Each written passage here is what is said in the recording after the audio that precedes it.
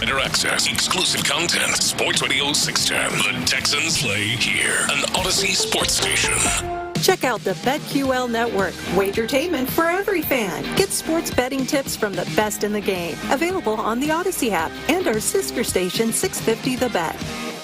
Sports Radio 610 presents Seth Payne and Sean Pendergast. We coming to H-time. Let's get the work in, man. Let's go. Great day, great day. Oh, give me some juice, baby. Oh, yeah. Let's do it. Welcome in, everybody. Happy Thursday to all of you. Nice to be with you. Appreciate you getting up with us. There it is, right there. I knew Ben would have it handy. Oh, because the Astros scored more than 3 runs. They did so much stuff yesterday, Seth. They did all the things yet. Framber pitched well. Yes, the barrier for playing this song is no more runs, but they're back to 500. They end the road trip on a winning note. And Framber was Framber yesterday. They arrived at home plate multiple times, 3 or greater times, and sometimes in very exciting fashion. DeZenzo just threading the needle with his left hand to have what would be overturned, called a safe at home, sliding headfirst into home plate, and just sneaking his left hand onto home plate. Being called out, but then having it overturned. That was crazy. I'm like, God, what is this catcher doing? It's like the catcher thought there was a rule that you couldn't tag him on his hands, that you had to tag him on his face. Yeah, you know, like it was weird. If you didn't see it, go find it. He was blocking the plate but taking every effort to not block the plate. Right. Well, he didn't want to break the rule because you can't, stand in. He had the foot behind the plate. He was perfectly within the confines of the rules, but it's like, bro, you can touch him on the hand. It's okay. You don't have to wait for his face. He went too far. He was being so careful not to block home plate. And I knew you would be a huge fan of this, Sean. What's that? Was that everything that really got the ball rolling in that inning was a Jose Altuve. It was not a Jose Altuve, but a bunt. A bunt by Chaz. Yeah. A Chaz McCormick bunt. Okay. And by the way, if you're unplugged yesterday, Astros win 9-1 over the Brewers. Welcome in, everybody, on a Thursday. I've been very critical of Chaz since 2023, really. You know, like the last really good year he had. Chaz at one time was an everyday outfielder in 800s.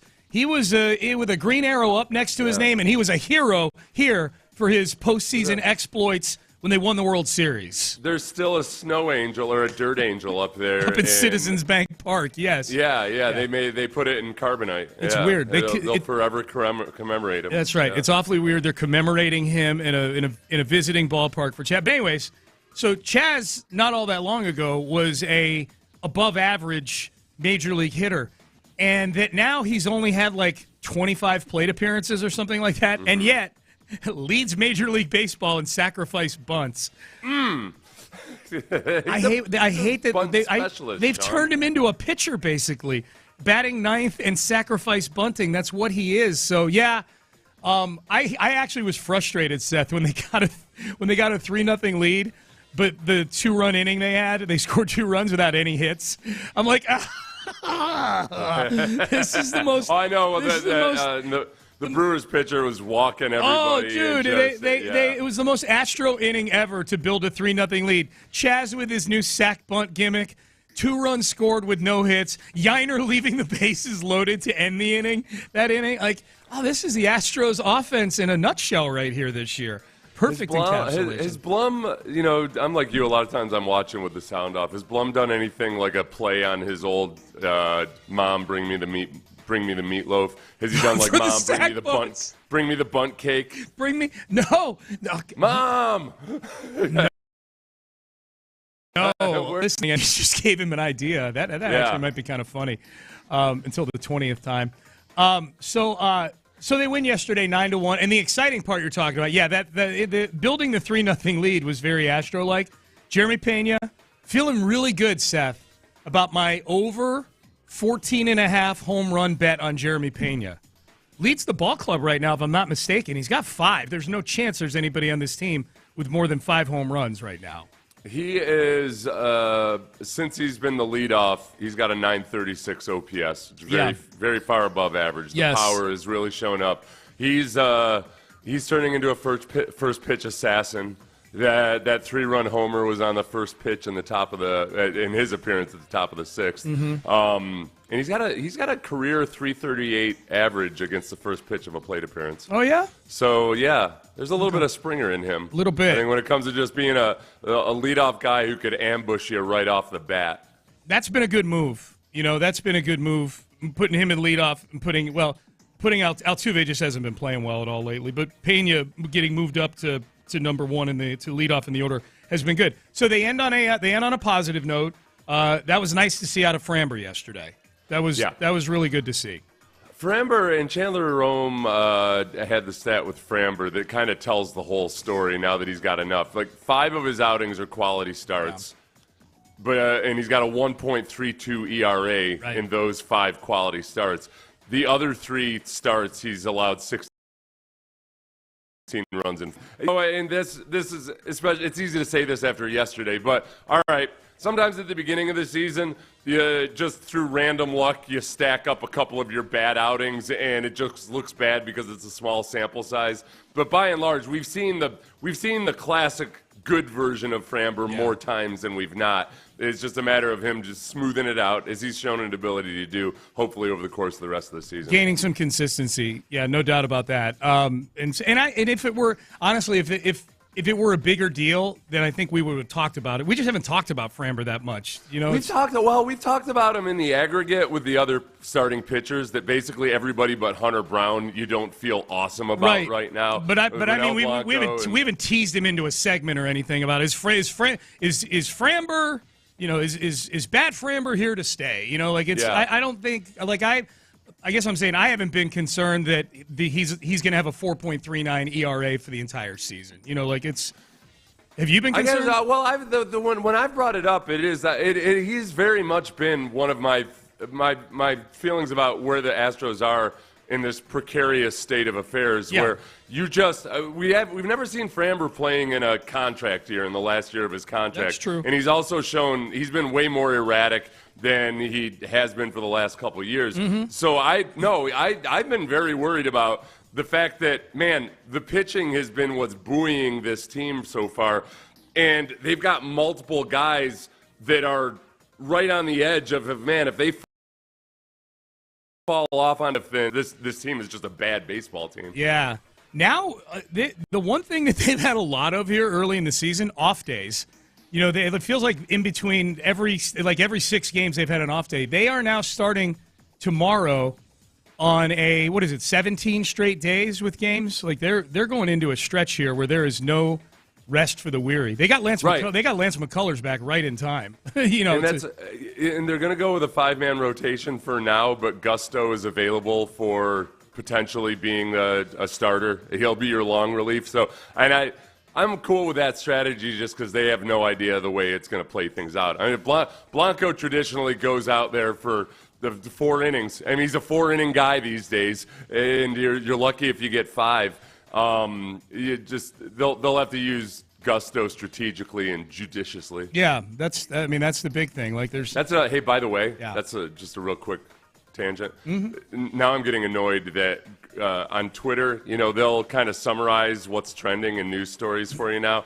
Grok, the AI version, Grok is Twitter's AI. Yeah. He's been spending too much time on real news because yesterday I saw the summary of the George Pickens trade was Steelers make a strategic trade to the Cowboys. I'm like, oh, dude, you've been spending so much time on the tariffs that this any kind of trade. It was a strategic trade as opposed to an impulsive trade or a frivolous trade. Yes. Although I didn't realize that all these not in baseball. It's funny you say that. Separate my church and religion and state, okay? Yeah. I want my fun baseball stuff to be fun baseball stuff. Oh God, I gotta go find or football. I guess. What was it? Being technical. There was something the other day. Oh, I know what it was, and I can't remember. It was my buddy Rick texted me, and he was listening to another station here in town that's not a sports station, but they report sports. They do more news on this station. Not going to say which station,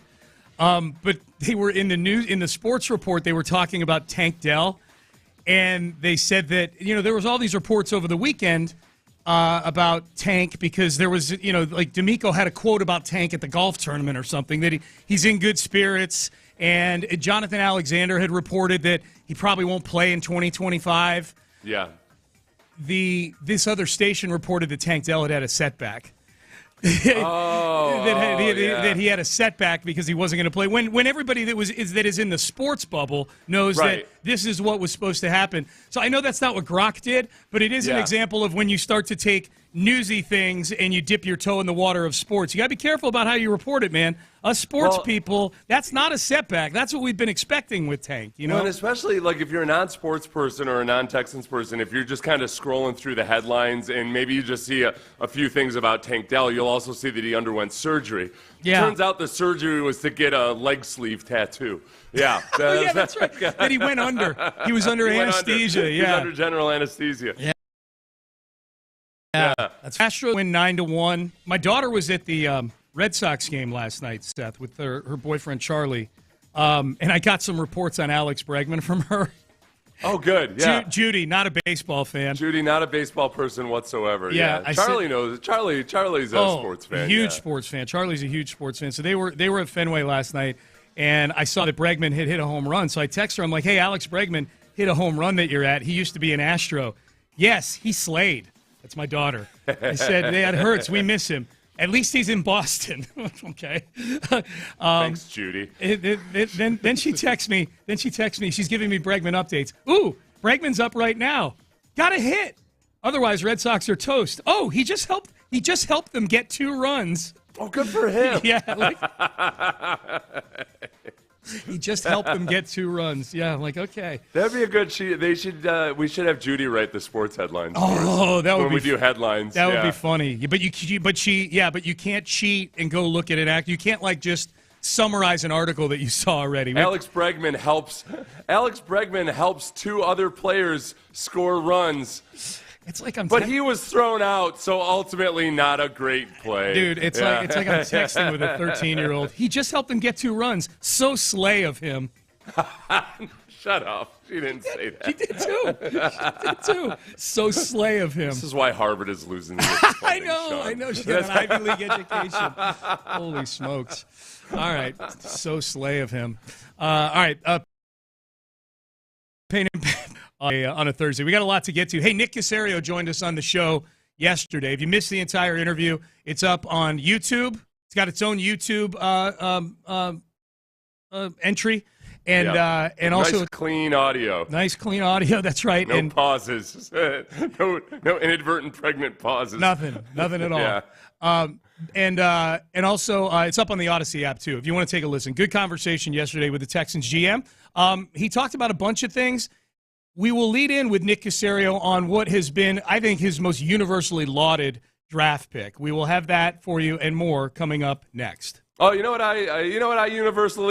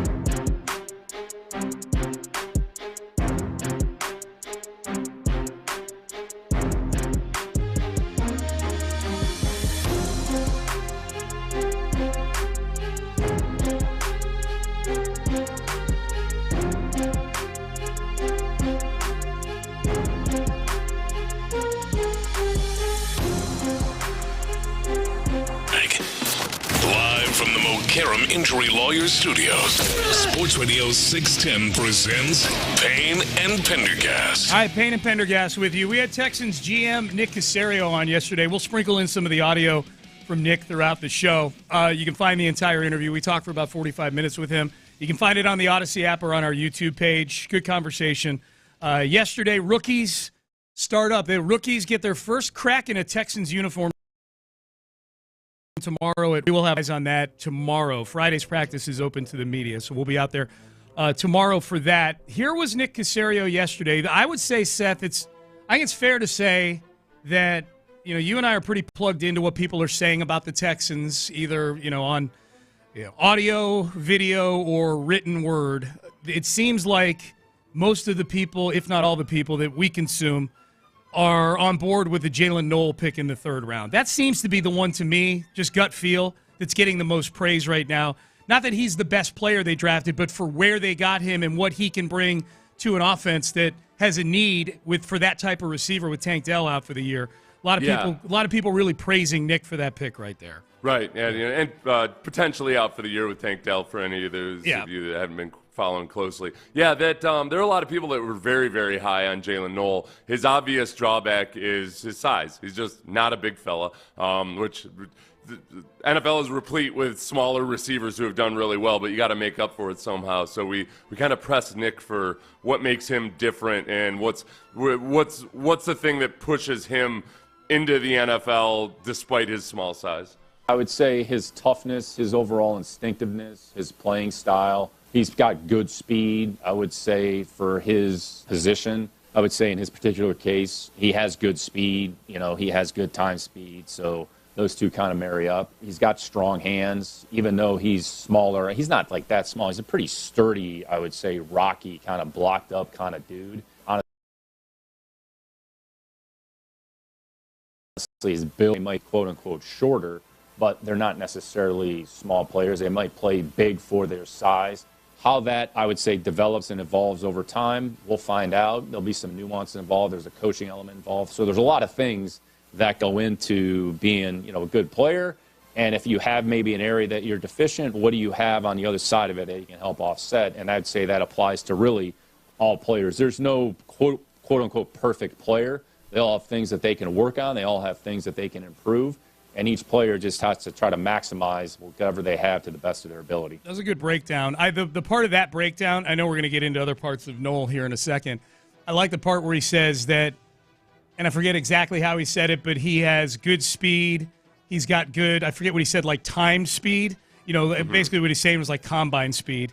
And that those two marry up with each other. Kamari Lassiter would be an example of a guy where they don't marry up. Where he's got good speed on every SEC game that you're watching. He seems like there's no problem with him keeping up with SEC receivers, and he runs a 4.65 at the combine. Like Noel, his speed, whatever it's saying on the stopwatch, it's playing out in the games also.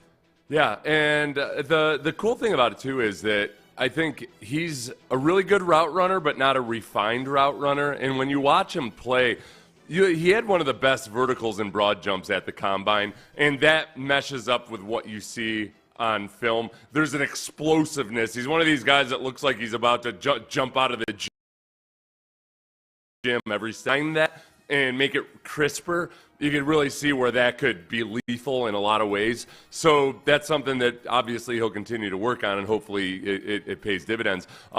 When people talk about, okay, why is everybody gushing about him? And yes, he's small, but he still went in the third round, even though he did a lot of things like a first-rounder. One of the things people bring up is his drop rate, that he had a lot of drops in college. He had 5 muffed punts. But the story with Noel, I think, is if you look at his progression year by year, 2022 he had an 8.1% drop rate. 2023, 5.4%. 2024, 3.4%, which is 3.4%, it's not awesome, but it's totally acceptable. You can live with that. If you're doing enough other things, you can live with that, yeah. Where if you look at, Xavier Worthy, guy that got drafted high, obviously has incredible physical skill and talent, but he's smaller.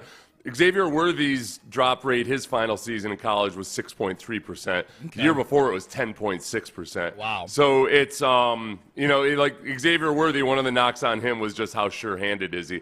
Jalen Noel, for whatever it's worth, showed steady improvement in college, and by his final season was better than Xavier Worthy. I'm not saying he's a better receiver than Xavier Worthy, but for the biggest knock against him, he showed definitive improvement. Yeah, Worthy's a classic example of, and I don't know what his drop rate was in his rookie year last year with the Chiefs. I just didn't follow it all that close, but he's the classic example of he brings enough other stuff to the table where you live. If that's the bad, you live with it. I mean, it's a crucial part of their offense. They don't really have, especially with Rashee Rice out for the year, they didn't really have a number one last year, and they were using him out of the backfield and on screens and everything else. So that'll be interesting to see how Nick Caley deploys Noel. Worthy was 10.8% last year, which as the AI will tell you, places him amongst the leaders in dropped passes. That's what it says? Yeah, like he's leading it in a bad way. Yeah. Oh, they're like excited about it. Yeah. He's a league leader. That's funny. Yeah. That's fun. Wow, over 10%. And yet I would tell you, I didn't watch every Chiefs game last year. I watched at least 2 from beginning to end, plus several more. If Xavier Worthy were to go out of the lineup for some reason, the other 31 teams in the NFL are pretty excited about that. Yeah. He is for whatever that drop rate is, and Seth just said it was over 10%. Boy, that is a guy who helps make that offense go to the degree that it went last year. They weren't a great offense last year. All right, more from Caserio. Of course, we know that there was the draft day call where Jalen Reed. So many Jalens. Jalen Reed from Penn State. Do we have the full call, Ben, or just the hotkey? All right, if you recall, this was the phone call from Nick Caserio and the staff to Jalen Reed, safety out of Penn State, when they drafted him in the 6th round. Hello? Jalen, Nick Caserio with the Texans. How you doing, bud? Let's do it. Let's do it. Congratulations. We're going to turn the pick in. We're excited to have you. Do it. You're a good football Let's player. Do it. So, let's do it. Yeah, Let's do it. Let's do it. Coach Ryan. All right, let's do it. Mm-hmm. Hey, Jaden, congrats, man. Hey, get the Texans hat. Let's do it. Appreciate it, Coach. Appreciate it, Coach. You get that Texans hat ready, man. We're fired up to have you. All right, bet. Let's do it, Coach. Let's do it. All right, I'm passing you over to our owner here, Cal. All right, bet. Let's do it. Let's do it. Man, let's go. I'm ready. Let's go. Give everyone a hug there. That helps get you here, okay, bud? And we'll see you soon. I got you. Congrats. Cal was the one I couldn't wait to see get on with the Let's Do It barrage going on. Nick was funny. D'Amico's been in a locker room hundreds of times before with psychopaths like Jalen Reed sounded like. Cal was the one I couldn't wait for. I'm like, God, I hope he keeps screaming, "Let's do it" when Cal's on the phone. It's probably kind of tough because you also want to share in the jubilation, and yet it's the end of the draft, man. You've been guys are, it's all day. Well, we've got to convey some information to you too, Jalen. Like there is a conversation that needs to take place at some point. It is, honestly. There is something about a guy from Penn State going in the 6th round. Lots of guys could maybe feel kind of like put out that they even that they lasted that long or whatever. But Jalen Reed is just he's hyped up just to get drafted and have an opportunity, and he knows about the Texans defense. I think there are a lot of the young defensive players in the draft, including the ones that didn't get drafted by the Texans. They know, just even if you casually watch NFL football, you see that, whenever the Texans defense is on, wow, look at that. Wow, that's a lot of big hits. There's a guy getting suspended for 3 games. Yeah. Playing football, guys. Yeah, and then you meet D'Amico Ryans at the Combine like he did and gushed about that when he had the podium. Yeah. Here was Nick Caserio yesterday. We played the hotkey of Jalen Reed as we were asking him the question. Here's Nick Caserio on Jalen Reed. Yeah, no, I was trying to just introduce him. Hey, excited to have you here, and I couldn't talk, so kind of let him have his day in the limelight. He was excited, so at least he didn't say "Let's effing go," and then we had that recorded. Then we would have had a bigger issue. Yeah, social media teams like, yeah. A Lot of energy, very excited, and that's kind of his personality. That's how he plays. So, but that was a fun moment. Yeah, he'll fit right in. I could see Caserio actually looking over at the social media people and being like, "You're welcome." Yeah, you're welcome for all the clicks, fellas. Well, and we know that actually Nick himself is not afraid to drop an F-bomb or an S-bomb now in press conferences. On the social media side of things. He's got a subtle heel thing going on right now with that. Yeah, there's no apologies to the social media department for stuff like that. They don't. They know how to bleep something right quick. God, no. And it's going to get more clicks. It was really cool. Yesterday, a video popped up on my timeline of James Franklin, the head coach at Penn State, Jalen Reed's head coach in college, and he was doing a podium on Saturday. They must have had their spring game, if I had to guess, on that Saturday of day 3 of the draft. Otherwise, why is he doing a press conference on Saturday afternoon? But he found out that Jalen Reed got drafted by the Texans. Media availability on Saturday, James Franklin. So it was cool to see. He was pumping it. He was so excited. He was pumping his fist. It was a very organic and real moment. Someone informed him in the middle of that press conference that Jalen Reed had just been picked by the Texans. It was really cool. Yeah, it was really cool. It seems like a popular guy with football people. Yeah. So far, I've been good. I don't think I've made a mistake yet on a Jalen or a Jaden in terms of messing up their names. Well, I've realized it's actually pretty easy now because I've got a 50% chance of getting the guy's name right just by saying Jalen. Yeah. I could say Jalen Marks. Yeah. If I mess up Woody Marks or something. But the spelling is getting to me. Yeah, I still haven't figured out who's Jalen with an I, Jalen with an E.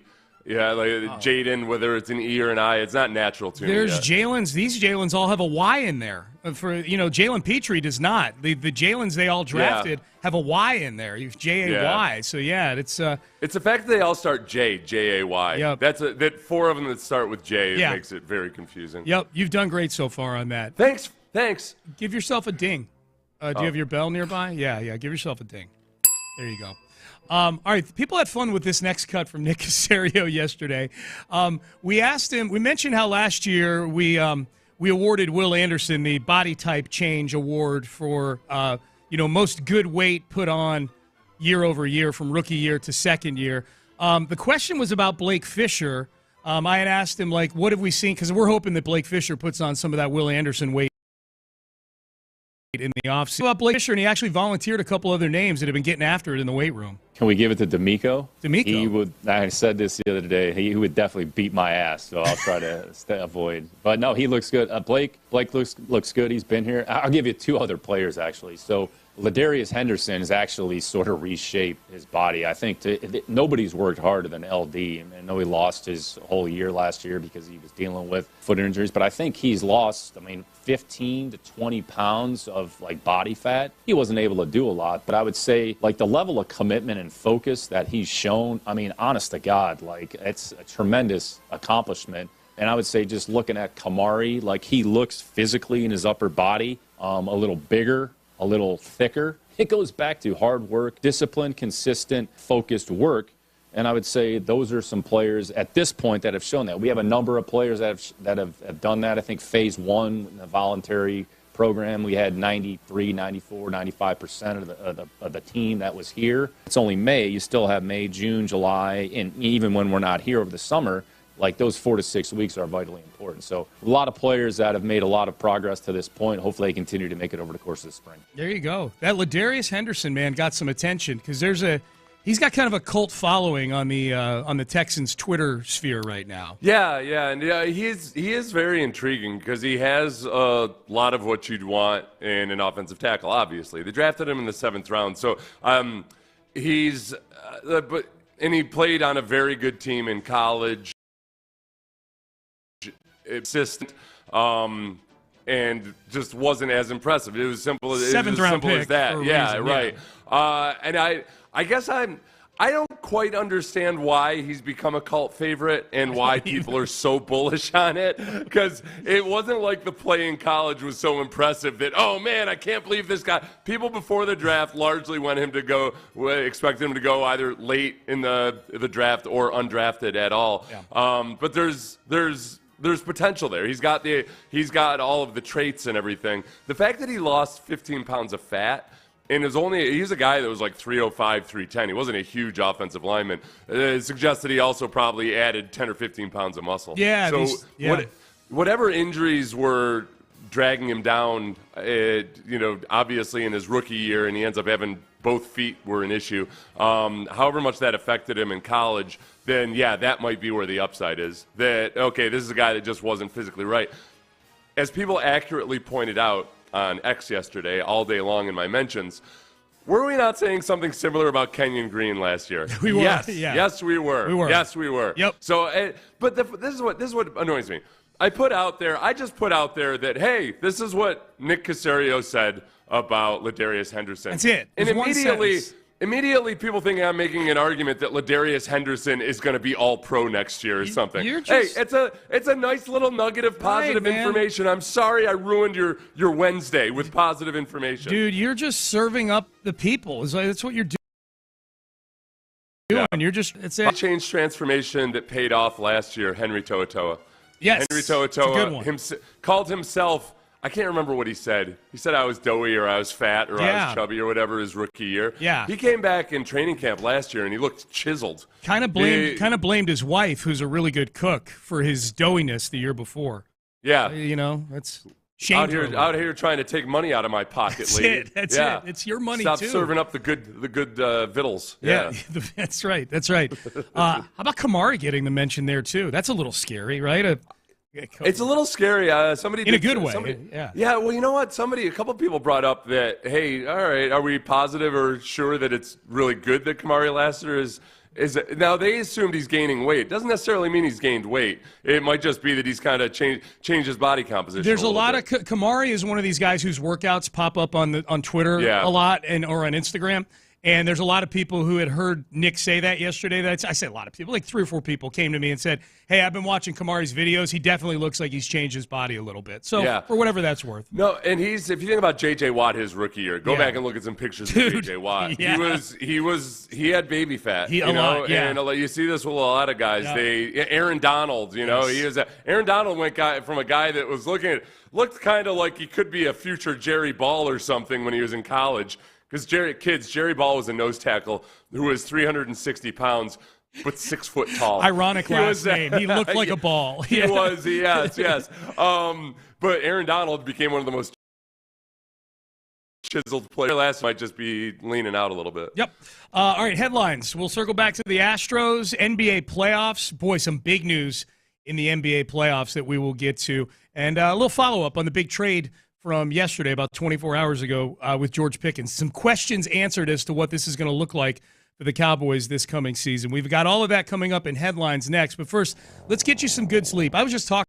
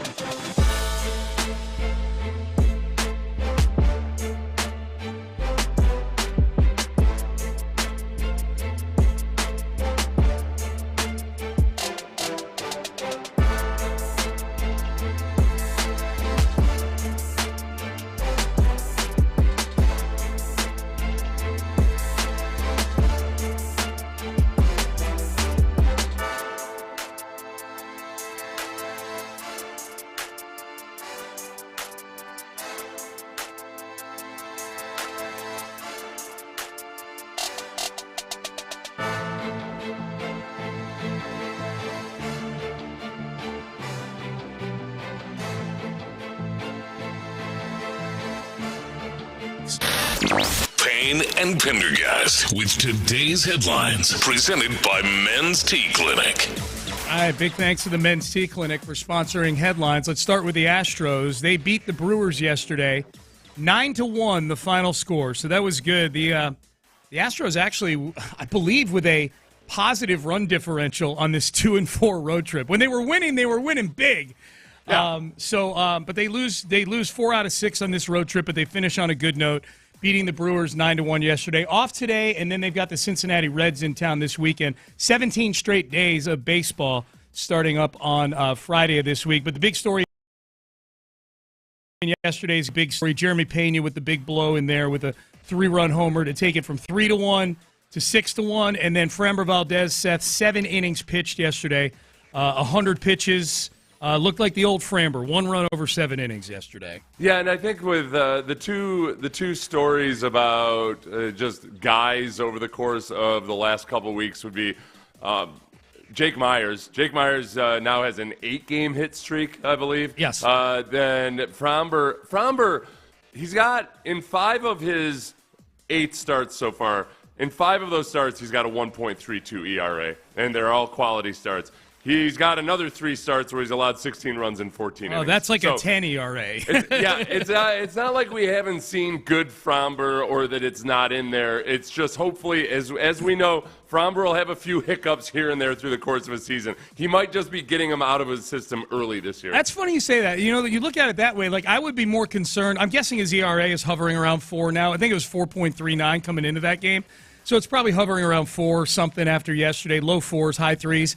It's funny, you're right. I would be more concerned if Framber had, 8 starts now, I guess, for him. If he had 8 starts and they were all like Ronel Blanco starts, like with 5 innings, 3 runs, a bunch of traffic. The fact that it's been 3 really horrible ones and 5 excellent ones, I like that. But, like, not every 4.12 ERA is created equal. I feel like you can almost eradicate really bad starts like that when you see the other 5 are what he's been cleaning up whatever cleaning it up, right. Man.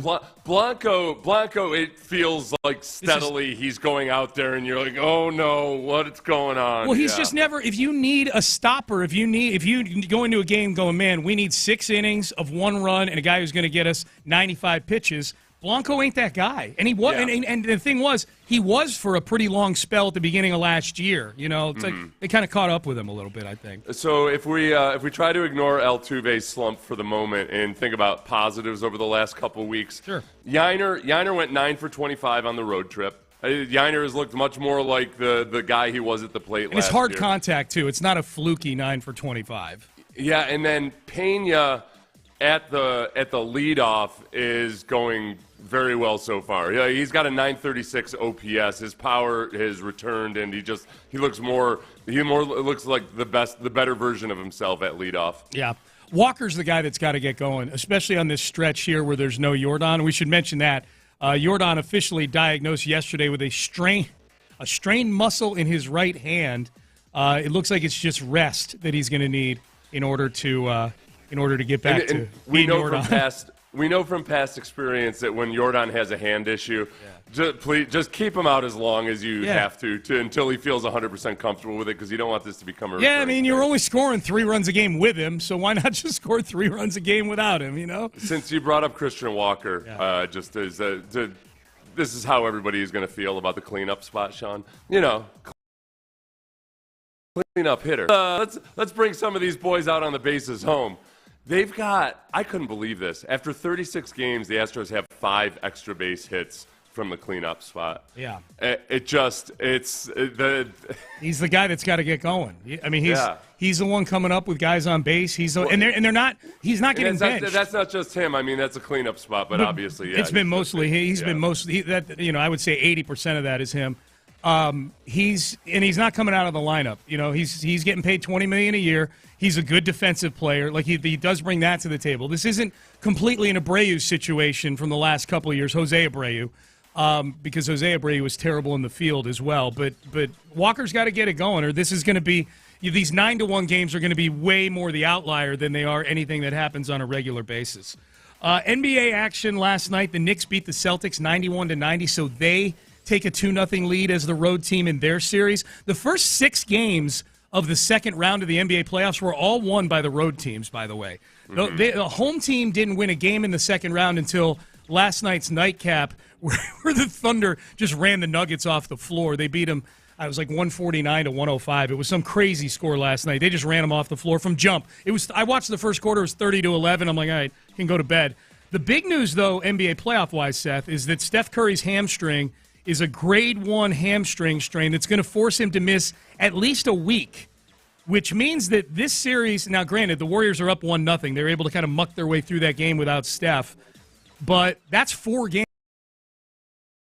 that this is game before he even gets reevaluated for this hamstring strain. So this gets very interesting, and this is where the acquisition of Jimmy Butler during the season, Jimmy Butler carried 2 teams to the NBA Finals in Miami. Yeah. He's been able to do that before. Can he do it with Golden State? We'll see. But this is obviously a monster injury that affects the entire Western Conference tapestry here. That is the one thing, as we called it yesterday, he got injured 1 game too late. It was game 8 of the Rockets playoffs, right, basically, where he got injured instead of Chris Paul getting injured in game 5 versus the Warriors. Did I see correctly that he was crying afterwards? I saw a report that looked like it was an excerpt from an article that he was crying. And then I saw a few more in the same font that were just differently worded. So I don't know if there's a new thing going on the internet where people are typing the first 2 paragraphs of a fake article. You know what I mean? Like, I don't know. Does Steph strike you as a crier in this type of situation? Not after a hamstring injury in the first. No, and it's not like he would be doing it because he's in physical pain or anything, or that he feels like all is lost because he got injured in game 1, or that this was his only shot to win a title. He's got 4 rings. Yeah, I'll call that fake news without even. News. At the risk of delivering fake news and calling it fake news, I'm going to guess it's fake news. Kerr, I could see crying. Steve Kerr, I could see crying over that. He's kind of sensitive on things like that. And then blaming the officials. Yes, for sure. Or Adam Silver himself about it, yeah. Did you see? Well, sometimes he likes to blame the NFL for stuff, weirdly, out of nowhere. He'll be like, the NFL. Yeah.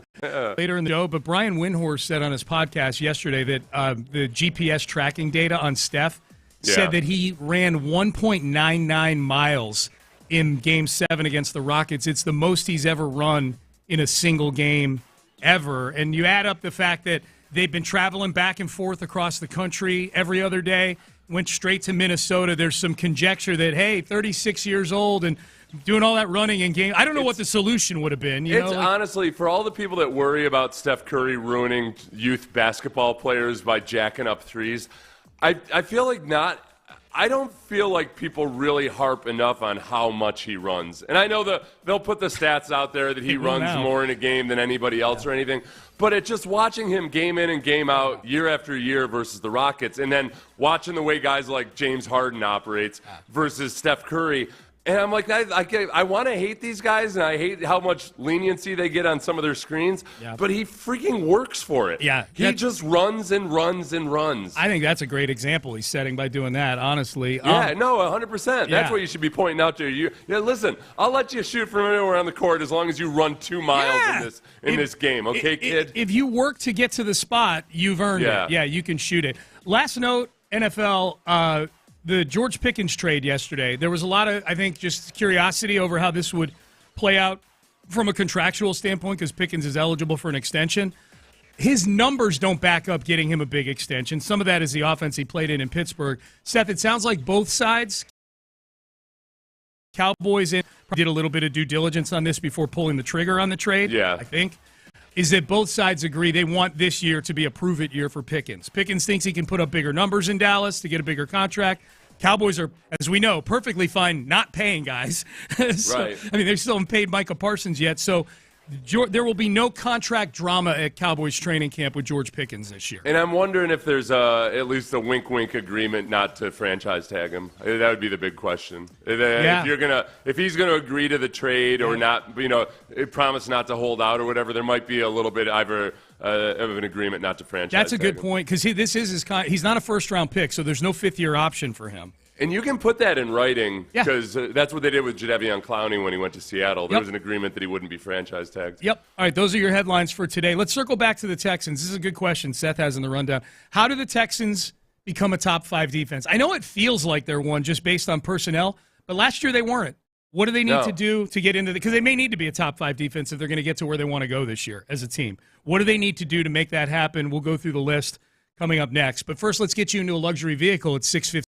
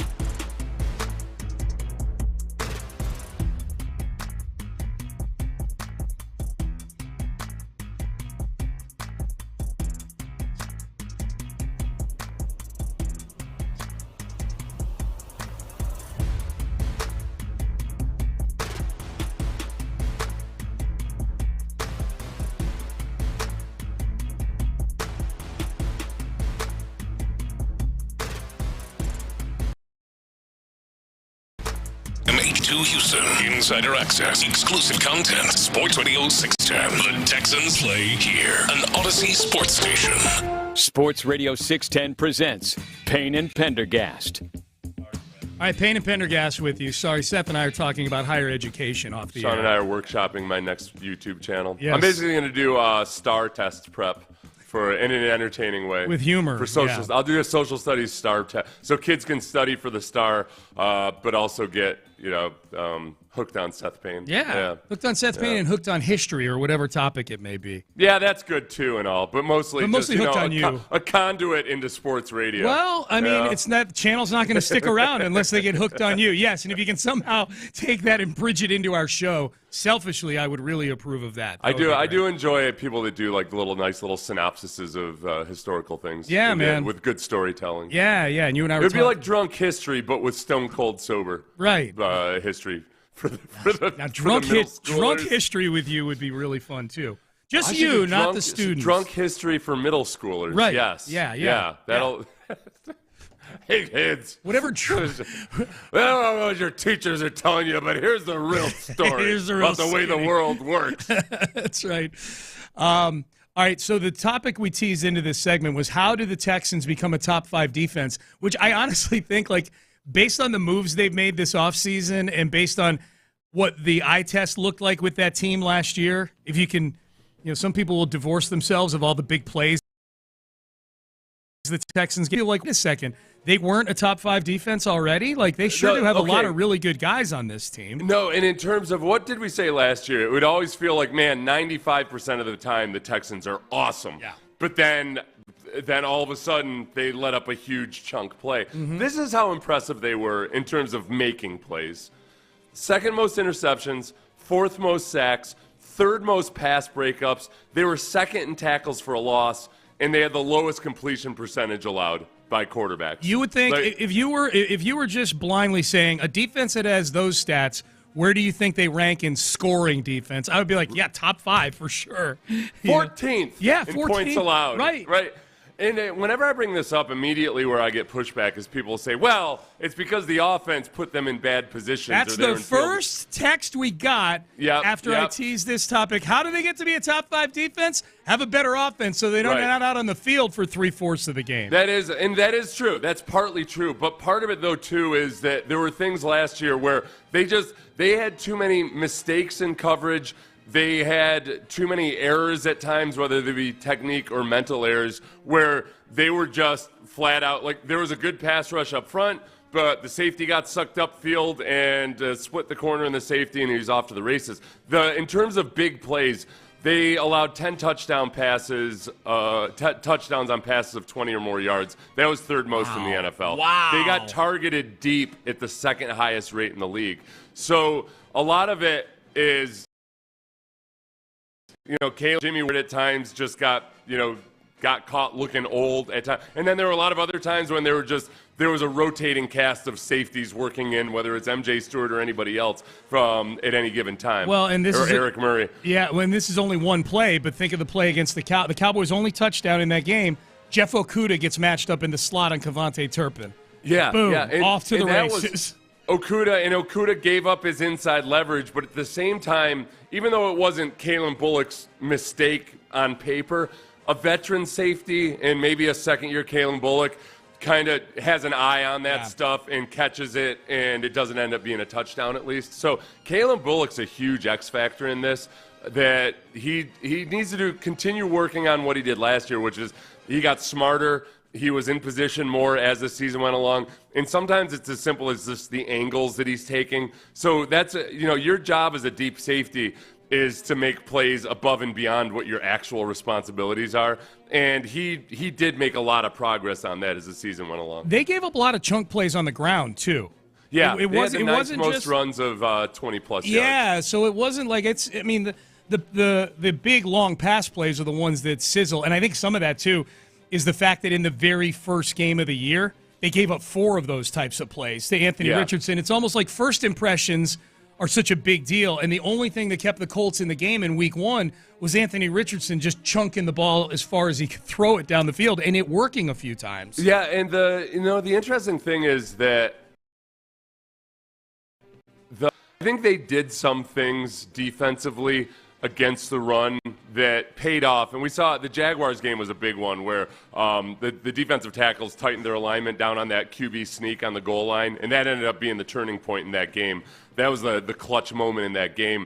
And I got to go back and really dive in to see if this is but my gut feeling was that D'Amico had his defensive lineman play a little bit differently and a little bit more conservatively at times as the year went along, and that paid off. Foley Fatukasi, when Foley Fatukasi gets signed yesterday, Jonathan Alexander put out the stats simply of rush yards allowed when Fatukasi was in the game versus when he wasn't, or when he was available and when he wasn't. Ooh. And there was a big difference. It was a big difference? Okay, yeah, I like that. And just as it is in basketball, you got to be careful with the plus minuses. I was just going to say. Fatukasi also wasn't out there on a 3rd and 20 when a guy runs for 19 yards. Feels like there's a reverse Jalen Green effect going on now with Foley Fatukasi. But he is more of a run-stuffing type of dude than a lot of those other defensive tackles. Someone just texted in, the Lad McConkey touchdown in the playoffs sticks in my mind. Right? And that one was a simple matter of, this is one of the big things, the tackling. Yeah. And they were a bad tackling team last year, as they've been for basically 4 years straight. Yeah. They were,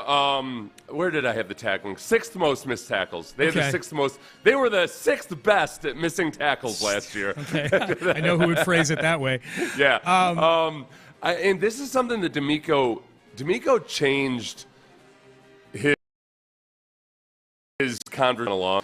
We've heard in the past, Blake, or not Blake, the linebacker that ended up from the Jets. Cashman. Yeah, Cashman, thank you. Yeah. Blake Cashman, a couple years ago in the postgame, had said that, no, they don't, the coaches don't worry about missed tackles. They just want guys to shoot their shot. The mentality being that, as long as you have a swarm mentality, then everybody's rallying to the ball, and you like to take the shot at the turnover. Yeah. That's always graded against me because it's possible to go for the big hit and a form tackle. Ronnie Lott was magnificent at going for the big hit, but also form tackling. And a lot of teams that have good defenses are really good tacklers, but they also still come up with a lot of big hits. D'Amico, as the year went along, started harping more on, we got to clean up these missed tackles. Because the problem with the swarm mentality is, okay, when you get into a game in the playoffs against the Chiefs, and the first guy, Azeez Elshire, misses a tackle versus Travis Kelce, if everybody else is all spread out across the field because you're playing the freaking Chiefs, old man Kelce gets another 15 yards out of it. Yeah. So it's like the swarm can only cover up so much. That Lad McConkey was a perfect one. They were in a position to just tackle him dead to rights there at the spot, and he ends up the one in the middle of the field, and he ends up breaking the tackle and jetting down the field. So, yeah, the tackling just flat out has to improve. The other question I get whenever I talk about this is, well, how do you improve tackling when you're not allowed to tackle in pads? This is the big secret. Nobody teaches tackling well at any level of football, and they think they do, and they stress on it and harp on it. There are many ways that you can. There are teams in the NFL who tackle well because they work on it, and they're operating under the same CBA as every other team. You can't excuse poor tackling by saying, well, we can't tackle because we're not in pads. Right. Okay, well, other teams are doing it far better than you, and they work at it. There's a boatload of drills you can do with no pads on that where you can improve your tackling. You've said many times, so I should probably remember this better, the exact juncture, but you didn't realize that you weren't a great tackler until you got really taught how to tackle, and I forget who it was by. It was my 5th year in the NFL. It was the first time I got proper tackling instruction. And what was the instruction? Like, what changed it for you? Frank Gantz Sr. was the special teams coach for the Jaguars at the time. And I'm in an offseason where they had drafted Marcus Stroud in the first round. Yep. Gary Walker was, it was going to be Marcus Stroud and Gary Walker probably starting, and I was going to get pushed out by the first-round pick. And I ended up just talking to Frank Gantz about it. About hey, I see the work you do with the special teams guys. I'd like to work on my tackling. So I spent the entire offseason going out with the special teams coach after workouts, and after I went out every day on the field with him and worked with him for like 10 minutes on tackling drills. And I ended up becoming just 100% a better tackler just in one offseason because I actually worked with him. And Frank Gantz had it broken down to a science. Yeah. It was really cool. Ronnie Lott. People like to think that, he was just this guy who was naturally a good tackler. No, he went out on a heavy bag and worked on his approach, his hits, all of that every practice in his NFL career. I'm always fascinated by solutions sitting right there. You know what I mean? And that's like this fascinates me because was it something when you started doing those drills with him in the offseason where you realized, like, holy crap, this is going to make a big difference? Or did you not realize how big a difference it made till you either practiced or played in your first preseason game, like with pads on? You know what I mean? Yeah, I didn't realize, well, you get it ingrained in you because you're doing these drills all the time, and all of a sudden I was hitting with the right body position. The biggest thing in the NFL, because when people say, well, there's no pads, how do you practice tackling? They haven't gone to the ground in tackling in the NFL in, I don't know, since the 1960s maybe. Yeah. So practicing in pads or not has nothing to do with it. Guys don't get tackled to the ground hardly ever in NFL practices. Mm-hmm. So it really is that what happens is coaches get lazy because what you need to do when you're practicing in no pads is be really on point with your approach, your angles, and then going through the motions of bringing your arms and then continuing to run. So you let the ball carrier go past you, but you keep driving your legs. Yeah. You're basically tackling air after that point. But over the course of a season, coaches they're so obsessed with their whiteboards and their game plans and everything else that they allow guys to just start getting lazy and tag guys off and everything. And it is. They get almost universally, all except the best tackling teams, the coaches get lazy with it because they're worried more about how can they be the next whiteboard genius. You played 10 years in the league. A very small percentage of guys who go to the NFL play 10 years. Do you look back and look at Frank Gans as a guy who's one of the big reasons you played in the league for 10 years? I think he's one of the reasons that I became a better player. Yeah. Like my 5th year in the NFL, I became a much better football player all of a sudden. And there were a few things. It was a motivator. I ended up starting that whole season over Marcus Stroud. Like, it was a big motivator for me. That's why I never discount, a guy getting a motive, like kind of it wasn't like I was lazy or anything. No. But I was never, I didn't have that same sense of urgency as oh crap, I'm about to be a backup. Hardworking people can get a wake-up call. Like, that's possible. Right. So I had a different level of urgency. Yeah. And then, it was a big part of it. I was a different player, partly because of him. And then Vic Fangio and Dom Capers, when I got to Houston, just transformed me completely. That's why I'm always open to, maybe Kenyon Green going to Philadelphia. Yeah. If he can stay healthy, he might end up being a really good player, just if the scheme fits him better. Yep. Because the scheme in Houston fit me a lot better than the scheme in Jacksonville. All right, so Seth Payne's four-point plan to fix the Texans defense. Get it from being good to great, really. Genuinely elite. Genuinely elite. The number one is just to reset here. People are getting in their cars. Explosive plays allowed on defense. Minimize those. And a lot of that comes down to Kalen Bullock continuing to mature, C.J. Gardner-Johnson hopefully being a good addition, Jalen Petrie being, a second. A lot of those things that they're not huge changes. Kalen Bullock's probably the biggest X factor. He just needs to continue on his trajectory. Jimmy Ward staying healthy because you're going to need to tap into depth at some point at that position. Tackling we just went through. That's number 2. All right, what else we got here? What else? Just flat out the linebacker play, especially when it comes to pass coverage and tight ends specifically. Yeah. I'll use a fantasy stat here just because this is what kicks most people in the gut the most. Scratching me right where I itch. Let's go. It was the first thing that 3 people tweeted at me after Tyler Warren went to the Colts. The Texans suck versus tight ends. That's fair. Yes, they did. 7th most fantasy points to tight ends last year. Yeah. A lot of Houstonians going to be drafting Tyler Warren in their fantasy drafts this year. And a lot of this comes down to I don't think Henry To'oTo'o is probably ever going to be brilliant in pass coverage as a linebacker. I think Christian Harris has a lot of potential in coverage, so he's a huge X factor there. But there were times last year, and we saw it in the Ravens game on the goal line.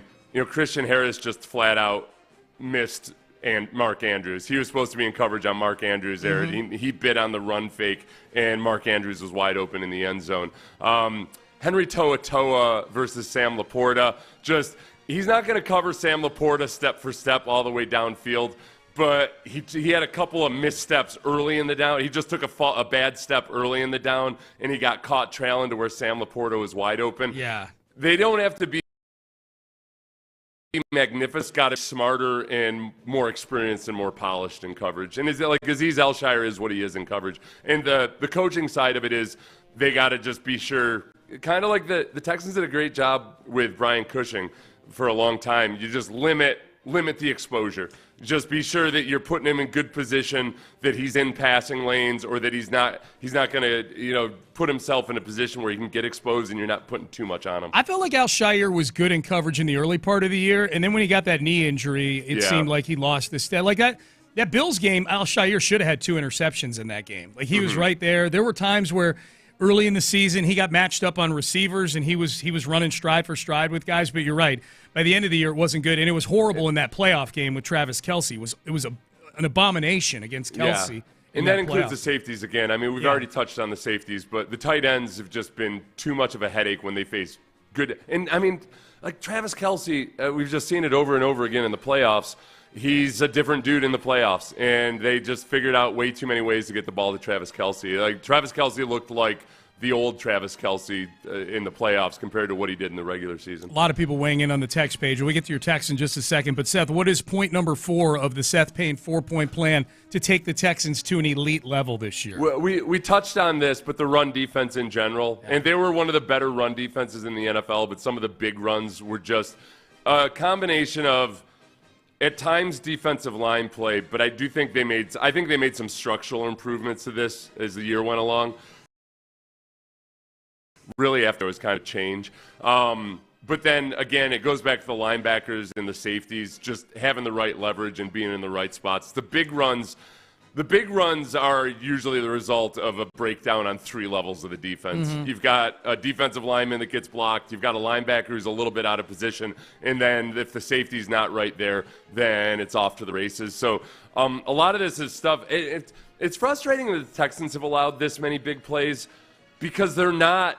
If you're a team that blitzes a boatload or something, then you expect to give up some big plays along the way. The Texans have managed to make a boatload of plays behind the line of scrimmage without having to blitz to do it. And theoretically, when you're playing zone behind it, you should limit the big plays. And it really boils down to mental errors and technique breakdowns, which theoretically is easy to clean up, especially when you've got so many young guys in the secondary. It's just you got to follow through on it. And then the tackling included in that run. Well, that's what somebody says. I hate these. Oh, okay. This person's saying they're saying I hate these tackles where they lunge at the legs. I thought they were saying like the defensive tackles, those players. They're talking about the actual, like, tackling. I hate when guys I'll rephrase it. I hate when guys tackle when they just lunge at their legs and they don't wrap. How many misses are attributed to that? A lot. Yeah. A lot. Yeah, no, and it really is. It's frustrating for me because I've seen both sides of it where the conventional way that people coach tackling from Pop Warner to high school to college to the NFL, it's not enough. People, they spend a few minutes on it at the beginning of practice or whatever. You go back to the Legion of Boom, and those guys had a tackling specialist coach. They practiced that. They're one of the teams that started off using more of a rugby style of tackling. And they were, when they were really, really good, they were also a very good tackling team. So a lot of the second, what would be a second and 4 with a missed tackle all of a sudden becomes a 2nd and 1, and that stuff adds huge. Up over time. That's huge, man. That is absolute, especially when you're playing against inferior quarterbacks. I think of the game where Will Levis, the Texans sacked Will Levis 8 times. But that was a big play game. That was that probably doesn't fit what you're talking about getting the teams getting into favorable down and distance situations, but. When you're playing, like the Texans lost a few games this year, they had no business losing, and it was because of stuff that you're talking about there in the run game, poor tackling, explosive plays allowed on defense. Of all those things you just named, the 4 things to fix to make them elite, allowing explosive plays on defense, poor tackling, covering tight ends, the run defense. Just to put a bow on this, what's your confidence level in them fixing this, and what's the most fixable thing here that can make the biggest impact? I think the biggest thing, especially when you go up against good quarterbacks in the playoffs or on the road, is the explosive passes allowed on defense. That's where I should have called it explosive passes because the runs are an issue also. But that was the stuff that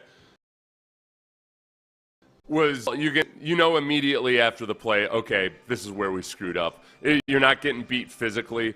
It's a matter of just really getting and because the Texans had two rookies starting in the defensive backfield last year, and one guy in Derek Stingley. I mean, I've got no complaints with him, but just to point to the youth of the situation, sure, they were young in the defensive backfield. Oh, yeah. And then just in having health at safety, that if C.J. Gardner-Johnson and Jimmy Ward can both be healthy, I think you could get a big turnaround in that in 1 year. Yep. And that's 20. I mean, they had 10 touchdowns on passes of 20 yards or more. That's crazy. That doesn't also include all of the chunk plays that got teams down into the red zone on big chunk passing That's plays. exactly right. Those are just touchdowns. Yeah, no question. Let's see. Bunch of text coming in on this topic here. Ideally, when should a person learn proper tackling versus when it's likely that they do? Well, I mean, ideally in fourth grade. Yeah, exactly. Yeah, really. There's a whole. I gotta call Frank Gantz Sr.'s son, Frank Gantz Jr., because he's probably got archives of it. Frank Gantz Sr. was awesome because he was he was a Naval Academy guy. Yeah. He was a Navy pilot before he went, and then got out and then went into football coaching. But he was a really good storyteller.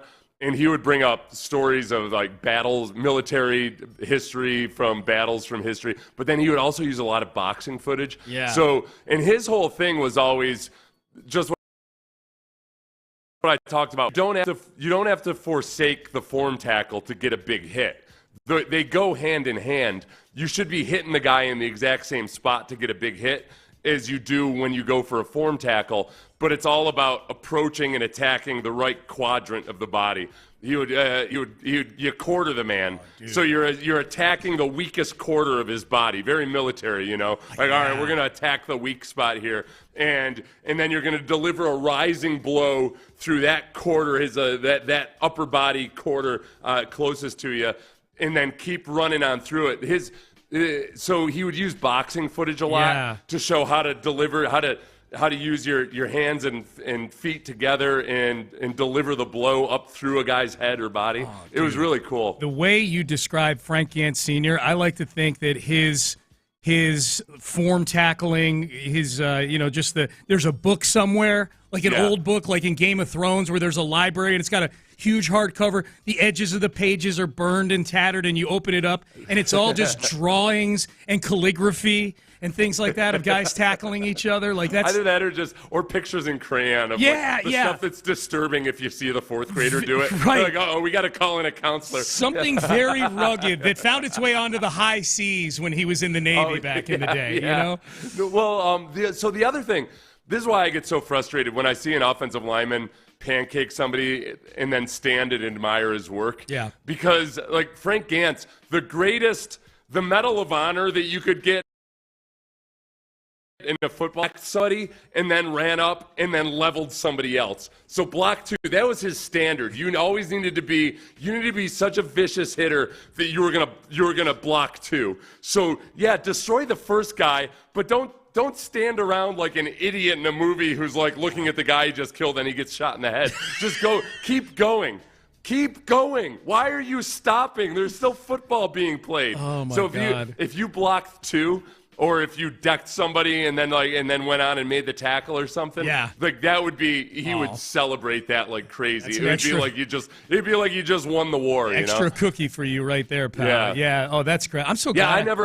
I don't get that. Like when people they pancake somebody, offense or defense.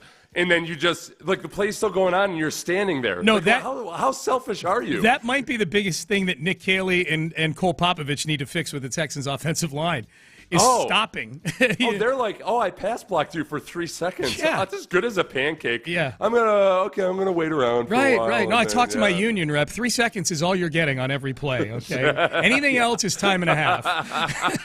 PFF, well, you know what? No, honestly. Yeah. Like when players start bragging about their own PFF pass protection grades, they only expect you to block for a certain amount of time, and then after that, it's the quarterback's fault. So that's a pervasive mentality of like, I did my job. I blocked him for 3.5 seconds. Advanced film watching day and age that we're in.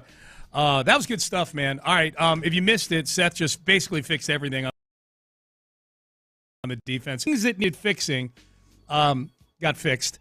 You can listen to that on the Odyssey Rewind or on the podcast. Shifting gears here. Okay, I like listening to the clips we get from the other shows on the station. I enjoy it. We've got a very good lineup here at Sports Radio 610 that I listen to throughout the day, and you should as well, faithful listener. Patrick Creighton last night.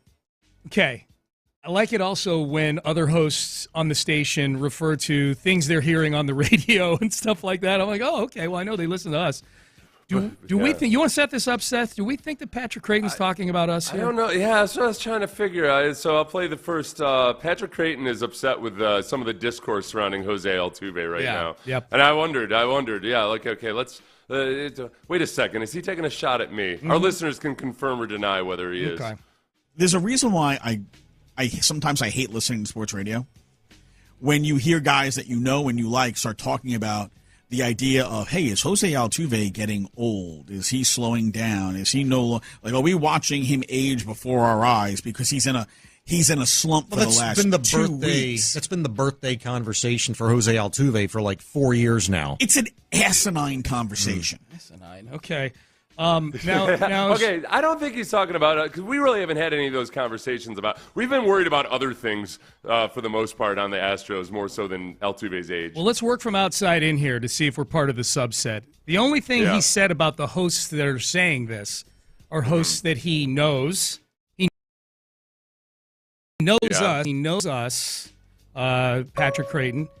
And he says, and he likes. I think Patrick Creighton likes both of us. I like Patrick. I think he does. Yeah. That puts us right in the Venn diagram. We're in the subset. Yeah, so we are in the subset. So now we get to what you were just saying, and we have to self-assess here. Have you and I been talking about Jose Altuve like he is verging on washed up? Like getting in that? I don't think we have. I think, though, but it depends on how people hear what we're saying because it's undeniable that he's slowed down. Yeah. Which is what happens when you get older. Yeah. His sprint speed is 1.5 miles per hour slower now and has been for a couple years than it was in 2015. Like, he's slower. They moved him to left field specifically because his defense has declined, and especially when they changed the shift rules, it became very apparent that he's just not the same guy that he used to be. So I don't think he's talking about us because we haven't been really harping on Altuve much at all because there's so many other things to harp on. But like I can't sit here and act like he's not getting slower because he totally is. But I'm also not. I don't think that the current slump he's in is what he's going to be like the rest of the season. Just to put some numbers around the slump that he's in, the last time he was batting over, he was off to a hot start. He was easily their best hitter through the first couple weeks of the season. The last time he was over 300 for I'm just going to use batting average. The last time he had a batting average over 300 was 14 games ago. In the last 14 games, which by the way the Astros are 7-7. In those games. They don't win a lot in a row, they don't lose a lot in a row, and they just go back and forth and yada, yada, yada, they're 18-18. But back to Altuve. Since then, he's batted 175 with a 535 OPS. So this isn't, I'm not bringing these numbers up just to say, yep, you know what, Patrick, you're wrong, he's washed. I'm just trying to contextualize just what kind of slump he's in right now. There's a bad slump that he's in right now. The one thing I would say when I first listened to that audio was when Patrick, I think asinine was the word that he used that I wrote down. There will come a day when this argument is no longer asinine. Like he's not, like to Altuve. If Altuve plays out his contract through the age of 39, I feel comfortable in betting that he is not going to be an 800 OPS guy at the age of 39. There's a reason why the salaries the last 2 years of that contract are only $10 million a year. Both parties have come to the realization that there's going to be a tail off at some point here. They put it right in there. Yeah. And I think the biggest thing with Altuve is that I think sometimes people really don't realize how good he was in 2022 and 2023. Yeah. Like those were, in a lot of ways, some of his best seasons as a pro. And he did that at age 32 and 33. So I think last year, it is tempting to look at, okay, last year he's 34 years old and he dropped off a bit from the previous couple seasons.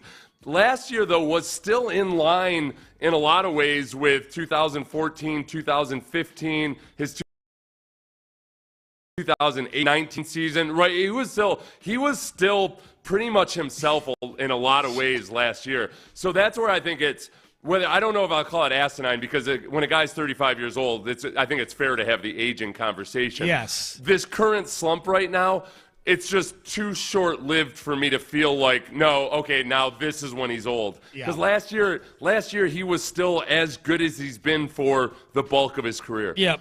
And he's streaky, man. He can go on a heater at any time, Jose Altuve. So, yeah, I'm fine. Like, I'm nowhere near a conversation where I'm like, yeah, move him down to 7 in the batting order. Boy, he's going to be a 600 OPS guy all year. He's at 662 right now.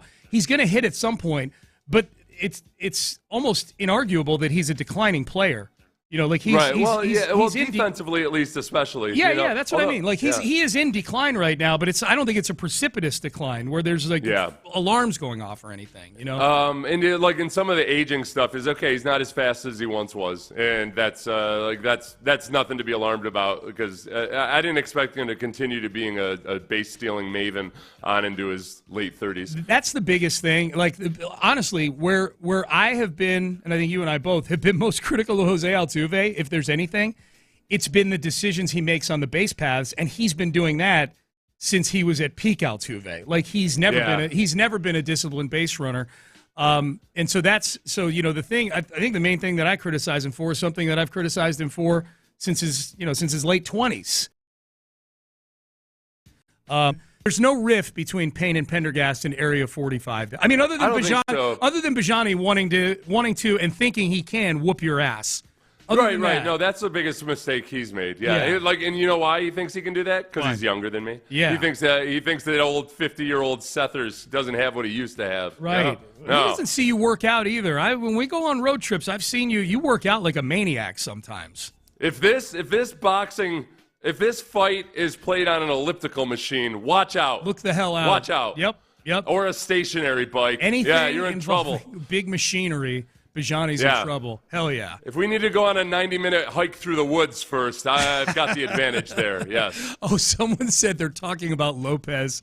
Okay, well, I'll have to ask John about that. Did Lopez we'll have to do this at the toss. We'll play that for Lopez at the toss. Good and we'll call. See Okay, yeah. They basically called Lopez asinine. Yeah, that's right. I like how you say they when it was only Patrick doing it, but that's what happens is like an opinion that gets conveyed on a two-person show gets attached to both guys.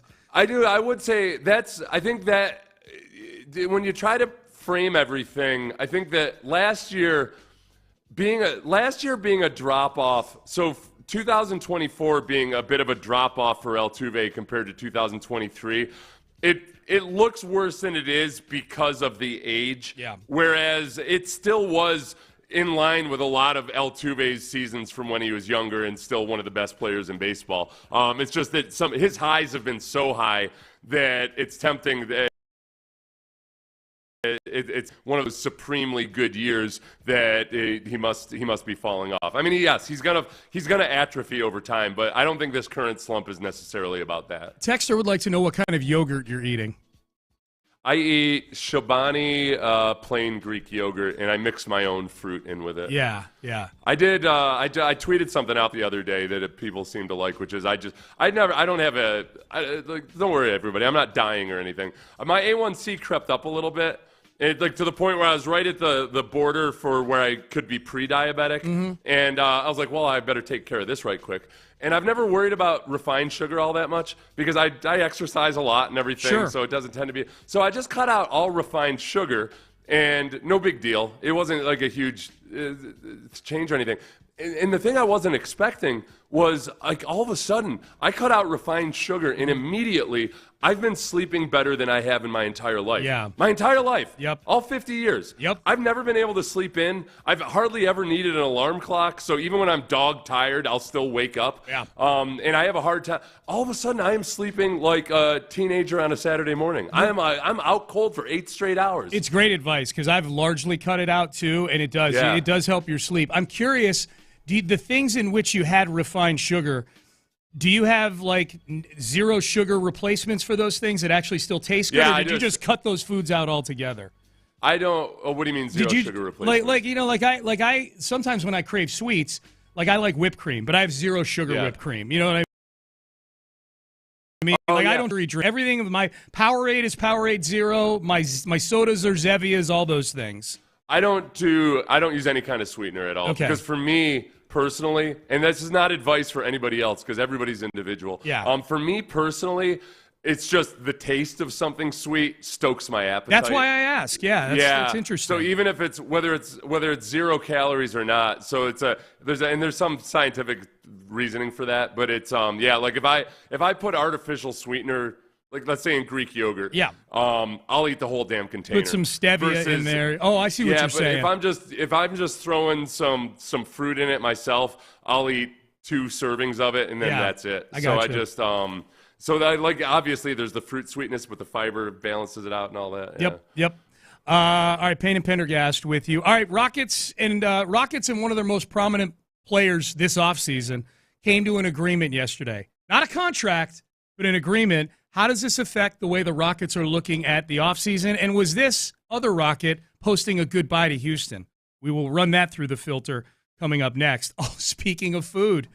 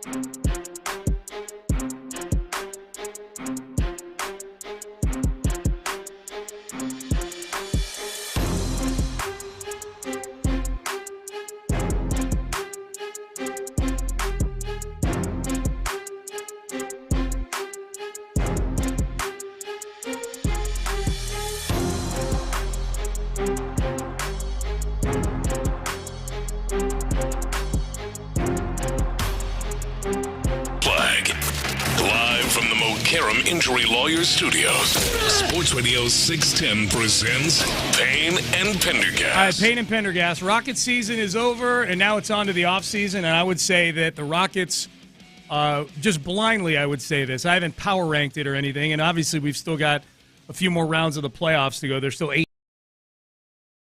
teams playing. The Rockets are outside of the top 5 most interesting teams around the league going into this offseason. You know, they surprised a lot of people with a 2 seed this year, winning 52 games. It's a young core where Jalen Green's playoff performance notwithstanding, it's a young core where all the young guys that matter are all, generally speaking, in ascension right now. I'm not going to take Jalen Green's playoff series against Golden State and say that he's not still an ascending player, but obviously he needs to get to another level if he's going to be the best guy on a championship-level team. He's got a lot of work to do that, but an interesting team. And so some of these action items, Seth, are now, starting to get checked off. The biggest one, at least in the short term, was going to be, what does this team do with Fred VanVleet? Because the way Fred VanVleet's contract was written was that a decision needed to be made on his team option, which is nearly $45 million for next year. And it's the Rockets' decision. The decision needed to be made by the end of this week, 5 days after the Rockets' playoff run was over. That's how I don't know why it was written that way, because most of those options are pushed till after the playoffs. But that's now what the Rockets and Fred VanVleet have agreed to. They've agreed to take what was an imminent date, to make a decision on whether it's going to be opting into $45 million or, in all likelihood, a new deal that's a little longer with a smaller average annual value. Still a lot of money, but just structured differently. They've now kicked that can down the road till June 29th. So they don't need to decide anything with Fred VanVleet until June 29th. It's the kind of thing that it feels like you do when closer have an agreement in philosophy, at least, and both sides like each other. So at the very, I guess, what can you know for sure?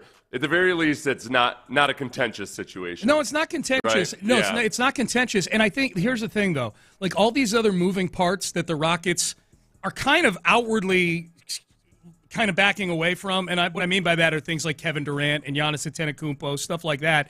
Yeah. Publicly, we heard Rafael Stone say it, like bet on continuity is what he said earlier this week. And I believe that their first choice is to hope that this core that they've built is what takes them to the promised land eventually. But that may not be the case. And the thing that I think 5 days after the season's over doesn't give you enough time to gauge what that outside market is, because the fact of the matter is that if you opt into Fred VanVleet's $45 million, he becomes a pretty prominent part, could potentially be part of a trade because you need those salaries to match up. I think the Rockets would not like to do that because I think they want Fred VanVleet to be on this team. But I think kicking it down the road for another 6 weeks or whatever it is allows the dust to settle on all of the possibilities, as opposed to we got to do this by Friday. Well, we don't even know if Kevin Durant wants out of Phoenix now. No. My point, though, is that but Fred has to agree to this as well to push it back. So that's the part where it takes two. Yeah. Like Fred VanVleet could have said, "Well, nope, sorry, take it early. Yeah, make a decision. You got to do it. You got to make the decision now."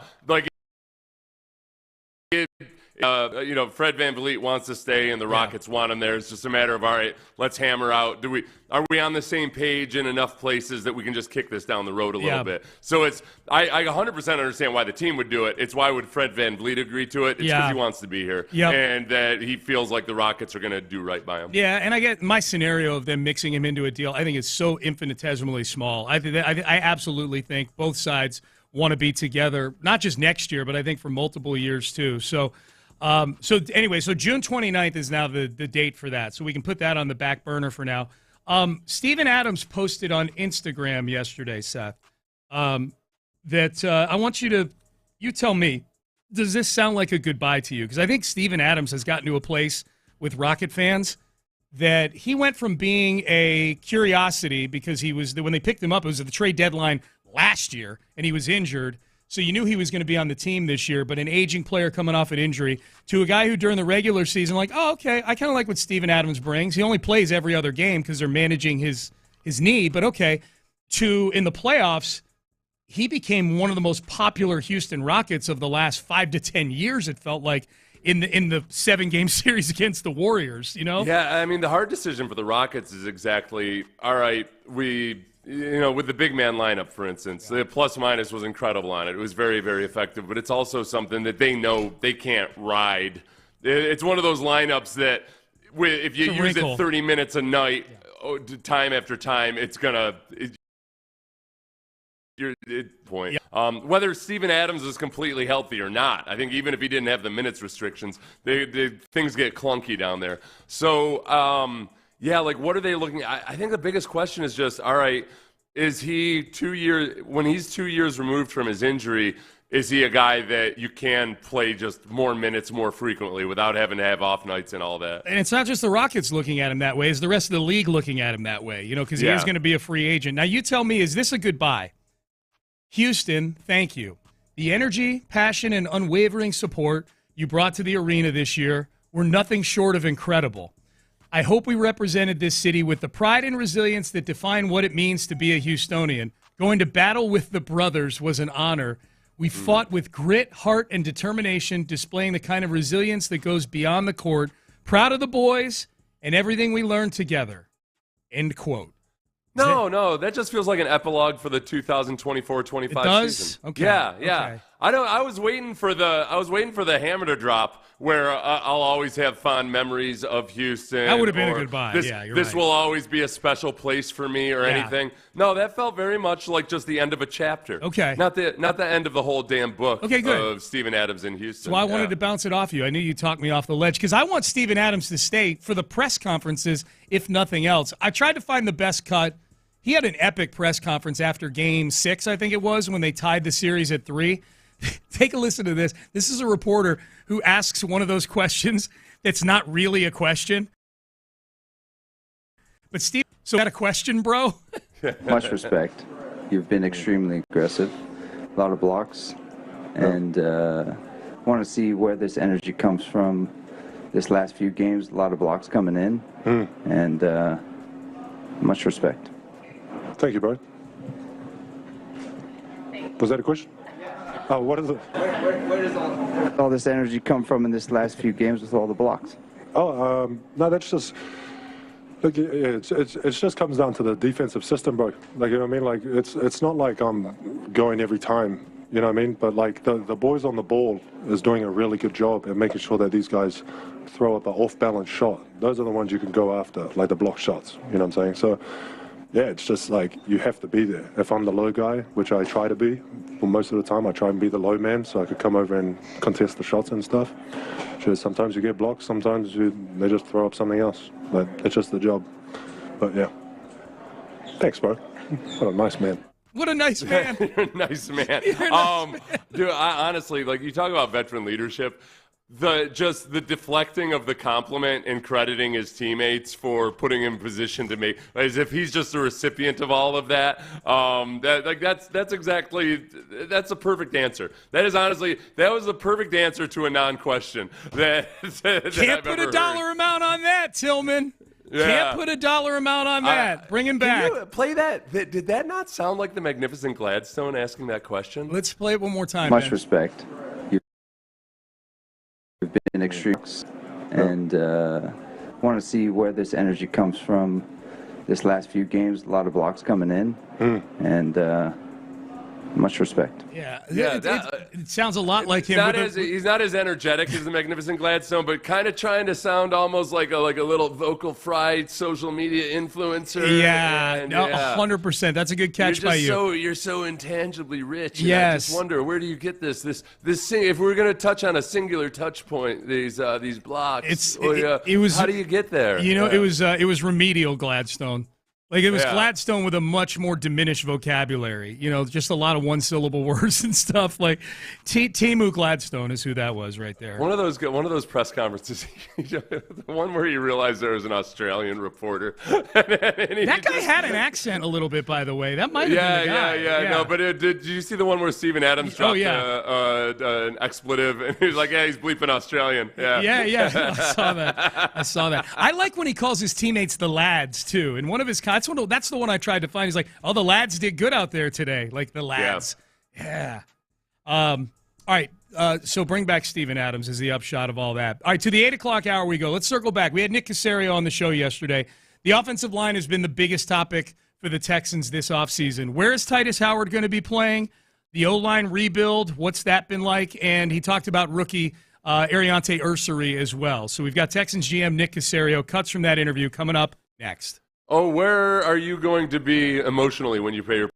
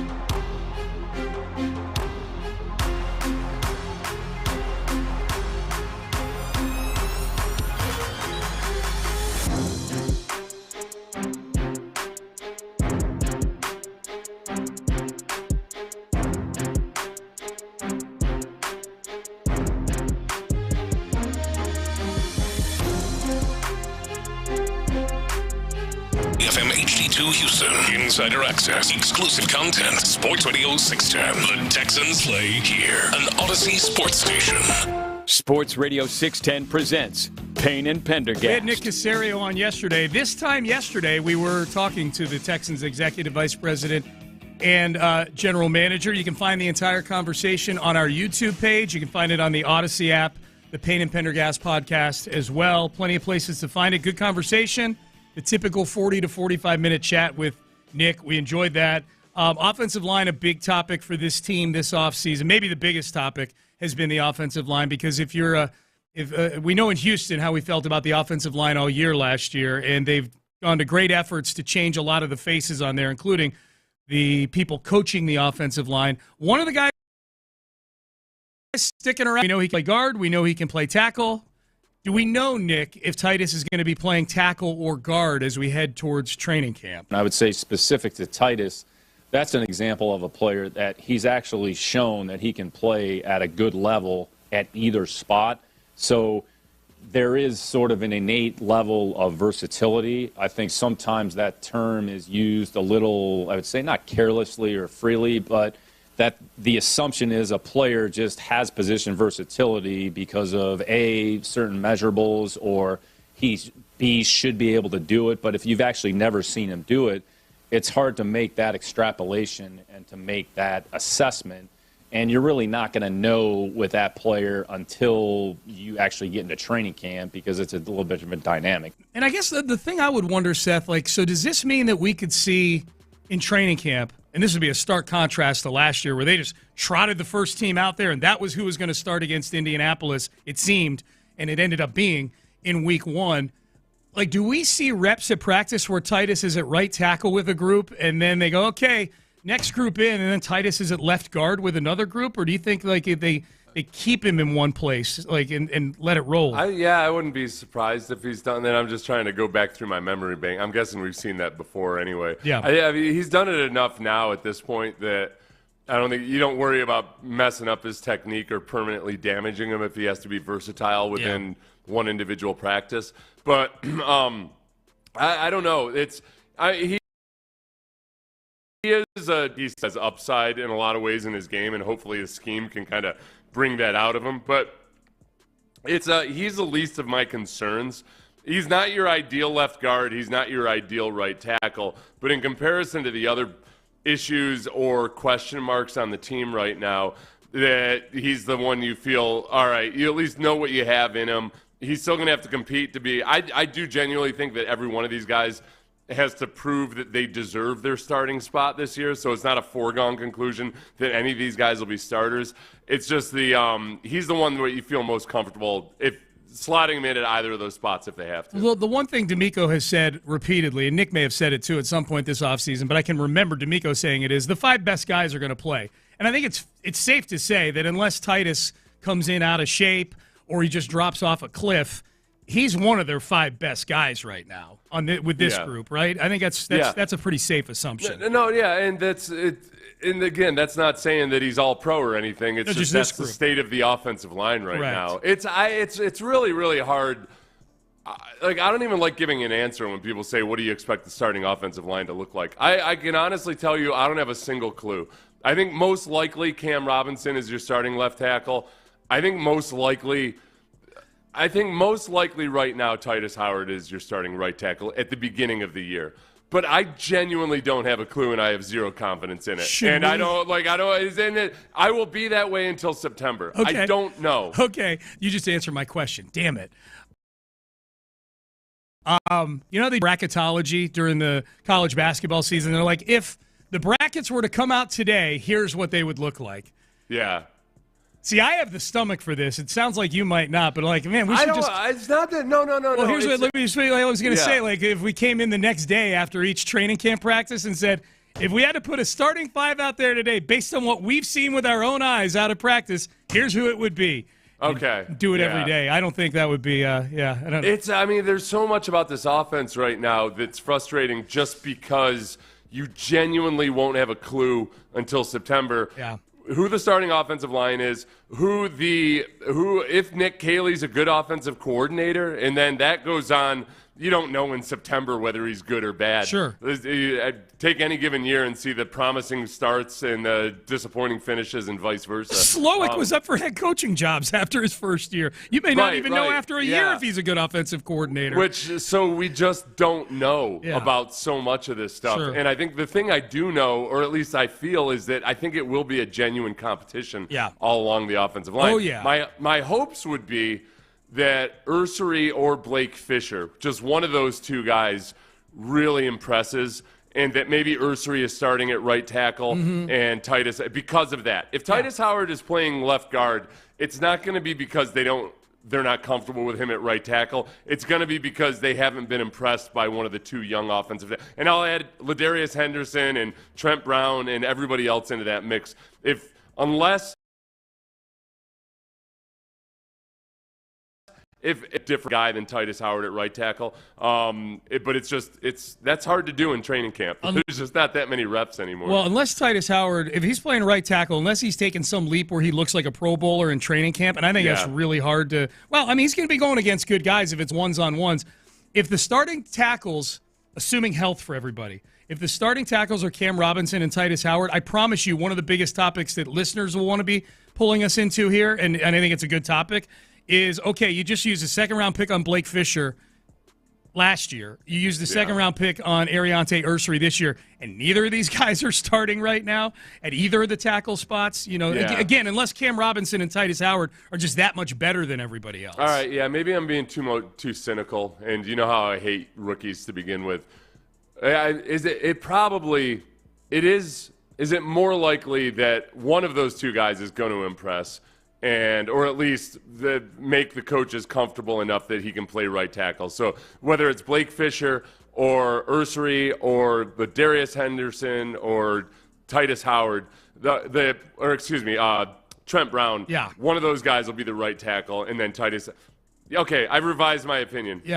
Titus Howard is more likely to be the starting left guard, and I think Laken Tomlinson is a guy who's entering his mid-30s, and probably they feel good about having as a potential swing interior. They like him in the room. They like having. I think they want more and more guys just in that room that embody what they want from an offensive line group. If I were a betting man right now,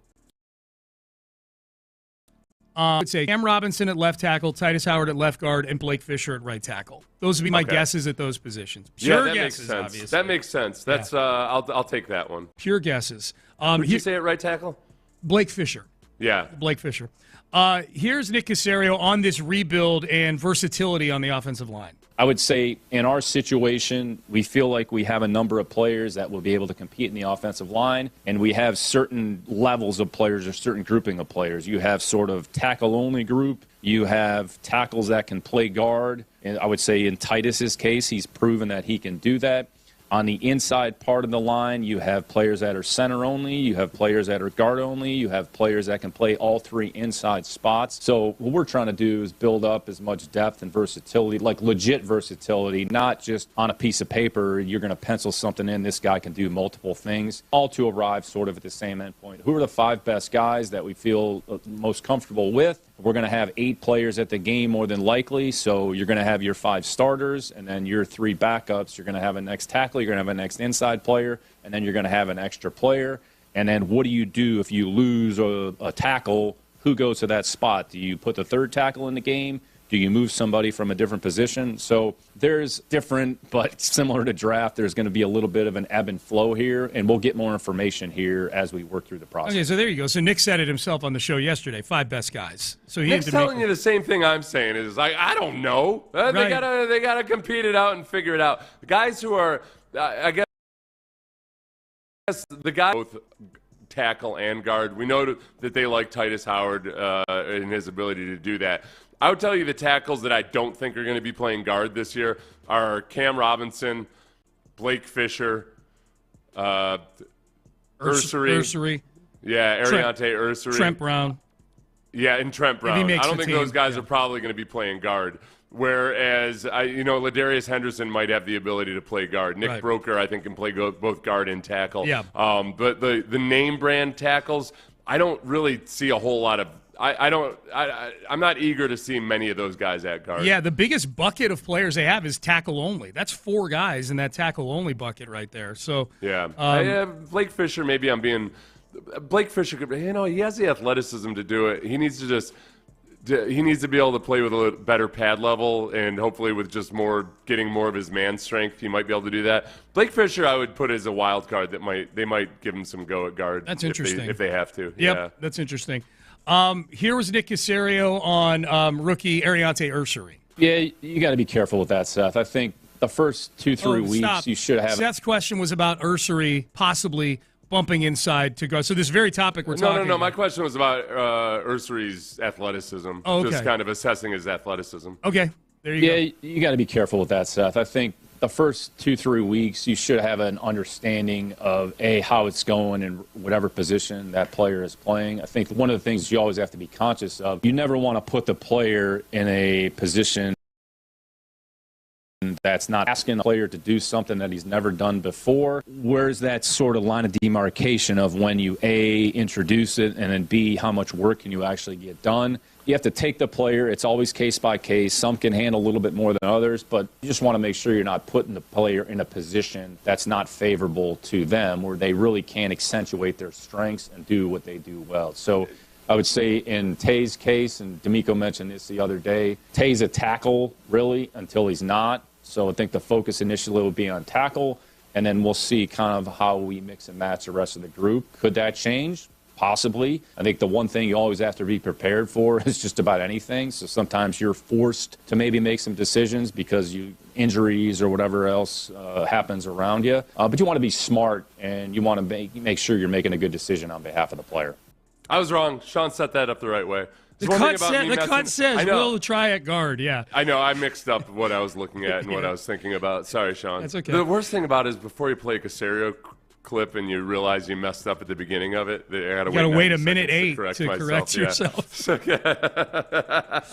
Yeah, so that the biggest thing about all of that is it makes me feel good that they're not trying to force square pegs into round holes at least, and that, all right, versatility for versatility's sake, like saying somebody's versatile and then hoping that it's true, that feels like how Bill O'Brien used to operate at times.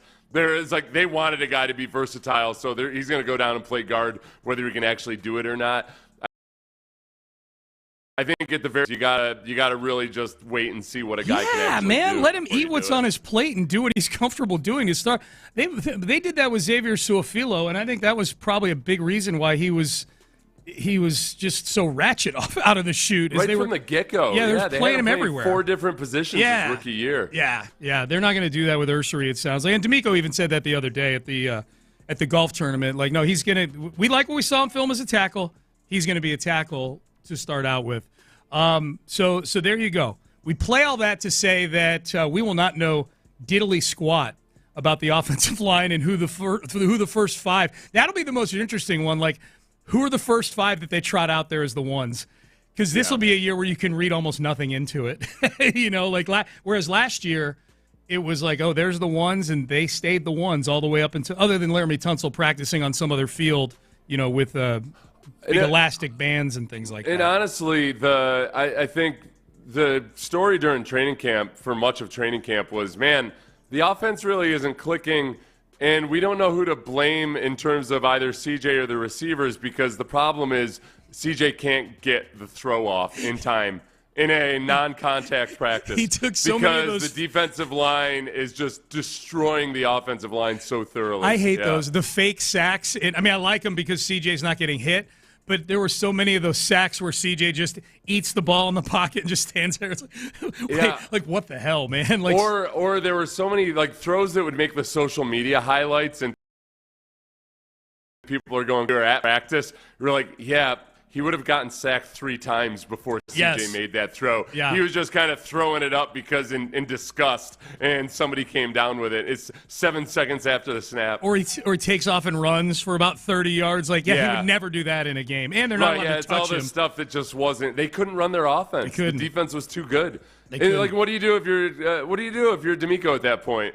Tell the defense to back. Hey, full speed for the offense, 3/4 speed for the defense. Yep. Okay, guys. Yep. Today we're gonna play 11 on 9, no defensive tackles, because Mario Edwards has had 4 sacks in the first. Mario period. Edwards turned into Reggie White. Yeah. Yeah.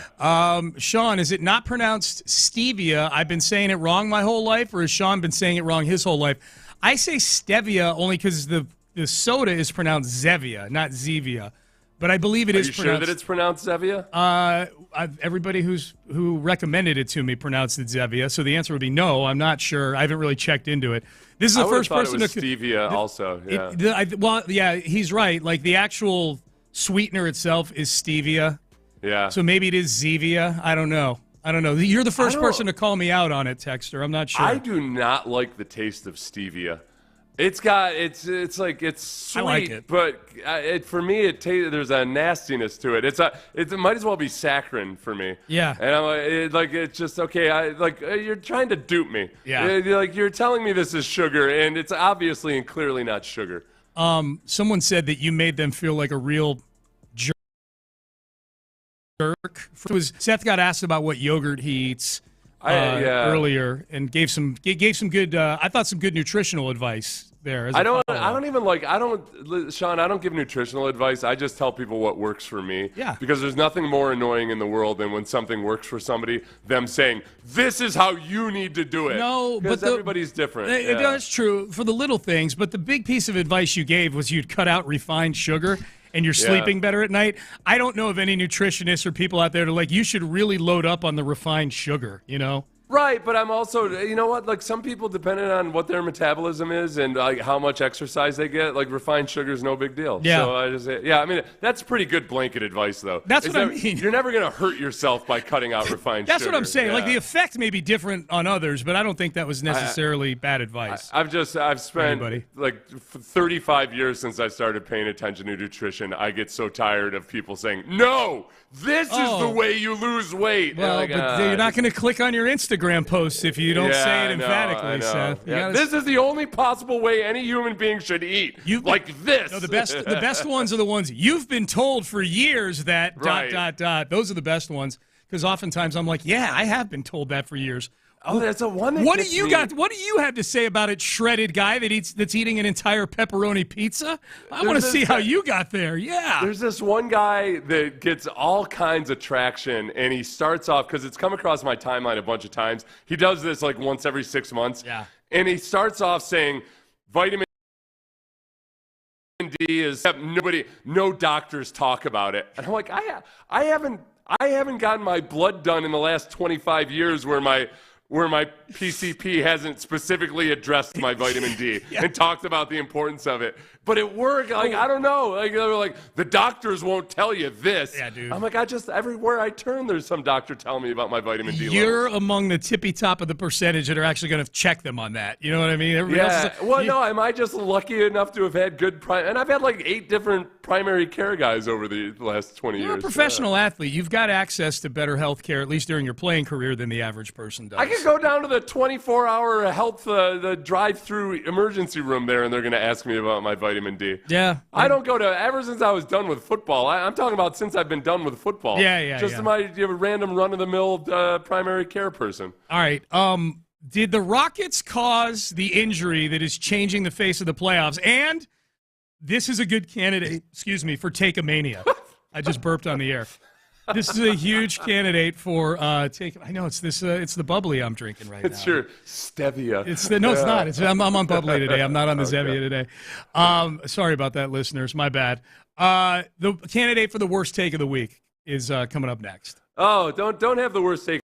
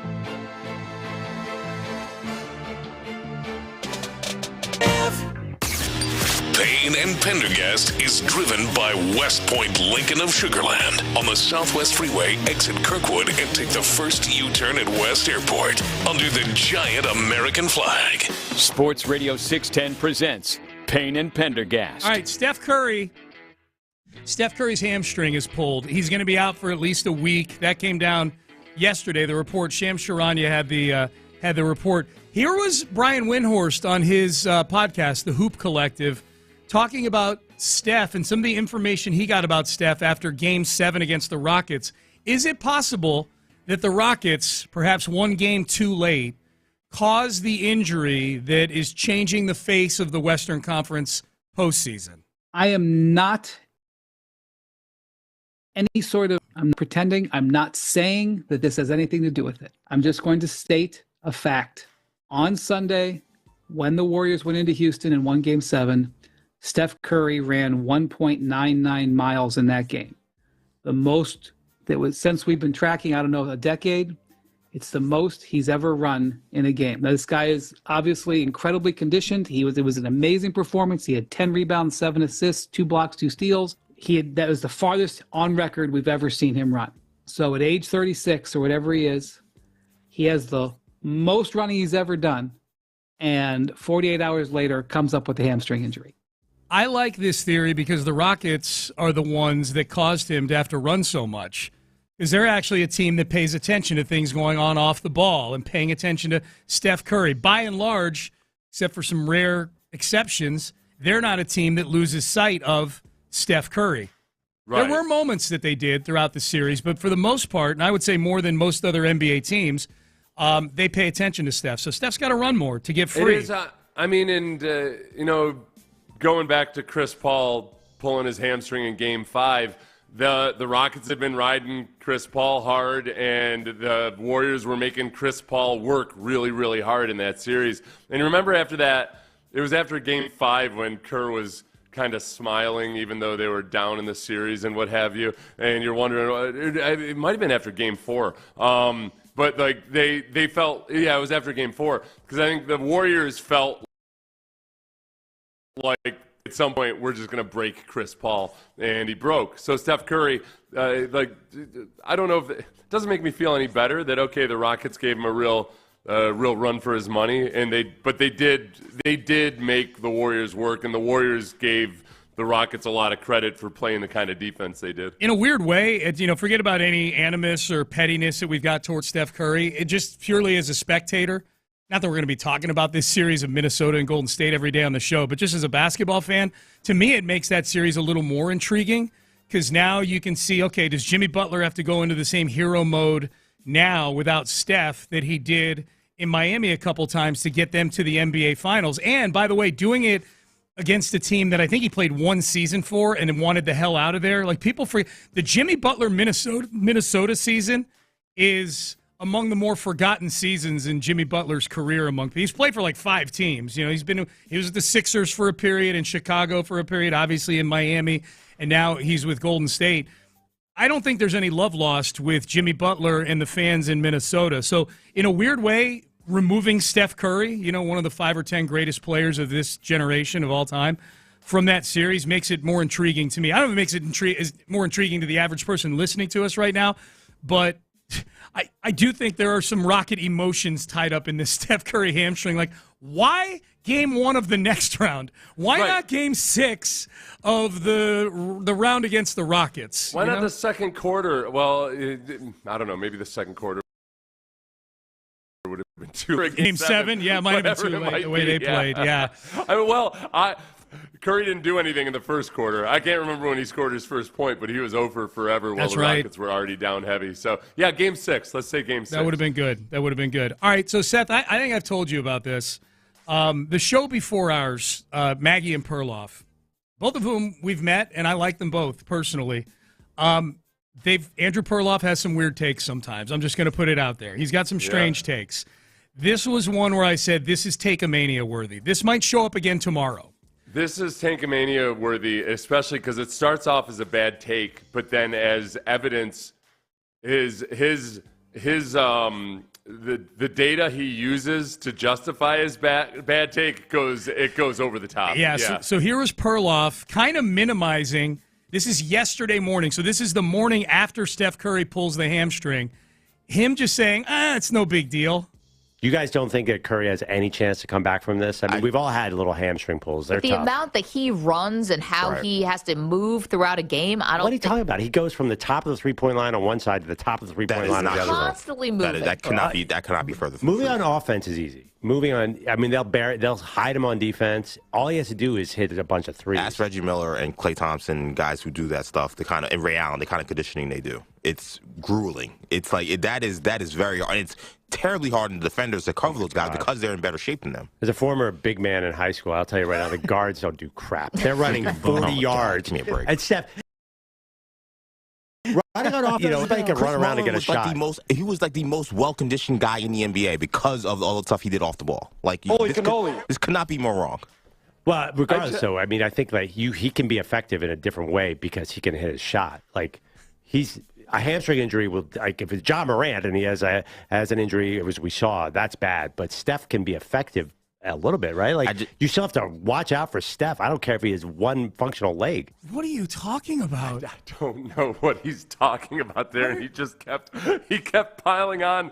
Sean, okay, I took notes during this just to count up the bad takes within one overall awful take. Yeah. Started off with we've all had hamstring injuries. 2, so you guys all know what I'm talking about here. 2, moving on offense is easy. Right. That's different than defense, yeah. 3, as a former big man in high school. I want to think that part he was only kidding, but the take surrounding it was so bad. I think he was. It's just, but it's almost like I don't know. Has he ever watched the Warriors actually play basketball? Has he ever watched Steph play basketball? To act like Steph Curry, that all he does is catch and shoot or something. It's like he shoots a big chunk of his shots are shot with guys chest to chest with him almost. Like he has to create space to shoot a lot of his shots. And off of to say he can do the same things off of one leg. Like if he only has one leg and that's the one leg that he's taking the shot off of. Dude. No, his whole game. The reason people get so angry with the Warriors is because they run so many damn screens and so many of them are sketchy. Yes. But they run screen after screen after screen and he never stops moving. Okay. What the hell are you talking about, Perloff? I'm looking at all your notes right now. You've just gone through those, and those are fantastic. Those are all things. The one thing I wrote down was not on your list is where he said all he has to do is hit a bunch of threes. It's Papa Shot or something like that. All he has to do is hit a bunch of he's standing at a machine, but the machine is a Papa Shot that's 25 feet in length. He's making it sound like he's in the 3-point shooting contest on All-Star Weekend. All he's got to do is stand there. No, he runs 2 miles a game, It was like he confused maybe, and it would still be wrong if he was talking about Klay Thompson, but maybe it would make a little bit more sense if he was talking about Klay Thompson back in the day. Yeah. But it would still be really, really wrong. But I'm astounded. honestly astounded that he would say That's that. a national host doing his morning show having that And opinion. then it's not that big a deal. Yeah. He's just like, nobody runs as much as Steph Curry. Yeah. Like that's backed up by hard GPS data, and yet somehow it's no big deal and anybody can do it. I like Perloff, but I'm listening to this and I'm going, this is one of the worst takes I've ever heard in my life. Do you now He was, you know what it is? Yeah. There's not a guy out there he could have been talking about. I mean, like James Harden when he's as whirling and passing with 2 seconds left in the shot clock. Yeah, there have been times where, but even then with James Harden though, like no, you still because he's ridiculously fast getting to the hoop and I don't get it. Yeah, I don't even want to justify the take, but the only thing I can think of, or like offensively, you just stick Steph in the corner.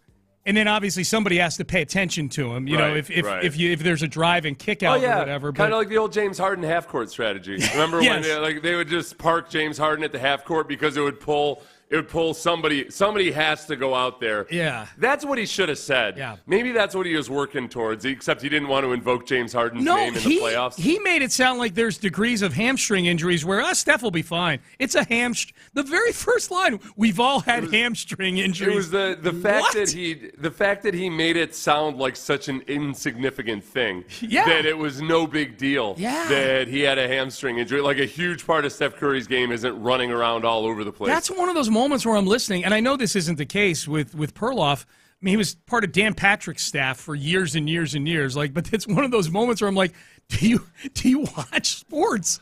Like, I wonder if I know he does. I know he does. But like that take is do you watch? That's a take like somebody would have by the water cooler who tweaked a hammy at the gym or something. Like, oh, it's not that bad. Come on. We should doctor that up for him and say this is what you should have said where you could have salvaged yourself is like, listen, guys, all right, I'm exaggerating, but let's go. This was not popular at the time, but there were times where James Harden was such a potent force that there were times the Rockets felt the best thing for him was just go ahead and hang out. And somebody's got to come out to guard you, and then you can play 4x4 and have some space down on the rest of the court. Well, like, that's the only way he could have salvaged himself. The notion that you can hide a one-legged person on defense too is a little. I mean, I guess you just. I mean, what are you going to be forced to just play zone the whole time? I mean, did he mention that? He did. He said you can hide him on defense. Now, if there's a team that you're going to just hide somebody on defense, just by playing zone the whole time. It's Minnesota right now. They can't shoot at all. They are 14 for their last 76 from three over the last 2 games. But you still got to contest those threes, and according to Perloff, hide him. Steph doesn't have to run to do it. Hide him. Like how do you fly out to guard a three when you're playing zone? You just hobble out there. Just hobble out there. That's yeah. So Seth, just know that you're going to be judging that cut again tomorrow. That's a tough one, man. That'll make the quarterfinals in the annual tournament at the end. The defending champ right now in Take a Mania, it's our bad take segment we do every Friday, is Mel Kiper and his rant about we can all we know how to scout quarterbacks. The NFL doesn't. Right. He says the NFL doesn't. We do. The fact that he ended on we do. We do. When there's so many receipts of him making horrible opinions about quarterbacks in the draft. Yeah, sorry, I infected you with my burp. And I know now we're always it's going around. Yeah, a couple people saying they're laughing out loud. I actually accidentally burped mid-sentence in the previous segment. You can go back and listen on the Odyssey Rewind feature. Art just put out a list. He just tweeted this out a few minutes ago. Are we sure that this is the right approach for the Cowboys and George Pickens to be taking with their new relationship? We will have that for you coming up next. Hey, Underdog is one of the best places to make picks during the basketball playoffs when they score.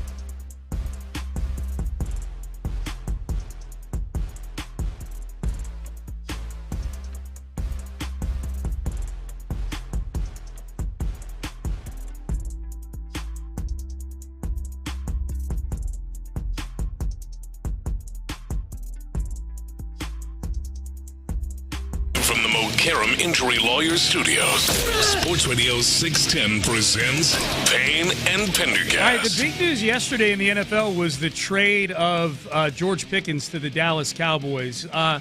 George Pickens to the Cowboys for a third-round pick. The two teams swapped. And the big news that's come out since then has been that both sides have agreed that there will be no contract extension in conjunction with this trade. George Pickens has had his moments in Pittsburgh where it's been really good.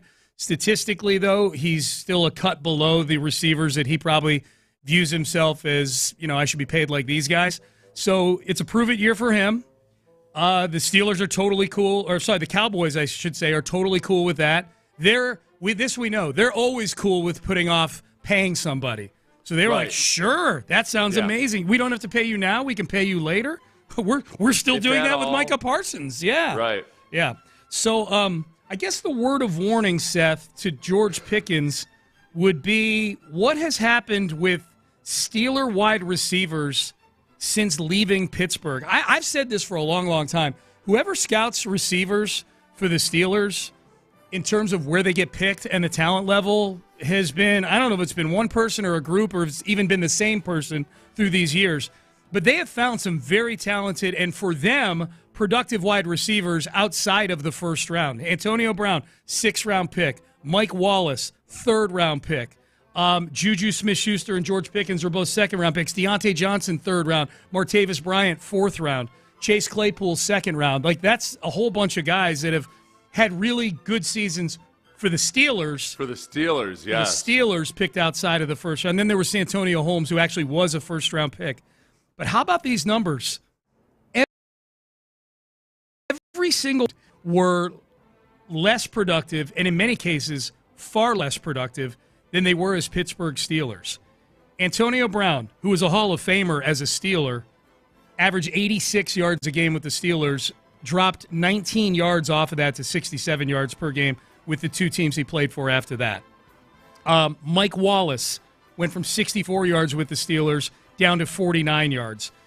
Santonio Holmes, same thing. He dropped by 20 yards. Juju Smith-Schuster dropped by, looks like 27 yards per game.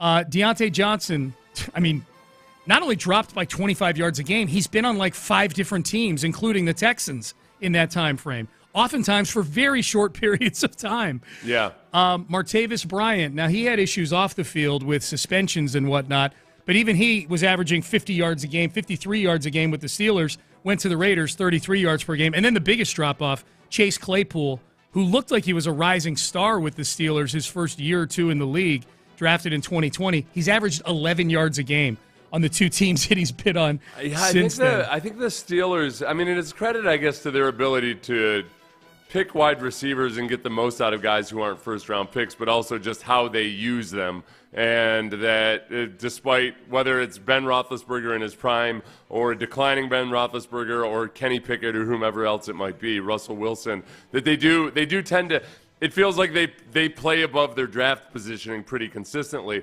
I think that one thing we can tell from the Steelers and their history of agitating their way out of town is that the Steelers are a better judge of wide receiver talent than the wide receivers are judges of themselves. Yes. That I feel like the Steelers get the most out of them.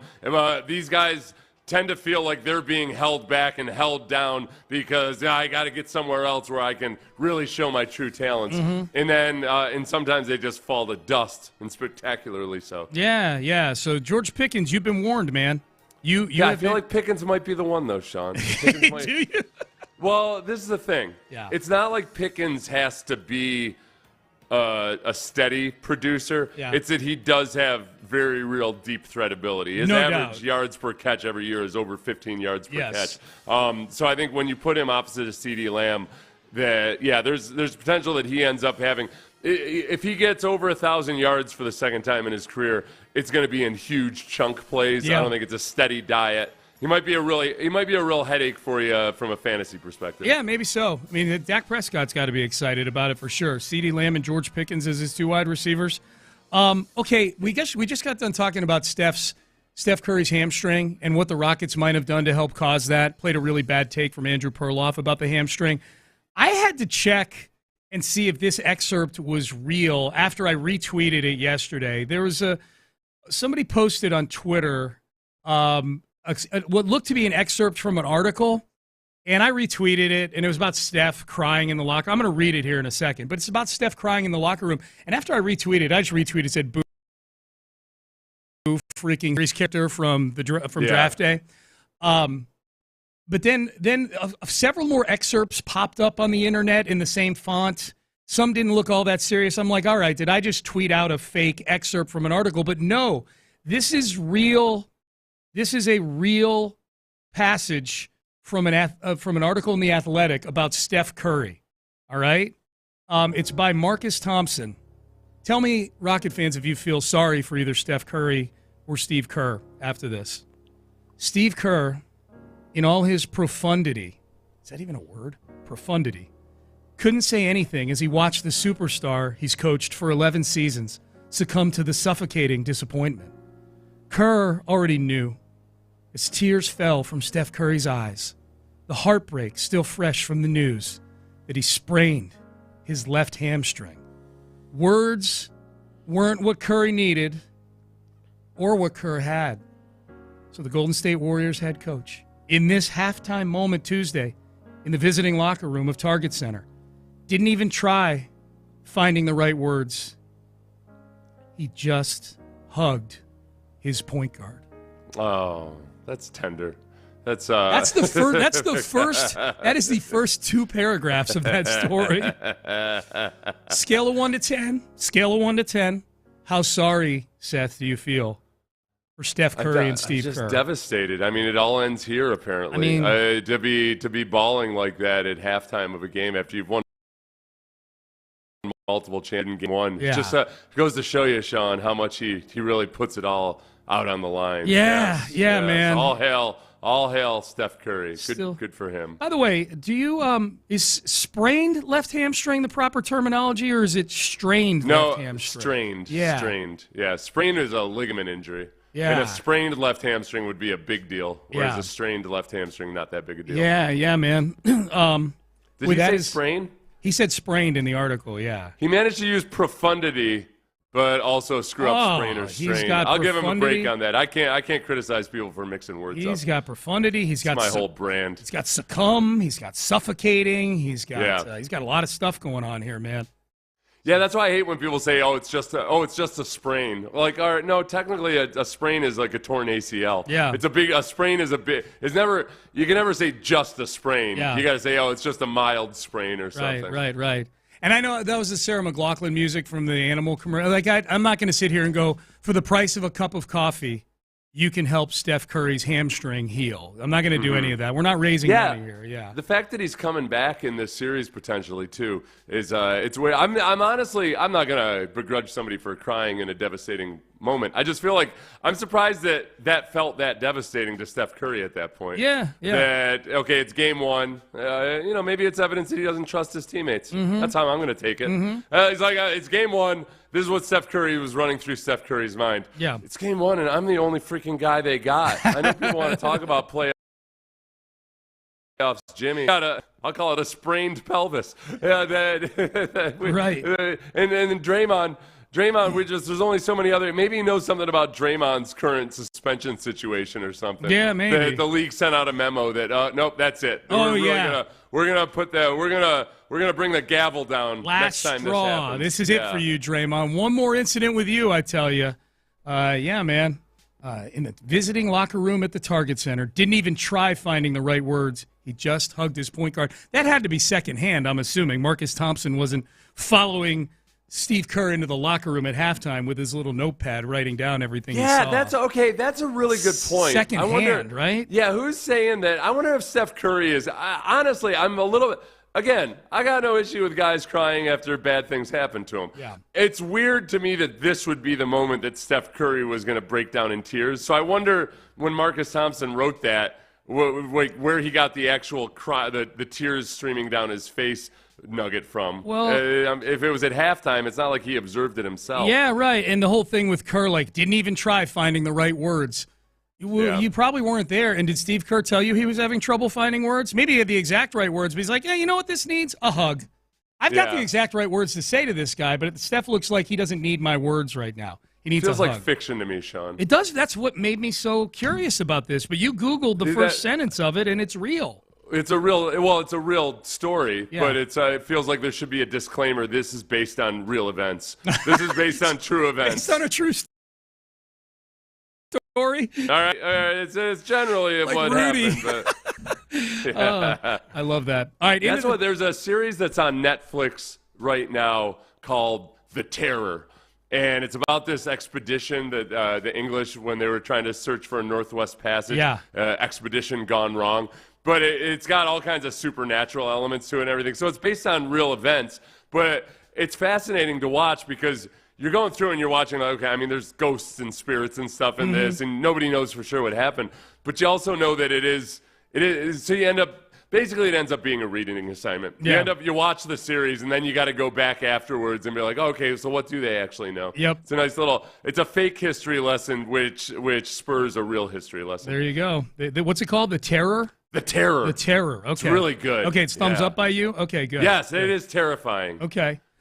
Hey, let's circle back to some Nick Caserio from yesterday. The most popular draft pick for the Texans. He had a lot to say about what they like about him.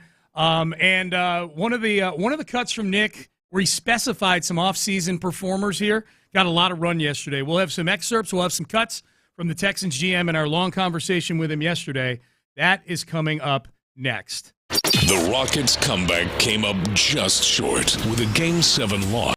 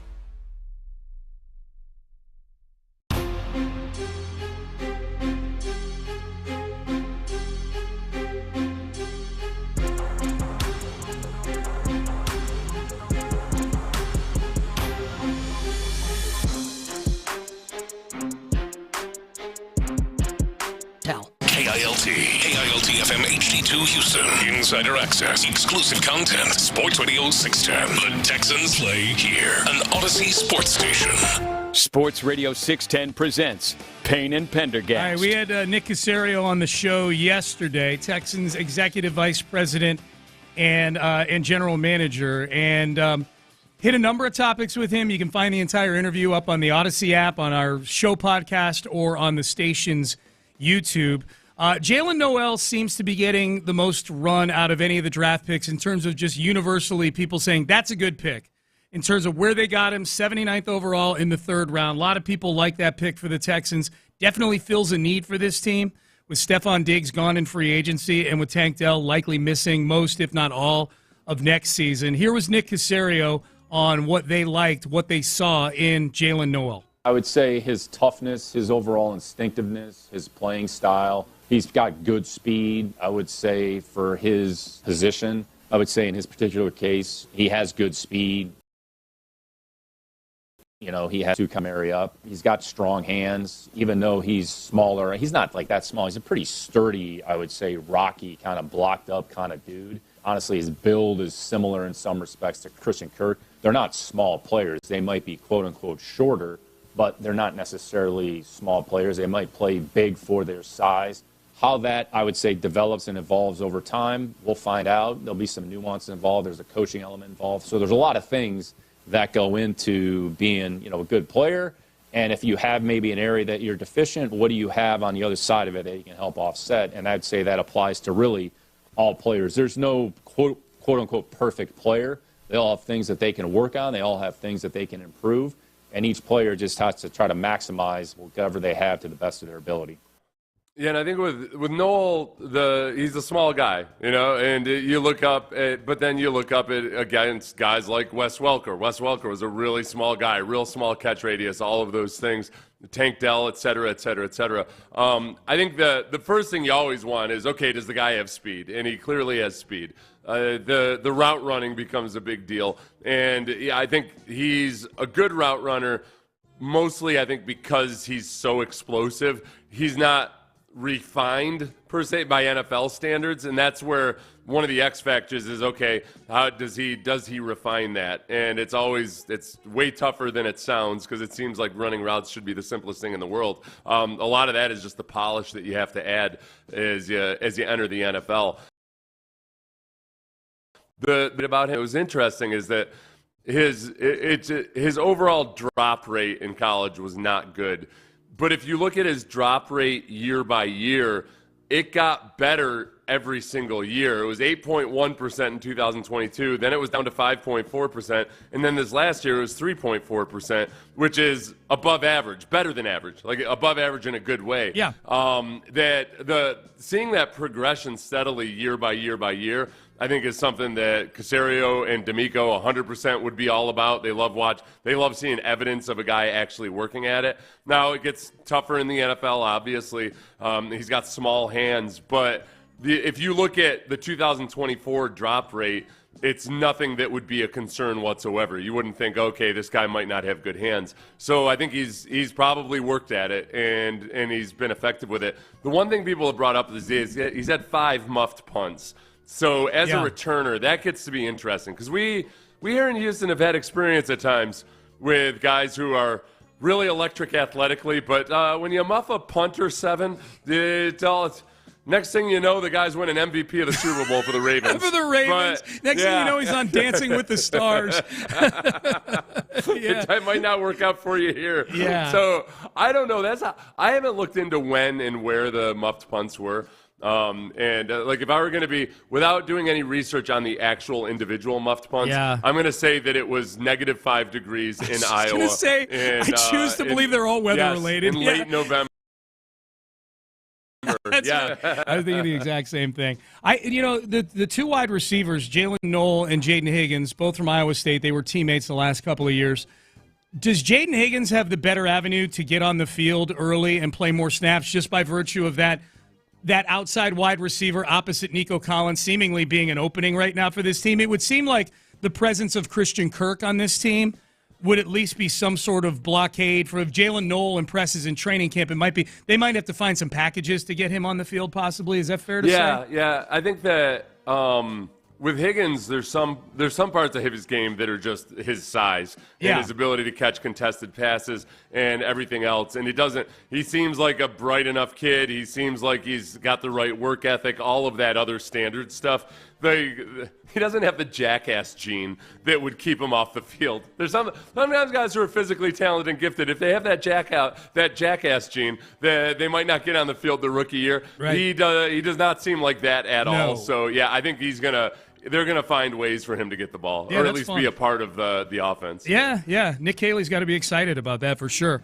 All right, so we mentioned we talked to Nick Caserio yesterday. You know who else talked to Nick Caserio on the phone? Jalen Reed, the 6th-round safety out of Penn State, the day that he was drafted. Here's what the phone call, just to lead into the question we asked Nick about it. In case you haven't heard this yet, this is what it sounded like when the Texans called up Jalen Reed, 6th-round safety out of Penn State, to let him know, hey, you're going to be a Houston Texan. Hello? Jalen, Nick Caserio with the Texans. How you doing, bud? Let's do it. Congratulations, we're going to turn the pick in. We're excited to have you. You're a good football player. Let's do it. So, let's do it. Yeah, I'm Let's going do it. to put you on. I'm going to put you on Let's with Coach do it. Ryan's. Here's Coach Ryan's. All right, let's do it. Mm-hmm. Hey, Jaden, congrats, man. Hey, get the Texans hat. Let's do it. Appreciate it, Coach. Appreciate it, Coach. You get that Texans hat ready, man. We're fired up to have you. All right, bet. Let's do it, Coach. Let's do it. All right, I'm passing you over to our owner here, Cal. All right, bet. Let's do it. Let's do it. Man, let's go. I'm ready. Let's go. Give everyone a hug there that helps get you here, okay, bud? And we'll see you soon. I got you. Congrats. I got you, Cal. I got you. Okay. But my part, if D'Amico had the hardest challenge there because it wasn't clear. If you're listening to the phone call, is Jalen Reed telling D'Amico to get the Texans hat? Yeah, exactly. He wouldn't realize, unless it was a video call, that Jalen Reed was telling one of his family members there to get the Texans to grab hat. the hat off the coffee table there. Yeah, I am. We're going to play the Caserio audio about that call in a second, but just re-listening to that while it's on my mind, I'm going to put Jalen Reed at the top of the list of guys to most likely do something over-exuberant either at rookie minicamp or the actual OTAs in minicamp. To pull a Lonnie Johnson, hitting somebody when you're not supposed to hit somebody. Ooh, yeah, if there's a combined practice. Yeah. Against another team. Oh, yeah. Let's do that. If you're going to do it while you've got a combined practice against somebody else. Let's do it. Let's do it. Do we know have we heard anything about any combined practice? The schedule coming out next Wednesday? I can't think. I mean, I know D'Amico likes the combined practices. I always feel like that comes out later in the spring, but maybe not. Once we see who the opponents are in the preseason, maybe, because that's obviously it's going to be with a team that they're playing against that weekend. Who did they have one against last year? Rams. Remember, CJ was like, I can't believe Matthew Stafford knew who I was. Remember that? Yeah, that's right. Yeah. And then they canceled the one. Were they going to have it with the Steelers, but they canceled that one? The year before, they had it with the Dolphins, and then they canceled the one with the Saints because everybody was so banged up. They canceled the one with the Saints, D'Amico's first year here. So, yeah. All right. Let's, without further ado. Let's see. According to, in March 27th last year, there were some reports about them agreeing to combined practices.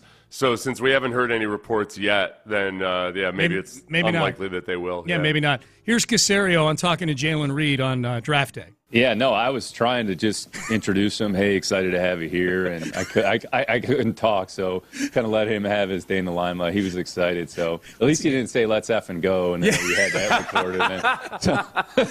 Then we would have had a bigger issue. Yeah, social media teams like, yeah. A lot of energy, very excited, and that's kind of his personality. That's how he plays. So, but that was a fun moment. Yeah, he's definitely hitting somebody. Jalen Reed. He's definitely hitting somebody.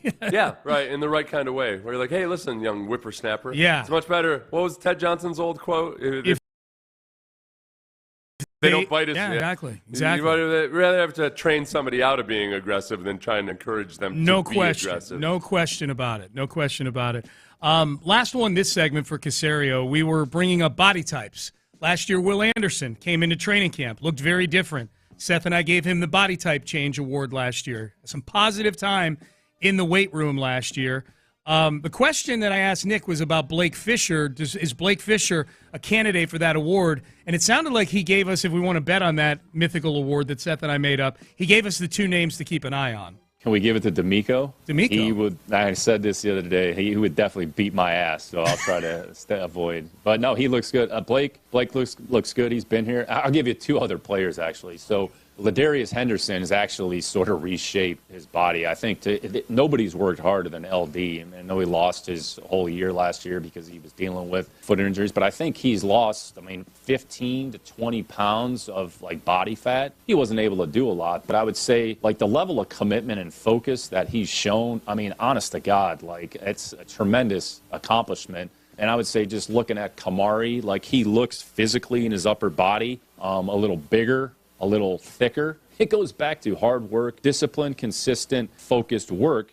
And I would say those are some players at this point that have shown that. We have a number of players that have done that. I think phase 1 in the voluntary program, we had 93, 94, 95% of the team that was here. It's only May. You still have May, June, July, and even when we're not here over the summer, vitally important. So a lot of players that have made a lot of progress to this point. Hopefully they continue to make it over the course of the spring. Cult hero Ladarius Henderson gets mentioned. Ladarius Henderson singled out and mentioned as a guy that has improved a lot. I think Ladarius Henderson might have some potential to go down and play guard. And I know that, look, he played on a very good team in college. He just wasn't really all that consistent as a player. He was expected to either be a 6th or 7th round pick or undrafted. So the upside there potentially is A, okay, he's reformed his body type. B, whatever his injuries that he entered the NFL with, however much they might have hampered him when he was in college, all of that, maybe there's an unknown consistency there. And then C, just haven't been in the building for a year and learning. So those are Ladarius Henderson and Trent Brown are the most intriguing X factors to me in terms of, all right, I just have no idea what to expect. And Trent Brown's a large man in his 30s who's coming off of a torn patellar tendon. Yeah. That's dicey right there. But he's been a very productive player in his career. When we talked about this yesterday, immediately people pointed out, hey, weren't you guys gushing about Kenyon Green's body transformation last year? Yes. And I think that it was relevant. I thought he looked better in training camp in a lot of ways than he had before. And part of it was because he had revamped himself. Well, that is not the only thing that matters and the only factor, but it's a positive development. Is it better than if I had reported, hey, word is Ladarius Henderson weighs 420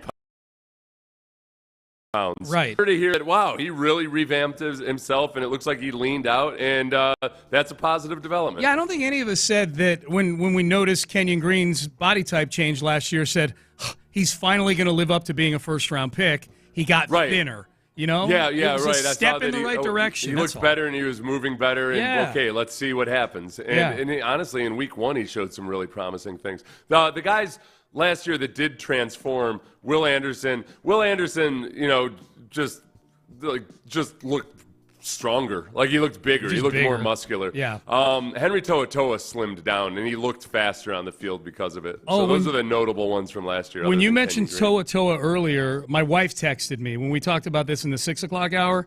To'oTo'o is working out hard right now. He puts it up on TikTok.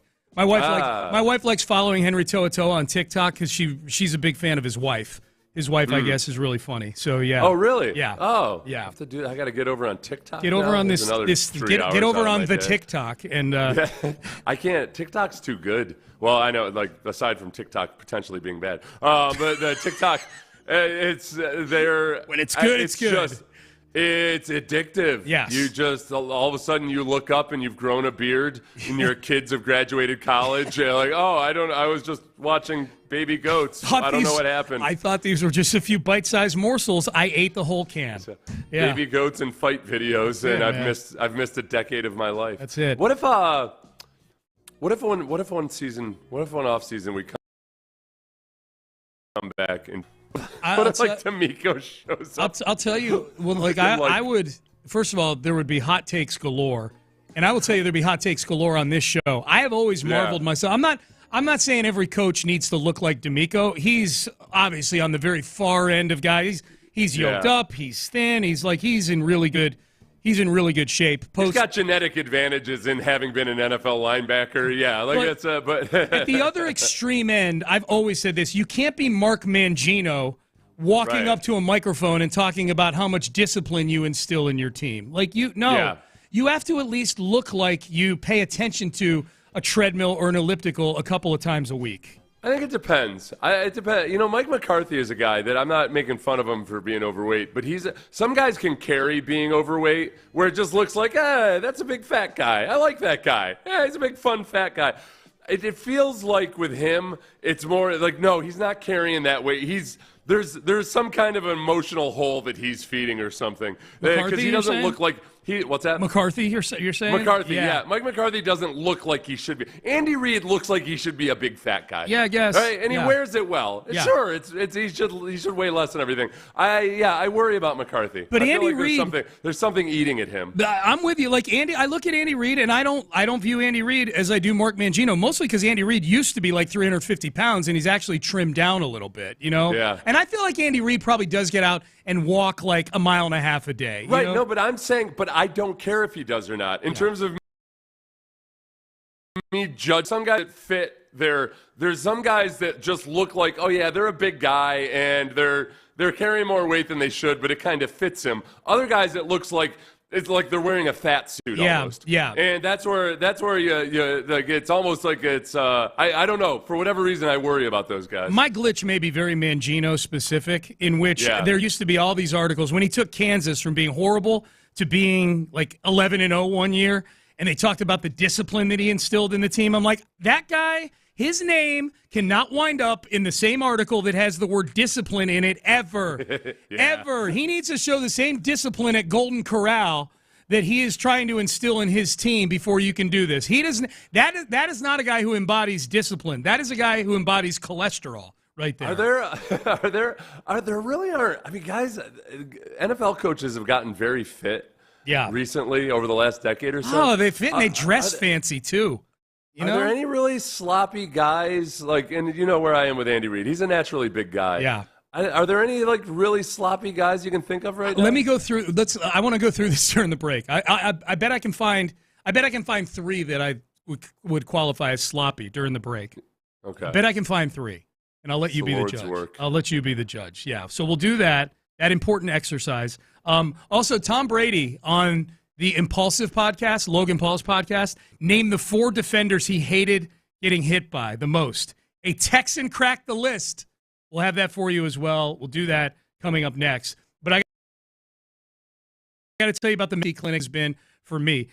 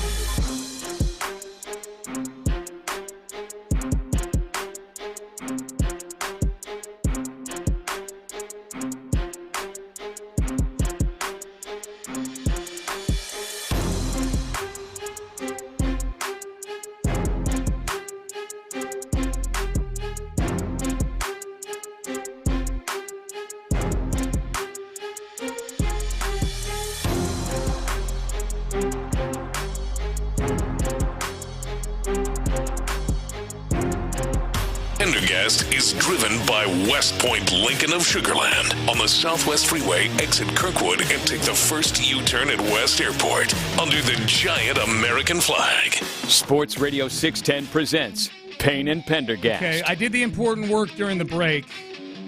This is a flurry. This is like we were getting the sales presentation ready to pitch to Coca-Cola in the last minute. We're like, we're going to get this. The funniest part about this conversation is you and I did not crack a smile the entire time. We were treating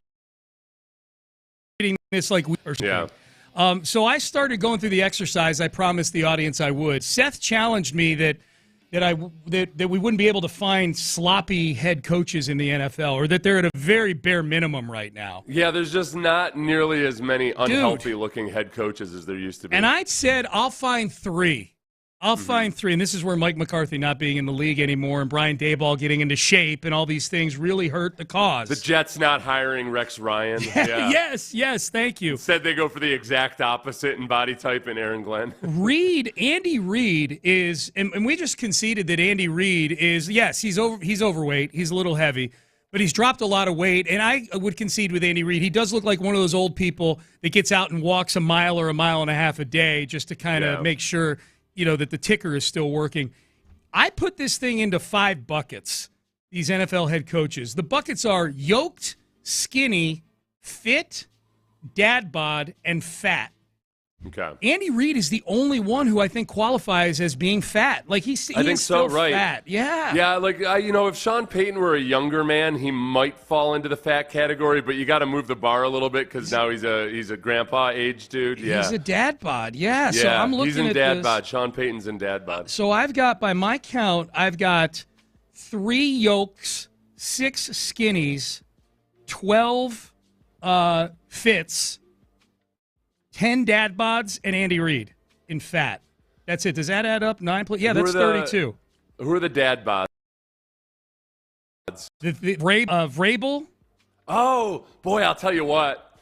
Yeah, that's true. Vrabel has slipped into the dad bod. He's a dad bod now. He was very fit initially, heavy. But you can tell the years have taken a toll on him. Dad bod. Zach Taylor. I'm assuming dad bod just because he's not any of these other ones. He's not fat. I mean, look, he's in Cincinnati. He's always got heavy clothes on. You never know. No, he is. He's got a little bit of a doughiness to him, but no, it looks like he should be flipping burgers on a Sunday, yeah. Liam Cohen, dad bod for sure. Oh, yeah. Liam Cohen's got, like, annoying girlfriend's younger brother body. Yeah. Brian Callahan, just because I don't really know, so if I didn't know, I just put him in dad bod. I would, you know what? I would want to say fit, but no worries. But Jim Harbaugh, dad bod, for sure. Jim Harbaugh. Granddad bod. And I had John Harbaugh in fit. John Harbaugh looks like he carries it a little bit better. Especially for his age. Yeah. Yeah, like that's where, for his age, definitely fit. Yeah. Sean Payton, dad bod, for sure. Sean Payton, Denver Broncos head coach, Seth. Yeah, just looking for and Brian Callahan is dad bod. You're right. Is he? Okay, yeah. Sean Payton, dad bod. Brian Schottenheimer, just because when I didn't know, I just put him in dad bod because I assume if they're in their 50s. He's dad bodish. Yep. Yeah. Brian Daboll, good for him for getting out of the fat bucket and into the dad bod bucket. Okay. Yeah, I'll put him there. You think he's fit? You think he belongs in the same bucket with Raheem Morris, Dave Canales, and if it were 1985, he'd be fat. But our standards have changed so much that I would say. Dad bod. Our Tampa Bay is who's Tampa Bay's head coach? Oh, that's Todd Bowles. No. Sorry, I had put that. I put Cohen on 2 teams. No, Todd Bowles. Sorry, we only have 9 dad bods. Bowles is fit, I think. Right, Todd Bowles. Yeah, unless he's let himself go in the last. I don't think he has. He's fit. So we got 13 fits and 9 dad bods. Oh, and then Kellen Moore, 100% dad. I can look at his face and tell you there's a dad bod below that neck. Right? I think Todd Bowles may have slipped into dad bod, by the way. All right. Yeah. We'll put back in there. It's hard because he, like with him and Dan Quinn, they offset it with a good amount of muscle. So it's like, all right, they're thicker around their midsection than they used to be, but they offset it with their shoulders. So by the age, if we allow for age, because Todd Bowles is all of a sudden up there in age, I might have to. He's okay in the fit if that's where you put him. No, I moved him back into dad bod. Well, with dad Bowles, bod, okay. With Bowles, the salty demeanor too is almost the tiebreaker. You know what I mean? Like, all right, I guess you're fit because you might beat the crap out of me if I say you're not. The 3 that I have is yoked. Only 3. So most of these guys are just hovering around. Hey, I'm a naturally skinny guy. I get on the treadmill every once in a while. I'm settled into my dad bod, and then plus Andy Reid, who's fat. The 3 yoked guys, the 3 guys that I would take, like, okay, you got to pick the most yoked guys to get into a street fight with you. Sean McDermott, Buffalo. I think he's yoked. I think he is. He's got that wrestler's body, too. Got those curvy deltoids and everything. Yeah. I think he's yoked. He's not as lean as he used to be, but he's got enough muscle that it really. As you get older, any muscle mass at all really offsets any midsection fat. He feels he feels like one of those guys, Seth, that if he didn't have a 6-pack, he would actually be able to do one of those 2-week challenges and get a 6-pack if he wanted it. McDermott. D'Amico Ryans, yoked, and Dan Campbell, yoked. Yes. All 3. Those are my 3. Everybody else is in either the skinny or the fit category. Todd Bowles is a tough one. Okay, now Brian Daboll, though, this one's bothering. What would you have classified Bruce Arians as if he were still in the race? Oh, that's a good question. I would have said dad bod for Bruce Arians. I would have put him in the overweight bucket. In the fat? Okay, yeah, I just don't remember. I feel like Daboll belongs. I feel like we're giving Daboll too much credit for losing weight because he is still in the. It's like it's like any of us that have a higher BMI, but we're big. Like I'm not. Hey, man. If you want to help me out and get more, the challenge was for me to find more guys to put in the fat bucket. But yeah, we don't have guys that we don't have as many guys in the NFL anymore that just look flat out like a stroke waiting to happen. Yeah. We got to go back and find the team picture of the owners meeting from like 15 years ago or something like that and see what it looks like. Okay, I'm glad. Good. I'm glad we did that work. Hey, let's get this Tom Brady audio in here. He was on the Impulsive podcast. That's Logan Paul's podcast. Some good stuff came out of there. Some of it we might be able to hit tomorrow, too. This one I like. There's a Texans tie to it. This is Tom Brady, the 4 defensive players he hated getting hit by. Is there anyone that you were, like, afraid to get hit by? A lot of guys. Ndamukong Suh, maybe. Ray Lewis was I didn't like getting hit by him. Yeah. J.J. Watt wasn't very fun to get hit by. I figured you'd say J.J. Watt. Yeah, Haloti Ngata. You remember him? He was about 340 pounds, played for the Ravens. He was massive. So, yeah, like, that's not fun. Okay, J.J. made the cut. Yeah, how about there that? You go. Take that. Yeah, and J.J., I mean, what J.J. did, did almost destroy Alex Smith's career. That wasn't even a hard hit. Him and Kareem Jackson, finishing maneuver. Well, and that's the thing too, is you hear those guys. Tom Brady played against those guys. Ray Lewis. They played the Ravens a lot. The Patriots did. They played the Texans a lot when JJ and Tom Brady were on the team. No, okay, so read the list of names again. It was Haloti Ngata. It was J.J. Watt. Who were the other ones? Ray Lewis and Ndamukong Suh. So I think with 3 of those guys, they're larger defensive linemen.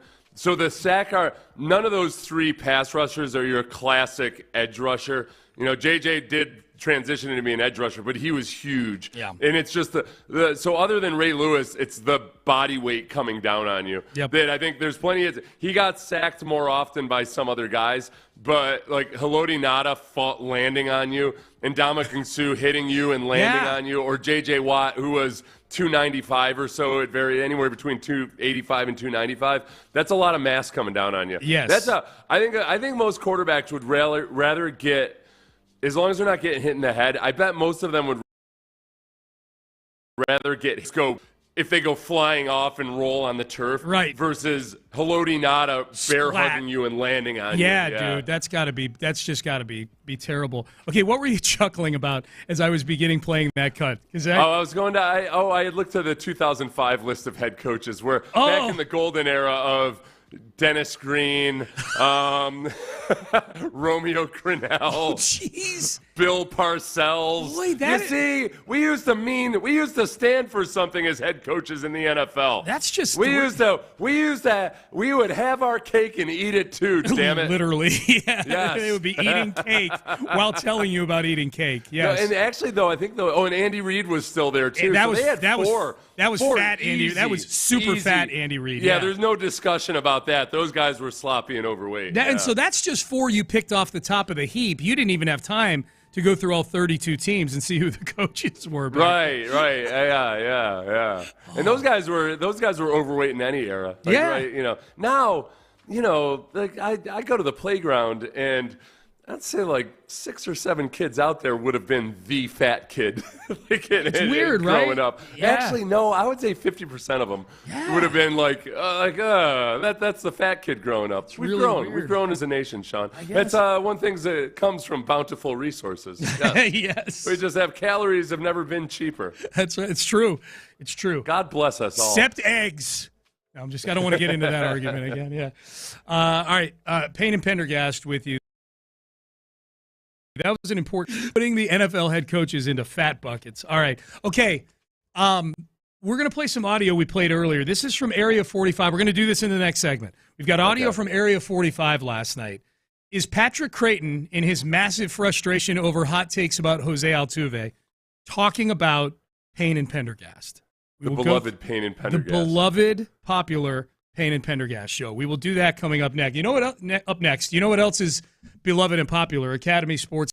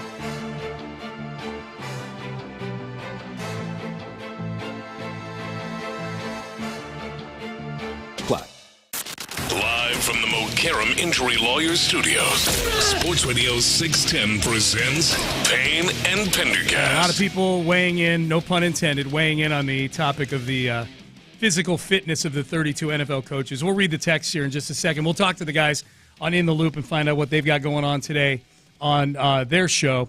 Area 45, if you're not listening to Sports Radio 610 at nights, you need to. Our night show is excellent. I really enjoy Patrick Creighton and Sean Bijani when I'm out and about, for sure. I love that we get audio from their show every morning. We come into it, we listen to it, and we get to see what was popping at nighttime. We got to listen to this one, and this one is, Seth, the cut we're about to play here was one of those ones where like, okay. Well, Patrick Creighton mentions other radio hosts in this cut here, and not in a flattering way either. Not in a positive way. Not like, there's these radio hosts I've been listening to, and these guys are amazing. They're excellent. Like, no, these radio hosts have a word, asinine. I just wrote it down when I listened to it earlier, asinine. Here was Patrick Creighton, Area 45, last night, talking about the opinions that are out there on Jose Altuve and that this slump may be the indicator that he is headed towards washed. There's a reason why I sometimes I hate listening to sports radio. When you hear guys that you know and you like start talking about the idea of, hey, is Jose Altuve getting old? Is he slowing down? Is he are we watching him age before our eyes because he's in a slump for the last 2 weeks? That's been the birthday conversation for Jose Altuve for like 4 years now. It's an asinine conversation. Okay. So we had to make the determination when we played this earlier. Could this be us? And I guess the only independent of how we feel we've been talking about Altuve through the prism of Patrick Creighton, these are hosts that he knows. Mm-hmm. It's us. He knows both, and that he likes. Okay, and of course, at least in the eyes of Ben Gary, our producer, he likes both. I think Patrick likes both. I like Patrick. I know that. Yeah. It's starting to feel like the only escape for us is if he actually hates one of us. But we haven't really harped on any of that with Altuve, other than in the offseason talking about the move to left field and all of the reasons for it are that, I don't think they're talking about us, and we haven't really been. I'm not worried about this current slump with Altuve. I don't think this is as much evidence of his age as it is Altuve and many others have been through before in their lives. So, but to address what Sean was saying, or what Patrick was saying as well, is he getting old? Yes, like he said, that's the way life works. He's getting older. Is he slowing down?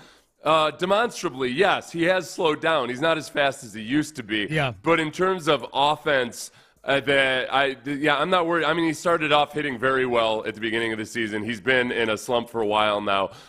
But last year's performance was still, even though it was a drop from the previous couple years, last year's performance by Altuve was still very much in line with a lot of seasons that he's had from 2014 until now. Yeah. It was, his OPS plus was about the same as it was in about half of his seasons. It's just that 2022 and 2023, Altuve was really, really hot. He had a spike, Yeah. So, no, I don't think that Patrick is talking about us, but I do think that, I don't think you can just, dismiss the concerns about his age. He's not going to play until he's 45, and we will probably see a steady decline. It's just a matter of how much of a decline over the next few years. Well, eventually it's not going to be an asinine take. Altuve's not going to retire. At least I feel pretty strongly. Altuve is, if he calls it quits at the end of this contract at age 39, then I don't think he's going to have an OPS of 840 at age 39, or even he will settle into where he is probably an average baseball player, Well, the biggest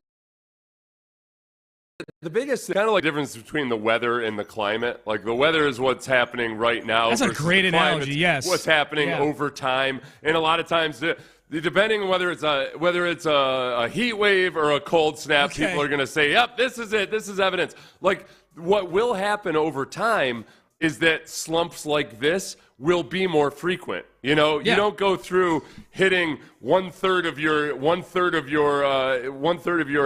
plate appearances or at bats every single game. You just over time, he's going to have more slumps. And is this some of that? What we're going to start? Is this current slump something that we're going to see more often over the next few years? It's a great point. I love that weather and climate analogy because you're right. Like base running with Altuve, climate. Defense with Altuve, climate. Yeah. This particular juncture with hitting, hitting in general with Altuve, I feel like it's weather. I feel like it's just a storm right now. It's a cold snap. That's a great analogy. And yet there are measurable things that show he is declining. He is a slower baseball player now. I know he beat out a single yesterday. Finally snapped that hitless streak that he'd had he finally got a hit, and it was him beating out a grounder to first base, or a ground ball to the infield. Well, the other thing to remember about it, though, too, is if you look at Biggio as an example, because Biggio played till he was 41. Yeah. It's also important to remember that if Altuve, let's say theoretically he has a down year this year. Yeah. Biggio still fluctuated from age 35 to 41 a pretty good amount. You know, like he would. It just with the OPS, and then his fourth to last season, he had an 806 OPS. His OPS plus, he was down. He was 111 in 2001. Okay. Then he went down to 88 and 96 in 2002 and 2003, and then he was right back up to 105 and 104. Biggio extended it out pretty admirably for a long time. At no point there in the last 5 or 6 years was he close to when he was at his peak. Yeah. But he did stay at a pretty consistent clip in his later years. Yeah. I guess that'll be the big question too. Is the later year Biggio teams, like the ones you pointed out where he was back over 100 OPS plus. I don't think those teams were relying on him nearly as much as this team is relying on Jose Altuve. That was a team. 2004 they made it to Game 7 of the NLCS, and in 2005 they made it to the World Series. Not as good an offensive team in 2005, but you did have, Lance Berkman was on those teams. Jeff Kent was on the 2004 team. Traded for Carlos Beltran on one of those teams. You had other guys who were having good years. Bagwell was kind of winding down at that point. That'll be the big thing, Seth, here is, okay, how reliant on an aging Altuve are the Astros going to continue to be? They are relying on him to be one of their 2 or 3 best hitters in their batting order right now, for sure. For sure they are. Yeah. They're paying him like that. So yeah.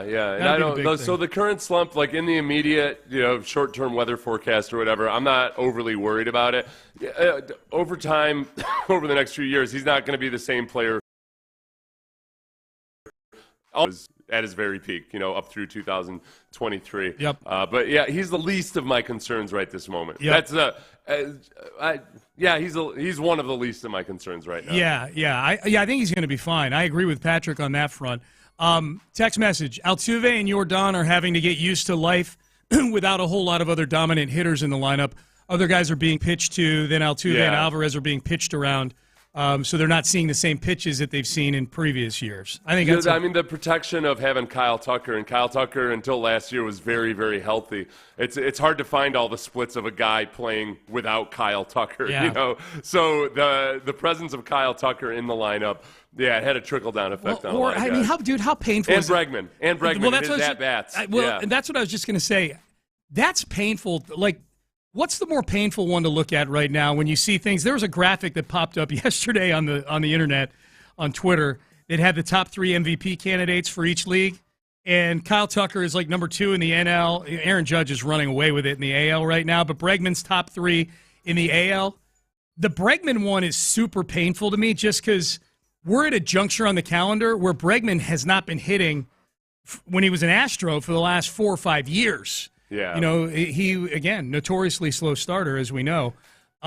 So that's the painful one for me. Alex Bregman, to coin a Chandler Rome term, woke up this morning with an OPS of over 1,000. That's – when was the last time – when was the last time any point during a season, let alone early in the season? Well, and, the one thing that Bregman does well, too, is just he gives you competitive at-bats when he's not playing really well individually, and that helps the lineup out. The Astros were dead last in pitches per plate appearance last year in terms of they saw the fewest. Yeah. They just were not as – they've made improvements, but they're still 1, 2, 3, 4, 5, 6, 7, 8. They've seen they're eighth worst in that regard this year. So they're improved. Oh, wow. Okay. They've improved, but they're still eighth worst. They were pretty good out the chute this year, like the first week. Small sample size, I get it. But, hey, Ben, can you cue up the Creighton audio that we played? Okay, you got it queued up? Okay, good. Because people are texting in again about that. They're letting us off the hook for this, Seth. Yeah, they're blaming Lopez, aren't they? They did. They definitely did earlier. They brought up John Lopez by name. Who's now in studio here. John Lopez. Noted Altuve hater. Reggie Atatula, who I don't know. I didn't get to hear John hating on Lopez yesterday. I don't know if Reggie, if you were feeding the beast, if you were trying to talk him off the ledge. Like, I don't know. How were you handling John Lopez? Well, I guess I should ask you first, John. Is this true that you were talking? Well, let me play the audio. Let me back all the way up. All right, then I'll talk to John. Then I'll get Reggie's thoughts on this. This is the audio that we played earlier. Wondering if me and Seth were the radio hosts. Air quotes. I like the way you're doing this. That Patrick Creighton was talking about. There's a reason why I sometimes hate listening to sports radio. When you hear guys that you know and you like start talking about, say, Altuve getting old, is he slowing down? Is he are we watching him age before our eyes because he's in a slump for the last 2 weeks? That's been the birthday conversation for Jose Altuve for like 4 years now. It's an asinine conversation. Asinine. Okay, so Crosstalk sponsored by D&M Auto Leasing, by the way. So, John, was that a fair characterization of how you discussed Jose Altuve at any point during the show, say yesterday maybe? It was me. It was you? It was me. Oh, okay. I'll even let, even though Reggie... John? Even though Reggie participated somewhat, he didn't go in as hard as I did. Okay, that's what I want to find out too, Reggie. Like, could you have been lumped in? Are you... Oh, yeah, I mean, I was in the You're asinine as well? Okay. I was in the conversation. Okay, you were? Okay. I just wanted to see if you were just, like, egging John on or if you were in that Jose Altuve He pool participated. with him. I wanted to at least get, because it was my idea to talk about it. Okay, I got you. John's claiming this, like, it like was a me. badge of courage. And you know why I'm claiming it? Why? It's true. Whoa.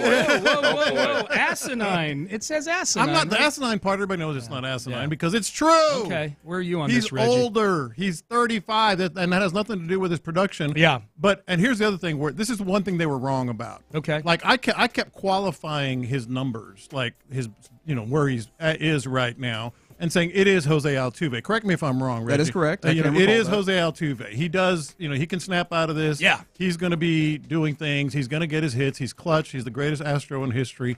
But the one thing that's undeniable is, and you referenced it in this segment earlier, his speed is on a. That is the biggest sign of all. He ranks 218th right now in sprint speed. Wow. 218. And John, he's 1.5 miles per hour slower than he was. A mile and a half prime. slower. Yeah. That's a lot. So that's an entire breed of dog. He's gone from greyhound to I don't know, like some kind of a He's not Shih Tzu. Lopez wiener dog. Lopez has him as a bloodhound. Over here. I was gonna say the word asinine was harsh, but then you did that, and I was like, okay, I see where PC got it. Actually, you know what? I want to go on the offensive, gentlemen. I think it's asinine to pretend like he's just going to be the same Jose Altuve into eternity. Oh, shots fired. I like this. Okay. Because I do understand where PC is coming from. We have seen Jose Altuve have some rough stretches, but absolutely come back with a strength that is admirable. But I think it is fair to wonder at what point does that wear off, and maybe ultimately the bigger point that we probably needed to make more clear is, what does that mean? Because it doesn't, just because aging is happening does not mean that you are useless. I mean, I'm talking to quite a few men who have a little bit of years under their belts, and I think that you guys have very much worn that very, very nicely. But, like, what does that mean for the team around him? What does that mean for the ways that he has to – because, I mean, he utilized his speed quite a bit to help him in some of those circumstances, and that is something that's slowing down. And you guys were talking about it just a second ago. What does it also mean with the team around him and with how much responsibility is placed on him to be a focal point in this team? I think that all those things are worth considering. They coming into the season, I feel they are counting on him to be one of their two best offensive players. Yes. Him and Yordan Alvarez. No question about that. And, that's a tough putt at age 35. No question. What's the question of the day, speaking of questions? Oh, okay. The question of the day. Well, we have two of them that we could run out here. So I'm interested to hear which one you guys are more excited with. So just take it and run with it. We can either go with what is the most embarrassing thing that you've ever done in public. Okay. Right? Based on Mitchell Robinson last night, airball. And not just an airball. That was like the worst. He looked like my aunt playing Papa Shot. Yeah, like he's not good form either. And what's the other one? Or what draws you to your favorite athlete? Oh, okay. I'm going to go with the embarrassing thing because that's an easier one to come up with. That other one that's a good question, requires some thought. Mine is the one that pops into my head immediately. Walking to a Notre Dame basketball game, I forget what year it was, but I was in school there, and it's cold outside. We're walking from the dorm to the Joyce Center to go see the game, and you got to know like how cold it gets there with the wind blowing. So you got your head down a lot of times. Just you weren't looking at a phone then. I was not. No, I wasn't. I was talking to my roommate who I was walking to the game with, and I walked. And you walk fast when it's cold outside. You want to get out of the cold. So I didn't have my head up. I walked smack in front of hundreds of people, smack dab, face first, right into a lamppost, and bounced off of it, hit my back of my head on the ground, and I was out for like 15 seconds. You were out? I was like seeing stars, woozy, probably not unconscious, but so embarrassing. Seth's cackling at me right now. Laughing at you? Yes, I'm sure I would have laughed You're in at that me. mode where you're so embarrassed you're just going to get up and go. Like you got up and like fast walked out of there.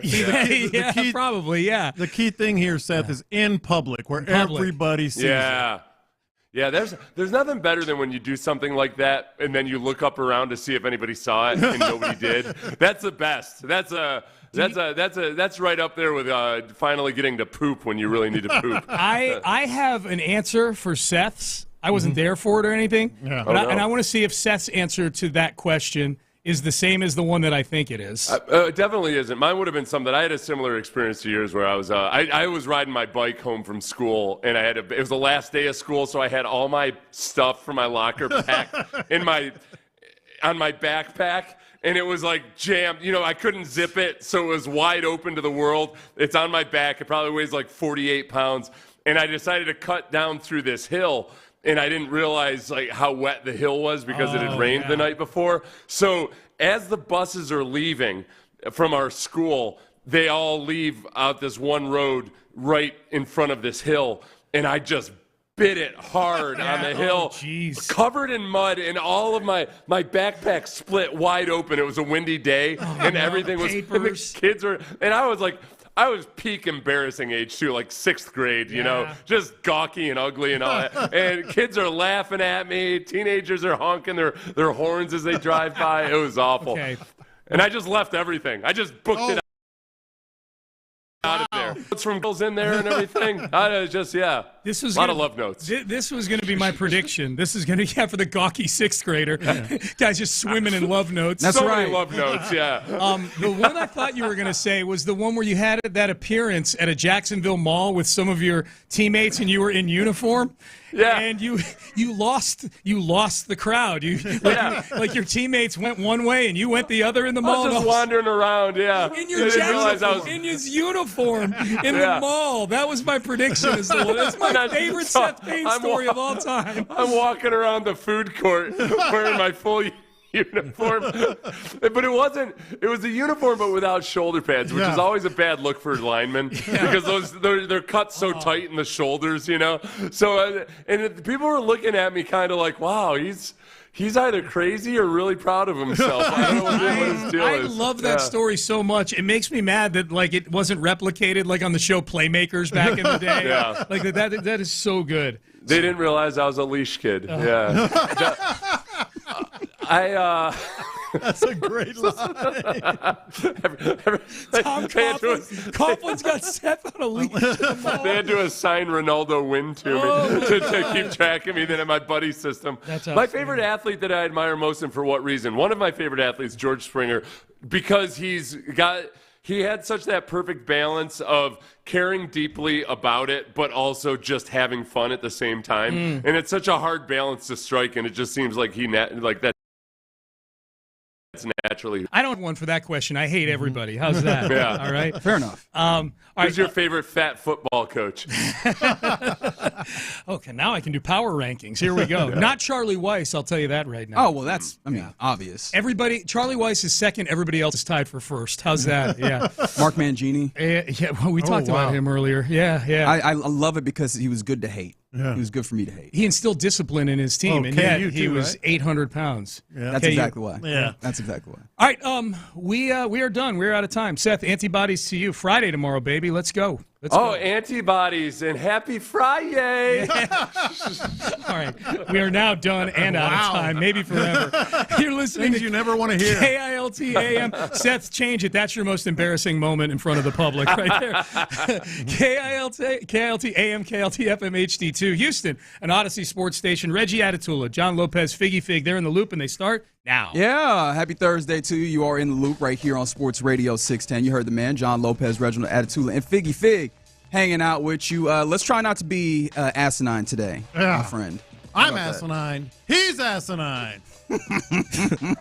Again, appreciation to D&M Lisa for that crosstalk with the fellas, where I feel like Seth. Go ahead. You said you look like you wanted to say something. No, I wanted to. Reggie's always cleaning up my mess. It's all good. Sponsor reads. Trust He's me. the best teammate ever. Oh, no, I'm not. Unlike some asinine people. I am absolutely not. But look, we will do our best anyways. That's all we can do. I feel like Seth is hitting on all cylinders, like at the end of the show. Like he needed more time today. I'm not going to make him do that, but it feels like he's still got some more to go. All right, get involved with the program. As always, 713-572-4610. We appreciate it when you do that. Also, appreciation to the Mo Karam Injury Lawyers for the live stream. We keep it 100. Both on the YouTube page, Sports Radio 610, and on Twitch, 610 Houston. Hey, man. We were pretty negative talking about the Astros yesterday. They were in a little bit of a bad space, but they finished out the little road trip with a victory in Milwaukee, a resounding one, 9-1 in fact. And part of that was when they got up to a 3-1 lead early on the game, and we were watching that as the game had started towards the end of our show. You saw Jeremy Pena go yard, a nice 3-run blast in there, and I mean, especially since Jose Altuve had him step into that role of the leadoff as opposed to Altuve leading off.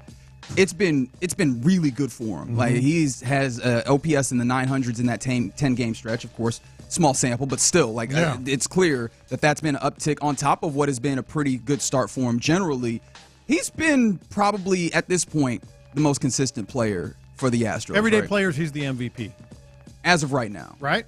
I think Jake Myers I second. was like, well, we got to give it up for Jake. Yeah, Jake Myers second, but I think he's the MVP. And you say that I saw him, that you saw him, you just said it generically, hit the 3-run home run. I actually did not. We were sitting here, you and I were transitioning to this side of the table, and I look up, and you said, whoa, it went from 3-1 to 6-1 just like that. Yeah. Without even rerun. Mm-hmm. The reason I said that, without even knowing that he did it, is because Jeremy Pena was coming up, and Jeremy Pena is the best player on this team, the best everyday player on this team. Shout out to Hunter Brown. As of right now, right? Especially because Jordan has had a little bit of a rough stretch, which it feels like we could probably try and attribute to that hand injury that he is now on the IL for. I mean, we talked about Altuve. There's been a little bit of a rough stretch here. And I mean, what's up, PC? I do feel like also we did talk about some of the other reasons that might be factoring in, as opposed to just like the age of it all, right? The idea of having these other things that he's now adding some of his mental responsibilities towards, or what have you. And of course, sometimes a cold stretch is just a cold stretch during the baseball season. But I mean, with all that being said, it does feel like Jeremy Pena has been delivering in a way that we've been kind of clamoring for to some degree, to see the more of his offense, and in a way that they really need from someone, anyone, and hopefully more people. Is that inherently is it a good thing or a bad thing if he remains the best player on this Astros team for an extended period of time? That's the question. 713-572-4610. Is it good that Jeremy Pena is the best player on this squad? And I think there's a lot of reasons to say that it is good. But there might be some that you might want to consider. Well, that's not so good. But let's go with why I think it's good that Jeremy Pena is the best player on this team. This team is transitioning. I mean, I don't think that's deniable. You know, Bregman's gone. Whew, boy, shout out to Alex Bregman. But we won't talk about that right now. sure that's coming. Tucker's gone. Framber, who knows what his future is. Obviously, we know the other players that have left. This Altuve might be aging. All right, we probably shouldn't lean so much in that. I get what PC was saying. Like, I think he had some good points, right? Yeah. Give Jose Altuve the benefit of the doubt, especially because you've seen it happen time and time again. I get that. Like, I get where he's coming from. I felt like we were giving them the benefit. Yeah. Don't get me started. Look, stay tuned for confession. Okay. All right. Very good. And save that audio. All right. So he's the face of the transition. I think Jeremy Pena, he's the guy that went from that squad, MVP, in the ALCS and the World Series, but he was the young buck. He was the rookie. So he's the guy that went through that, and now you got some Zach DeCenzo action happening. You got some Cam Smith action happening. So he's sort of, I think it's good that you are literally transitioning from that generation to the next generation, and the guy that has been sort of the connecting rod between the two eras is the best player. I think that's a good thing. Yeah, I mean, is very anecdotally evidenced and really not all that pertinent to the baseball of it all, but like you look at the HEB ads and that man is front and center. Like, I think that is one of the very evident ways that you look at that connection. But also, it feels like proof of concept, or at least establishing proof of concept, or more of that, considering this feels like the Jeremy Pena that you got at the end of what was that, the 2022 season into the postseason that ends up being a MVP, right? Like, I think that those are, like, this is the type of player they're hoping to do more of, and you're seeing it come out in a better way. Like, I think that is I mean, he's been literally for his career using OPS plus as just kind of a catch-all, understanding the places where that might lack. But just as a catch-all, OPS plus normalizes at 100, and what do you think his career average or his career OPS plus is? What is it? It is 100. Like, he has been offensively a decidedly average player. This year he's a 120 OPS plus. Like, this was the stuff that you were hoping to see, especially because defensively he is a damn good shortstop, right? Well, that's the other part, And so, like, seeing the offense come along to some degree, and of course, again, we want to see it happen for a longer period than just about a tenth of the season or what have you. 22%, or I guess. Don't ask me how I know with the that. entirety of this man went and did the math. I'm proud of you for about a fifth of the season, right? That's good, and I think that is encouraging to see from a guy like Pena. As you continue forward, and as you said, for the connective portion of this, like, I'm happy about that, especially because, again, you've seen high-level players move out of this organization for, like, time and time again. In fact, like, you've done it with Springer, you've done it with, obviously, I was about to say Springer again. Now Bregman, and you saw it with Correa, right? Like, we all know the names, and every time you've had someone else be able to step up and more into that role, and it's good to see that continue because it's starting to feel like you did not have as many candidates to step up into that role, and Jeremy Pena was a prime one. It feels like, at least early on, that he's doing it. Let me give you another couple of reasons I think it's a good thing that he's the best player on this team, and then we have to address maybe a couple where it'd be a red flag. I mean, he can help the Astros make decisions in other places. They have control with Jeremy Pena. So some of these other decisions, maybe Framber, maybe something else, maybe acquisitions, maybe, it plays into other things.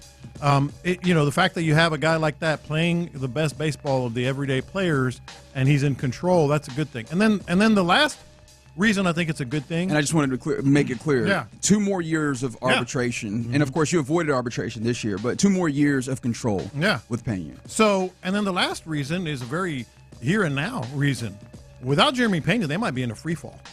I mean, they might be in the midst of a free fall without him right now, just because we know what the offense is. We know how they haven't scored a lot more than 3 runs in the vast majority of their games. They need Jeremy Pena just to kind of stay above water right now. Yeah, I think, just in general, you need anybody who's going to step into that offensive space. And, yes, it's good that, even Jake Myers has stepped somewhat into that offensive space, and that's been helpful. But, yes, Jeremy Pena being able to do that, especially because one of the things tying back to the Altuve conversation that the fellows were having just a second ago and that we jumped in on, is you're seeing there's fewer guys to be protection around those kind of temp holes that have been there. And Jordan, who when he's going and who you hope is going here relatively soon, is one of the most dangerous, if not the most dangerous hitter in baseball. Well, yeah, of course, if there's not protection around him, teams are going to opt to not see him, not give him the benefit or the opportunity to hurt them. And having more guys, and of course, I don't know how much the protection is going to stand if he's leading up that make it difficult on opposition, that's going to be incredibly helpful. Go ahead. But yeah, I think you were going exactly where I was, which I am interested in how you would then look at this as potentially a bad thing. Not so good. Not so good thing. What's the Astros standard year in, year out right now? It's playoffs and beyond, right? That's what it has been. That's what it's been. It's playoffs and beyond. So the potentially not so good thing is if Jeremy Pena is the anchor on this team, that's a problem because you still have Jordan, you still have Altuve, you brought in Christian Walker and Isaac Paredes, and that does not bode well for living up to the standard. Like Jeremy Pena, this guy is playing his ass off right now, but he shouldn't be the anchor of the entire team, you know? Yeah, and I don't think he's built for that. Like, and yeah.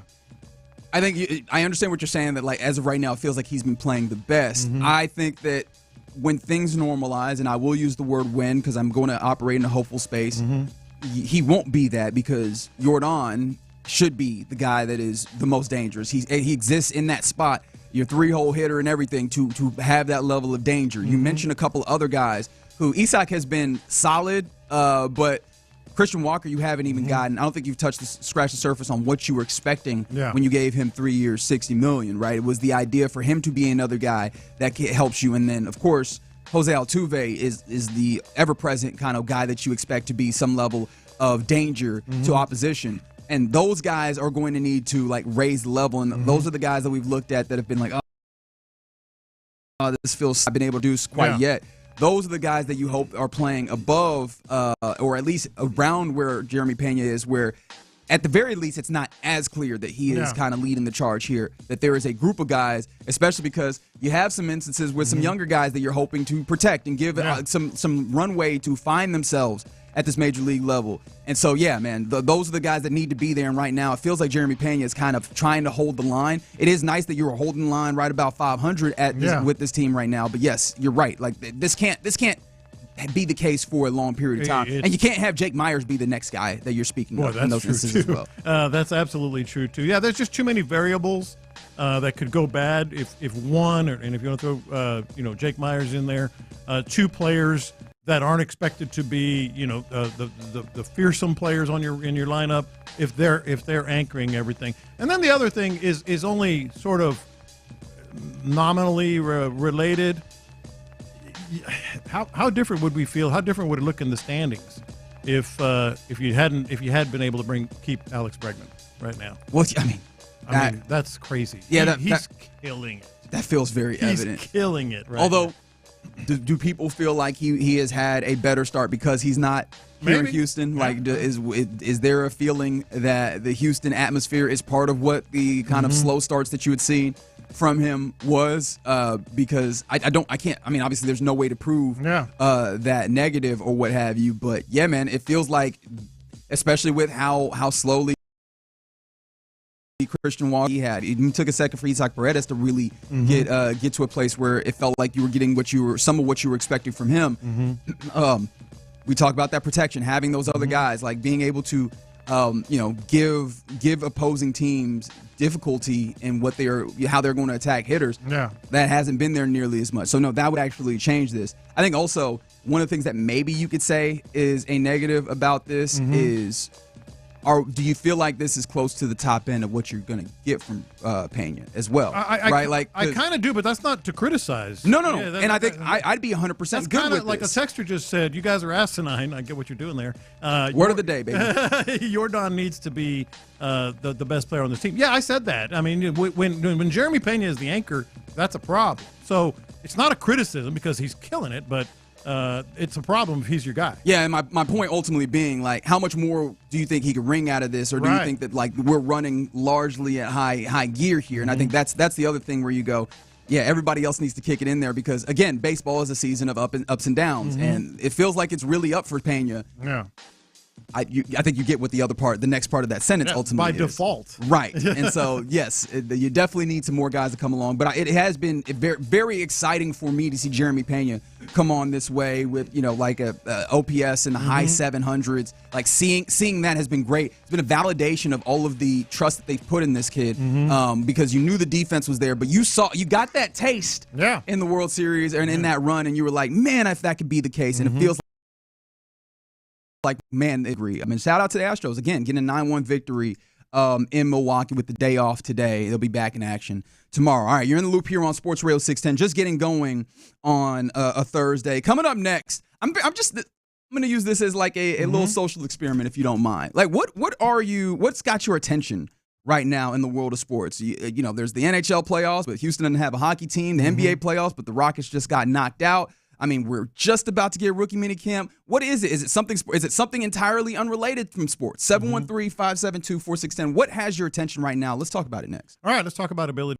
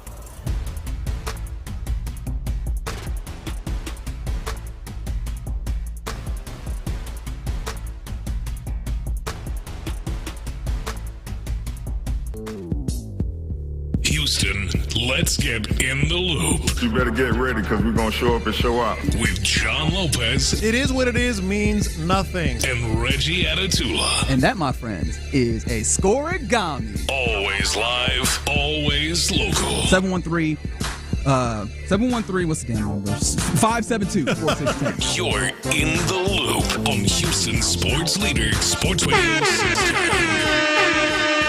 Happy Thursday to you, in the loop here on Sports Radio 610. What's got your attention? What have you been keeping up with? Patrick Creighton? In this, you should. Area 45 is a fantastic program. Okay. No, it absolutely is. I always enjoy rolling with. It's funny. Before the show, we seen the audio and like, oh, what they talking about right here? Me and Reggie had no clue, and then we played it and like, oh, he talking about us. Talking about us, man. But no, and I didn't realize. I guess Sean and Seth thought they was talking about them. Oh, I think they were playing a game. I think they knew it was us. Really? Yeah. No, they were just trying to be be cognizant. Thinking. Well, me and Reggie like, oh, they talking about us. When you said radios, I'm like, wait a minute. I thought you just in general. I'm like, wait a minute. Yeah, I wonder who that's about. No, but absolutely a great show on Sports Radio 610, and I'm not just saying that. I quite do enjoy it whenever I tap in with Bijani and Creighton.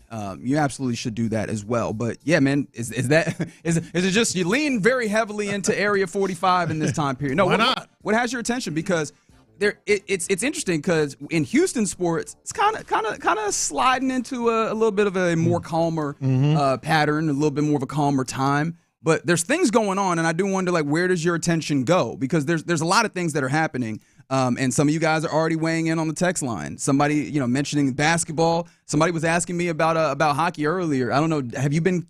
Not really. I'll get in. I'll get in when it's closer to the Stanley Cup. But I mean, they're in the second round. Yeah, so. yeah. This is what's funny about this question and why I like it. You know how you know you're a sports sicko? Because this should be the time when, maybe, you whatever. And we do this some, catching up on shows and all that stuff. But you fill the void with other sports. That's where I am. Like, I've watched, much more sports of things that I normally wouldn't plug into. So you were tapped into the Dynamo getting a 4-1 victory versus Phoenix. I saw Phoenix Rising. I didn't tap in, but I saw it. But Premier League. Premier League, I'm watching more than I ever have. But here, this is the most. What's that sound mean? Hey, salute to the Dynamo. Man. Yeah. Hey, let's go. But this is why I think that question you just asked is relevant. What an amazing opportunity the NBA has right now. Because, I mean, this is. I'm not trying to be hyperbole, and you're listening to three guys here in this studio that are big basketball fans. And I'm not ashamed to say the last 3 or 4 years, I've been like, I'll watch it, I guess, or here and there or whatever. I'm totally plugged in because these NBA finals have been amazing. 6 out of 7 first-round games so far? There have been, like, these huge the road team has won. The first games in the second round. Yeah, it's been a lot of those, including, and I'm ready to hear it. I am ready to hear it. The Celtics did that thing again. Yeah, they did. But that, I mean, you've had those comebacks. There's been, and it wasn't all Celtics, and we could talk about that more later. But I mean, the New York Knicks have been really standing on the table. Like the East is standing up because you got the Pacers over there with Tyrese Halliburton, who I don't know if you knew this, but this season he is 10 of 11 in shots to tie or go up in the last 2 minutes of games. Like, he has just been a clutch maniac in a way where people have talked about him as being overrated. I think that there was like a player poll where he was voted the most overrated player or something like that. This has been a fascinating NBA playoffs this year. But that's an opportunity, man. And I do wonder, though, if like Houston sports fans are just like, man, are you? the energy that you had for the Rockets and, the way that ends and, like, obviously all the conversations about what this team is going to look like, does that take it out of you where you're just like, man, I don't want to watch basketball, or did you lean all the way in? Look, I think they're facing an amazing opportunity right now to kind of recapture some of that postseason ratings and too many threes and all this other stuff. What they're doing right now as a league is a crazy. I don't know if you knew this, but before this season, there had never been a 60-win team in the NBA playoffs go down 2-0. This year, there's 2. Yeah. That's how I know. I'm like, oh, it's real. This is borderline March Madness type stuff. And that's what people have said that they want is parity. I don't necessarily always agree with that thought process that people actually want parity. Like we'll say it, and then we kind of want our dominant teams. We want that level of exerting your talent over the other teams. But here you go. Like there's a level of parity. I mean, you saw the team come in the West, the Thunder, that, far and away the best record in the NBA this year, lose their first game in dramatic fashion at the end of the game and then come back around and really lay it down in game 2. So there's that in the NBA, but also over here in the NHL, I mean, they are doing fascinating stuff. Shout out to both games yesterday that were 1-goal differences. The Maple Leafs. And the Maple Leafs got a victory. That kind of came out of nowhere. I was actually in a bar, and that game was on, and the Celtics game was on, and all of a sudden I heard, and I'm like, what's going on? Like, my first thought, somebody fighting? And I looked over, and they was watching the game. I guess somebody hit a goal in the last minute. So I'm like, damn. Yeah, that was a few days ago. Wait, no, that it was one yesterday. Okay, I might be mixing them up, but there was one of those games where there was a goal one in the third period. So again, you have these competitive games, and then Mikko Rantanen. We talked about him in winners and losers of the weekend because he had a hat trick to help the Stars come back and get their victory. And then he did it again, except he did what they call a natural hat trick. Are you familiar with this? The natural hat trick. Which is you score a hat trick, but you score 3 goals in a row. It's just you. Nobody else is scoring. Oh, okay. And he did that in order to get a victory yesterday. I think he's scored or assisted on their last 12 goals. Like, you just have dominance happening over there. And then on top of that, one of the things that could have your attention is, are you tapped in with the Astros? Because, you're in a different place than you have been recently. Like, the Astros are not the same dominant team. And I know even last year where you started slow, there was still an expectation coming in. Yeah. Like, now you have that season on the ledger in this one, and they have started a little bit slower than you would anticipate. Like, how tied in are you with that? Because I was just looking, I think Sam Warren posted this from the Houston Chronicle, and attendance is down for the Astros early on in the season. Well, and that's interesting because our habit in my house, my wife loves the Astros. She really does. And so we watch at least parts of every game. Like, it's just part of our routine. Let's see what the Astros are doing, or let's watch the Astros game, and then we see how much of it we stick with depending on how the game is going. But the interesting thing is, I mentioned this to her yesterday because obviously we love the Astros, but there is more intrigue with the Astros this year. It's not an expectant thing with the Astros. Let's see who does. Let's see who creates. Almost like hate watching, but not hating. It's like how are they gonna screw this up, or how bad is the offense gonna look this time? It's and I think a lot of fans do that. You start hate watching the team you love. It's like, or at least skeptically watch the team you love. Are you hate watching any other teams? Because I think that some people have been tapped in and keeping up with the former Astros, and one of the ones that you can absolutely hate watch, if you want to say that. Have you seen how Ryan Presley has fared? Not well. Not well at all. In fact, earlier this week, Ryan Presley, this is per Opta stats. Ryan Presley, the only MLB reliever to allow 8+ earned runs in a game, not getting out and take the loss, which was a single. Since earned runs became an official stat in both leagues in 1913. Oh, wow. Like, Ryan Presley has had. He's on the wrong side of history. If you allow me to throw out another stat, that was in that game that he just absolutely blew up coming in out of the pen. But another stat I could throw up there. Stuff Plus is a stat that's out there. Hold on, you're making another one. I am not making. He's making another one. What in the world is that? Just know. That sounds like a Pizza Hut. Just let me get the Stuff Plus. I would get the Stuff Plus. The Stuff Plus sound good. What you mean? I feel like they put extra mozzarella. I know that one's not real. That is 100% real. And it's on the menu at Pizza Hut. Without having to give you too much, right? Stuff Plus. That is right. With that being the case, he is the second worst pitcher in Stuff Plus this season. Whatever that is. It's a pizza. That's what that is. Like, it has been really bad for Ryan Since Presley over there. 1913. That's right. He's the only pitcher to give up 8 and catch a loss. Last pitcher to do that. That's hard. After the game, they asked him, "Hey, do you think there'll ever be a world war?" I mean, this was before World War I. And just think about all the bad pitchers we seen. Oh my God! And all the position players that pitched, they got outs. Oh my God, they got outs.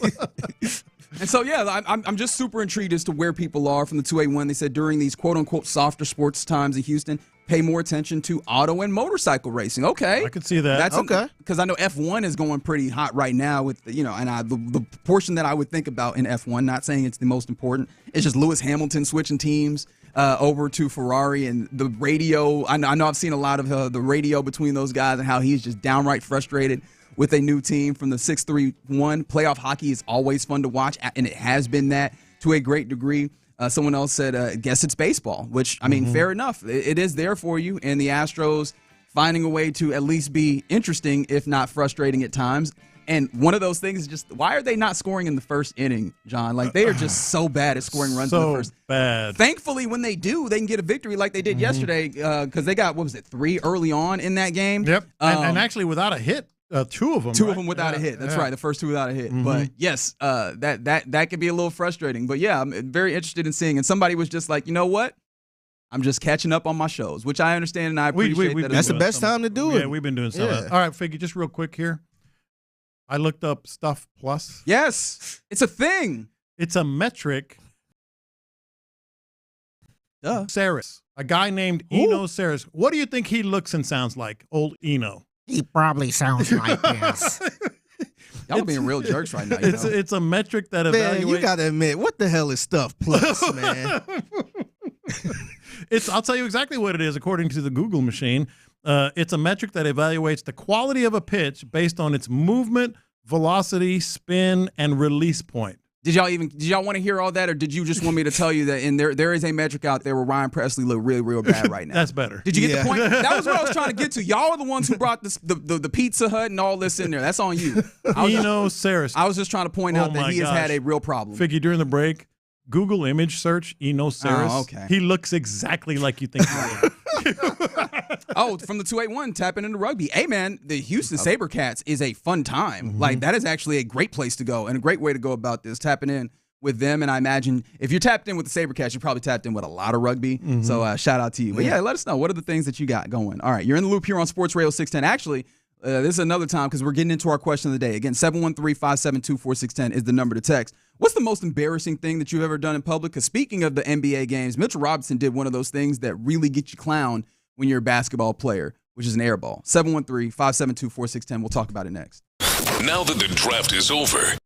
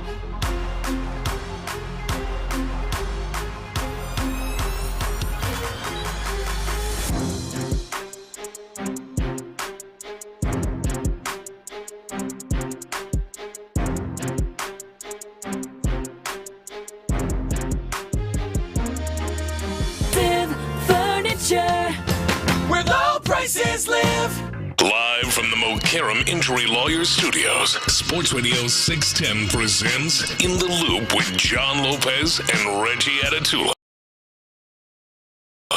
Here in Loop, what is the most embarrassing thing that you have done in public? You got to be in sight of other people. 713-572-4610.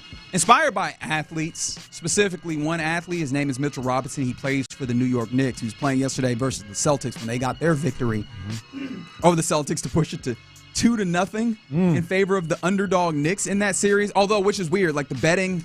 I heard this yesterday or earlier today. The betting on this is weird because the Celtics are the betting odds favorite to win the East, but the Knicks are the betting odds favorite to win that series. Explain that to me. I can't.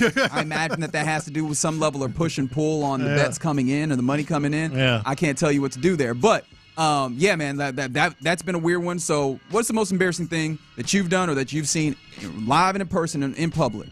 And so, yeah, I bring you back to Mitchell Robinson doing the thing that'll really get you clowned in basketball, which is a free throw, missing a free throw, which, of course, Rockets fans feel they know very well. Not just missing. Right. But, yes, not only did he miss a free throw, again, an unguarded 15-foot shot. This is Mitchell Robinson airballing in the fourth quarter of that game. With Boston out top as the oh no, holy smoke. Now you know why you wrap him up early? Whoa. By the way, the reason what he said there, Reggie Miller talking about they wrap him up early, they were going to the hack strategy because Mitchell Robinson was that good defensively.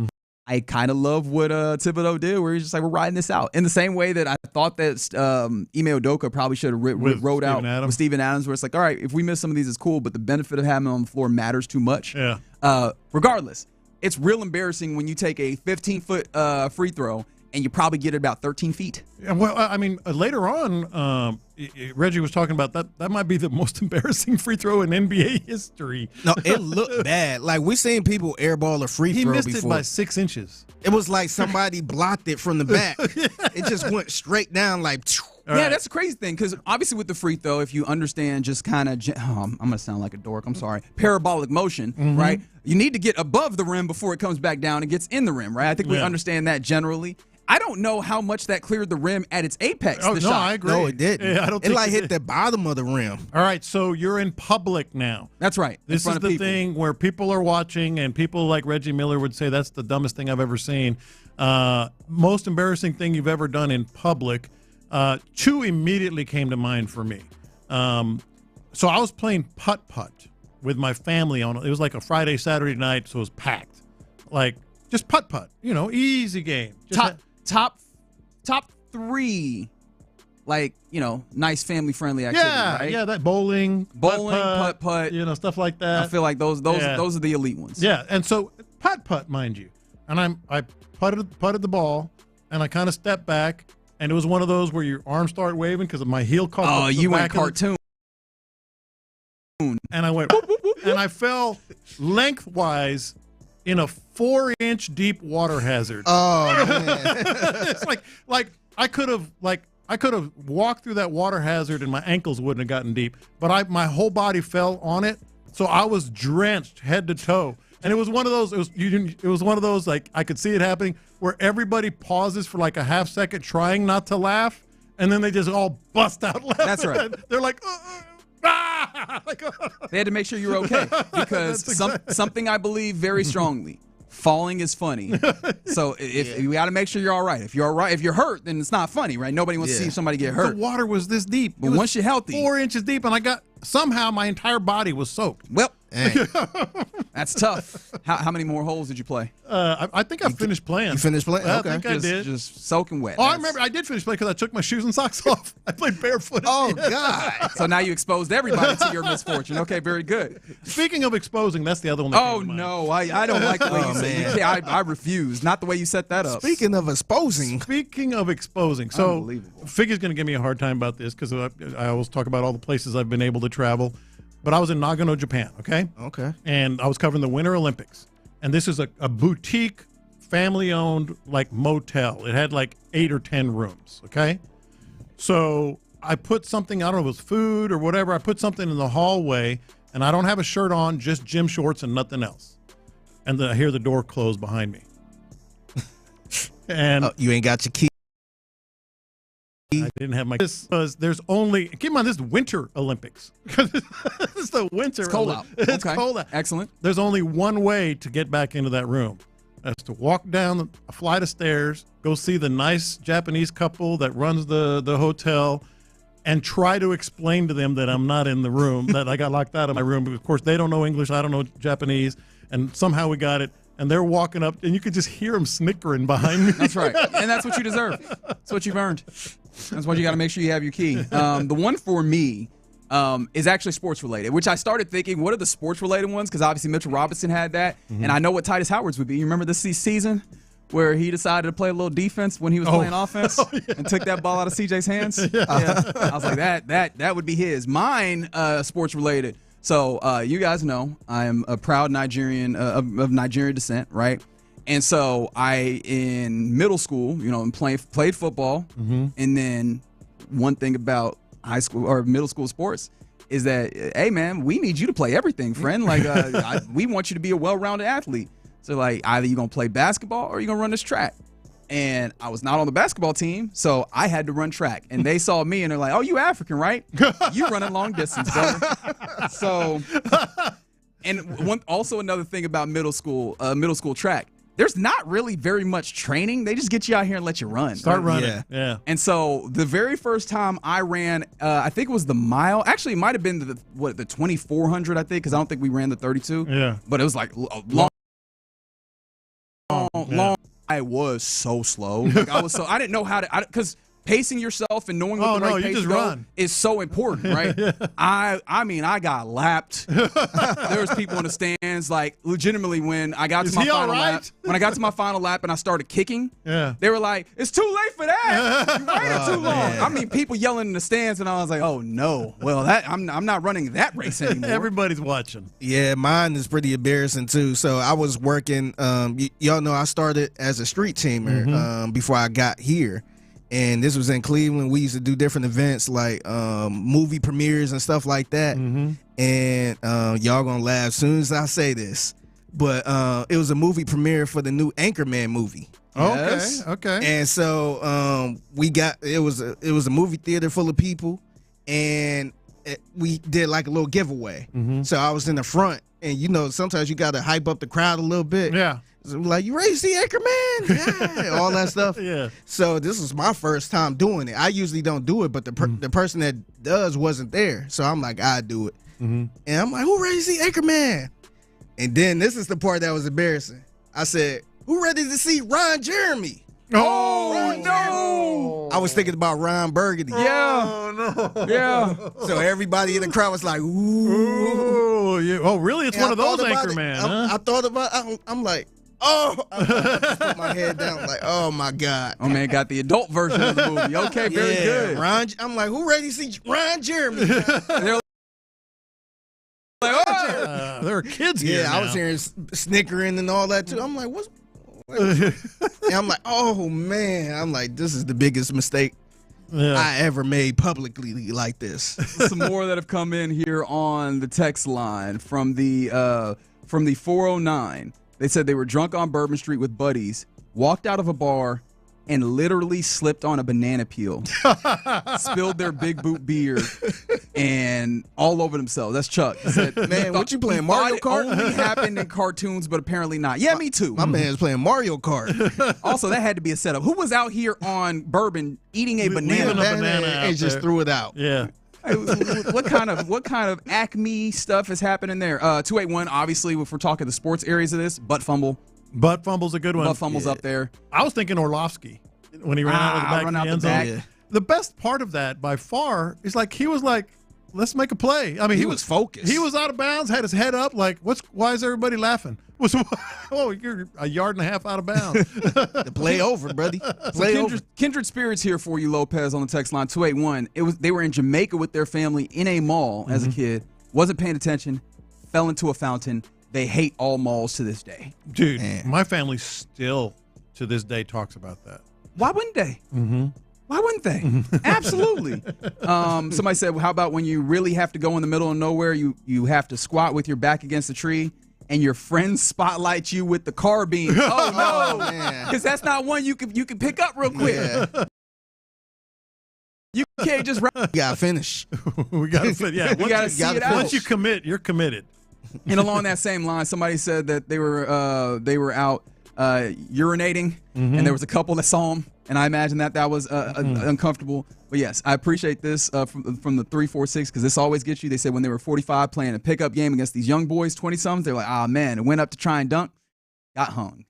Did not make the clearance. That's kind of a humble brag too, though. No, absolutely. But the thing about it is you were out here trying to stunt. You didn't have to do that. You could a nice mid-range jumper would have sufficed. Getting like, hung, I got it. Getting hung ain't cute. Unless you like in middle school or something like that. Right, you're trying to get up there. Yeah. And then I do appreciate this one as well, who said they saw people assaulting light poles at rodeo cook-off. And that's got to be really embarrassing for them because I'm like, hey, man, everybody out here. Like, all of Houston is out here. You have some couth. It's also called drunk. That's fair. That is also fair. Like, what is the level of embarrassment multiplier or what have you when it comes to you being drunk? Like, do you have to do more crazy things? You don't get as embarrassed. Yeah, well, not in the moment, at least not. Now, it's more embarrassing when somebody goes, you know what you did yesterday, and you have no idea what you did. Yeah, that's the embarrassing part. Where you're like, did I do that? Let me tell you, you did more than that. Bathing suit falls off at Schlitterbahn. Oh, no. Oh, man. Oh, dear. Somebody said the 409 guy got a drive-by by Donkey Kong. All right. Keep those coming in. You're in the loop here on Sports Radio 610. Coming up next, let's go around the NFL, including who are the most. We'll do that next. The Sports Radio 610 Crawfish Circuit is back.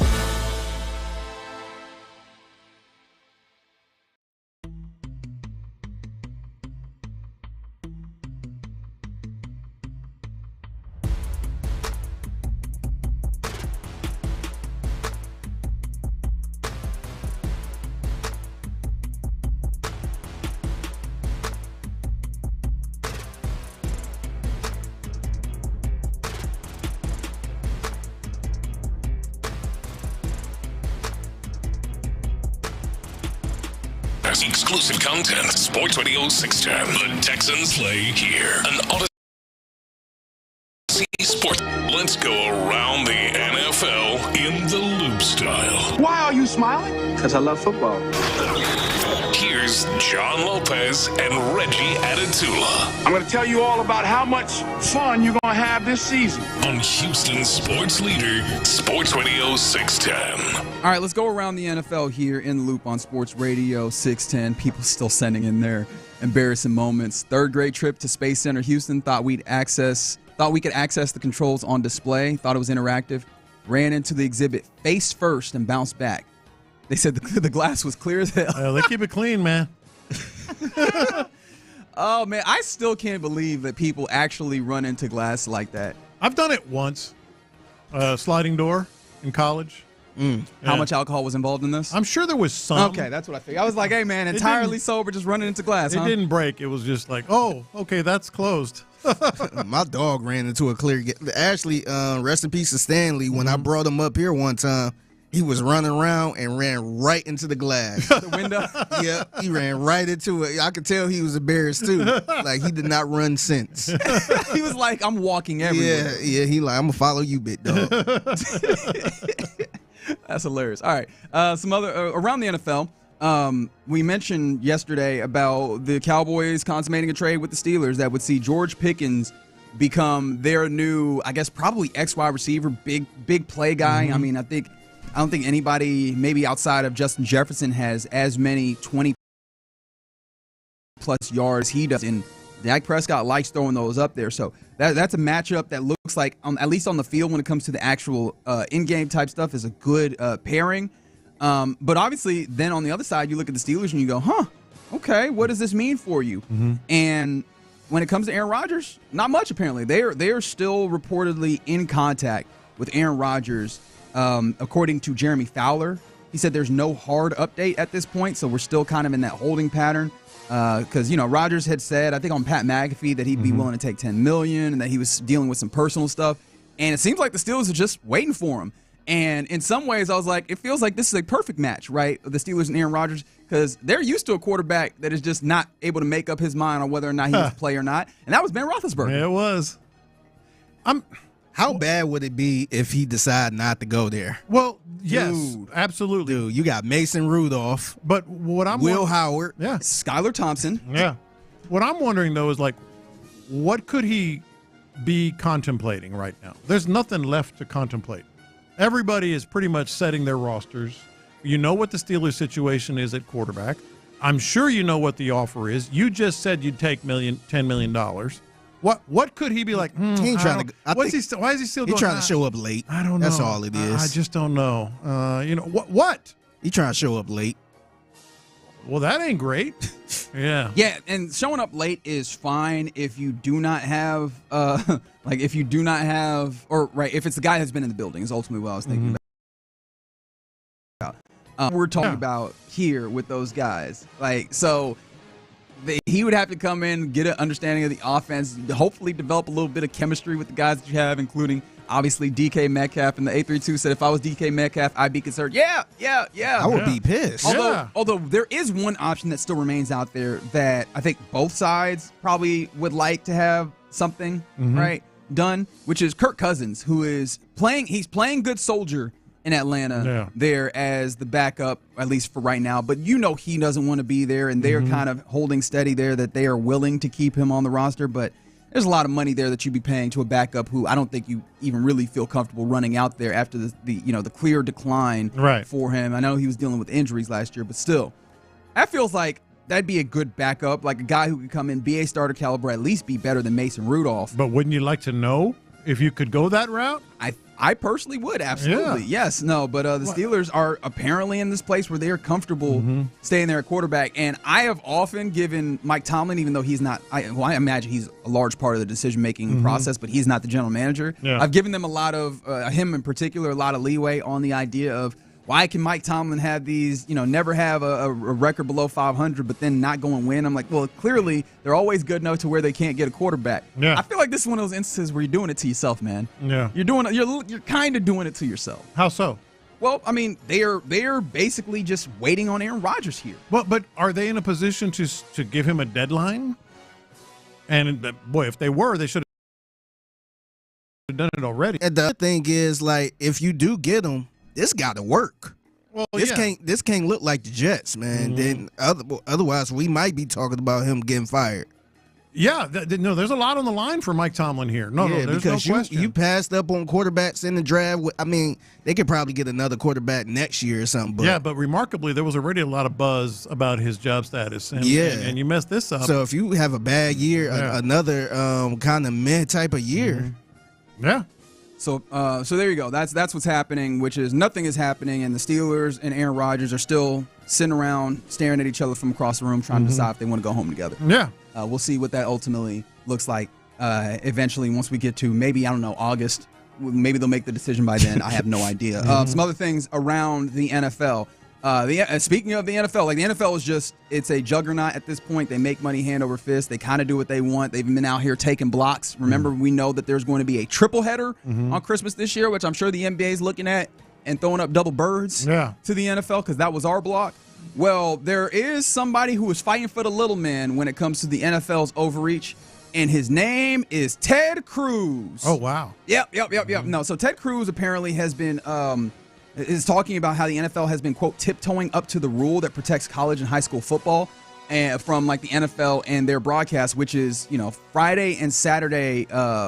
There's actually a law on the U.S. books that states that, the NFL can infringe on these times that are historically and culturally set aside for here in the state of Texas, but then also college football. It's why the NFL doesn't broadcast those games on Saturdays until they get to late in the season when college football, the regular season is over. It was actually it came up in the Sports Broadcasting Act of 1960, which gave the NFL that antitrust exemption except for this particular space. And the NFL has been trying to find ways to creep in there. Like Thanksgiving, obviously, is one of those spaces where they jump in there, and that's typically been the domain of college football. And Ted Cruz is looking to try and curtail this. I am very intrigued by this because I agree with the sentiment. I just don't know that Ted Cruz has like the political capital to get things done because I feel like he hasn't really pushed a lot of legislation through. No, he hasn't, but that's neither here nor there on this.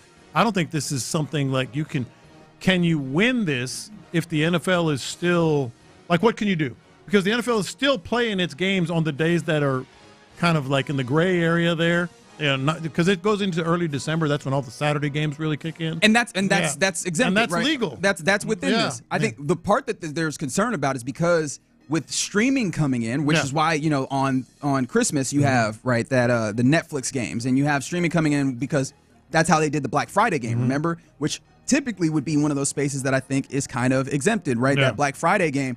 But they did it on streaming, and we're trying to get a little bit of clarity as, a lot of these rules apply to television. How much do they apply to streaming? And can the NFL find these loopholes here?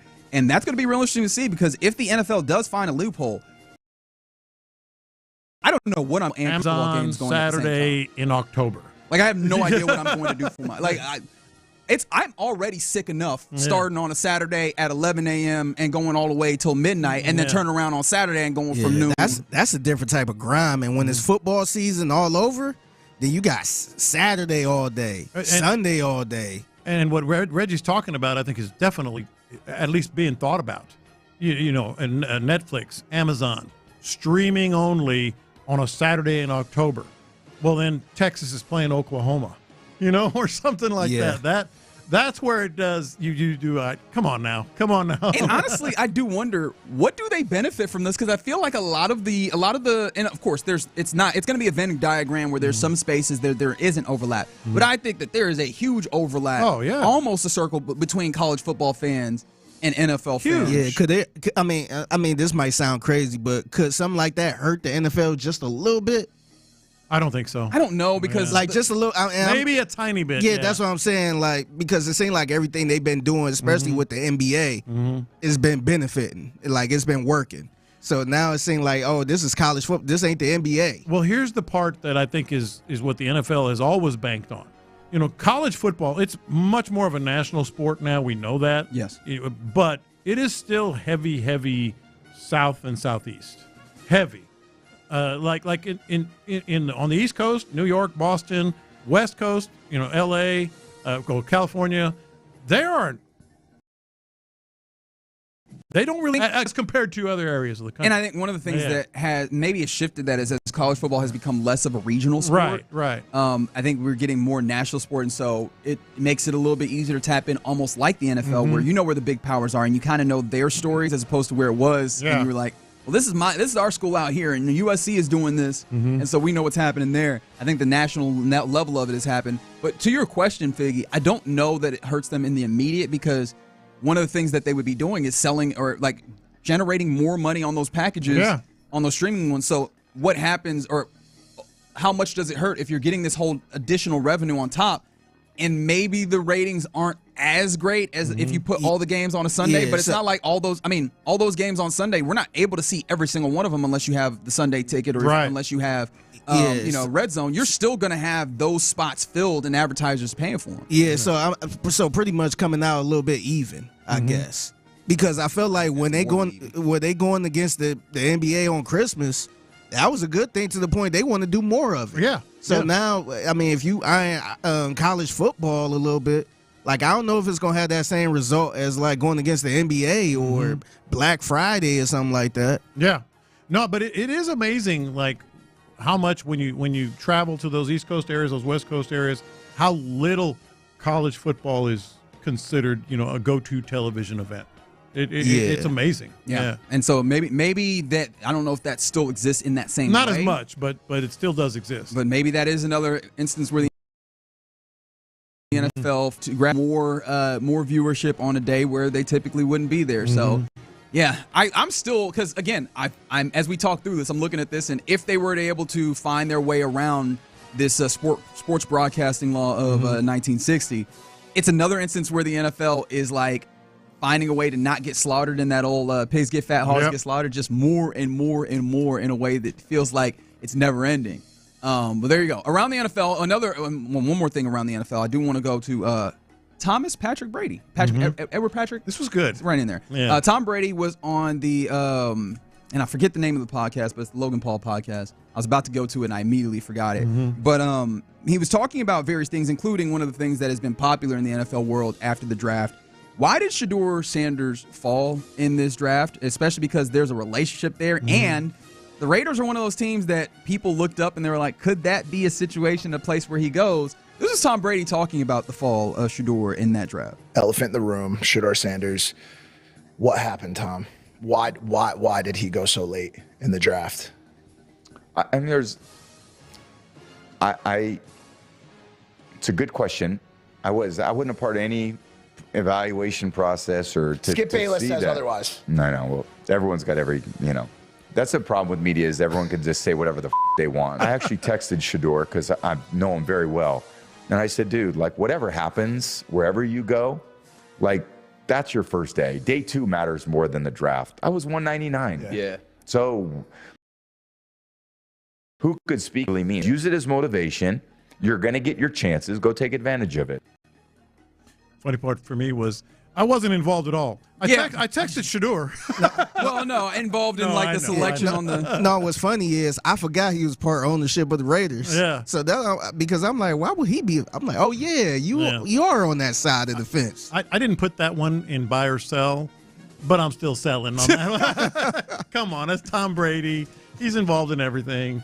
I'm sure Shedeur would take that in stride. And it seems like that was his general outlook anyways, is look, wherever it is, go and go to work. So in that wherever being Cleveland. And I mean, there's an opportunity to win space in that. But oh my goodness, the idea that they're actually like there's a family friendship there, and that he went in the 5th round, like they're gonna do the Tom Brady thing if he does indeed succeed, right? We're gonna hear about Shedeur Sanders and why he probably gonna lean into it forever and ever. And by the way, his number is 12. That is true. That's right. That is true. What is it? SS12.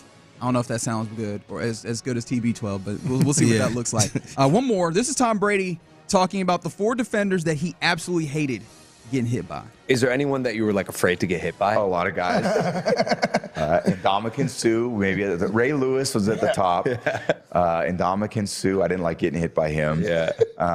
J.J. Watt wasn't very fun to get hit by. I figured you'd say J.J. Watt. Yeah, Haloti Ngata. You remember him? He was about 340 pounds, played for the Ravens. He was massive. So yeah, like that's not fun. That's a great total. Word. Not hitting you. Maybe that's. Ooh, I want to be quarterback. Yeah. Yeah. No. Absolutely. And JJ, not only the size, because he was pushing 290 most of his career, but the speed. He had like Nada's he was a hell of a player. He's one of my favorite players, but he was just a big dude in the middle. That's right. Yeah. Whereas JJ would be coming off that edge at that size. That's no fun. No, not at all. Yeah. So yeah. I'd be scared of Ray Lewis too, man. Oh yeah, he mentioned Ray Lewis. That's 100%. Yes, those are my favorite to think about. Is just the dudes who are like big and strong and also fast. Yes, just like no, that's not fun at all. So yeah, shout out to Tom Brady, and I understand why he was very adamant about getting them rules in his favor. I also would not like to take those knocks. All right, you're in the loop right here on Sports Radio 610. Coming up next, the Rockets. Again, we talked about this yesterday. The idea that seems like maybe they lean more towards the idea of standing pat with the group that they have. And if that's the case, right, something that they said was interesting to me. Do you agree with the idea that Reed is the most offensively talented player on this roster? And if so, what does that mean for the squad going forward? 713-572-4610. Let's talk about that next. Nick Cassero.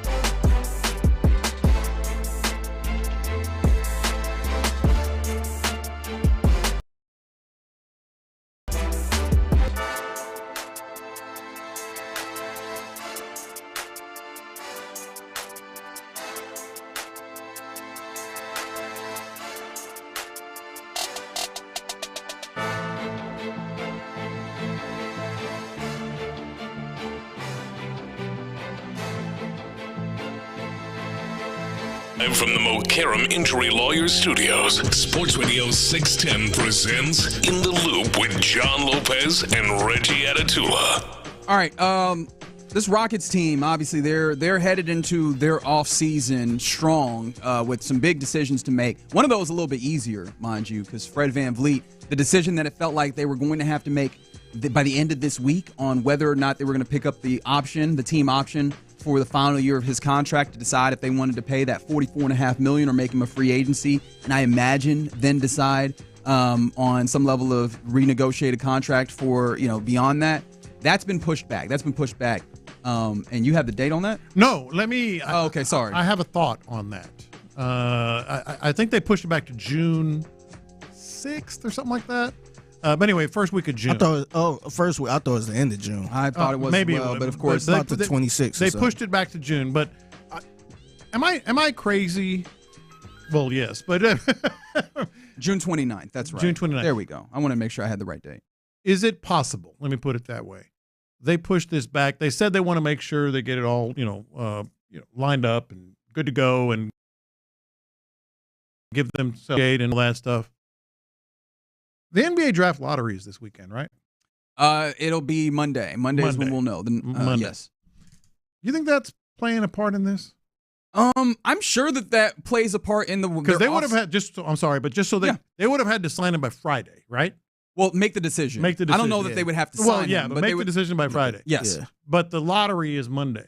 Correct. Do you think that's maybe a factor in pushing it back? I mean, probably, and I don't think it's just that. I think it's so that they can get an idea on where they're going with the offseason, give them a little time to see if any offers or any conversations clear that very high bar that they've talked about that would, have them, I guess, switch the direction that they go with the personnel on this team.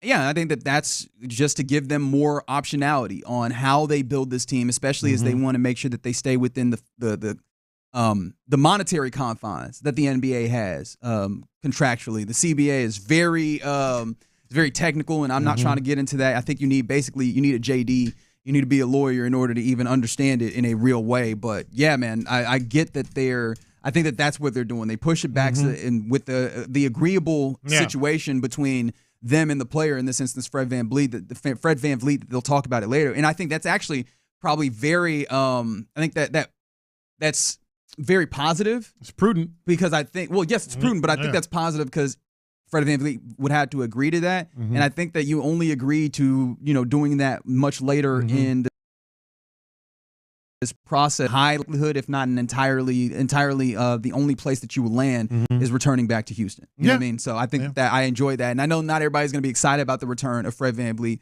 but I've been sold on the things that he brings to this team, even still as this team continues to mature. But speaking of maturing, one of those guys that did not mature enough to factor into that postseason, and we didn't get as much of him on the court as we anticipated. Hell, he was the opening favorite for Rookie of the Year is Reed Sheppard. And last week, Tim McMahon kind of wrote a piece about all these decisions the Rockets are going to have to make, especially at the top end of the roster, like who is that go-to guy of sorts and how they're looking for that superstar. And one of the things that was in it was about Reed Sheppard, right? The small guard, 6'2", 185 is what he is kind of sitting at. And one of the quotes that came out of this from Rafael Stone, the general manager of the team, was, I think Reed's just a really, really talented player. Very few people shoot as well as him. Very few people pass as well as him. And more even than passing, see the offense so clearly and so easily. That's not really a skill that is taught, not at the level he can do it. We think he has a chance to be really special, close quote. And that, to me, sounds, and tell me if I'm getting too far ahead of myself, like they view him as potentially like the most special offensive guy on this roster. And do you believe that to be the case here when it comes to Reed and this offense? I think he said a mouthful. First of all, he said he put a lot of pressure on himself and Reed Sheppard. And I don't mind it. I believe in what Reed Sheppard is. I think it needs to be qualified a little bit. Okay, please qualify. Because I think he's the most offensively skilled player that they have at that position. Because it shouldn't be. Reed Sheppard should not be the most offensively talented player on this squad. He really shouldn't. it should be Green. It should be any number of other players developing, on this roster. But I also think it speaks to that they even more so need another offensive threat. That's where I went with that. It's like, okay, I'm a fan of Reed Sheppard. I remember before the postseason, I was kind of advocating to get him more minutes. What did I say, like 14 to 18 or something like that? I recall. Yeah, just get him some more minutes. And I'm a big fan of what he can do offensively, but it shouldn't be.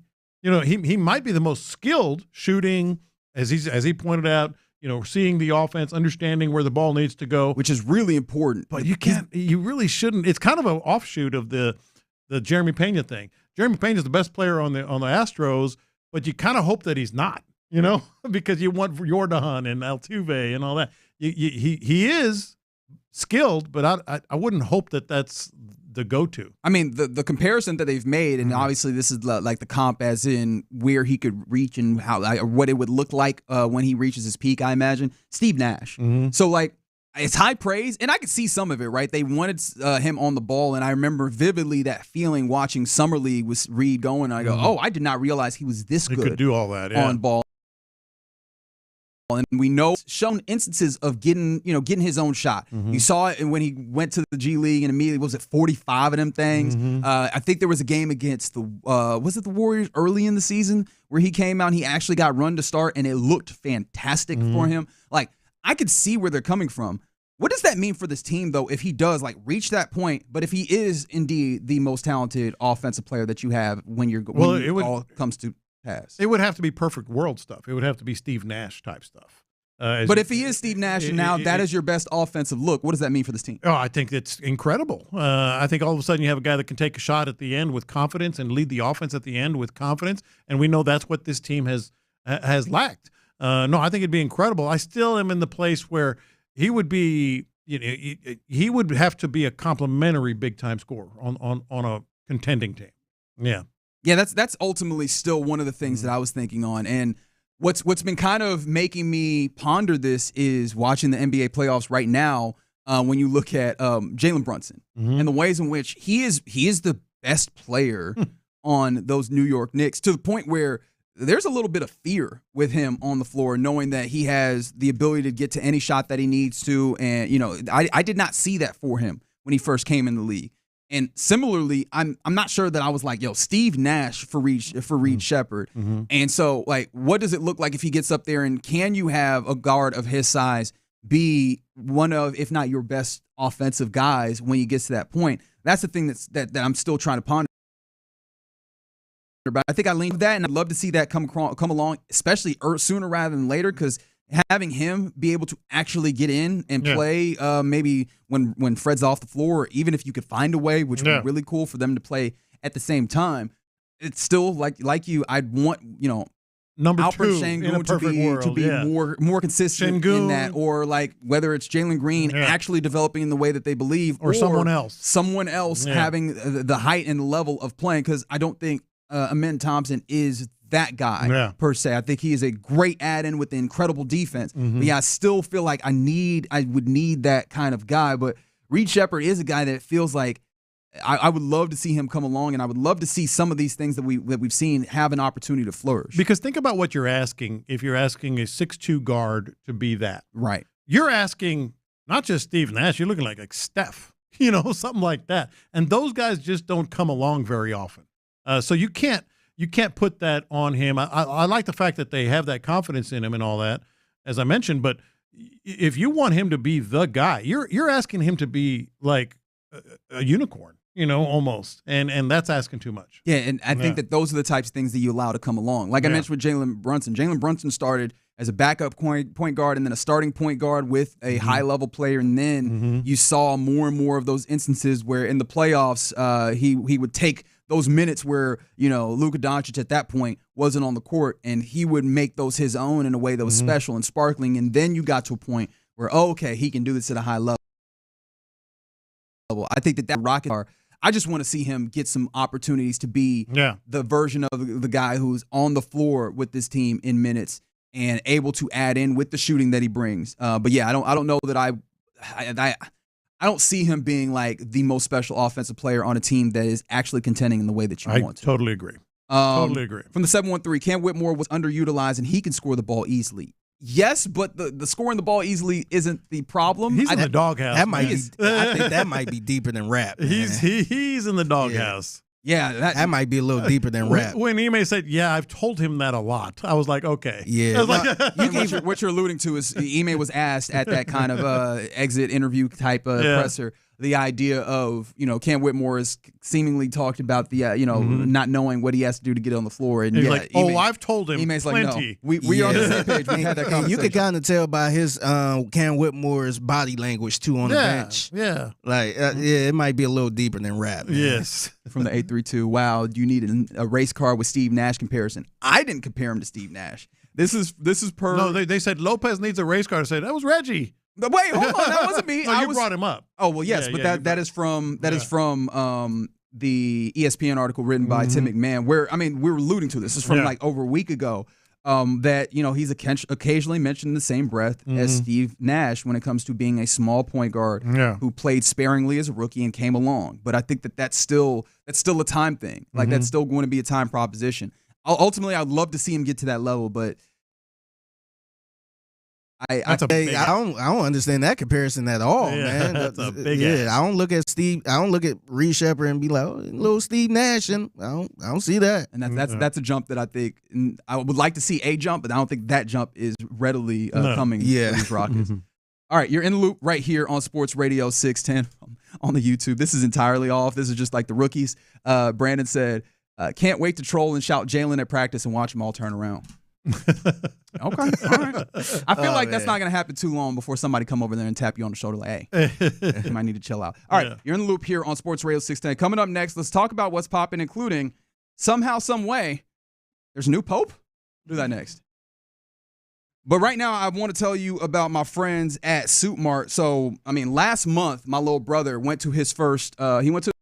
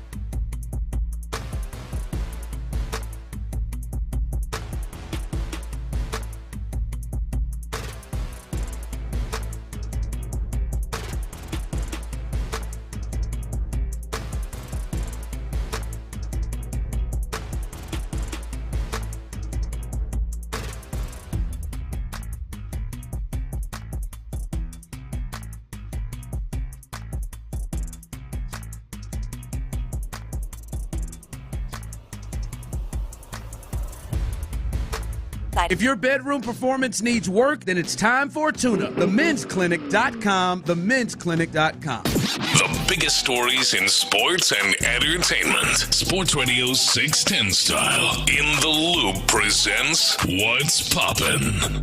All right, let's get into what's popping here on this Thursday in the Loop. And before I get into any of that, which one of y'all sent John Lopez cookies just for being a good person? How about that? This is awesome. It's from some listeners that Reggie formerly knew quite well. Yeah, I'm like, hey, man. Yeah. So shout out to the Twolos. I was like, what's the occasion? Okay. Shout out to you know the when I get Twolos. cookies sent to me? On my birthday. Dude, they're still warm, You man. got cookies sent to you just because? Well, they say it's been your traits, everything. Such a great personality for the airwaves. So take that, haters. and that's from Tolo? Twolos, the Twitch people. Oh, yeah. I'm familiar with that. I think they sent you something when you first got the job. Yes, they did. Yeah, They did. man. Salute to y'all, man. You see what I had to do to get cookies? I had to get a new job and have a birthday. John, I just had to be me. That's unbelievable. That's unbelievable. No, but seriously, we appreciate it. Yeah, very Anytime, much. Thank you very, very much. They're still warm. That's unbelievable. All right, let's get into Send what's us some more popping. stuff, man.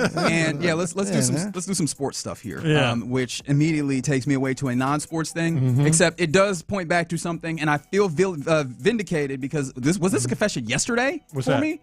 Adam Schefter did the thing again. Oh, yeah, he did.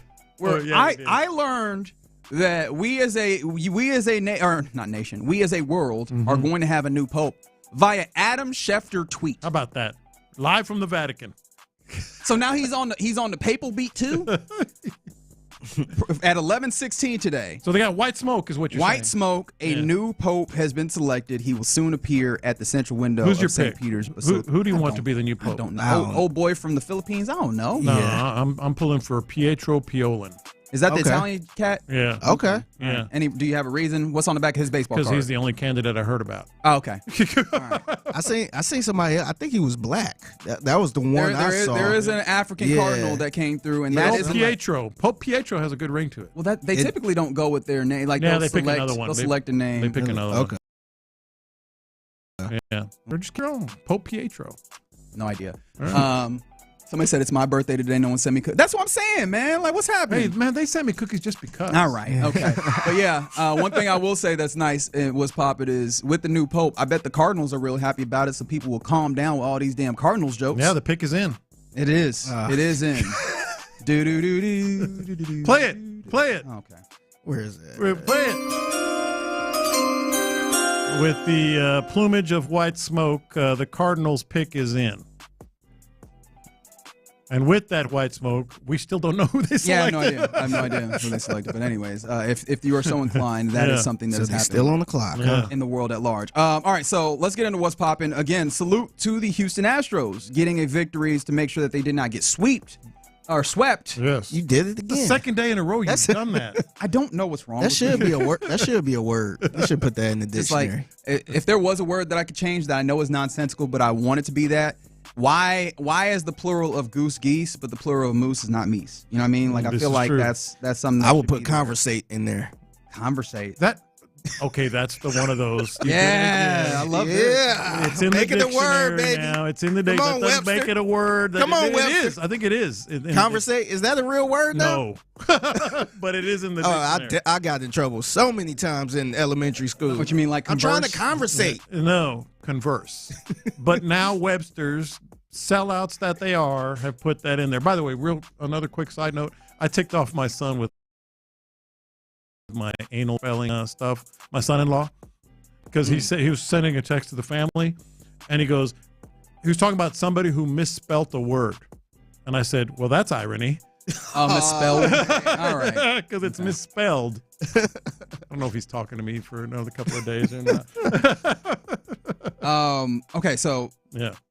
apparently the Panthers are releasing edge rusher Jadeveon Clowney, per source. Mhm. That's really interesting. Somebody said he's the Pope.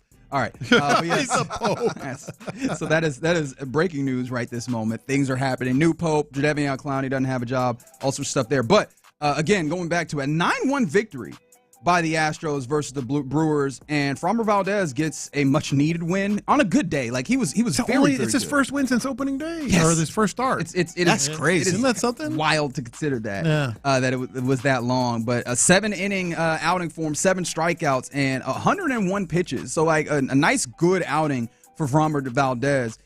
Which, look, anytime you get good Framber, it's a good thing. I know that people had already started having some of the conversations where, if the Astros don't find their way out of the funk that they seem to be in, is he up for grabs? And one of the things that you need to make sure is that he's putting himself on good display.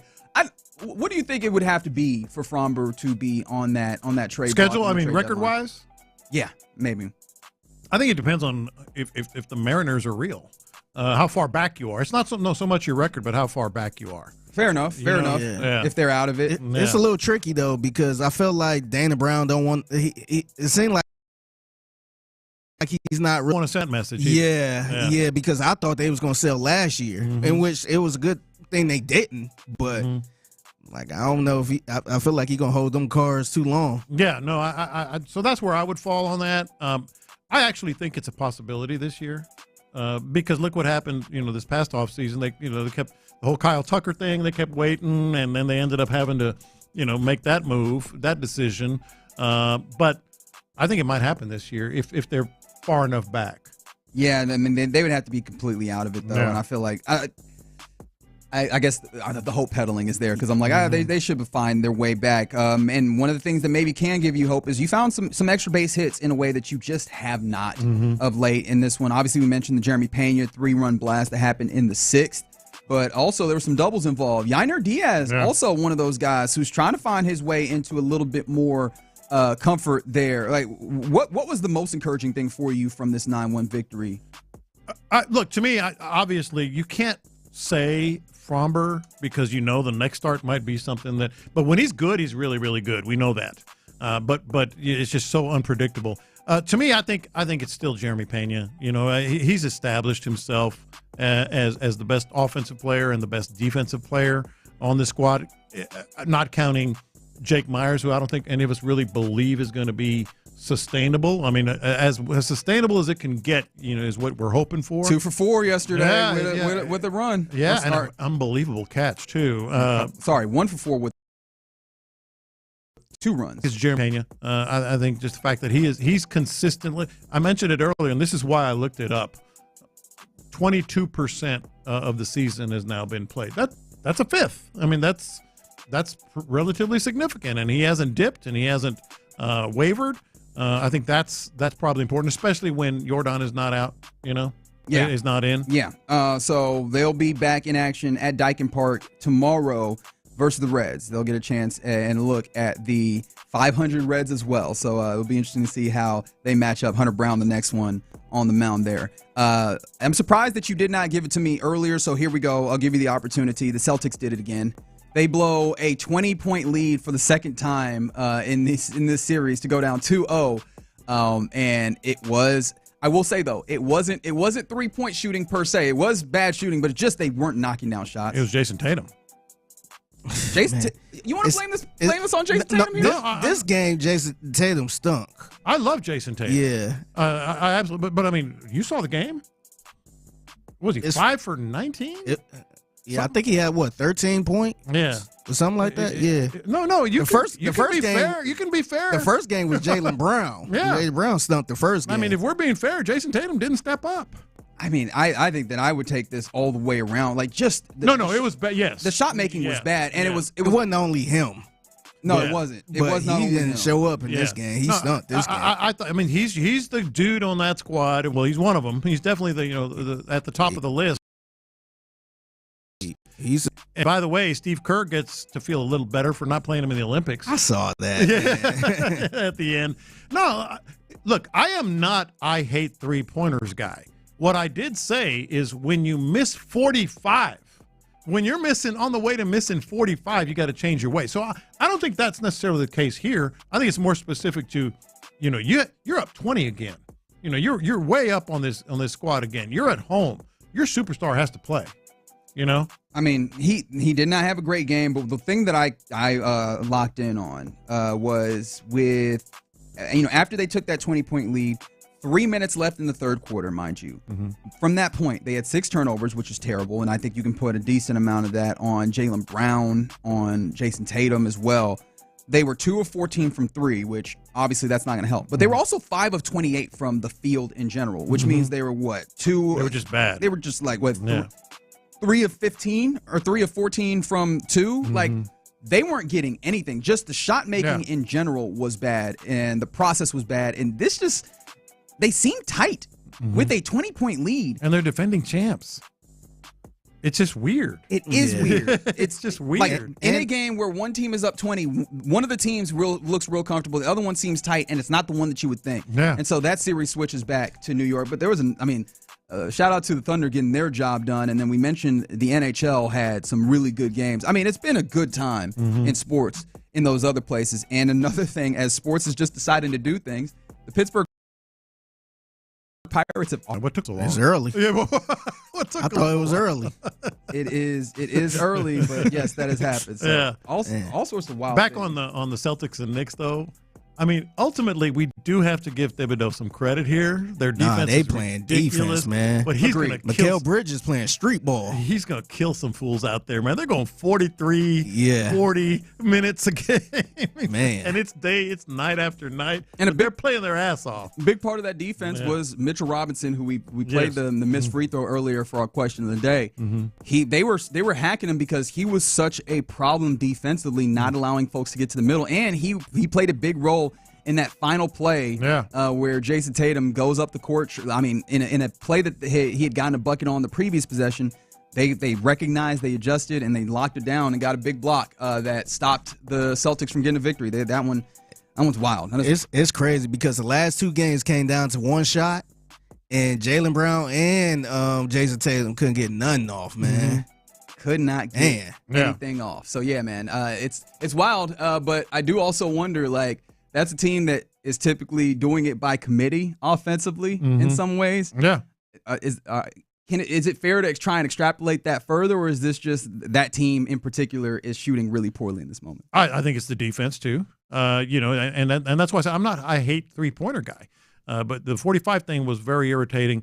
But man, they are what they go. They had 13 possessions in a row in the fourth. That is quarter. correct. 13 possessions in a row. I think I saw a stat that popped up on the screen. It was like 6 minutes without a field goal. Or something. It was something wild. That was during that same in the stretch, fourth quarter. I'm like, damn. Yeah. He's gonna kill some fools out there, though, man. He gonna be tired by they get to the Pacers. Or he gonna be tired. They gonna be tired. They got a team that's situated for it, though. They do have a team that's situated for it. All right, you're in the loop here on Sports Radio 610. Coming up next, let's talk about the Texans, because I think by and large we're fine with what this offseason has looked like. You can even say I think we probably like it. What this Texans team has done this offseason. Is there a now former Texan that you think this team will miss in this upcoming season? 713-572-4610. Let's talk about it next. Area 45 with Bijani and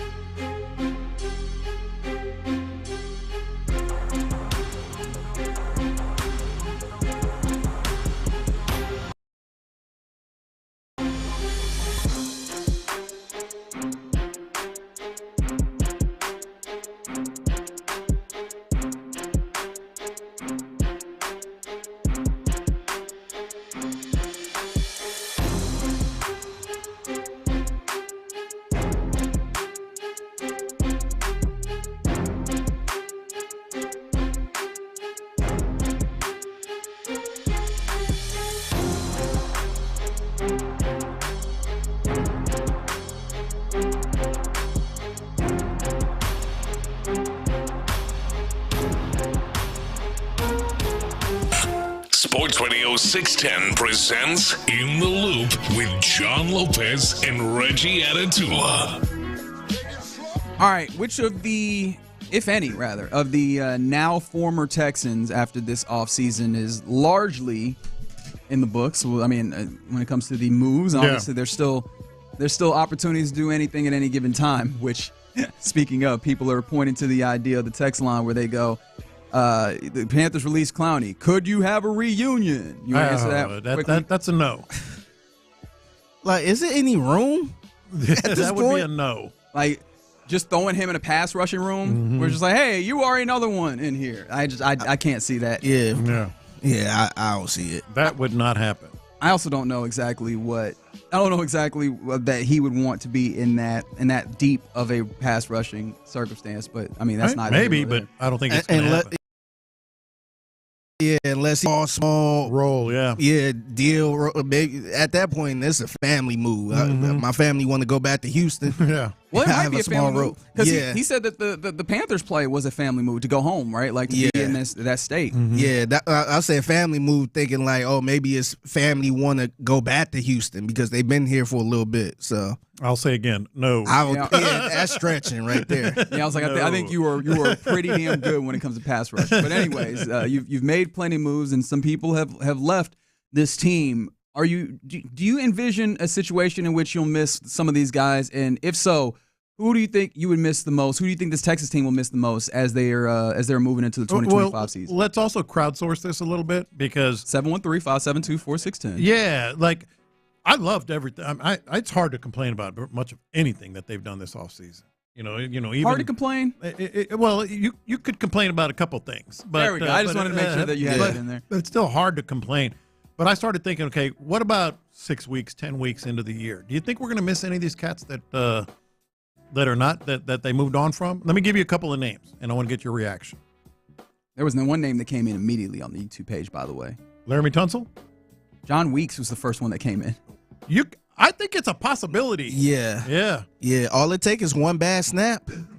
One bad snap, and we gonna be sitting here like, man. They brought in two dudes, one street free agent, undrafted, and Addington, whatever his name. You made him Paddington. I made him a bear.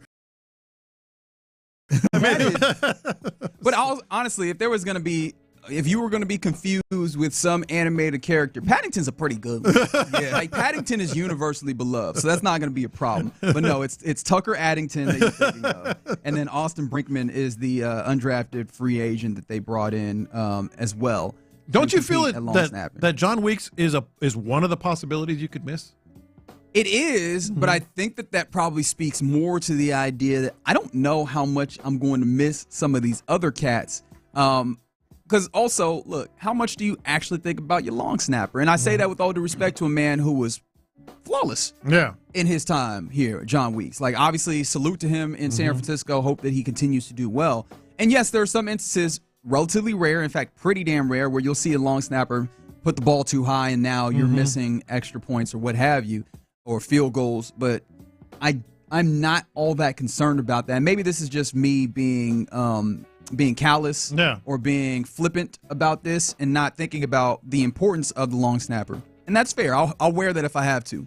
But I recognize what he brings. I just don't know that I'll get to a place where I'm like, damn, that really stinks. Well, at least on the football field. Yeah, I think it could affect, especially if it's like field goals, if Kaimi is, I don't want to say he's struggling, but if the snap is not right, even low, it bounces in. Yeah, like this is a big field goal. See, I told you on the break, I felt like we've been a little spoiled over the years, and we haven't went through anything like that in a long time. Yeah, more like that, we could be like, oh man, like this snapper is really struggling out here. Well, something even smaller is just the pace at which the ball gets to the punter.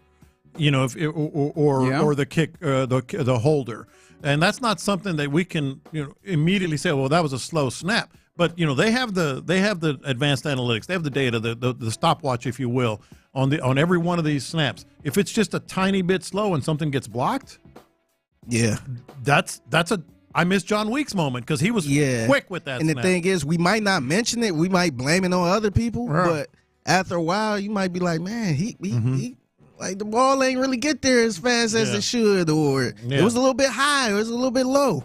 Okay, all right. So there's a strong case that you guys are making for John Weeks. Who else do you have? Because I can immediately tell you some of the people that it won't be, and I say this with all due respect for the the things that they have brought to this team. It's not going to be an offensive lineman when it comes to.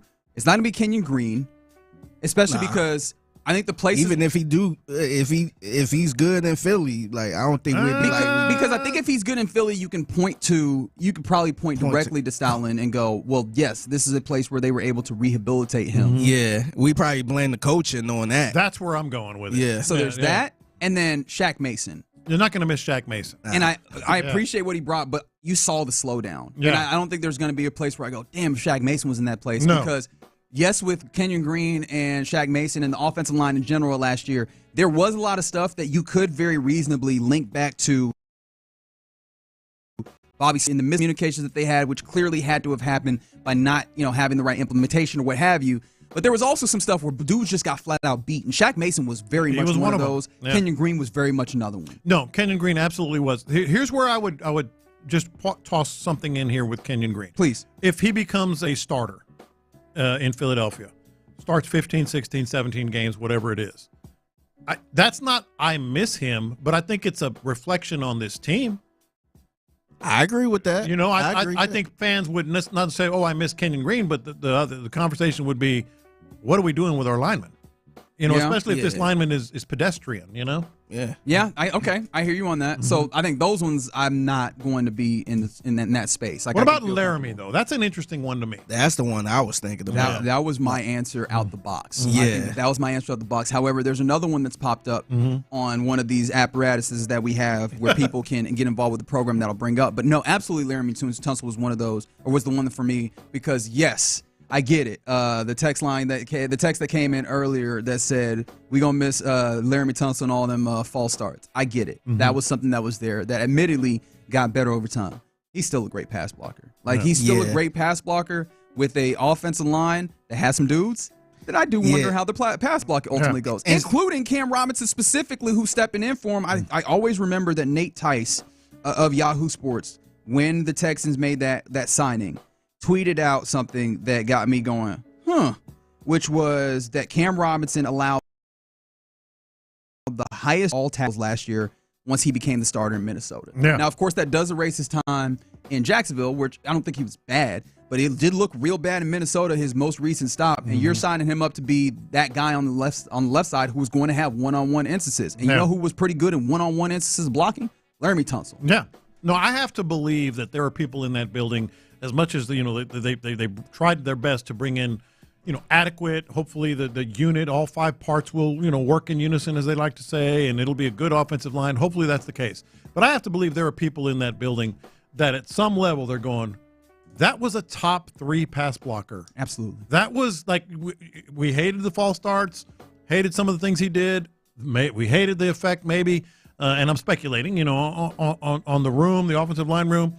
But when it came to pass blocking, he was top 3 in the NFL. There's got to be a level of, we might miss that. Yeah, especially seeing all the courts and all that stuff he kind of go through, we got to deal with. Yeah. He was still protecting CJ, man. Yeah. So I think it would hurt even more if you see him in Washington doing this thing, probably trying to get another contract. But doing this thing is man, we in week 10 and CJ still running. Yeah.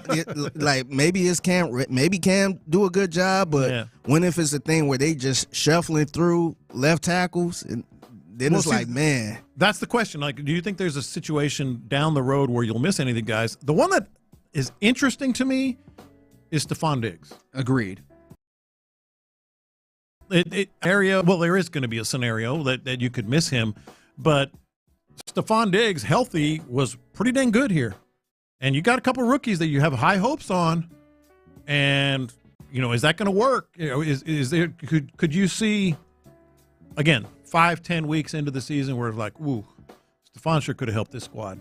I mean, it's possible, but I feel good about the idea that you have a lot of talent here. But yeah, having more of an experienced guy that is great about just showing to the quarterback and being a little bit of a security blanket. Yeah. Right? I think that the quarterbacks often need that. Now, this is going to be a place where C.J. Stroud, as he's growing into that fullness of being one of the better quarterbacks in this league, maybe there's less of a need for a particular security blanket, and maybe he's in that place where he'll find that, whether it's getting it to his running back or the connection with his tight end, whether it's Dalton or Cade, will continue to be that for him. But it did feel like he had a nice rapport with they were boys, man, with Stephon Diggs, who had taken over a role that it felt like he had with Tank Dell the year prior. So I'm interested to see who he develops that with. I'm sure that he'll be able to. But I could see an instance where you go, okay, that comfort and that know-how that Stephon Diggs had is not there. But I think that's part of why it was important to have a Christian Kirk who has a level of experience as well, who comes in. Yeah, because obviously Higgins and Noel, you're feeling good about them, at least at this point. But after that, it's Nico and Christian Kirk. So the name that came up on the text line, or the YouTube page rather, and I found it very interesting. They said, right, and obviously Case Keenum did not touch the field last year. In fact, he was injured all of last year. But one of the roles that he serves in that locker room and as an advocate for CJ was huge. Yeah, and I mean, I think we're starting to see that CJ maybe was not as heard as ultimately he probably would have wanted to be. And I think that we're seeing already that he's going to have more of a role. But I do kind of like the idea of having that big bro in that room to also keep giving him that game. Yeah. And obviously Case isn't going to be here this year. And I mean, that's one of those things that's a little bit more intangible that we can't see. That's but it. I do That's think the it intangible. matters. No, that's where I was going, because as much as, CJ has this amazing, relationship with Gerard Johnson, I think that's going to help. As much as the new coordinator, Nick Caley, I'm sure, is prioritizing building that with CJ Stroud. It's different when it's another player in the room. Like in the locker room. Coaches aren't in there all the time. To have, Case Keenum as that sounding board. Maybe CJ Stroud is kind of past needing that at this point. It's possible. It is. But he was valuable. There's no question. All right, so the other ones that have come in, well, this is a not. It's a not Chris Boyd, which fair. I was tired of seeing them yellow flags on special teams. Like, hey, man, come on, lock in. Also, I just love the depth that they've added secondary-wise to this point. But somebody said on the real, I'm gonna miss Tank. Does Tank count? Tank Dell, who's likely not gonna play during the season. I can't say for certain, right? I don't mind that. I count that. Are there any other ones that are possibilities in here that we did not talk about? Well, none of them were any good to begin with that I could see that have left. But it is interesting with Tunsil, just because as much as we all gave, including myself, such a hard time, one thing he did was protect that backside. And from the 832, the question of the offseason, really, I've seen multiple of those kind of what is the one question remaining for this team post-draft, and everyone for the Texans is just, how is this line going to come together? Yeah. Is it going to be better than last year? And so for the 832, do you think that some of the pieces of this new offensive line will be better than the old talent? Some of the pieces will be better than the old talent. I'm talking about left tackle. I just feel the sheer numbers. You say that with a level of certainty. I do. I mean, I think the sheer numbers and the new coach and the new system and the new way to block. There are going to be some good fits there. I feel. Now, I don't know if that means the whole line, if there's going to be an upgrade or not, but yeah, I think there's some guys that can get it done. And that's a fair point. 832. Nobody said Robert Woods here. I actually thought about him. I thought about that too. I think I miss seeing him around. I feel like he's been around long enough now. We was like, dang, Robert Woods ain't here. Yeah. Last year didn't feel like he made a significant impact even when you needed him. Nah, he didn't. Do you feel like going into this that the wide receiver room has more guys that can make an impact? And it might be wild to say that because, I mean, two of the guys that might be in there are two of the guys that were there that weren't or that weren't like super impactful when you talk about Mechie Hutchinson in some ways. Barrios, who I don't know if he's even like really and truly a wide receiver for you. He might just kind of be a return type guy. Justin Watson, we'll be interested to see what that looks like. And then you got a couple of rookies in there that I don't know that you can guarantee what their impact is going to be. I think that I like the idea of what the impact could be. Yeah. But How do you feel about that compared? Because last year we came How'd you into put camp, it? That could be better? Will be more impactful comparatively. Yeah, I to think if you say they're going to be more impactful, I think you're more optimistic than realistic. You have to wait to see what these guys. We don't know anything about Higgins and Noel. I mean, we know some things, but no, in terms of like at this level, how they're going to play, okay, et cetera. Christian Kirk and Nico, sure, I feel very good about that. I mean, I wouldn't have a lot of confidence in these other guys until I see it. You know? I do feel like they'll be more impactful also, and this is where I come back to the idea of I don't know what the scheme is going to be, but it does feel like it'll be more considerate towards what CJ likes and the feel that he can determine. And I think just in general, when you come up to the line and you can determine what the defense is doing and audible and situate things better, I think that'll give guys better opportunities to get separation and get the ball. And one of the other guys we did not mention from the 8-3-2, Eric Murray. I'll be happy with C.J. Gardner-Johnson and Jimmy Ward. That. I will absolutely take those. Yeah, he overstayed his welcome. And I was one of the people that tried to be nice to Eric Murray last year. But best of luck to you in Jacksonville, brother. Best of luck to you there. All right, you're in the loop here on Sports Radio 610. Appreciate you hanging out with us. So apparently we now have a name of the new pope. All right. So Monique Mumberti, I'm not familiar. I will be familiarizing myself in the break just because I like current events. Yeah. But while I do that, coming up next, let's get into our lunchtime confessions as we always do in this time. All right. D&M Auto.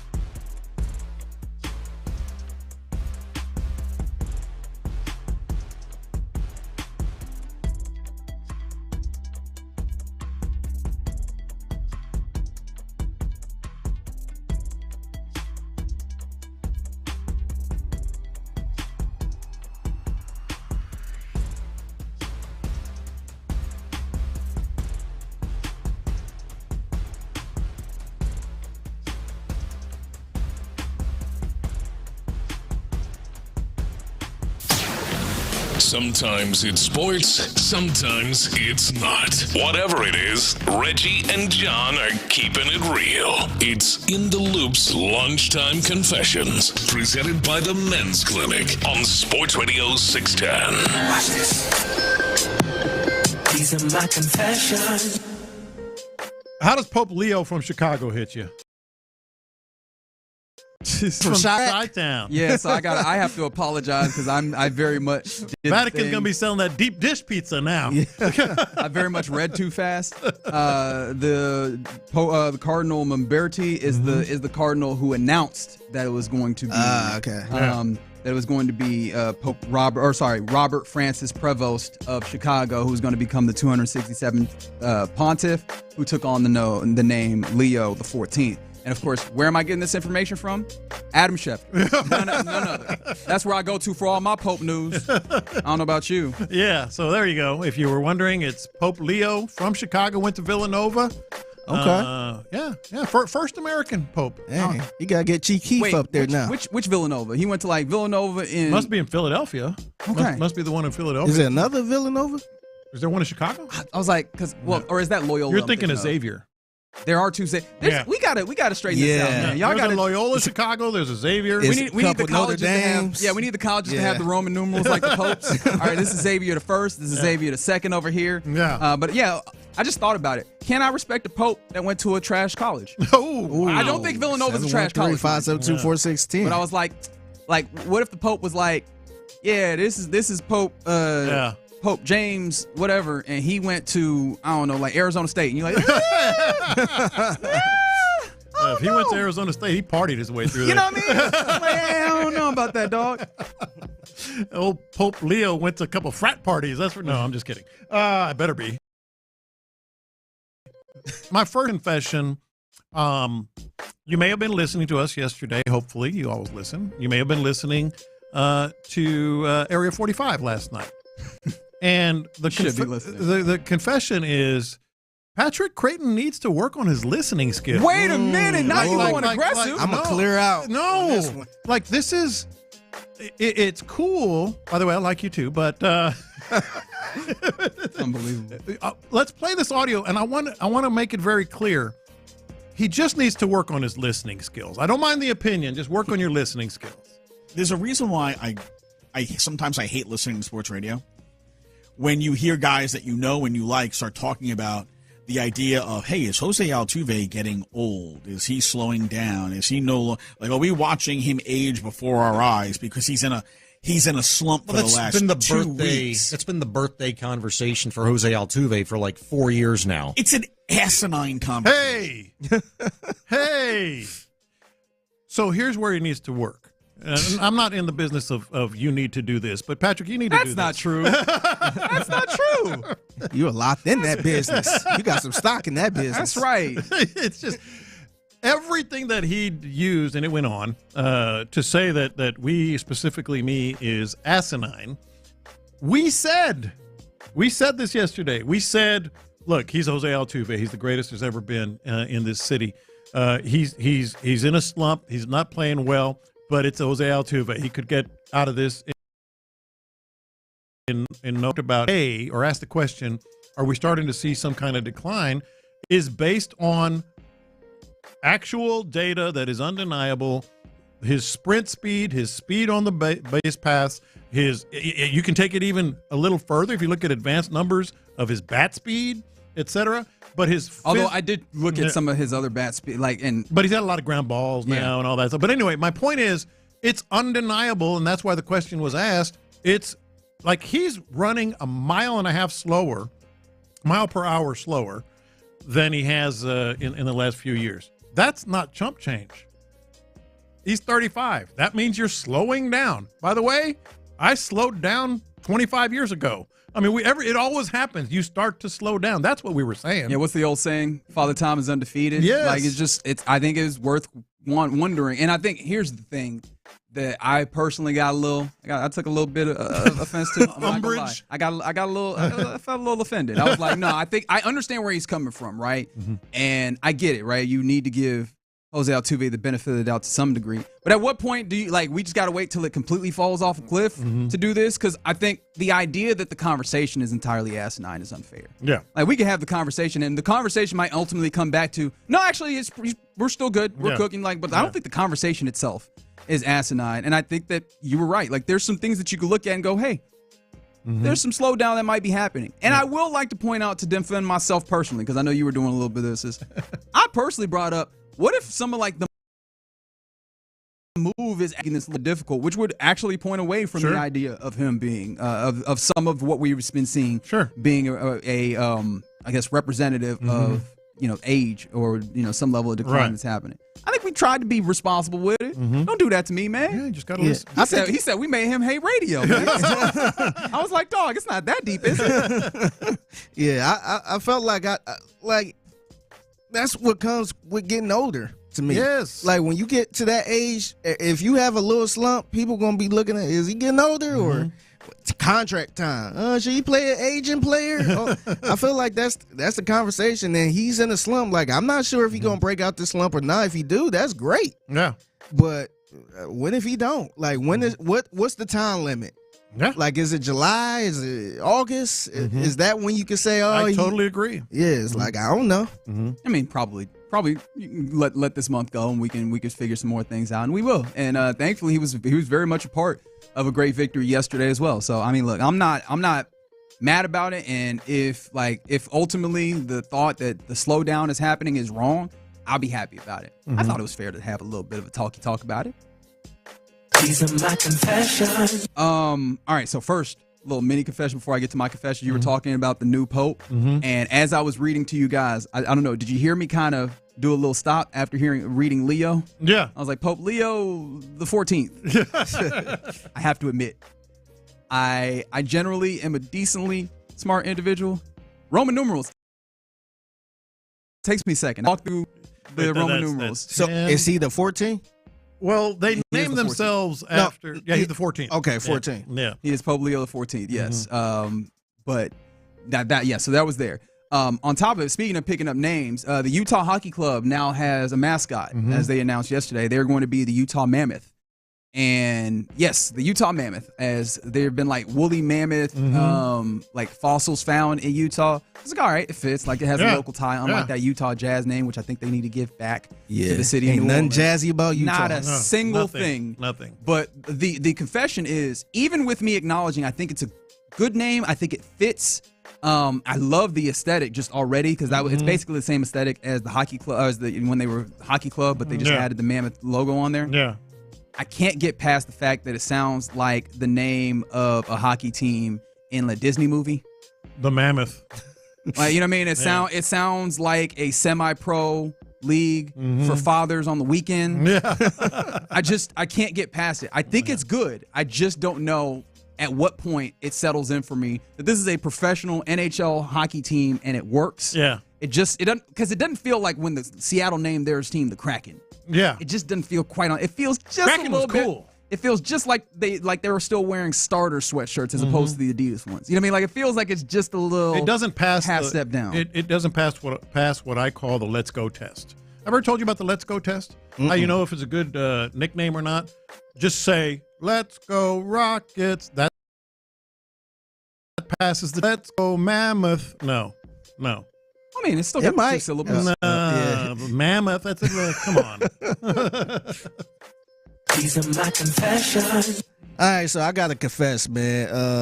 I just got some turntables a couple weeks ago. Oh, I like this. Some DJ turntables, and I'm planning on being an EDM DJ. Oh, really? I want to do it. I'm gonna practice. I'm gonna learn how to DJ, because I kind of know a little bit, just a little. I just need to learn the turntables. But I want to do hip hop. I want to do R&B. I want to do EDM. You should. How difficult is it? I mean, I'm ignorant on this.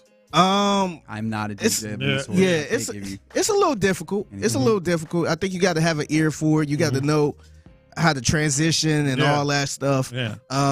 That part for me, because I did it as a kid a little bit, messing around, and I kind of got it a little bit, but just need to practice. I never had my own turntables where I could just practice. I got a couple DJ friends too. So hey, there's a market for it. Yeah, I specifically want to do EDM. Mm-hmm. Like I don't want to do hip hop. I don't want to just DJ at a regular birthday party or nothing like. I just want to do straight EDM, man. I'm just glad you're getting back into it. Yeah. That's big time. What happened? What made you go straight EDM here? Yeah, I mean, I never really wanted to be like a hip hop DJ. Like, okay. Which is weird because I was a rapper. And by the way, I just I got my Mac Mini, my studio, and all that stuff together. I just recorded a little something, messing around with it. Let's hear it. It sounds like, oh no, you ain't gonna hear it. Come now. on. Nah, I'm not ready for the That sounded like a setup. I'm still doing a lot of testing, but I used the microphone that I used to use 12 years ago. Mm-hmm. Everything sound clean, man. Everything sound clean. But yeah, I don't know. I just didn't want to be a hip hop DJ. I like the flow of an EDM DJ. Hey man, get your lane. Where they just be in the vibe, seem like they having a good time, and yeah, I like the crowd of it. Yeah. Especially if you like look overseas and see them, the EDM DJs, just going with the crowd and all that stuff. I just love that. I want to do something that people don't expect me to do. That's good. I think he's going to be getting some trips to Switzerland and stuff and all this other. Hey, I would love to do that. Just one time, man. Yeah. I don't know if I'd be a full-time DJ or anything, but yeah, definitely want to just go all in with the EDM stuff. He's gonna leave us in 3 weeks. Yeah, he gone. He gone. Yeah, I don't know about that. These are my confessions. All right, so I got in a little bit of a not argument, but discussion, with my wife this morning because she always gives It's me an argument. No, we just kind of go back and forth like we do here. But Ain't that what a discussion? What an argument is? but it's a question too. So she gives me a hard time, but I like certain quote unquote kids foods like cereal. I like Fruit Loops, or something like that, or stuff like that. So I picked this up this morning.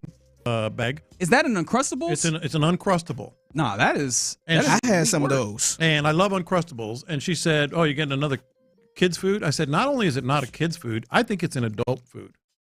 Uncrustables, I don't even think they're for kids. I think they're for adults. Like on the golf course, this is the best snack you can have. Are Uncrustables a kids food or a?" I think they try to market it towards kids, but I don't think it's a kid. I don't think it's a kid's food. I don't think it's a kid's food because to me, like you showing that, I ain't look at that like what you doing with the little kids. But the bright colors and the trimmed. Now if you had like a fruit roll up or something like that, then I'd be like, yeah, that's little kids. I eat fruit roll ups too, but I like some kids foods, and she gives me a hard time. I don't think Uncrustables is a kids food. I don't know that I would consider it one or the other. It's just kind of a product. It's a snack. Because what is it? But just pre-made PB&J. And if there's one thing that everybody loves, including especially like athletes, I know that in minor league baseball clubhouses, they're big on PB&J on the cost-effective side of it.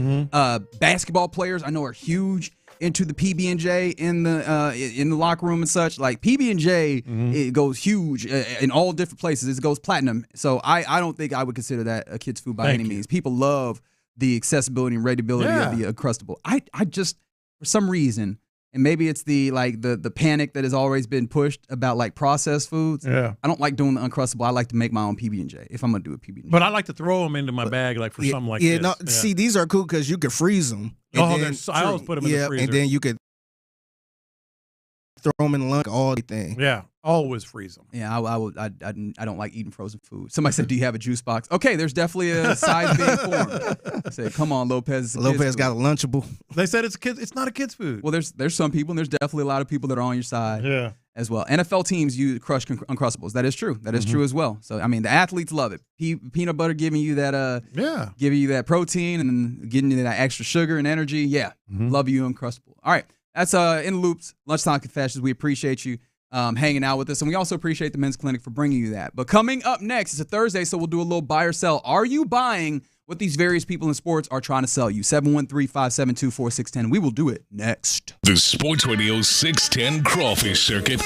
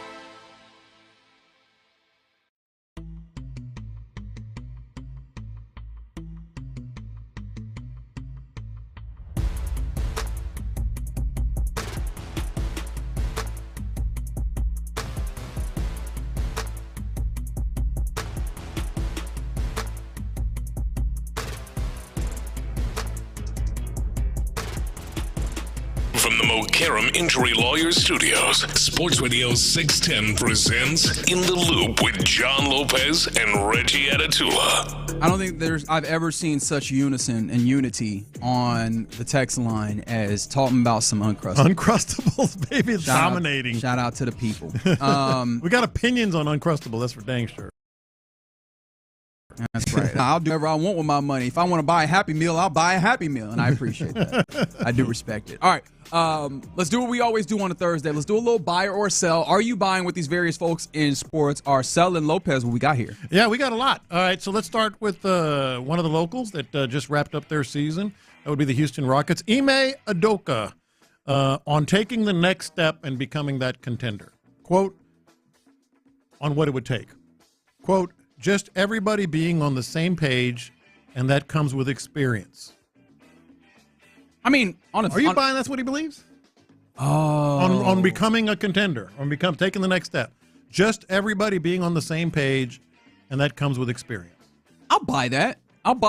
From that you said that's what he believes. Yeah. I'll absolutely buy that. Ime is a dude who has seen teams that we looked at. I mean, he stepped into a team with the Boston Celtics that we looked at as, I don't think they're going to take that jump, especially with a couple of guys who now, have gotten some criticism over their play the last couple of days. But we were looking at Jason Tatum, Jaylen Brown, like, are they going to step into that role? Are they going to be those guys? And he was there and seeing those guys absolutely step into that place in the year that he coached them to a championship. Like, he's seen the way that experience then takes guys that maybe you had questions about their ceiling and push them into the place that they need to be, into the promised land. So I very much believe that he believes that, especially from his experience and from the conviction that he has in the way that he plays. On one point, but I think experience going to make him better.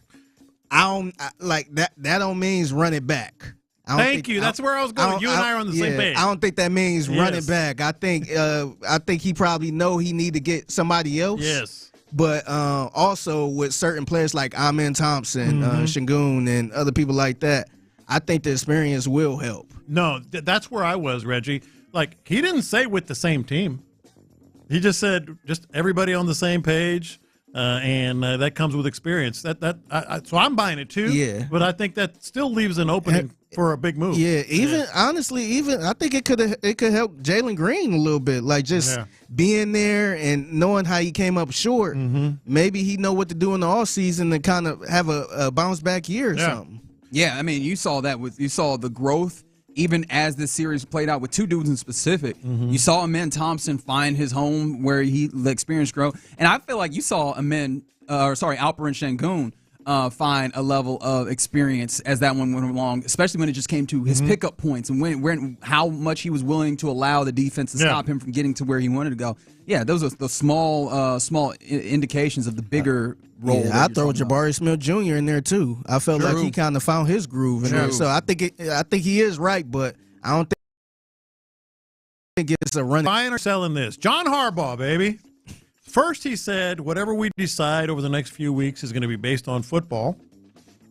And then they released him, like 2 hours later or something like that? It wasn't 2 hours later, but the next day. Yeah, I think it was the next day. I believe so. And he said it was releasing Justin Tucker, was, quote, football decisions. I mean, on the most technical portion of this, that is a buy. Because it was a football decision. That dude was becoming less good. That dude was older, and you went and you found a dude that could do this. It's a sell if we're going to be honest. Like the reason why like the real push, because I do think that with how great he is as a football player in that city, right? If you did not have these allegations come out, especially allegations that feel like they have some level of substantiation with the paper trail. I imagine it's hard to move on for football reasons from a legend of his stature. Not saying that they wouldn't do that, right? Because that organization seems to be about business above everything. They care about their relationships, and Justin Tucker means something in Baltimore. Yes. And so it's hard to make a football decision if you're just talking about football. It's a lot easier when you go, oh, that dude might have been doing some perverted stuff. Yeah, I'm actually selling this. I think, and I hate that Justin Tucker had such a bad year, where that was the excuse they can use and keep it moving. I agree. Because if he had another All-Pro year, then I think they would have been waiting on the process. They would have waited this out. Yeah, so for the simple fact he did have a bad year. Yeah. They clearly they respect him a lot because of what he did with this organization. They released this letter saying football reasons. It's like, all right, man. All right, you buying or selling this? And this happened allegedly today, which is kind of a hint on my buy or sell here. What? But Paul Pierce, he said that if the Celtics lost Game 2, you have this? Just a little bit of it, Figgy. He said he would walk 50. That it was such a lock that he would walk 15 miles barefoot in his robe to his FS1 show. Let's hear just a little bit of what he said. If the Celtics lose Game 2 at home, I promise you, Joe, I'm walking here tomorrow.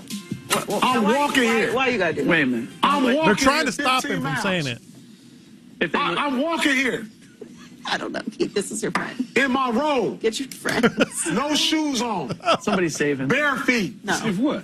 If the Celtics lose tonight. Oh, my God. Oh, don't do it. All right, that's enough, Figgy. Celtics lost. That is correct. Celtics lost. In dramatic fashion. And here's the buy or sell. So he's posted a couple of videos today. And I don't even know if he's finished yet. Walking. Are you buying that?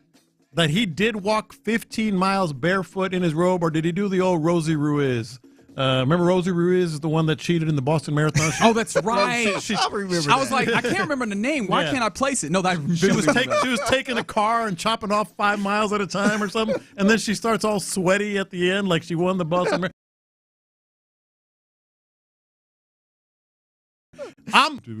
It's a 9-hour walk from his house, allegedly. Yeah. I am selling the head. He went Rosie Ruiz. I'm selling it, and I'll take it a step further. I think he's dumb if he didn't Rosie Ruiz. Yeah.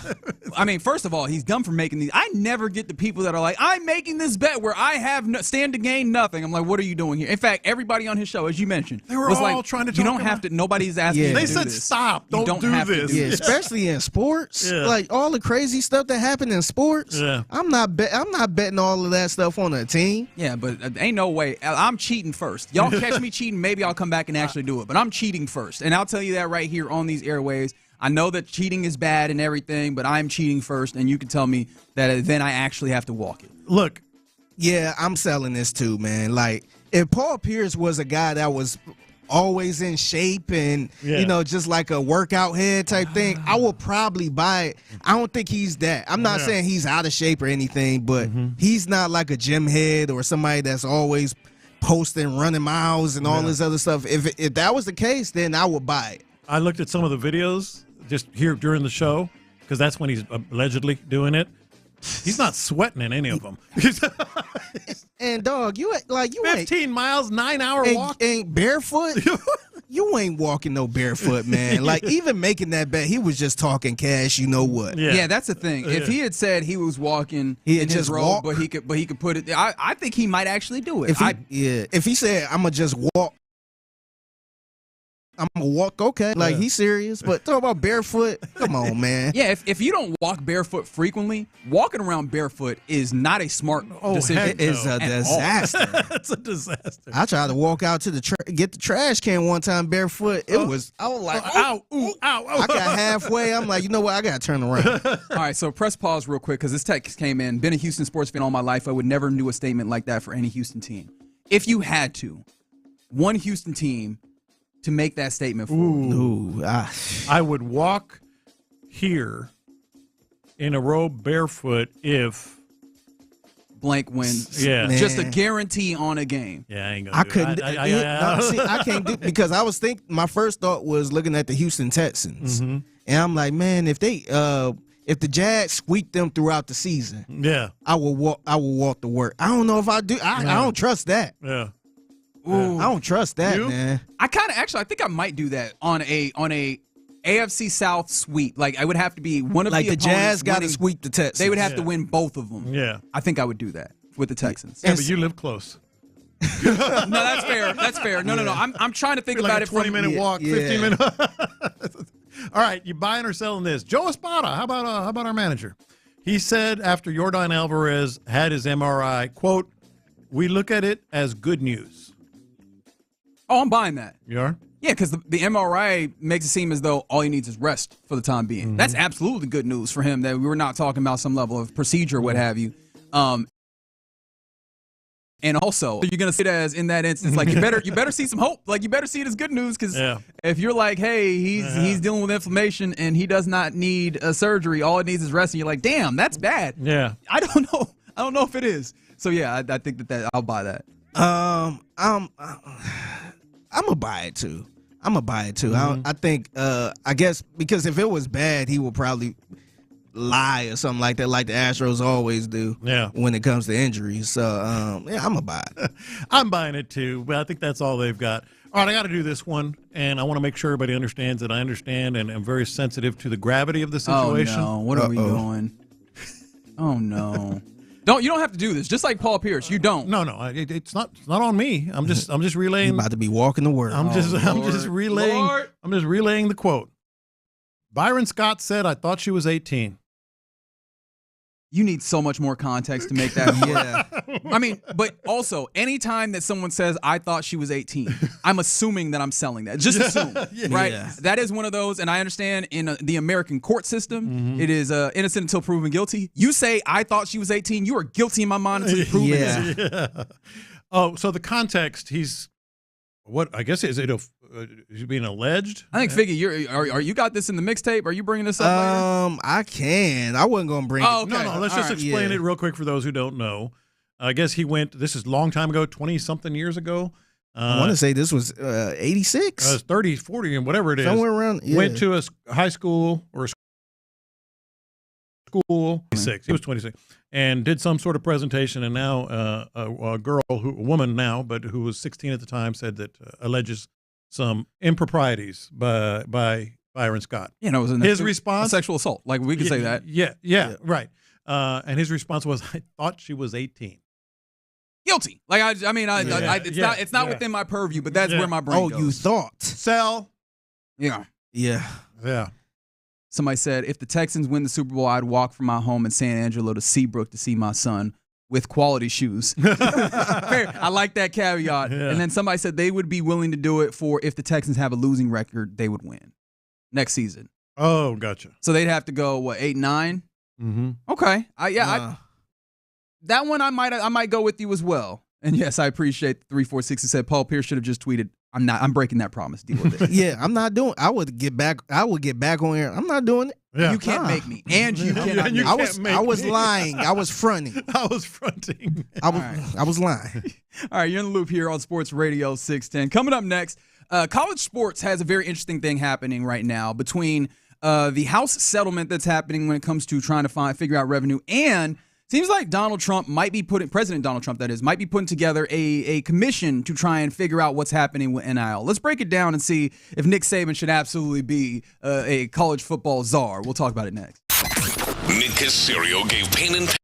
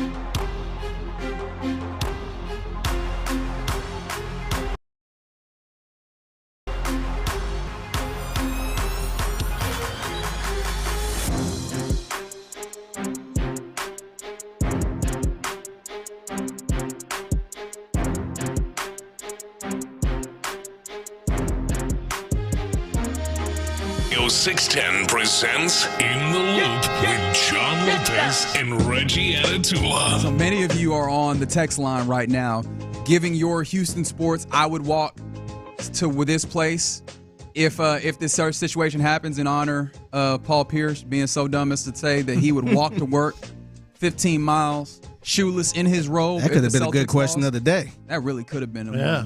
one. But somebody said that they would walk. Oh, that's actually Ocho. It's not somebody. It's specifically Ocho saying, I would walk barefoot if Jordan's IR stint isn't extended beyond the 10 days. That's a good one. That's why it was on buy or sell. So there's that. Oh, I didn't answer that one. I bought it, I think. But You did? Yeah, but I think there's certainly reason to wonder. And then from the 972, they said they will walk to work from Houston to Dallas, or walk rather from Houston to Dallas and back barefoot if the Jags sweep the Texans. And the total score differential is 300. See, at this point, well, come on. We're doing that thing with the stats. Yeah. Where we're like, 300. on a Monday You when know what? it's Me 87 too. degrees. I'll join you. And the wind is blowing in from the east. Yeah. So they could get swept, but if that 300 ain't hit, then you good. Yeah. Yeah.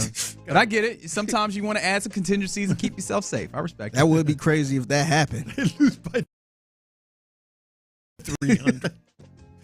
Wait, which is worse? If it's two games where the point differential is 150, or if it's just one game where somehow they put up an ungodly, where they just monstars you? You know what I mean? Like, you remember Space Jam where the Monstars had Tell you what, 150 is monstaring you. Yeah, I guess that's fair. That is fair. Touche. I will retract that question. All right. College sports is in a very interesting place right this moment, literally this week, as we're trying to see if the House settlement that is there, you know, the kind of the law class action lawsuit that's happened when it comes to the NCAA and the athletes that are participating in the NCAA to try and receive like revenue share portions of the revenue generated by these school programs is being situated and figured out, and seeing if it is being approved to go into effect for this season. As that's happening, President Donald Trump, who has been very active with his executive orders in this portion of his second term, it seems like he is going to step in and kind of do something to help, or at least that he's trying to help with what is happening with NIL. And this seems to have come at the behest of a couple of college football, I guess, dignitaries, for lack of a better term. Nick Saban, obviously former head coach at Alabama and LSU and other places as well.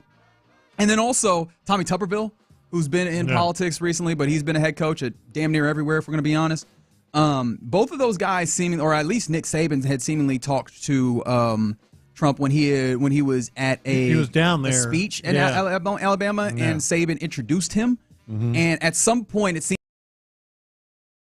like there was to it as to, hey, man, this NIL thing is the wild, wild west. Can you do something about it? Which, honestly, the NCAA has done, asking of Congress as well, generally, because the NCAA itself has not been able to get this done, and you know, the conferences have not been able to get this done because it's all over the place with different state, state. Each state has their own rules. Correct. Whatever. Correct. I appreciate that. And so, as of right now, what it looks like is in play for President Donald Trump to do is the interest that he has in forming a commission to examine the long list of issues facing college sports. And obviously one of the big ones is compensation via name, image, and likeness deals that are really just kind of not actually these deals, but really they're just kind of pay for play as they've been situated.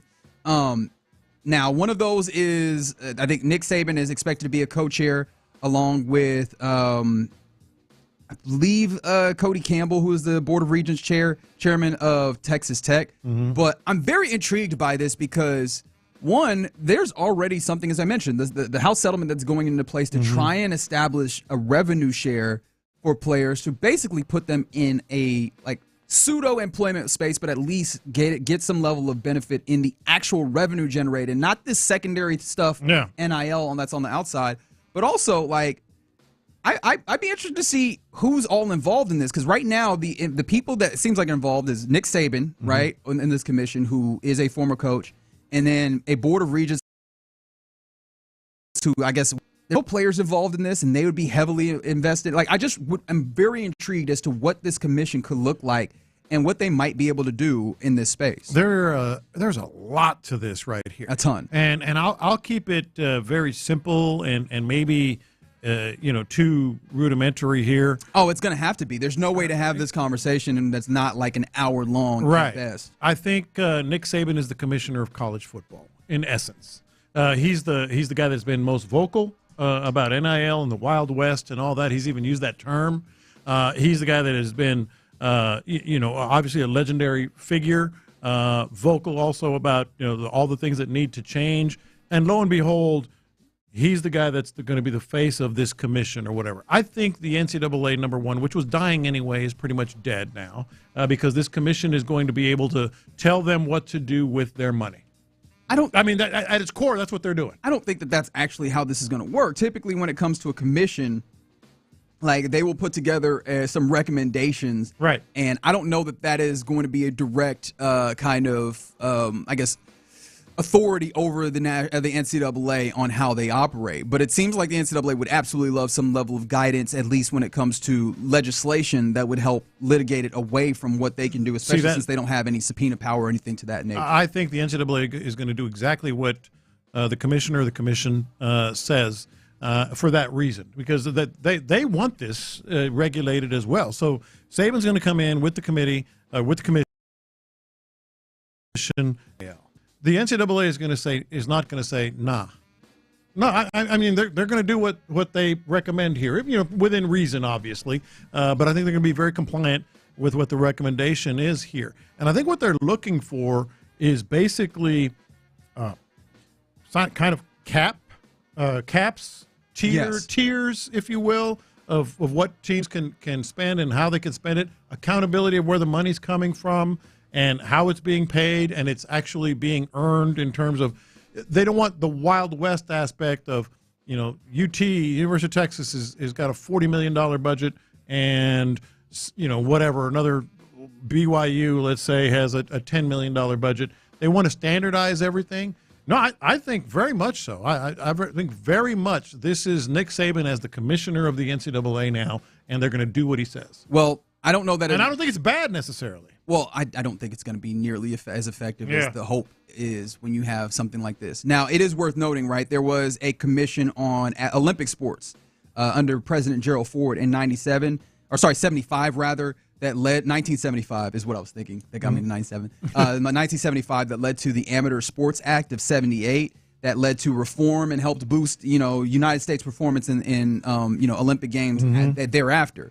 But I think that's a lot easier to handle because you start talking about, well, first, let me step back. I'd be super interested to see what a commission that comes together, depending on who they put together, what they view as the actual issue with NIL. Because that's one of the things, a lot of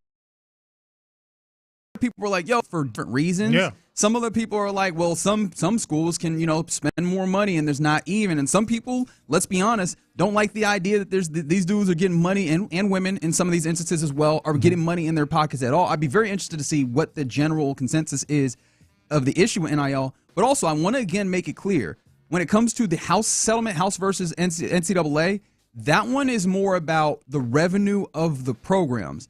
NIL is basically booster money at this point. For sure. Right? Yeah. What was the last time there was a cap on booster money, Lopez? Never. Well, no, there actually has been, because it's supposed to be at zero, right? Like the idea, well, but never realistically. And that's what I'm saying, right? So all of a sudden, these people in college sports who historically have been cool with sliding this money under the hey, you came from a school that did it like some of the best in the world, right? With Texas A&M, right? And I say that not with any level of judgment, just an acknowledgement of what it is, man. U of H was out here handing out envelopes in them locker rooms at times, or what have you. Boosters in this college sports space, like they want that, like that money put into the program is something that they want to do. It makes them happy. It gives them some level of investment in the program. The government coming through and saying, well, actually, y'all can only spend X amount of dollars. When has that ever stopped the booster class? Like, we just go to a different level of bagman. So I think some of the idea of a cap on an NIL severely not underestimates, but just disregards the history of this sport what and they how are. it works. Yeah. No, I don't think, first of all, I don't think the NIL is, there is going to be pay for play, and there should be. I think we can all agree on that, or most of us. I think there's going to be a cap, some sort of tiers on these schools versus these schools, et cetera, can spend that much. But you are right. I think there's still going to be some loopholes that everybody's going to try to get through and exploit. But ultimately, you can also ask this question, speaking of so many different levels. Why is the government doing this? Why are they doing this?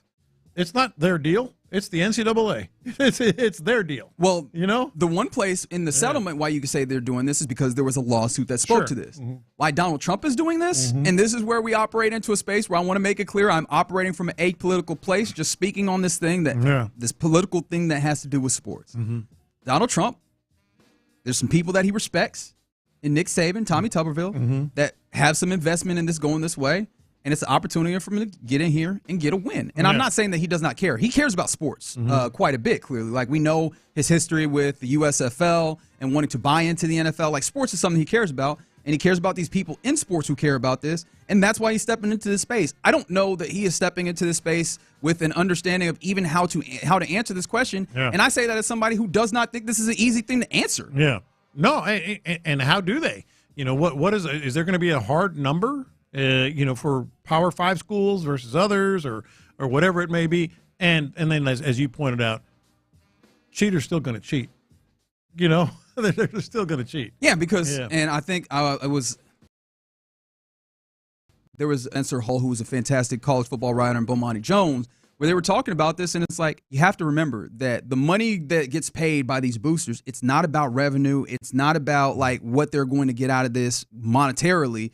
They put this money in because they want to have an ownership of the program, and they want to feel like this means something to them when it comes to the investment in their school or like seeing that program flourish. And you're not going to change that by putting some level of cap on it. But don't you also agree that there should be some sort of equity, if not coming from this commission, from the NCAA, in terms of what you can spend, just for balance? I mean, that feels very anti-free market now, doesn't it? They do it in the NFL. But the reason why they're able to do that is because it is a legalized cartel, right? Like, there's this kind of exemption. So is NCAA football. And I think it would need to be significantly more organized, because those things are like a closed environment. The NCAA is way too open. So, like, you would need to make college football college football is unfair because there's other sports that are affected by this, and I want to remember that. But you would then take college sports and you need to make it more of a closed environment, and that's an entire change to what's happening here. And I think that goes beyond a singular commission. And so I guess ultimately my thing is, this is so unwieldy of an issue, and I think it's admirable that people want to find answers to it. I just think people are kind of actually thinking a little too small on how big this issue is. And I don't know if they can. Yeah. All right. That is just a small foray into what I imagine is going to be a wild, a continuous wild topic that unfurl. There is a level of attempt into this. I'm very intrigued to see the stumbling blocks that come along the way. But anyways, you're in the loop right here on Sports Radio 610. John Lopez, Reginald Atula, Figgy Fig hanging out with you. And speaking of Figgy Fig, this is about the time where we hand things over to him for Figgy's mixtape. What you got for us? Yeah, so a legend out here wilding and being nasty, and we got to take him to in the loop court. So I'm making the OG John Lopez the judge of this. So we gonna go through all the evidence. All right. Honorable Judge John Lopez is in court. We'll do that next. All right, let's talk about Underdog and some more ball.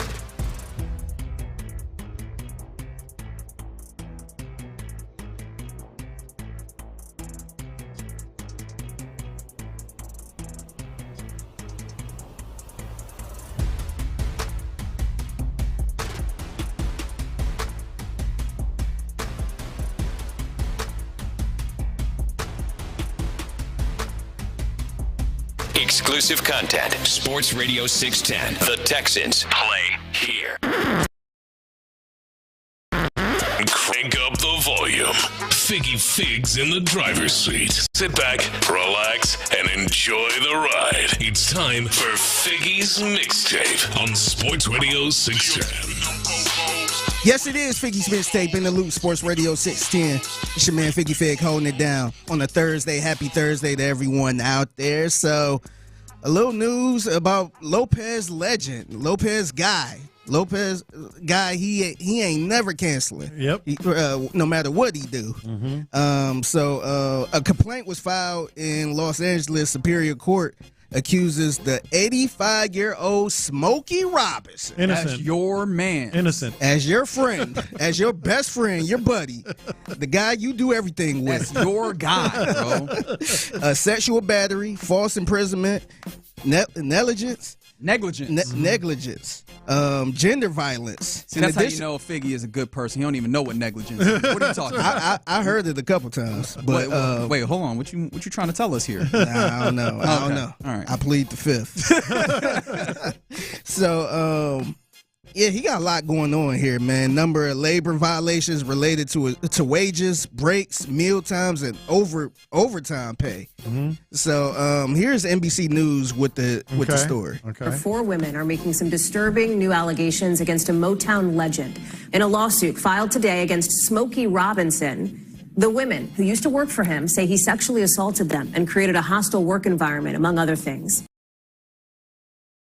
Robinson details multiple allegations, some as recent as last year. One employee says Robinson sexually assaulted her at least 23 times. Another says Robinson's, quote, brutal sexual advances were constant and even predictable while she worked for him. His accusers are seeking at least $50 million. NBC News has reached out to Robinson's reps for comment. No word back yet. Yeah, so it's getting pretty serious, man. It sounds it. And the first thing I thought about, so whenever somebody get in a situation like this, we kind of pocket watch a little bit. We kind of look at their brands, like, when Deshaun Watson got caught up in all that stuff. Hey, Gatorade, what Gatorade gonna do? Yeah. What Beats by Dre gonna do? Yeah. I was kind of hating a little bit on this because I mentioned yesterday how I listen to a lot of Sirius XM radio. That's true. I forgot you got that wealth. Yeah, I'm the one person that listened to it. I'm the 2% that listened to it. But I listened to a station on there. It's a Soul Town station, and it's called Smokey Soul Town. Okay. Oh. Okay. This is my personal opinion. Why does that feel like Guy Fieri's burger, like on the cruise ships? My personal opinion, I feel like the station kind of went down when they branded it all around Smokey Robinson. Okay. Like they play a lot of the same stuff. They don't really play a lot of good songs now. So I'm wondering. I'm like, are they going to scratch the imaging off of that? Yeah. Because it don't look too good. It ain't a great look. Yeah. So anywho. I feel like we need to kind of take him to in the loop court, man, because I felt like he's going through a lot of suit. But I wonder if we seen this coming, man. Okay. I wonder if we seen this coming because he's been showing a lot of weird, perverted stuff. So we gonna take him to court. I'm gonna have John Lopez be the judge of this, and I'm gonna present evidence. Okay, I want to hear some of this evidence because right now it's just hearsay. Yeah, just hearsay. I don't know. I don't know. Yeah. But so I want to start with this. He put out an album called Gasms. I'm sorry, what? Gasms? He put out an album called GASMS. Well, it ain't looking great for him so far. That's right. Yeah. How long ago? That was like a year or two ago, wasn't it? Yeah, it wasn't that long ago. I think because I checked his albums on Tidal, and that was the second newest one. He released something after Gasms. Okay. And I'm going to go through this track list. I want to see if there's a couple red flags in here, all right? So the first track on here is called Gasms. That makes sense. It's the title of the album. Yeah. Yeah. The second track, How You Make Me Feel. How You Make Me Feel. Okay. There's a possibility. Yeah, it's not too bad. It sounds like an R&B song or something like that. Yeah. The third one, I Want to Know Your Body. Oh, okay. No. All right, Smokey. No, Smokey, don't. The fourth track, I Keep Calling You. I Want to Know Your Body. I Keep Calling You. Yeah, it could easily be like I keep calling you, or I keep calling you. Keep calling you. Oh, I hadn't even considered the aggressive part of this. The fifth track is Roll Around. Roll Around. No, that's the sixth track, Besides. Nah, still pretty innocuous there, yeah. Yep. This will start getting a little iffy right here. Oh, no. Number 7. Starts getting a little iffy? Yeah. If we don't have each other. Yeah. If we don't have each other's kind of, Okay. Yeah, because what is the implication? If we don't, or what? Yeah. Yep. Number 8, You Fill Me Up. You Fill Me Up. All right. And number 9, to top it off, I Fit in There. I Fit in There. Okay. That's the name of the track. That's crazy, bro. All right, so John Lopez, how you feel about Evidence number 1? Well, far? I'm a big fan of his music. And that's how I feel this about album, huh? Not this album. Okay. Not this album, but I'm a big fan of his music. I'll put it that way, how I feel. Okay, so I'm glad you said you're a big fan of his music because I got a couple of these get worse, songs. isn't it? I got some of these songs from this album called Gasms. And keep saying that, huh? Yeah, this is the first song. So here's Smokey Robinson, a little piece of Gasms. Okay. When I look at you, it makes me feel better than good. Hey, Smokey. It's your man's. No. I actually don't like the song itself. Every kind of gasm. All right, that's probably enough. That might be too much. Yeah, it's going in the wrong. It's trending in the wrong direction so far. The lyrics are bad. Yeah. Like, let's just start there. Yeah. The lyrics are bad, but also on top of it,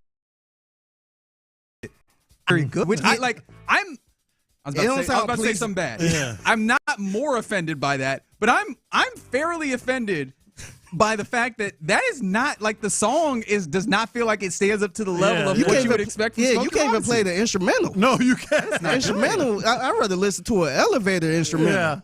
Yeah.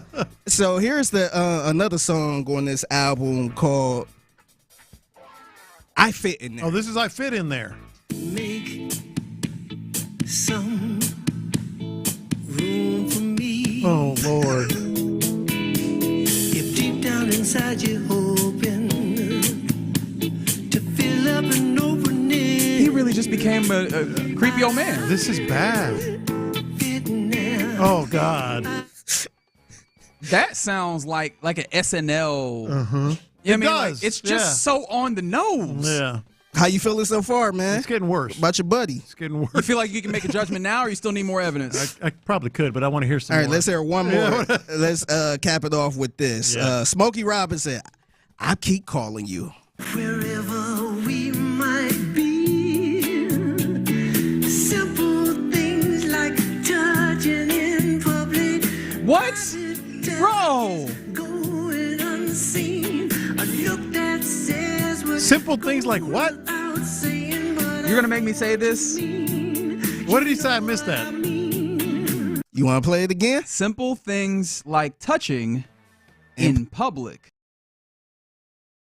Okay. Yeah. Smokey, what is wrong with you, man? Yeah. This is your legend, man. Yeah. You're going to have to make a really tough decision. I like his old man. stuff. Let me put it. I'm changing my. I like his old stuff. Yeah, you're gonna have to make sure you put that I'm disclaimer glad up you there. said some old stuff, man. Yeah. Oh, because no. I got a classic right I know here. where he's going. This is with the Miracles.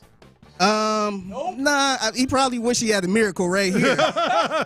So this is one of his classic songs, man. He actually shot a video for this, and it was all for a good cause right here. All right. Here's Smokey Robinson. All right, he's gonna redeem himself. Smokey Robinson, gang banging. Oh wait.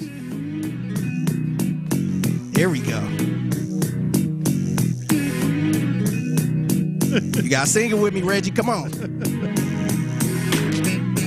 Wasting your time, drinking that wine, smoking that smoke, doing that coke, Wow. dealing that dope. Come on, Reggie. We got to do it. Come on. You gotta hit the hook. You gotta hit the hook. Gang banging. There we go. Gang banging. Yeah. Gang banging. Yeah. The musical touch has been gone for a little It bit. has been gone for a while. The man is 85. But here's where you He kind of went. It's kind of going out sad though, man. Oh, very because much. you still got some legends in the game that still creating some bangers, man. You got Charlie Wilson. He's still doing his thing. But this is like when this is sad. When this local news reporter shows up and asks the neighbor, "Did you ever see any signs that this might happen?" That's true. The signs were there.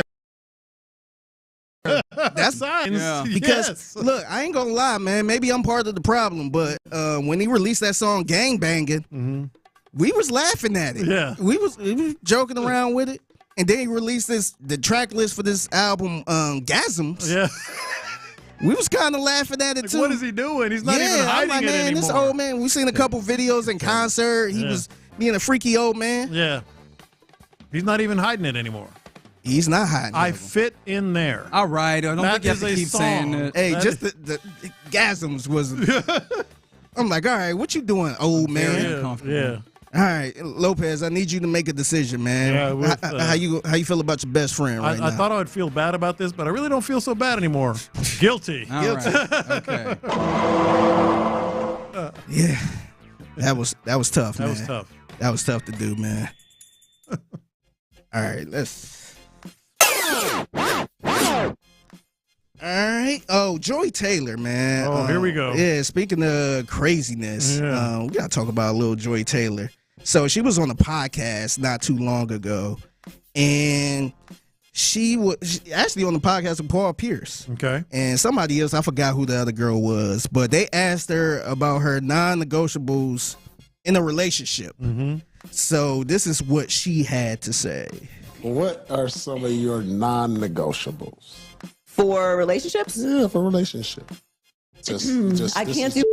That's not my thing. What do you mean? You can't have no friends. Oh, no, friends. And friends are not the same thing. Like, what do you mean?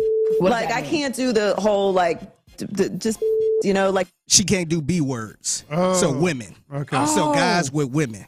Yeah. I was like, what is this word? Yeah, she can't do women. Yeah. Some men have, and I can't do it. I'm not, like, I can't do, everyone knows what I'm talking about. I can't do. Yeah. What else is non-negotiable for you?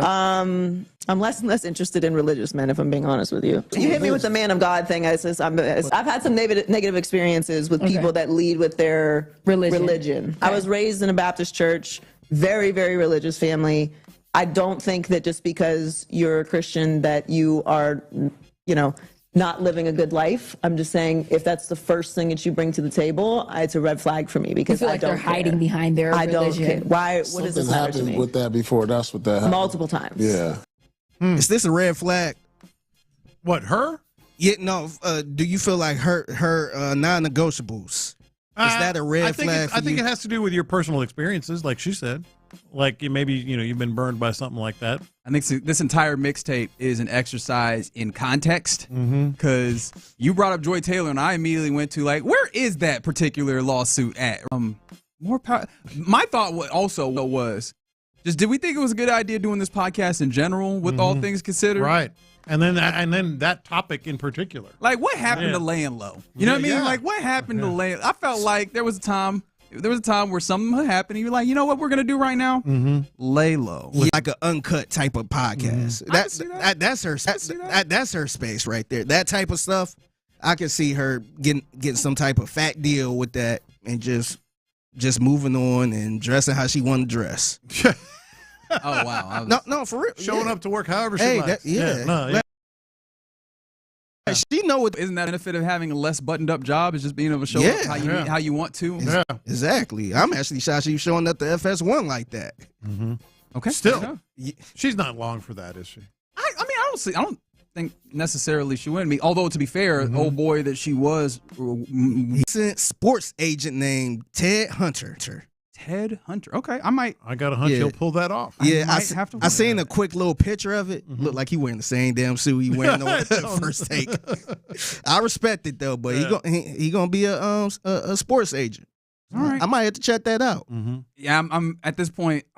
It's tough because Law and Order. I don't really love procedurals, but I did say that I want to watch Stephen A. Smith. I don't know. Maybe you'll like it. I'm not a Law and Order guy, but I'm sure it'll be. This will be good. I don't think it's. I mean, it got to be really bad if he screw up Law and Order.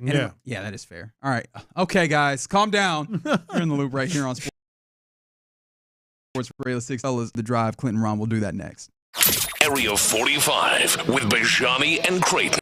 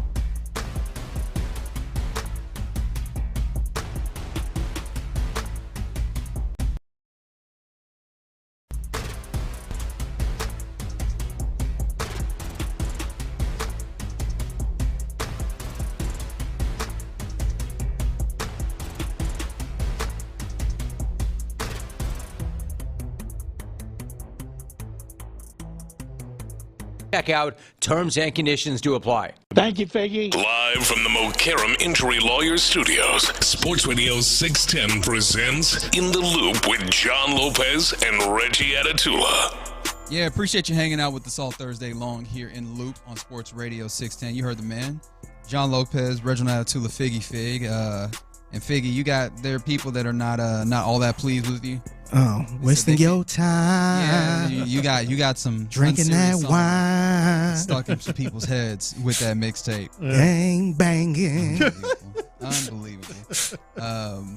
Can you give me Nick Caserio here, if you don't mind? And I specifically wanted to kind of get to Ariante Ursery, because Nick yesterday, when he was on with Payne and Pendergast, was talking about, the same thing that we heard about Tay from the head coach, D'Amico Ryans, about, playing tackle rather than guard. But I was thinking about this yesterday, and I was like, is this as absolute as it seems? You know what I'm saying? Like, I feel like we looked at that and we're like, all right, cool. That is our answer when it comes to the possibility of moving Ariante Ursery into guard.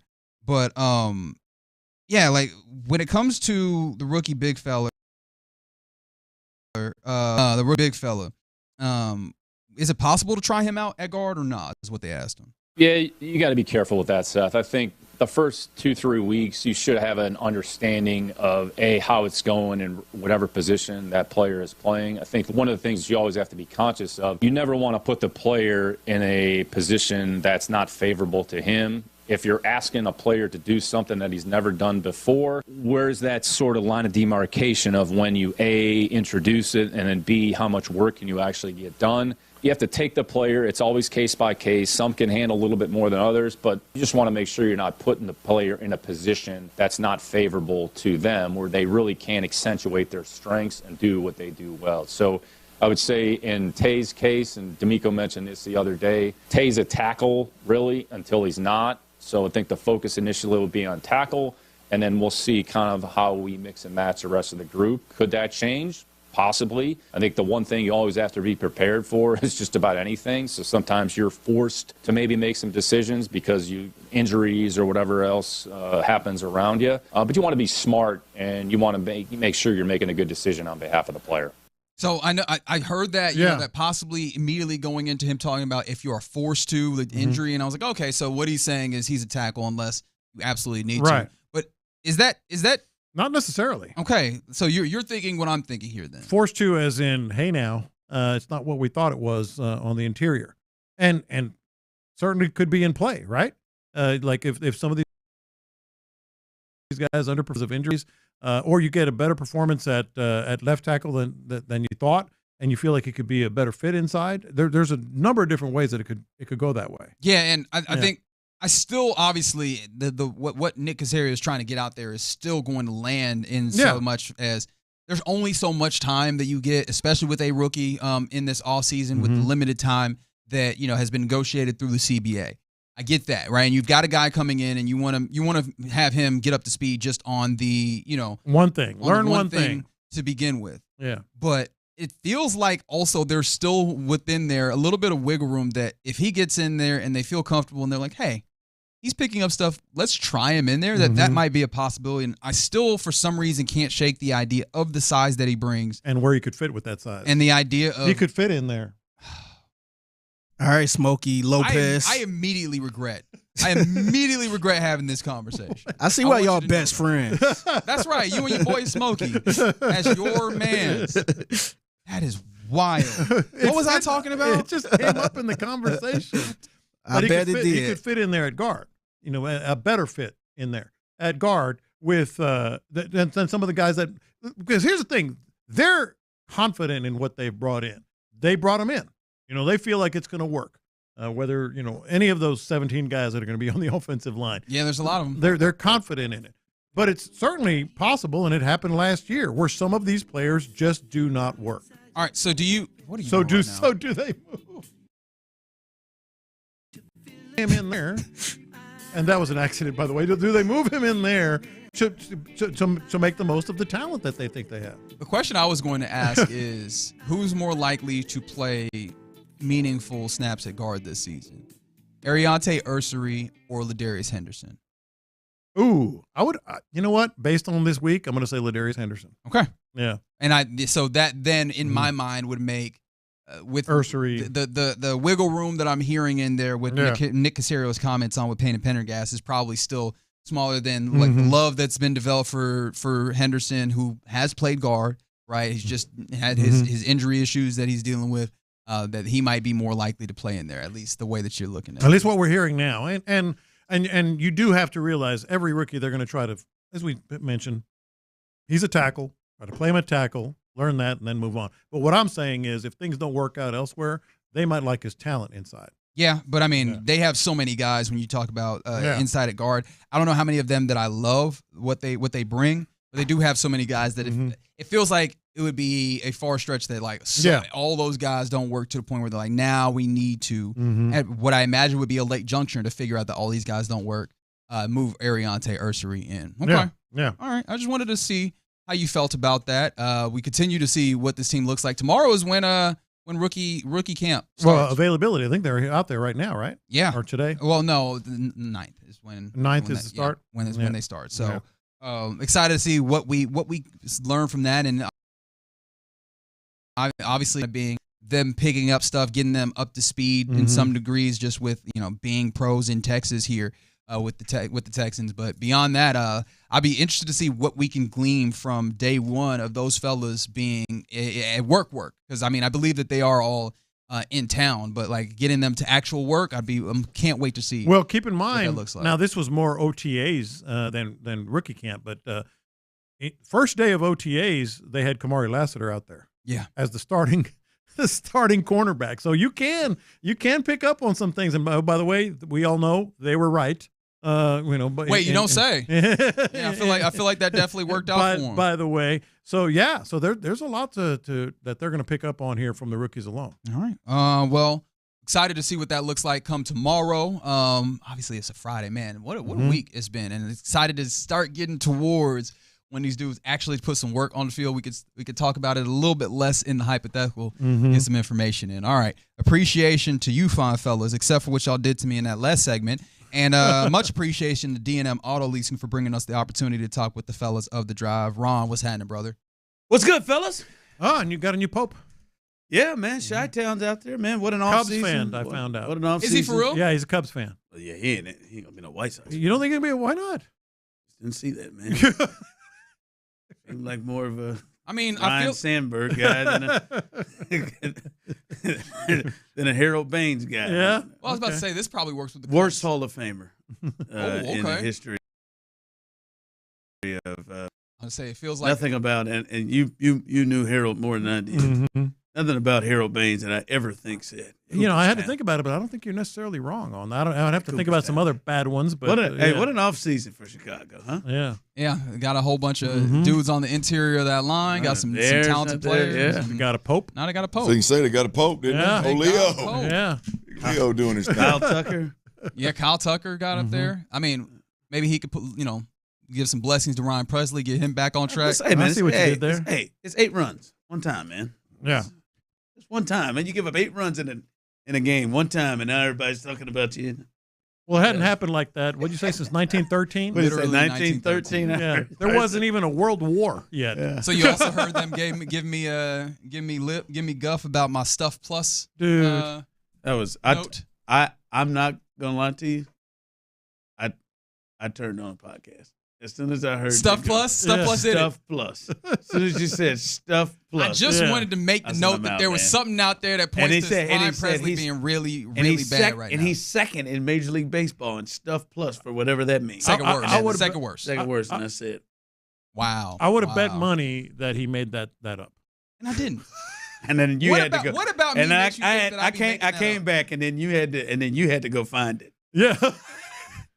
What was that guy's name? Eno? I don't know. I was just thinking to myself, I wonder if Reggie feels good about himself for bringing up. That's right. I sure did. I was like, here is something. I think Seth was at the house like, man, what are you doing? Eno Saris. If Seth Payne hadn't brought Stuff Plus to us first, yeah, Like, then it should. Hell, he may be pissed at you. He may be pissed at you for stealing his gimmick. Yeah. Like, that's his thing. Stuff plus. It's quite possible, actually. I might have to talk to him about that tomorrow and see how he Figgy feels. thought it was a pizza.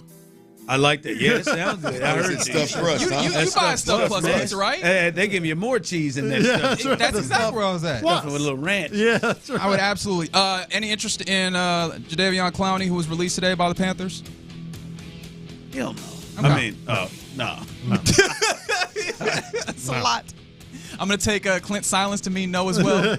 I mean, it doesn't do nothing for me. I mean, it's. I I mean, don't like that. Like, honest to God, I think that might be the strongest position group on the team. That's what I'm saying. Edge rusher. I don't think. Yeah. Yeah, I don't think you need. well, I mean, the only, and I'm not making an argument for, but the thing with Jadeveon is the ability to the weapon, the ability to move him around and do some things. He's just still in a package deal like that where you're not paying him $20+ million a year or something, and just to where he's just a role player, a package to have that sucker roaming around in pass rush situations would be Nico Autry. Wow.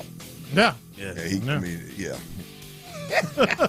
Nico Autry to do that. I'm talking about. Yeah, no. But it's the Panthers can't find a spot for it. Exactly. Yeah. He might be in Jacksonville though. They need a maybe that's where he goes. Maybe. All right, we'll see what happens there. But we're done on the day.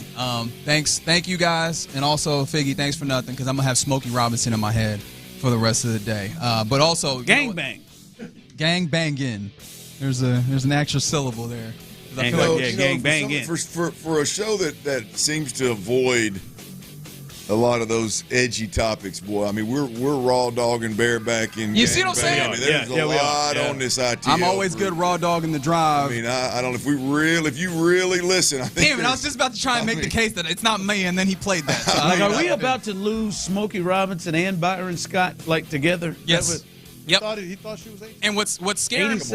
87, man. Come on, man. He thought she was 18. We can't do this. And then it's real. Is that the worst defense of any defense? When he said he was 26 years old, how old is Byron Scott? He's got to be 56, right? Oh, easy. Yeah, this was 87, I believe, when it happened. Man. Yeah. But of all the things to come out with your defense, it did take a while. The first step. What did he say? He thought she was 18. He thought she was 18. He just said that. Yeah, he said, I thought she was 18. That was the first line of defense. I mean, I'd have been in, man, I don't even remember this. That was in 87. First line of defense is, oh, no, you're not getting me. I thought she was 18. My man said, I remember, and I just thought she was 18. Crazy. Met her in a club. It happened in a high school. That was the problem. He should have said, at least over. Like not just he's like, she just crossed the line, What's brother. Byron doing in a high school? Apparently a presentation Well, of you've sorts. really looked into this. Yes. Well, it was sent to me, and I was like, excuse me? And so, yeah. That was, that was quick work, or did he just meet her there, and it happened down the road? No, it happened. It was there, it happened in like a janitor's closet. Yeah, in or a something? closet of sorts. Sadly to tell you, as you all Again, and allegedly. you know better than we do, that is not the first professional athlete that's knocked off a high school, and knowingly. Well, I mean, not even that, not even 13, but knowingly knocked off I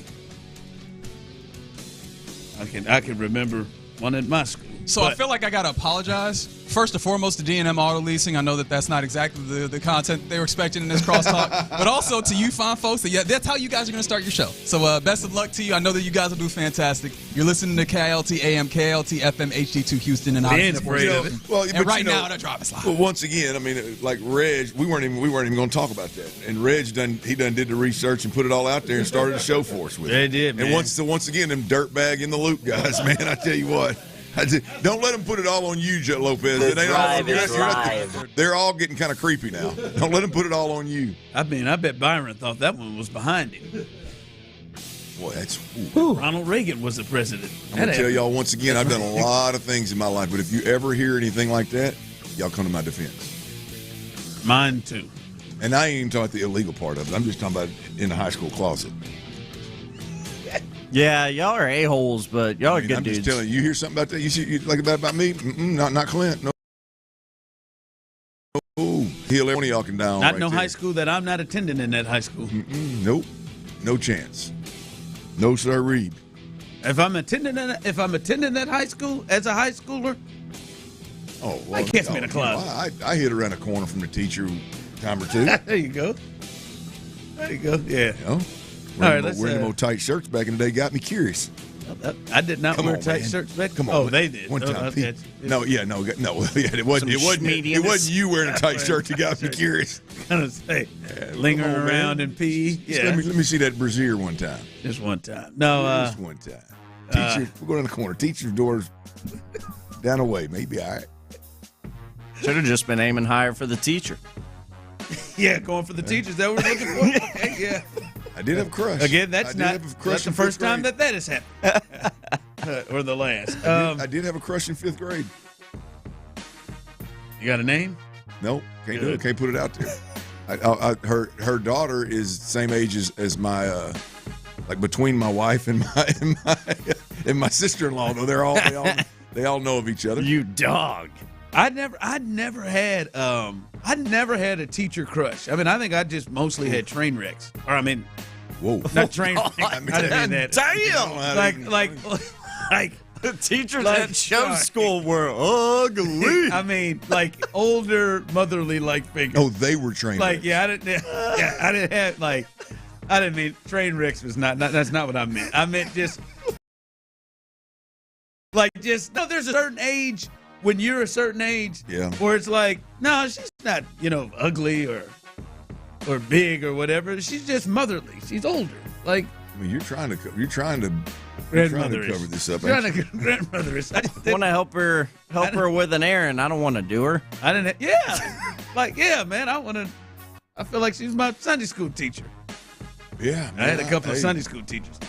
I was always into older chicks until I met Lauren. The light of the Lord is attractive. That's how I knew Lauren was the one. She took you from your older chick. Well, come on out tomorrow then, as we are out live 2 to 6. Yeah. I'm sure there won't be any train wrecks there, but come on out tomorrow as we're live. As stop 6 of the Drive's Crawfish Circuit takes us to Sugarland at the Big Ben Tavern. And look, I've taken a look at this menu, Clint. I've taken a look at you've already hit the menu, huh? Courtney said, "Is this kid friendly?" I said, "Hell, I don't know." She said, "We're on our side of town. I may bring the kids out. It's kid friendly." She said, "Oh, this looks like a real nice one. It's right by where the Space Cowboys play." Is where she said. Where she looked it up and she said it's a good spot. So we was like, "Hey, get out there." She said the menu looks great. Looks like really, really, really good food. A really, really good menu. And obviously, we know they got the bugs that are going to be there as well. So come on out, as I've heard some promising things about what they got to offer there. Come on out again tomorrow. Sugarland is where we will be at. Bugs, cold beer, mixed drinks.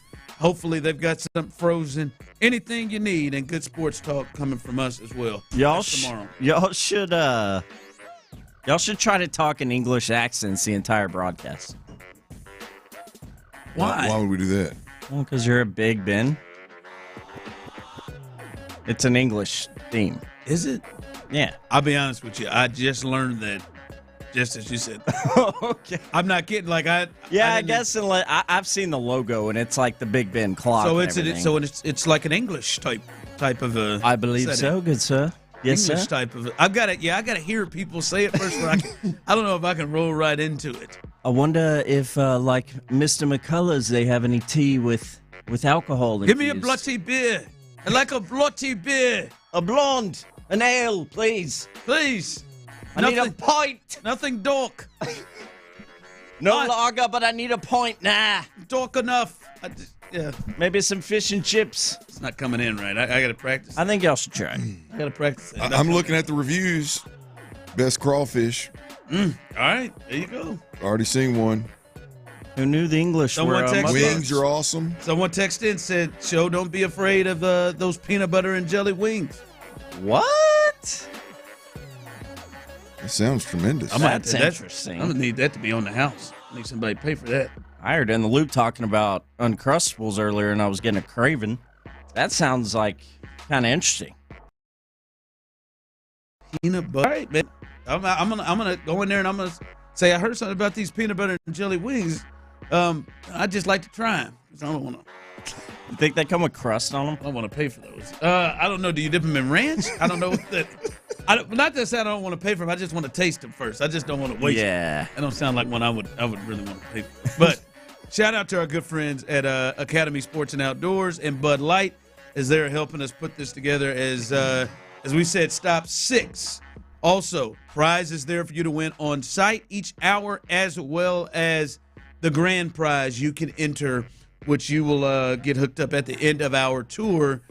It is a $500 gift card to Academy Sports and Outdoors and free beer for a year from Bud Light or Budweiser. That is our grand prize. That could be something that you could be the winner of. All you got to do is come on out, be there live with us, and have a chance to win that grand prize and prizes throughout. All right. Listen, there's a lot of places to go. The Astros, they won their game while we were doing the show yesterday, and they're off today, right? The Rockets season has ended, and the Texans are starting to get ramped up for rookie camp later on this week, which means their season is starting to get going. So there's a lot of places to go. And as we talked a lot about like the Cowboys situation yesterday with adding George Pickens and what this means for that, conversation's been going around a lot in the sports world. And a lot of people are now turning and looking at Dak Prescott, Clint, and about the potential pressure that he has for him. And like, hey, there's no excuses. They put everything around you. And I was just thinking, and you on the text line, 713-572-4610. You can jump in, those of you on YouTube and Twitch as well. Who's got more pressure in this season, Dak or your quarterback, C.J. Stroud? 713-572-4610. YouTube and Twitch jump in as well. Who do you think has more pressure at the quarterback position? Is it C.J. Stroud or is it Dak Prescott? Weak-ass Cowboys. Ooh, I think it's Dak Prescott for me. Is it? Yeah, man. You're talking about a $60 million a year man. You're talking about a guy that from a playoff perspective has failed time and time again. So it's just, I think he's on his last leg. I think Jerry's actions, although I think a lot of it is to draw attention to the Dallas Cowboys and generate more value relative to the Dallas Cowboys. I do think there's some truth to, I think Dak Prescott could potentially have ran its course in Dallas. I know they just re-upped him, so that sounds a little strange, but I think there is some truth to that with Jerry. If they don't win big in the playoffs this year, I think Dak is going to get a huge chunk of the blame in Dallas. So I would say when you talk about Dak, like Dak has been injured a lot. That's on a player. Dak has been surrounded with some pretty talented teams over the years. Struggled in the postseason, and it just hadn't come to fruition. So if you think, and let's just take Jerry into consideration here. If you think Jerry's going to stand up there and take the bullet, you're crazy. I mean, Jerry's going to tell you he's already questioned the leadership of a couple of the big name guys. He's not going to take the bullets himself. You got a little bit of a wild card as an owner and as a face of the organization in Jerry. So I just think I think it's Dak Prescott. Somebody checked in. Dak, it's not even close. CJ doesn't have a lot of pressure. Someone texted in next, Black Greg, CJ, because another bad year, he might not get paid the way we all expect. See, I think it is CJ. I think CJ, this is the biggest year of CJ's life. And some of it is self-inflicted and some of it is not. But this is a year where, to the point that Black Greg made, like, I know it's not a contract year, but it's year 3 going into it, and we watched Trevor get paid after year 3. We watched Kyler get paid after year 3. Mahomes, Burt, like, we watched all these quarterbacks get the big money after year 3. And there's no way we ever thought after his first year that he wasn't going to be the highest paid quarterback whenever it's his turn. Right? There was no. That's right. Hell, Dak has already right, so he's already gotten paid. It has been twice, hasn't it? He went the first time he wasn't the highest paid. I think he maybe got between Deshaun and Mahomes, but this time he got first one to 60, and that part of it. But Clint, I think right now the shine is still there with CJ. I still think, Tyler and Clint, that most people look at CJ's situation and kind of put it a lot more on everything that was around him, as opposed to on him. I think he has another season like he had last year. Then it's going to be like, well, we ain't got Bobby Slowick to blame. Even if they should, they ain't going to be looking at Nick Caley. You've had Nico Collins, you've had Tank Dell, you've had Stephon Diggs. They've just drafted 2 receivers in the top 3 rounds. You got Joe Mixon. They brought in Woody, who looks like he's going to be crazy. They gave you a $12.5 million tight end. Like, I think if he has another year that's like last year, I think we're looking at a point where it's like, maybe people may be looking at him differently than they are right now. I think he's good. If he has another one next year, I think the shine may be off on C.J. Stroud, which means, to the point that Black Greg made, I'm not sure he gets, the money we thought he would, or the tier of that. I think you're right. It's a huge year for both of them. The pressure's through the roof for both of them. I think if you throw the contract thing in there with C.J. Stroud, there's a different level of pressure. I just look. I agree wholeheartedly with your shine point of like I think last year, this past season, it was everybody else's fault, and I think C.J. escaped blame for the most part. If it happens again, I think it's going to be very, very difficult to escape blame the way that he did last year. Because again, at some point when you're paid that kind of money and you're viewed as a franchise quarterback, you got to be a fixer. The other thing about Houston, as you were talking, Ron, that I think is it leads me again back to Dak Prescott, is that if C.J. Stroud struggles this year, I think it's going to be interesting to see how much of the blame, if you will, does C.J. Stroud get, and how much of the heat does DeMeco Ryans get? Because again, I've said it multiple times now. I said it when DeMeco was hired. The most important thing here is and the most difficult thing here is getting the offensive side of the football right.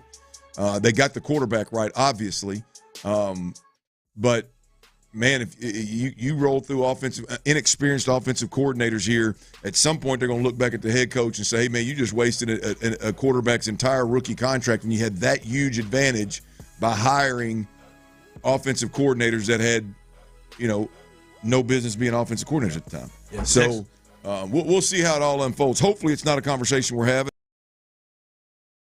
And Go looks a genius because he hired Nick Caley. Hopefully that's what we're looking at. But it's a tough world to live in now. Yeah, YouTube and Twitch coming in. There's still no doubt that CJ will be the highest paid quarterback. If CJ Stroud has a year like he had last year, he is not going to be the highest paid quarterback. Right? Trevor didn't just jump it when it was his turn. It didn't. Like, if he has a year like he did, I'm not going to say he ain't going to get paid, but he's not going to jump up and just jump over, the guys that are like the Burrows and whoever is just recently gone. I do wonder how bulletproof he is, because boy, you look. I mean, he is in within the organization. I mean, you look. I don't know. And again, I'm on record. Of I love the way DeMeco Ryans has handled C.J. Stroud. Personally, like the way that he anointed him, if you will. But when it comes to that next contract, if the tape ain't there, but the owners are just in love with you, right? The head coach and the general manager are just in love and committed to the nines. Ooh, man, I wonder how bulletproof he is from a sense of not being that highest paid quarterback in the league when it comes time. As you said, after year 3, which is this year, everybody else is getting paid after year 3. I wonder how bulletproof he is to make sure that happens after year 3. He ain't. I'm going to jump him over Josh Allen. bulletproof. John just got paid. That is. I don't know, man. If he has a year closer to year one, oh yeah, he's going to jump. But if he has a year like he did last year, in which I think, as we said, the shine will be off, I think he'll get paid. I think if they win 10 games, I think he sets. No matter what happens. Mm-hmm. Oh, I don't know. Yep, it's going to be just like it was this year. If there's problems, it's going to be everybody but CJ. It's going to be the offensive line. It's going to be the offensive coordinator. It's going to be injuries. It's going to be. Yeah, I don't know. All right, coming up, the Astros. Listen, they've had some struggles, but there is somebody that has not struggled and somebody that has surprised the hell out of me and I think most. And I think if we got to start do we need to start rethinking about how we view him? We'll discuss that coming up next. Jake with the rake. Now that the draft is over, Nick Caserio jumped on exclusively with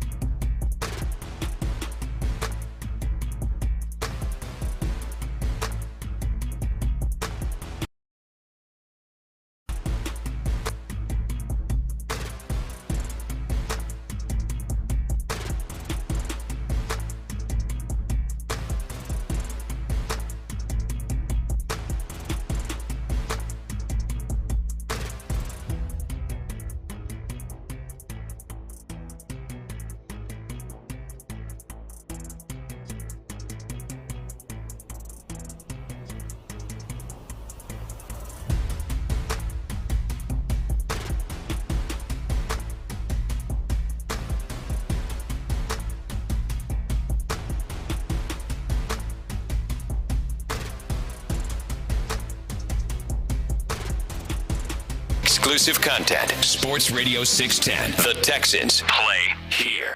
Live from the Mokaram Injury Lawyers Studios, Sports Radio 610 presents The Drive with Stoerner and Hughley.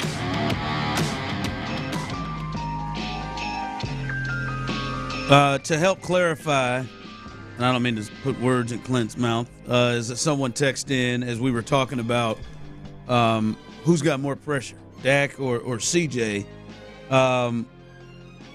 Clint talked about D'Amico, pressure being on D'Amico as well.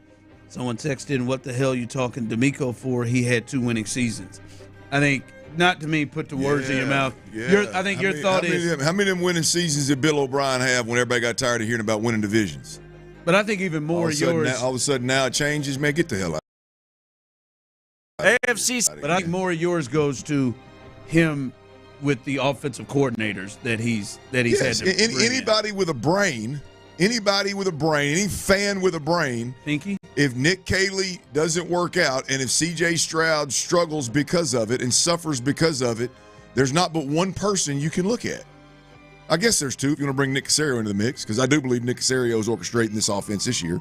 But, yeah, I mean, absolutely. But 100%. To your point, what they say is it was D'Amico. Yeah. Look, when you come in and you take over the most dysfunctional organization I've ever been around and been a part of, or not maybe not a part of, but been around and covered, and you go get 10 wins, everybody's happy.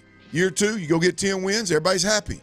Right? Year 3, the expectations change. Year 4, the expectations change. And if offense is the problem, just like pass protection, if pass protection is a problem next year, I mean, I guess you can look at Nick Caley if you want to. But I would advise that you look at the two decision makers in D'Amico and Nick and wonder why they addressed the obvious issue of interior offensive line the way they did. I mean, you can keep blaming Bobby Slowick if you want. You can keep blaming Nick Caley if you want. When you hire those kind of guys, when you hire guys that have never done it as a head coach, you take on a big chunk of the responsibility. And to the point you were making with C.J. Stroud, if having C.J. Stroud there and the offense has struggled and you've had 2 offensive coordinators. And 3. The further we get away from that rookie of the year where Bobby Slowick was great and C.J. Stroud was great, the further we get removed from that, the less you're going to think about it. Just like with Bobby Slowick, you got a year removed from it and he was a problem and you got his ass up out of here. He was great year 1, right? C.J. Stroud was great year 1. You struggle year 2, you replace the offensive coordinator with another inexperienced guy. If you struggle again, at some point in time, you gotta look back at the decision makers, and that's D'Amico. That's wild to me. How, I mean, I literally for however many years covered 3 years, 2-3 years with Bill, and I know it was present when I started with Bill. Covering Bill was Bill wanted everybody to stroke him because he won the damn division. And people were tired of that. People tired of that. Hell yeah, winning that division, we're tired of that, man. We're ready to go make a run. So look, I mean, just the thought that D'Amico, is off limits because he won 10 games his first 2 years here. Come on, man. I mean, again, are we talking about winning divisions or are we talking about making a run at a Super Bowl? I just want to clarify that. By the way, as we look here and the Astros are they're off today. Clint, I'm looking. And I got to be probably at the front of this line. And I remember you kept coming in. You said this a couple of times. I'm not going to lie. Some of the times I did a real live eye roll. I don't know if you looked at me and saw me. You then a couple of times, Tyler, I sure enough thought eye roll. But a couple of times, I think you snickered. I think you actually made a sound. Sure, I certainly did. And you said repeatedly, as we know him here as the bronze glove winner, you repeatedly said, now a guy, if Jake Myers can take a step, if he can take a step, this could really change this team. Jake with the rake. And I remember I went down to the point of, hey, man, if Buddy can just find one thing to do well, that was where I was right now. Jake has the best slash line of anybody on the team right now. I didn't see that one coming. Wow. He was hitting over 300 before his final at bat, but he's 297, 351 on base. Only Paredes by a few points is higher than him when it comes to on base, as he had a hit and a walk yesterday. He's got the highest 426 slugging percentage, OPS almost 800. I mean, like this is, and we're in May. Like this is, and he's playing mostly every day, and he is. Where would this offense be? And this offense is struggling anyway. Where would it be without Jake? I'm wondering, have you reached the point where you are taking this serious from Jake? Like, reached the point where you're like, all right, maybe Jake has turned a corner and he is like this isn't just a, hey, man, as long as he's up and thinking that this is closer to the real Jake. No. You're not there yet. No, he's got my attention, though. No, he's got your attention. He's definitely got my attention. Absolutely. Look, I mean, there was no now, when I said it about Jake earlier, I did not expect him to start off this way. I'll be honest with you. I didn't expect it to come to fruition, but they are wholeheartedly committed to Jake Myers, and they have been for a couple of years. And knowing he's going to get at bats and knowing he's going to get starts and he's going to get run in center field, there is a huge opportunity for the center fielder to produce more at the plate than they have in the past. So there's a huge opportunity there. Now, what is he going to do with it? He's obviously going to get the opportunity because of the commitment that the organization has to him, and he's going to get the plate appearances. What's he going to do with it? And right now, up to this point, he's swinging the bat really, really well. To my point is, boy, and it doesn't have to be this good. If he can just shoot, if he can just contribute, if he can just contribute throughout the season and not just go stone cold with that Dalton Schultz and Jalen Green look on your face. I screwed it up. If he just avoids those kind of slides throughout the season, then yeah, Jake. I mean, this could end up being a huge plus, just like Yainer Diaz and Jeremy Pena that I keep talking Text about. line coming through. Jake did the same thing last year. Jake who? Jake Williams? He had a hot month. No, he did. I don't know if it was this good, but he had a hot month. Man. It wasn't. He didn't break. He wouldn't have like historic days like he had. There was not a month that Jake was the best bat in the lineup. No, maybe not the best, but he was hotter than a firecracker now. This is from being in Maldonado territory to he is somebody that I feel good and confident when he's up. Let's go Rockets. Can't believe I'm saying it. I don't know how long. Again, I'm with you. I like the way you worded it. Yeah, he got my attention. I'm not ready to say, all right. He's got my attention, Ron, and I mean, look, I'm ready for it with Pena, but I'm close to throwing that ladder down there to him and getting him pulled up out of that group he's in. I'm just starting to kind of pulled him out of it. I'm starting to gather up. I'm looking for the ladder, the throw ladder in the garage right now. I'm not ready. I'm not standing at the hole and throw it in there. I'm looking for it. Actually, Tyler, the way I view it is it's Jake's hanging on the ladder from the airplane, from the helicopter, and Chaz has got one hand hanging from one, and Dubon's got another hand hanging from one, and Clint's kicking on the way. He's kicked Get off, you leeches. He's kicked one of them off, and he's about to kick the other one off or step on his fingers to make him have to release. So Jake can have it now, man. Jake is doing his thing. Jake is doing his thing. All right, one of the draft picks that I think a lot of people are excited about. One of the top draft guys in the business has some comments about him that you don't want to miss. We'll let you hear that coming up next. All right, y'all. So I stopped by Academy Sports and Outdoors yesterday, and if you live around these parts for any amount of time, you know all about Academy Sports and Outdoors, man. It's anything sports, anything outdoors, and it's all. But yesterday for me, it was about a little outdoor gear, if you know what I mean. I'd spent some time out at the pool.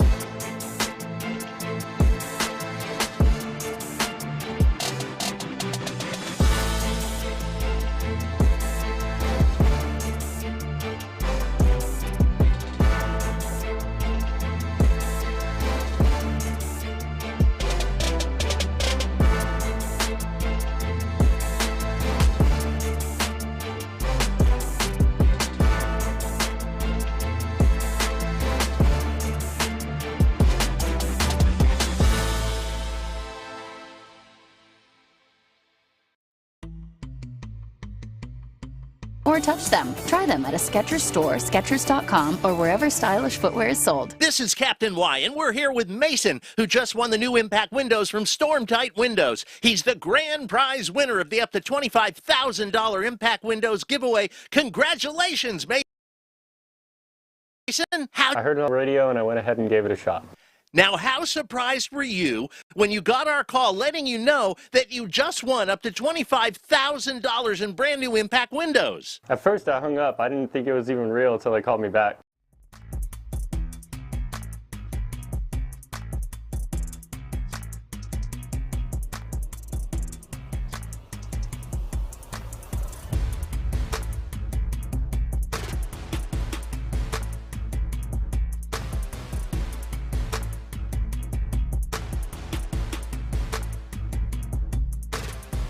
$373737 for your chance to be the next big winner. When it must be done right, call Storm Tight. I don't give a mother duck. Live from the Mokaram Injury Lawyers Studios, Sports Radio 610 presents The Drive with Stoerner and Hughley.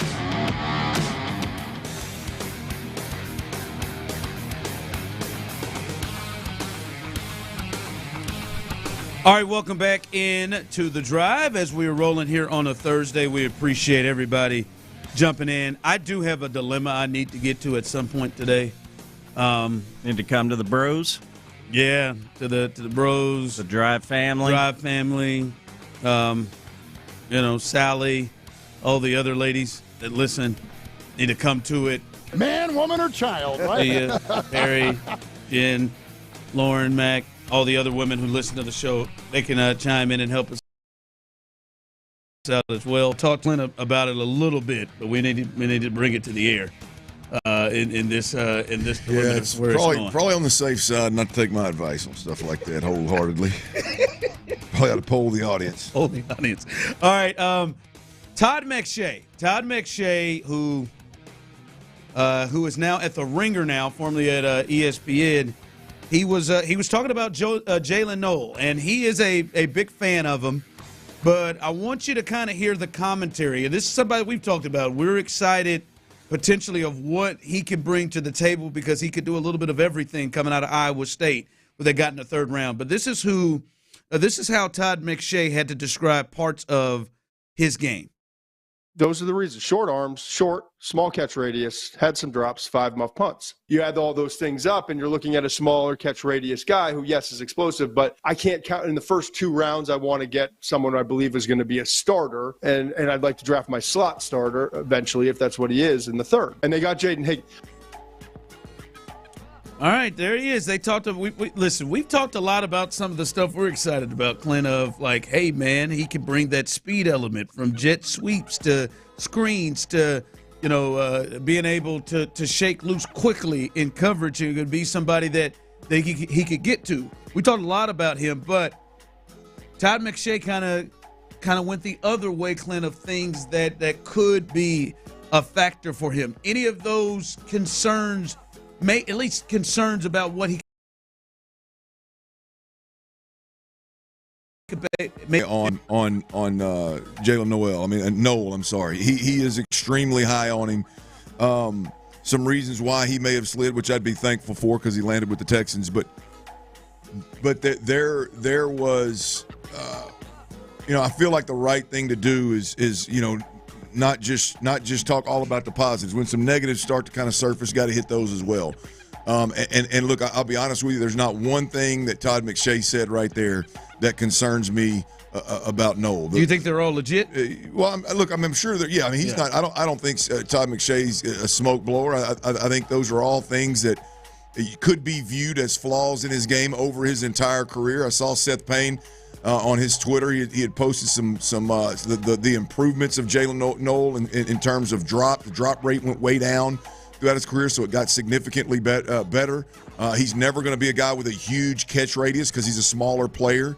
I think there's been a handful of those ever at the NFL level that were smaller players that had the ability to climb the ladder and go get the same ball that a 6'4" receiver would go get. So I think that would be out of pocket to claim that he had that. So he's got a smaller catch. He's a smaller player, shorter arms, not worried about it. My point with this is one, I have zero concerns about what may or may not have caused the slide for Jalen Noel in the draft.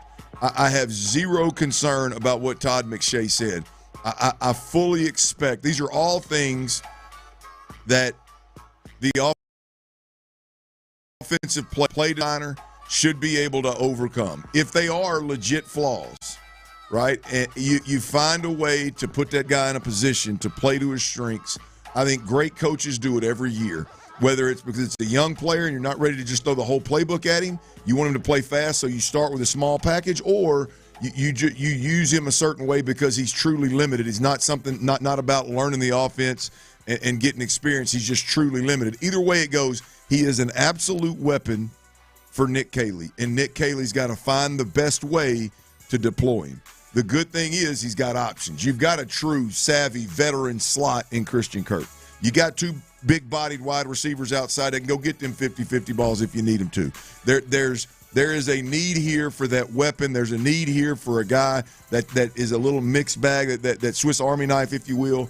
And it's Nick Caley's job to find a way to get that guy the ball and help him impact games this year. Yeah. I'm not concerned about those. First, I think those are legit, but I think those are just things that I can relate to. Hell, he just can't help some of them. Right.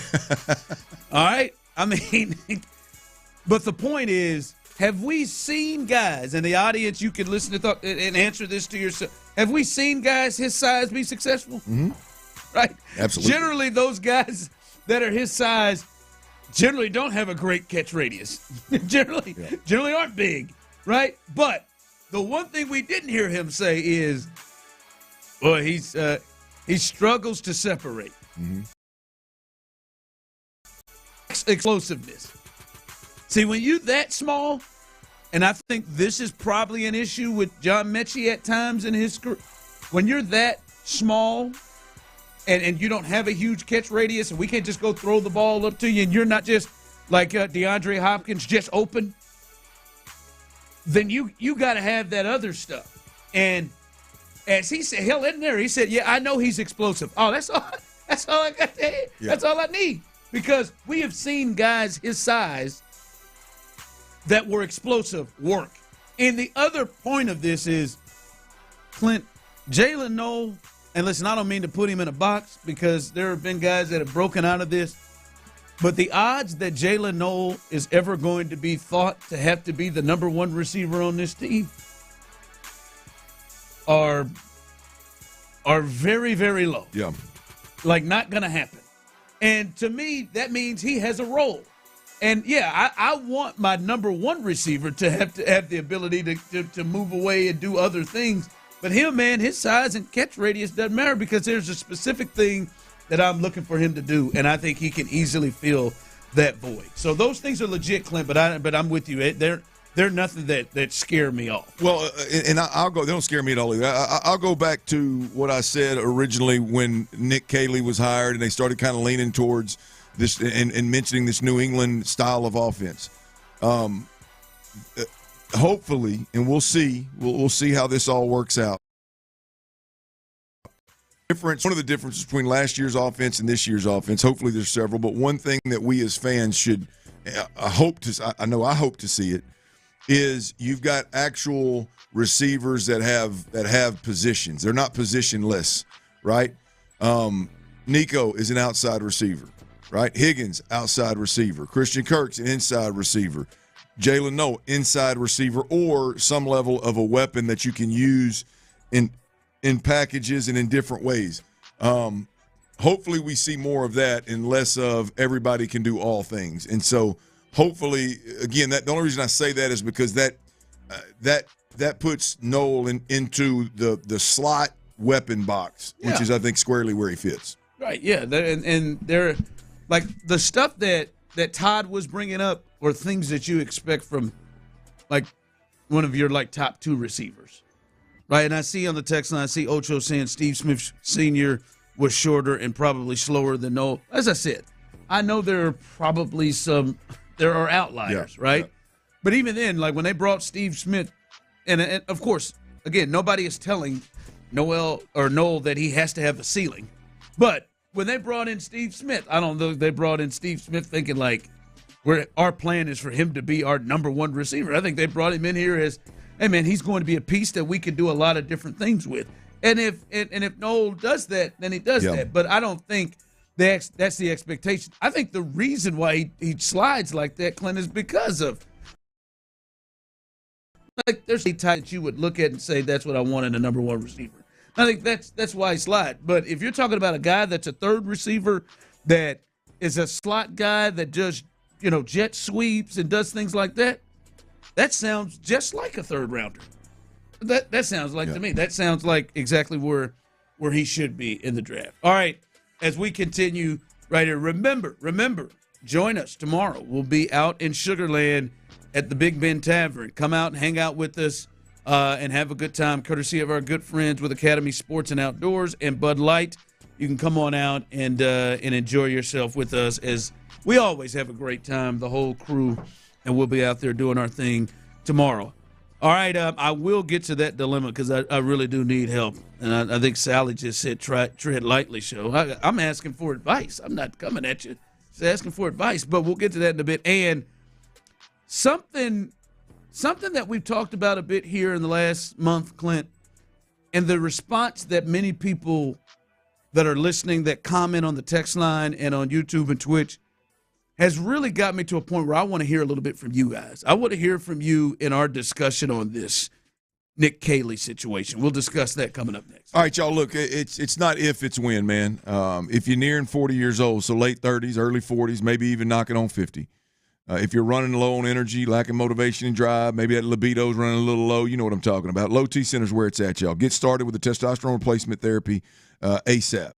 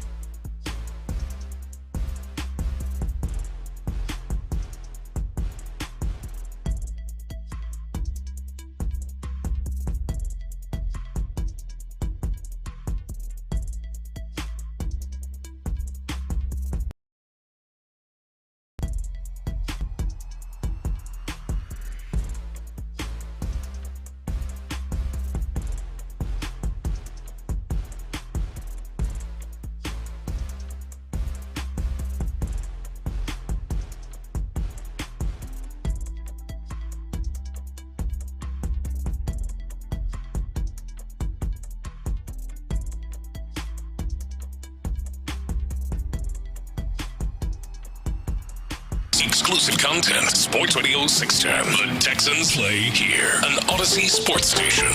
The Fixins. Sports Radio 610 presents The Drive with Stoerner and Hughley.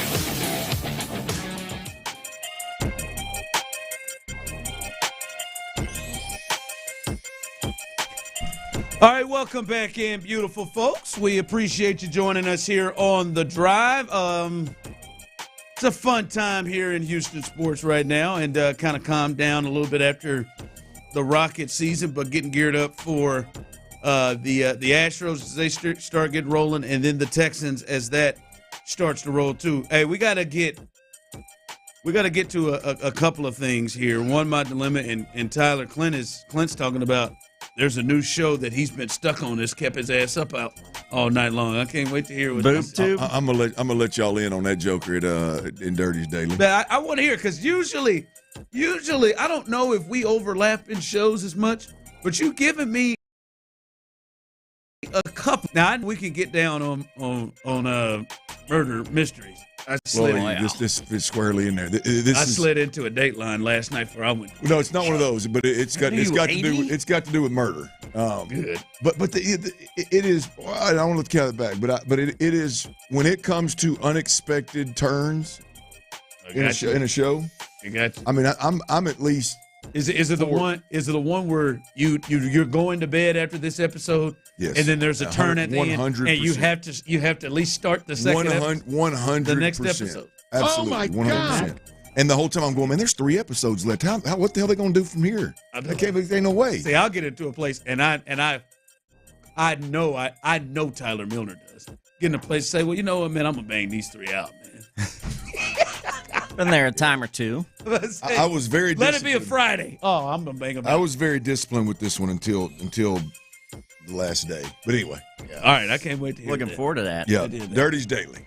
All right, Clint, and I want the phone lines open on this one. 713-572-4610. Some of y'all say, why y'all be punking out? How come y'all don't take no calls? No, I want it open because I honestly want to hear from you, the people on this, and you can also text in and go ahead on YouTube and Twitch. I know some people aren't available all the time to make calls, but I want to hear from you because, Clint, we've been in a space where we've talked about Nick Caley and the arrival of Nick Caley, and you have really gone into depth about the challenges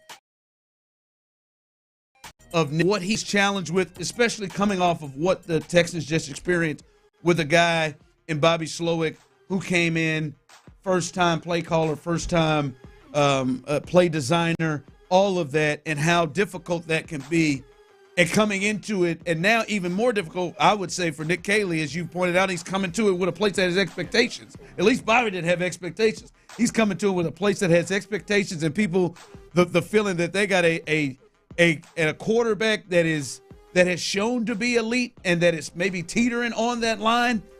There's pressure there. See, for me, when I look at everything surrounding it and Nick Caley, my feeling is nervousness. For like, hey man, I don't know how this thing's gonna shake out. I think you've given your thoughts, but I will see, Clint, when we have had conversations about Nick Caley, it come across on the text line, YouTube, and Twitch of, man, y'all tripping. What I'm excited about Nick Caley. I'm excited. Like I know he's gonna be better than Bobby. I know. Like there is more of a positive, a real positive, exciting feel from a lot of people about Nick Caley. And I'm not trying to get you off of that. I just want to hear why.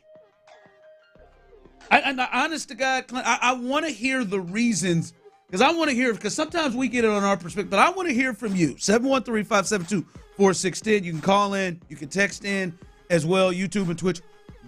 If you are one of those in the camp of excited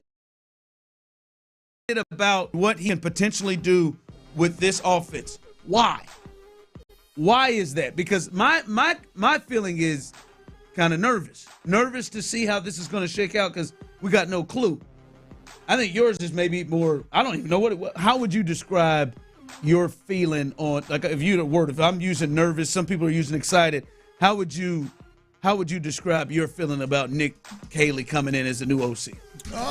Look, I would say all of those are fair and accurate for me. I mean, nervous, anxious, concerned. Yep. It's calling plays. It's not just standing on the sideline and calling plays for C.J. Stroud, right? I mean, there is a lot of behind-the-scenes work of how you create plays for certain guys. I mean, here's how to lay this thing out: is you're no longer the Texans again that won 4 games, and hey, the new head coach has got 2-3 years here to kind of get this thing right.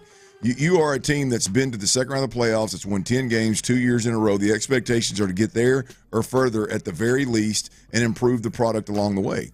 And you just saw a coach that literally immediately orchestrated an offense that gave you 10 wins, that gave you a Rookie of the Year, that emerged 2 wide receivers, not one, but 2 wide receivers along the way.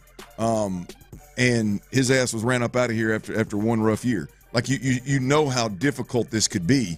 And when it's guys that have never done it before, quickly can turn, and it's not good enough, right? That's the thing, is that, like, it just wasn't good enough. So there's a lot. It's not just calling plays, man. It's being able to on the move, mid-season, mid-game, figure out the right way to protect the quarterback, a different way to protect the quarterback. It's figuring out a way to get $12 million of value out of Dalton Schultz, which obviously we know it's not going to be in pass protecting, right? It's all of those things, and right now it is a difficult job, and it's just very difficult to do. And so when you're asking in today's game, right now, the way the NFL is set up, is anybody out of a Shanahan McVay system is going to get the benefit of the doubt. They do, yep. And it just, these guys that just keep the guy in Atlanta's out of McVay's system. Now this guy's out of McVay's system. The guy that was here. Was out of one of those systems. Like, how many of those guys? And some come out of LaFleur, which is the same thing. Yeah. So it's a tough ass job, and it's not as easy to just walk in and do it at an extremely high level, and the pressure's through the roof. Again, you used the word anxious, concerned. I said nervous, but many of you are excited. What is? I want to hear it. 713-572-4610.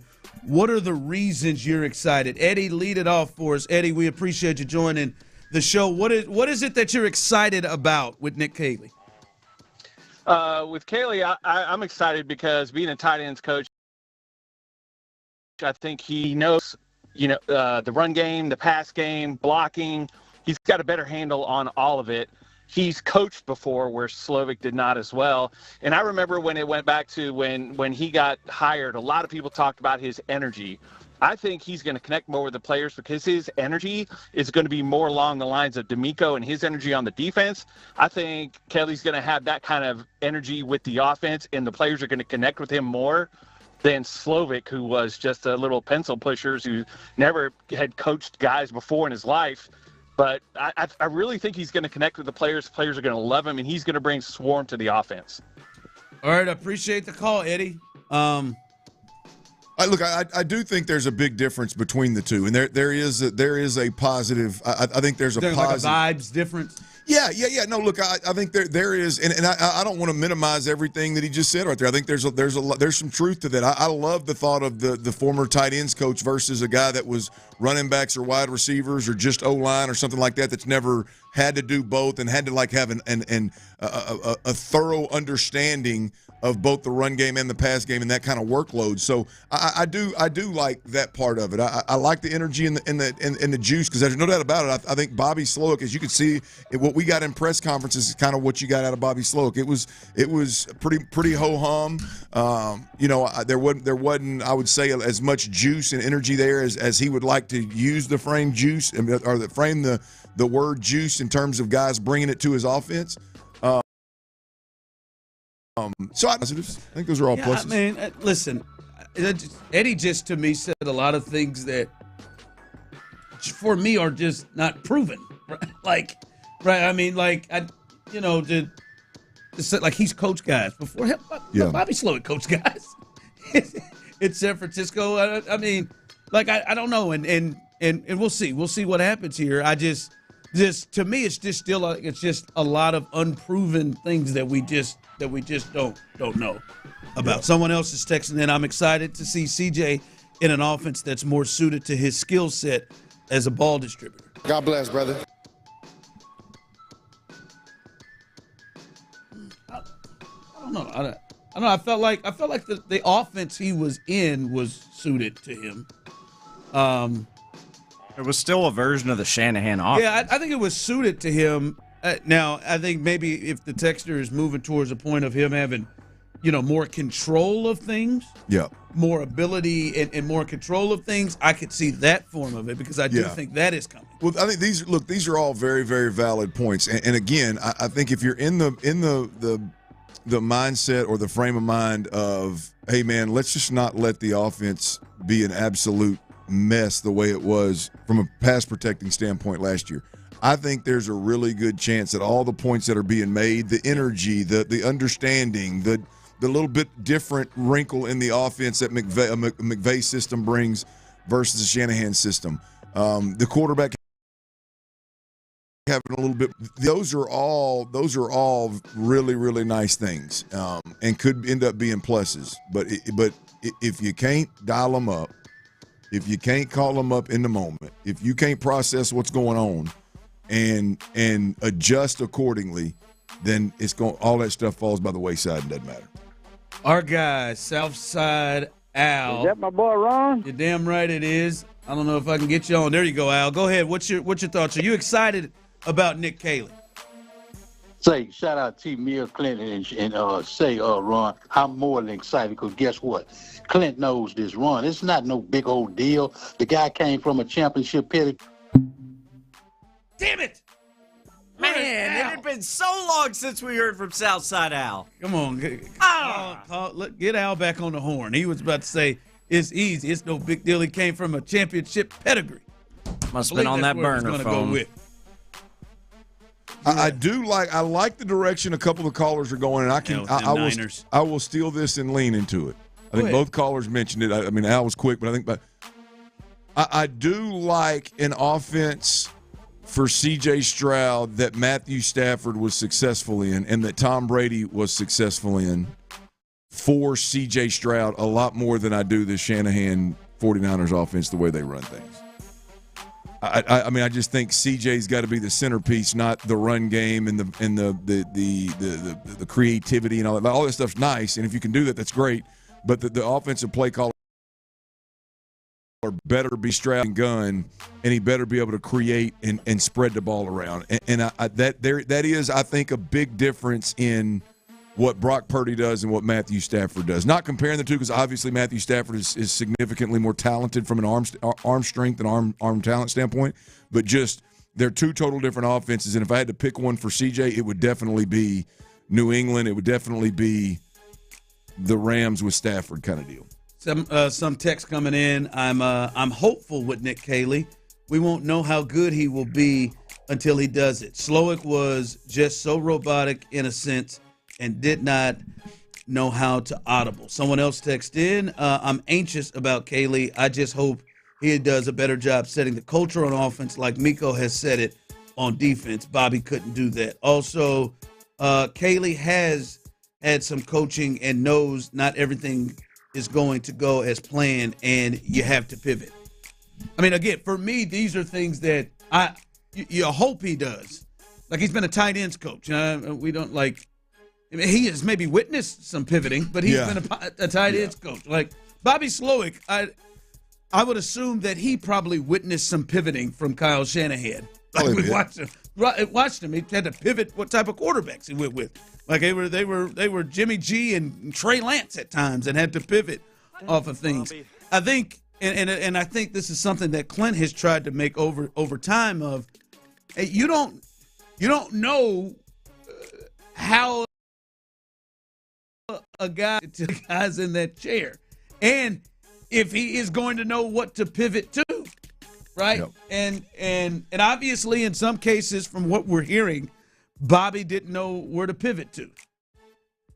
in certain things, at least from what's coming out, until Bobby says something. Yeah, I think Bobby's issue was the level of hard-headedness, and it could have been a look. He was limited in knowledge because that's the way that Shanahan did it from a him having all the control on the sideline and all you got to do is execute mentality.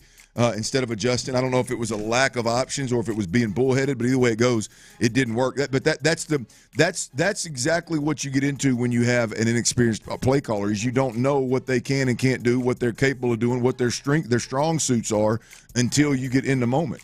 And to the texter, I tell you, maybe this is a different segment, but I've heard enough about Bobby Slowick and the offensive coordinator setting the culture on the offense. This is DeMeco Ryans' team.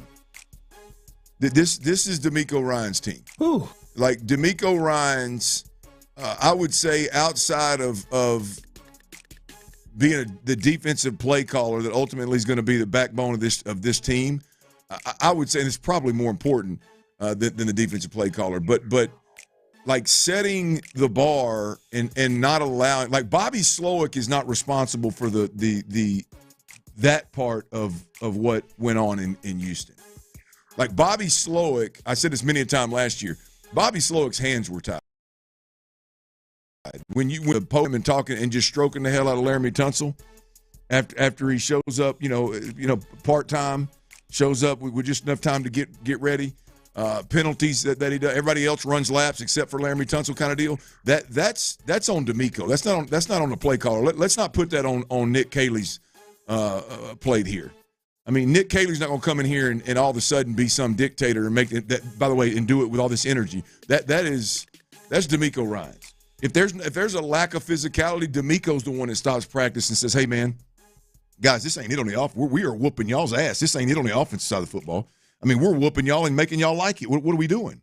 Like that? That's on the head man. Y'all, let's not put that on Nick Caley. I think Nick's got a steep hill to climb. I don't think that. You don't put. Hey, set the culture tone. No. When it boils down to it, that's on 5'9". Yeah, or at least 5. Oh, he's still 5'9". Is that his number? 5'9". Isn't that DeMeco? At least cap to really instill and push it. Yeah. And Kenyon Green no more. That's for sure. He let that one go before. For sure. He let that one go before. All right, coming up. He better not do well in Philly. Coming up, I want to get into this dilemma I had. Now, Clint, we'll let him. I'll set the scene of the dilemma, and then we'll let Clint give me the advice that he gave. I need all my dads to listen up now. I need all my dads to listen up and chime in. Now, text in. We'll see where you all are. Off crazy again last night. Celtics. And Tyler couldn't wait to text me my thoughts on what his bet was on that plus 11. Crazy. 21-2 run saved your ass. We'll discuss all that coming up next. All right, y'all. Underdog fantasy, baby. It's one of the leading sports.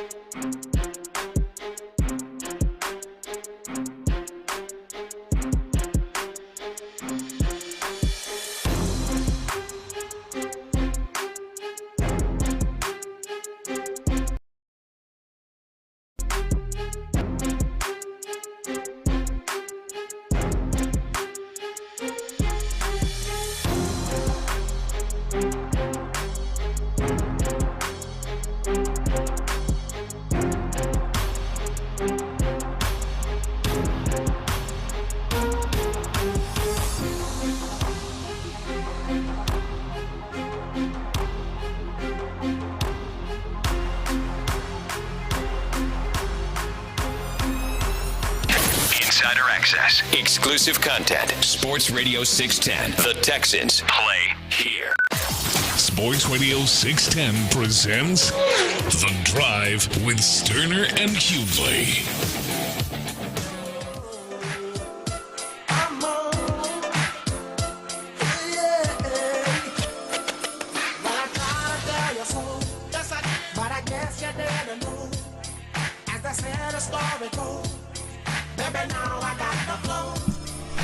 All right, so this is my dilemma. All hands on deck. 713-572-4610. Those of you on YouTube and Twitch, you can join in as well. Good conversation. Damn. Southside Al could have heard you finish. He was about ready to unload, I bet, what he was going to do. All right, I'm having this dilemma with my oldest son. He is now 11 years old, and I don't know how old you were when you first, but I am certain it was before 11. I mean, at least. I was early. I was early bloomer. I probably about 10 or 11. I remember when Teresa handed me the keys to start cutting that grass. Where she said, "I'm tired. I'm not going to be cutting this grass all the time. I work all day. I feed your ass. I run you everywhere. You can at least cut this grass." Least you can do is pull your own weight, man. Got it. Yes, I remember 5th grade. I feel like is when I started cutting grass.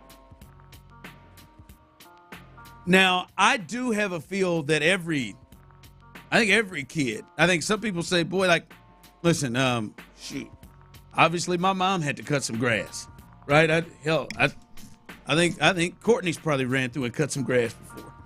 My mom liked doing it. Like, that was her away time from me and my brother. That means you didn't do it, huh? I didn't growing up. I did for the yard, man. I did for a bit as a young adult. But I feel like he should. In my mind, I don't know if I'm just not thinking about a different time, fellas. But I feel like he should know how to cut grass. I feel like that's just a skill he should have. Like, sure, I've been failed. Should I know what a muffler is? Yes, but with much more confidence than I have right now. But I feel like he should cut the grass. But then again, I'm thinking to myself, one, I sure as hell don't want him learning how to cut the grass on my yard. I think that's where we're really at it. I don't want him touching none of my yard, because I can see he's be all of that, and my guy does a great job, and I want to continue that. But also, my wonder is, like, have we reached a time where, like, cats ain't gonna be cutting their own yard? Do you still cut your own grass? Yes. You still cut yours? Tyler, you don't cut yours, do you? Not since I tore the knee apart. Nope.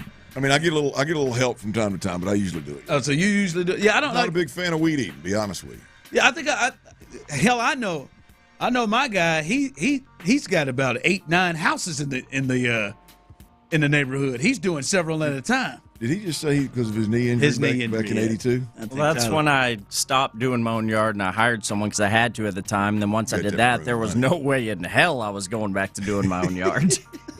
Yeah, no, hell, it's all right. But I think about it, like, for real. I left high school, and then I never lived in a place where I had to cut grass after that until me and Courtney bought our first house. And then I cut the grass there. I cut the grass a couple of hot seconds when we moved there and got our house here. And then I said, "Oh, hell with that, man. I got this dude over here holding this now. This is affordable. This is just going to go into it." So I got people texting in, been cutting the grass, and middle school is when I started. And Clint, you said go ahead and let him practice on our line. Yeah, I think that's where the mistake's coming in. I mean, now you're going to have to get your ass out there and straight up and say, look, you teach him attention to detail right here. I mean, that's just an opportunity for you to teach him a little bit.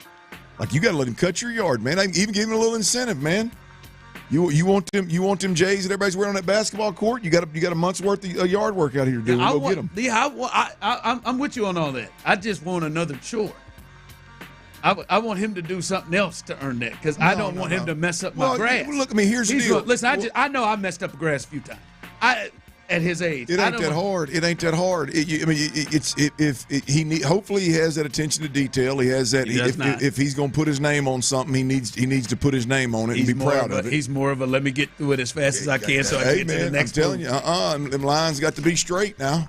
Lines got to be straight. I'm just saying, Tyler, you love how your grass is. You want an 11-year-old coming and putting his hands on that thing? Hell no. Juan does a hell of a job all on his own. My guy's name too. But Juan hell of a guy. Ron does a great job. I want to see if there's maybe some local baseball fields or something. Somewhere. Oh, man, get him out in that backyard, man. Teach him how to cut. And the next thing you know, you're gonna have free grass. You're gonna buy him the Jordans anyway, so you might as well get a couple of cuts out of it. Next thing you know, you can cut Juan's expense out of your budget. Yeah. Lauren Mack comes in. Tell him if he messes your yard up, you're gonna mess him up. Listen, I don't think that's gonna help, man. I just don't think he's he gonna hit this thing. Them lines are going. That's where I'm gonna be pissed off if I get out there and look and these things are crooked. Maybe I let him hit like parts of the backyard. Yeah, start with just the backyard. I think it's a real. I mean, it is because I feel like it's something that I need. Like I can see that there's a way that he may not ever have to cut grass. Like he may live in spaces where that is done for him. If you teach him how to cut grass, but I think it's a skill he needs to have just in case. Well, it'll definitely be an option here in Texas, especially in the summers. If you want to make a little extra cash, you knock on some doors and say, "Hey, I need to look for instead of going to a summer job. I'm gonna cut this grass. I'm gonna cut this. Can I get $40 out of you, and get you 5 or 6 yards? Next thing you know, he's got him a little summer job where he's making some bread and go buy like me. I was a bicycle guy. I was going to buy the next bicycle. How much it cost? $400. Okay, I better get to work. I had to go buy. I mean, come on, man. You not only can you teach him that attention to detail, being proud of your work, hard work. Because mowing a yard, the beautiful thing about mowing a yard is you can see the hard work, the sweat, the pushing. You can see the result immediately, right? Not only all that, but then you can say, okay, now you got to wait. You should never be broke. Yeah, should never be broke. You can go make a little money right here. Right here, never leave the neighborhood. Come on, show it. Show some confidence in your boy. Don't expect perfection. Bro, it's your son. Get him out there, teach him. It will grow back. The amount of people on the grass will grow back that nobody gives a damn about their grass is surprising. I didn't think I was a big care person of the grass. Apparently I am more than I thought. Like I guess I walk in my grass. He kills me when he does it. Don't walk in my grass. Walk on the sidewalk. Walk in it. Yeah, I am. I mean, it's been cut. Don't. Yeah. Like I feel. Like I guess I am. Got it striped just right. I ain't never hit nobody. I've never seen so many people. Oh, it's just like it's hair. It'll grow back. There ain't nothing more that pisses me off than because I can see them. Well, I mean, I can see the bad lines. Let me help you over this. All right, set that. Raise the mower up a little bit. That's a good idea. And let him cut it. And then if he butchers it, then you just knock it out right when he's done, and you'll be good. Let Juan continue to do it. Oh, so you're afraid the truth of the matter is you don't know if you can cut straight lines. Oh, I know I can cut straight lines. I don't really have the time. Oh. You should just go to your neighbor's house and be like, hey, look, my kid will do it for free. I don't know what y'all's situation is, if they have a service or whatever, but my kid will do this for you for free if you don't mind. And Juan's trying to teach him something here. Man, hey, Juan's got the neighbors 5 houses down this way and the other side. That's the biggest fear. When Trey decides he wants to go make money, he's going to piss Juan off, but that'll be all right. Competition. Then you get the opportunity to teach him about competition. Competition in the neighborhood. Yeah, I don't know, man. Someone said, somebody said yard work. Yeah, yard work. I got that, man. Oh, I've made me and him. We have mulched up everything. Oh, those are things he can't screw up. I'll tell you, boy, he will piss me off if he just get over it because you said it. He may surprise you. You said it. He'll be in there, and and I got to be with him every step of the way because he'll be in there. He'll look at it as, let me just get this as fast as I can so I can get back. And he will. Fast as you can, ease on down there and get whatever Jordans he wants, get a model lower. See, I was rushing. This is because I was rushing. I was trying to hurry up. I got a half size too small, so your feet are going to hurt. Yeah, get him a half size too small Tony Romo's and go, hey, this is you mow the yard like that. This is what you get. You mow like Jordan, you get Jordans. Yeah. I mean, I said this is part of parenting grind. I know it. I'm just saying. Don't mow in the Jordans. I just like, hey, I got no problem with it, man. He's got the dishes, everything. I like for my grass to look good. And if if I ask him, hey man, go ahead and knock out your room, go clean your room. And then when I get in there and I walk in there and I look at his room and he believes that that's clean. Everything shoved under the bed. Oh, wish. Have you ever told somebody go clean your room and you walk in there and you are met with a pair of shoes in the entry? Never had to tell anyone. Like you walk in the door. Does it now in the entry? I cleaned it out, and you do this, and I know we got to go to break. And you do this, all right, Trey. Now, if I walk in there right now, do you think I will approve and say this is clean? Yeah, yes. You walk in. You talk about them Jordans, pair of Jordans sitting right there, Crocs following behind them. What are you gonna do about it, Dad? Now I got to do what you want me to do with this grass. Stand over here at the door and watch him get all this together, and then just talk to him. Like, honest to God, you think this means clean? You think this means clean? Tyler's. So I got to bet them cold Coors Light. Unfortunately, Trey's not of age. He can't drink a cold Coors Light after he gets done with that yard work.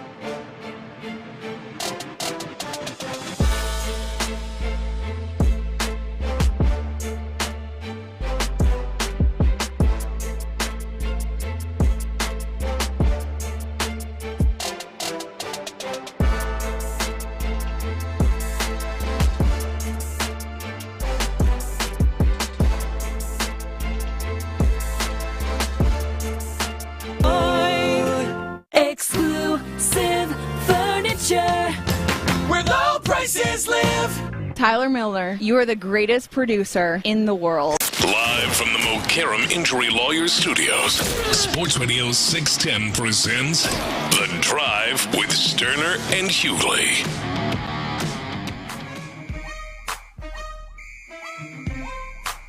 Text line coming through. That's a sad commentary. It's up to us to teach our kids. I want to teach him. I just don't want to teach him on my grass. He never shied away from wanting him to get this knowledge. Just maybe I want to teach Lauren. Like, I'm not one. I think I want my daughter to know how, just in case she's in a situation with that. I would think hopefully I'm around to be able to pay for her services if need be. But just in case, you never know what happens. I want them all. I just don't want them to learn on my yard. I know what I'm gonna do. I told you. Their grandparents. Are you getting Yard of the Month? Huh? Are you ever getting Yard of the Month out there in Siena or what? No, I just want to make sure I've been to the place. Nice place, man. Nice. I didn't prestigious. Huh? Very prestigious award. I just didn't realize he was getting Yard of the Month and going after Yard of the Month in Siena over there. I didn't realize that. I just wanted to look a certain way. Damn it. I bet Wade's looks better. It don't. He knows he's been by it. It don't. Wait, man, you better go holler at Juan, baby. Bro. Tell him, man. Juan, come down there and cut down them trees, mulch up that bad boy, cut that thing up. I just don't want an 11-year-old butchering. Maybe when he's a couple years. Do it right. You have your 11-year-old that's acing it. Yeah, maybe. It'll take a couple of years. Man, I feel like I think I got you. I think I've got you convinced. He gonna run that thing into the Tyler, fence. he had a glimmer in his eyes when I said, you realize if you teach him a couple of times, you can cut that Juan expense out of your budget. You maybe save. I bet he lit up. Yeah. He paused and looked at me. I'm not cheap. Started adding up. Okay, that's that. It's just things that I choose not to spend on. If I were cheap, I would have had Nick be cutting this thing by now. Well, it's good. Get him out there. You get him out there. You can kill two birds with one stone. They can split it. If that's the case. All right, let's do it. We do this every single week. Tyler's Turds List. Pro athletes are sometimes a lot to handle. Which is not good enough. Maybe even a bit dramatic. Altuve stole an MVP from Judge. Turdish behavior will not be ignored. No one is safe.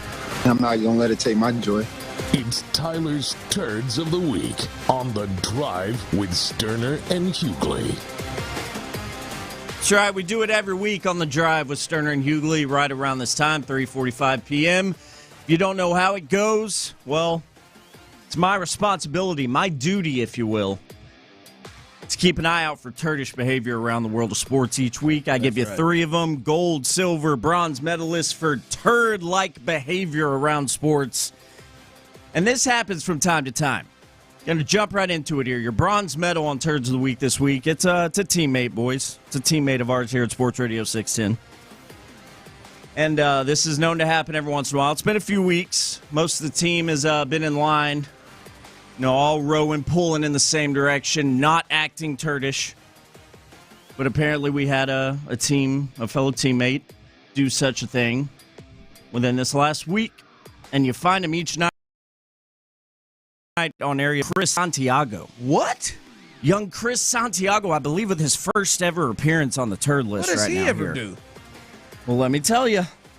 So, we all got through it together right here on this show. We know the Rockets season ended. Warriors took care of that. Playoffs over, 2025 over for the Rockets for this basketball season. And it got down to a Game 7. The Rockets fought back, all the way back, got it back to Toyota Center for that Game 7 against the Warriors. And peeling back the curtain, or the carpet, as Ron likes to say here on this program. Pulling the carpet on back. In this radio gig, at least in my experience here at this station, Houston Sports Leader, Sports Radio 610, it's not an easy task for some reason, whatever reason, for us lowly producers to get credentialed for some of these big-time Rockets games. It's just the way of it. No big deal. Well, my guy, Patrick Creighton, who you also find on Area 45 with Chris Santiago, Apparently, he went through all the hurdles, talked to our boss, Parker, our other boss, had some conversations, knowing Santiago's such a big Rockets and NBA fan, period.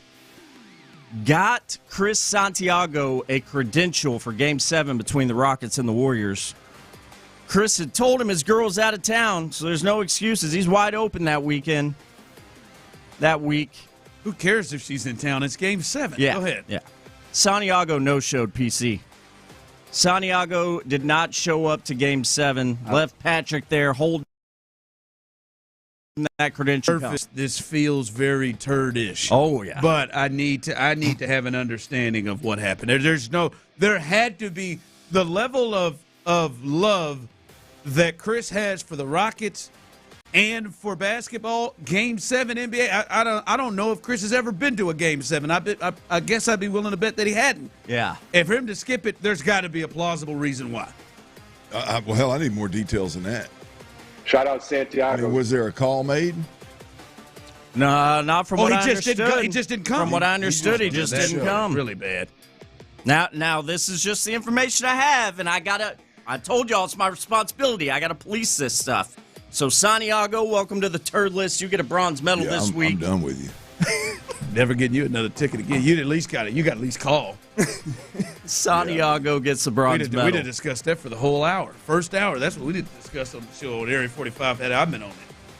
Moving into the silver medal on Tyler's Turds of the Week here on the Drive with Stoerner and Hughley every Thursday at 3:45 p.m. I don't know if y'all saw this story. Of course, one of the biggest stories out of this year's NFL draft was Shedeur Sanders plummeting down the draft boards into the fifth round when Shedeur got taken? 144. That's right. That was obviously a huge story. Well, I saw a news story come out this week, and this is what old Clint Stoerner likes to call, this is baby-ish soft. S-A-W-F-T, soft. The headline reads, a Colorado, saying where he got his number retired.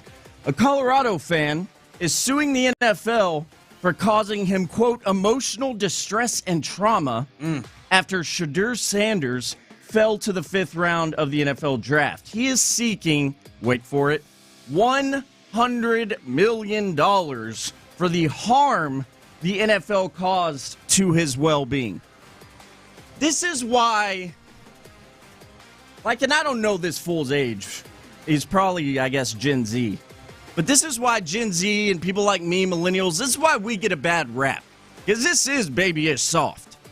Everyone looking for a handout, a free payday. Either way it goes, whether this fool thinks he actually was caused emotional distress, he needs to seek some help and realize that the draft is not that important in his life. But more likely, it is not true at all. And this fool's just looking for some money with his hand open. My man said, you don't know what you're going to get unless you ask. Worst they could say is no. He said, I mean, if I start out at 100, man, if I just got 100,000, if I start 100 million, they drop this thing down to 1,000. I'd have got that was better than what I thought. What a mess. So that Colorado, I guess his dad probably didn't let him cut the grass. Yeah, that's a great point. But that Colorado, either current or former student, whatever they are, fan, you get the silver medal. Be better, young fella. Gold medal time, and I love it when this happens. It is one of the fella segment you're hearing right now, Tyler's Turds of the Week. And if you're with us on YouTube and Twitch, I do have the infamous golden turd in hand. Saw this coming a mile away. Fella that really may have been the leader in the clubhouse to inspire this segment. The bearded turded one. James Harden. Former Rocket, of course. He's made a few other stops, forced his way out of teams and such here and there. James Harden gets this week's gold medal because if you missed it, well, he did what he normally does in big-time games, specifically Game 7s in the NBA playoffs, which is the bed. He had 7 points in Game 7, and this is beautiful from Marcus Spears. James Harden is like the dude that got a girl and he sets up nice scenes and he never proposes. They never gonna get married, okay? He's gonna date you, y'all gonna stay together, people gonna say y'all a great looking couple, but he's never gonna marry you. That's what I compare these Game 7 to. Couldn't have said it better.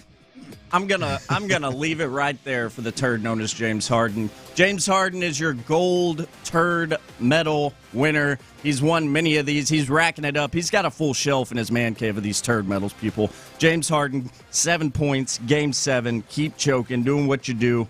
Go have a honey bun and get in your feels, my man. It'll all be okay. Now, it'll all be okay, James. Freaking turd. That's your turds of the week. Turds of the week, James Harden, the originator. I'm proud of you. I thought you were going to put Steph Curry and the Warriors on for winning the Game 7. I thought that was going to happen. Or I thought you were having a hamstring strain and missing a week of play. Only Mike Trout gets that kind. I thought you might hit him. Yeah, I'm still stuck on Santiago. Wow. Apparently we're getting word from the text line that he said he had eaten Chipotle the night before and his stomach didn't feel good. I would have made it. I got to know if you called. I would have. If you didn't call, that sounds like a junior high excuse. Or you didn't text. I mean, you had to be rooster telling all over yourself. You I can can't still get away. text. Yeah, you could damn sure still text and call and say, hey, man, I ain't going to make it. That sounds like Santiago we know is a good-ass dude, and he ain't good at lying. Tell you, I got some questions when his ass walks in his door. What you got coming up at the 4? All right, hey, look here. I mean, it's easy, man. If you're looking for your next binge watch to stream, I got a good one for you now. I don't lead a segment with too much of this stuff, but damn it, this one's so good. I've got to stay your ass right where you at. I got a good one for you. And the Texans, they crank up that rookie minicamp tomorrow. What is it that you're looking for? We'll discuss right here on Sports Radio 610. We'll do all that next. Before we do that, though.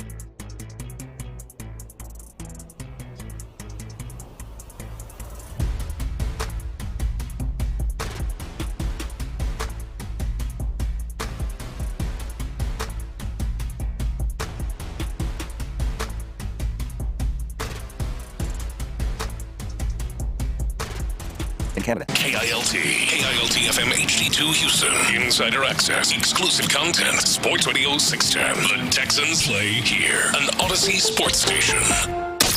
Sports Radio 610 presents The Drive with Stoerner and Hughley. Dive into the mind of former NFL quarterback Clint Stoerner. I like a good time. I like to have a party. I know you do. It's Dirty's Daily, presented by Mokaram Injury Lawyers. That's right, Mokaram Injury Lawyers. What a supporting the hell out of old Dirty, man. I greatly appreciate it. And Mokaram Injury Lawyers, hard as hell to say, easy to dial. 281-222-2222. I want to make sure that everybody out there is listening on that Odyssey app, AUDACY, the Odyssey app. Make sure you download that sucker and take us everywhere that you go. Keep us on your hip, man. You never know when we're going to give away an all-expense-paid trip for 4 to Vegas and $20,000. You never know when that's going to happen. And, hey, we just appreciate it if you download that and keep tabs on what we got going on around these parts. By the way, did y'all see that we got the first American Pope has been named? First time ever in the history? Chi-Town Zone. Huh?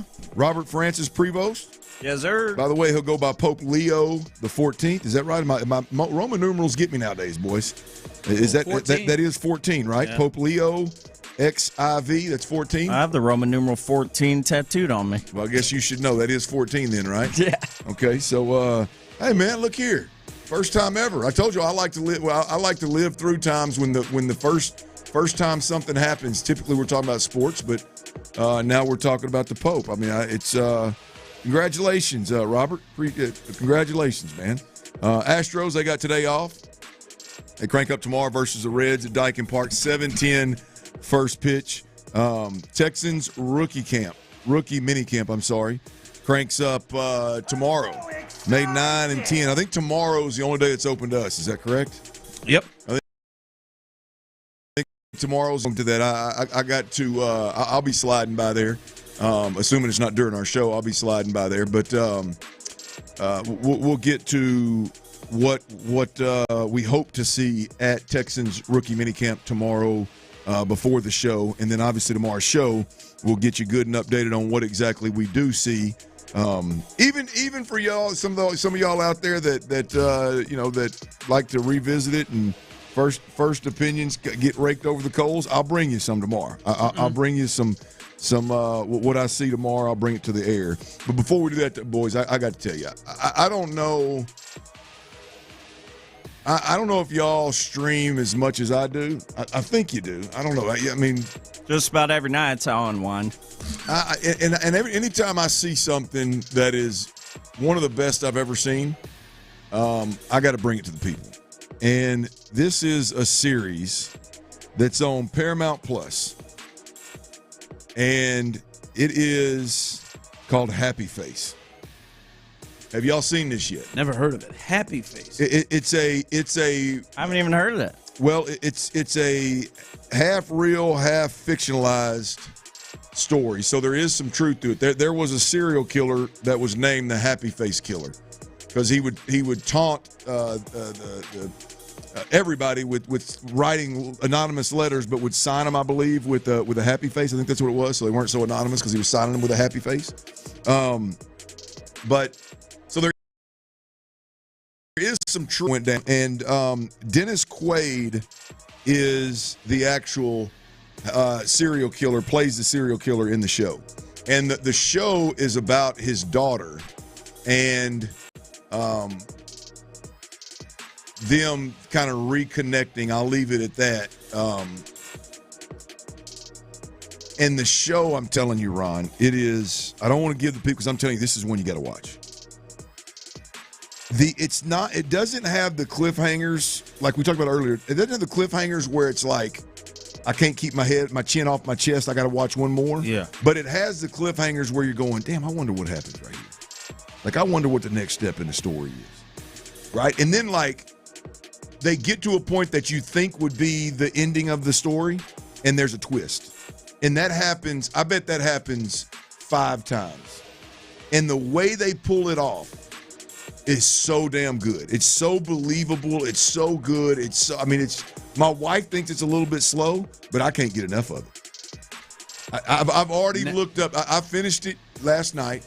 I've already looked up to see if there's a second season, and there's no plans right now for a second season. I hate to ruin it. It ends in a way where you would think there is one, but right now there's no plans for a second. Is the name of it, Ryan? I've seen her before. She was in, what movie did I see her in? She was in, Welcome to Chippendales. I watched that show for a little bit. She was in that. Was she? Yeah. That show was. But no, yeah, actually, I've come across it. I've seen that because I was watching something else on Paramount Plus with Tom Hardy and Pierce Brosnan, like Mobland. Mobland. Yeah. I was watching that a little bit, and I kept seeing that. I'm telling you, man, you will absolutely. I'm glad you said something because that didn't seem appealing. My wife actually recommended it because I knew the Happy Face Killer. I've seen the documentaries before in the past about him. Unfortunately, that's kind of actually, I'm not. I mean, the amount of murder mysteries that I've seen is disturbing. Black Greg, Happy Face is pretty good. I'm on episode 3 now. Dennis Quaid is putting on a master. Hold on tight, Black Greg, because it's gonna get you. It's gonna hook you, man, and it is. I may start it tonight. She's good in that show too. I mean, she is good in that show. She keeps you. You don't know if she's gonna go off the deep end or not. I mean, it is. Don't quit on it, Black Greg. Don't quit on it, Ron. I mean, it may. My wife thought it was a little slow. I did not. Don't quit on it, though. I'm telling you, it is the last. There's 8 episodes. The last 5 will be some of the best stuff you've seen. If you're into that. I mean, if you're into that. Yeah, for sure. I started that Severance show 2 nights ago. Y'all, I know you tried it, Ron. I didn't like it. Courtney loves it. I know some people who. It wasn't bad. It was just. I'm hooked. It's just too when it's too like I'm not the imagination. Right. I'm not like fantasy kind of. Yeah, no. But like it's a mind F. You get off an elevator, everything that else happens in your regular life, you don't have any memory of. And it's wild, man. I'm gonna tell you now. I'm gonna tell you one that's the one you got to watch. No question about it. Happy Face. The one I'm going to tell you that you do not waste 1 second of your life. Adolescence. It's about the little kid, like 9, 10, or 11. He gets accused of. It starts out he gets accused of murder. Oh, I've seen the preview for that. Yeah. Hey, it's taped in a foreign country, obviously, so it's a little different anyway. It is in English, so it's not like they're mouthing a different language, but it is. Like literally, it's 4 episodes, and I mean, the amount of ground they cover in 4 episodes could have been done in 10 minutes of the first episode. I don't know if that's how they do shows over there. Like I think they were in the UK. I don't know if that's how they do it or not. But it was. That's a rough watch. I'm sitting there with my wife. She goes, I think it's over in 4 episodes. I said, it better not be. I've sat through 4, and it's going to end. This is it. That's all that happens. Are you kidding me? Wasted. I'm talking about some of the most wasteful 4 hours of my life, and it drug out a little bit. It was awful. Do not even think about watching that. All right, I'm Clint Stoerner, alongside Ron, the show Hughley, and T Mill is behind the glass over there. By the way, T Mill, y'all get that? What's that big orange wagon looking like, man? I want to encourage everybody out there to make sure you plugged into that Odyssey app and the big orange wagon. All things Astros. Tyler Milner and Patrick Creighton. Yeah. We're have a new episode of the Big Orange Wagon that Stros Talk for you tonight, actually. Oh, look out now. Yeah, so be on the lookout for that wherever you get your pod. Keep your head on the swivel. All right, Ron, let's hit them real quick, man. The Texans, they crank up their rookie minicamp tomorrow, May 9 and 10. Tomorrow's going to be the first time that we get a chance to lay eyes on the rookies. And if I remember correctly, there may be some other guys out there. I think when I was playing, there was that I actually went to the rookie minicamp for a couple of years, and they get some bodies out there, and you actually can get some extra work. So there may be some second and third year guys out there. If I remember correctly, maybe they can, maybe they won't. But anyway, what is it that you are that you're looking forward to seeing the most out there at rookie minicamp? Yeah, I think a couple of things for me. I'm interested to see positions like, Ursery, the tackle, is he only play tackle? Does he play? Does he move around? Which side does he play? Does he play left? Does he play right? Does he play both? That to me is usually you don't go to those and look for the linemen because there's not a lot that they can show to do. But to me, it's where they're lining him up, I think, is important to see what they look from him. And then it's just to see the skilled guys, right? Like, and just see how fluid they look and how they are. And I think even more, Clint, like, Nick Caley, what does he look like out there? This is the first time we're getting to see some of the staff members and how they coach. Right? I want to see what he looks like in some sort of a practice environment. Yeah. And things like that. So Ursery is really the one to see where he lines up, where they're going to put him. Because they've been saying he's a tackle, but I wonder if they'll move him around tomorrow. Yeah, that's interesting. I did not have Nick Caley on my bingo card, but I agree with you. We've heard about the energy. We've heard, and you're not going to see any kind of scheme or anything, but we've heard about the energy.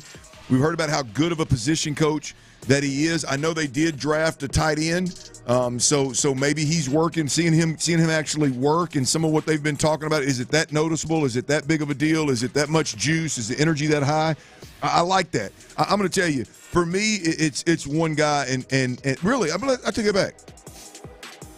Because there are a couple of guys that I want to see work, but I was going to say there's one guy that I just got to lay my eyes on, and that's Jaden Higgins, the 34th overall pick, the Texans' first draft pick this year.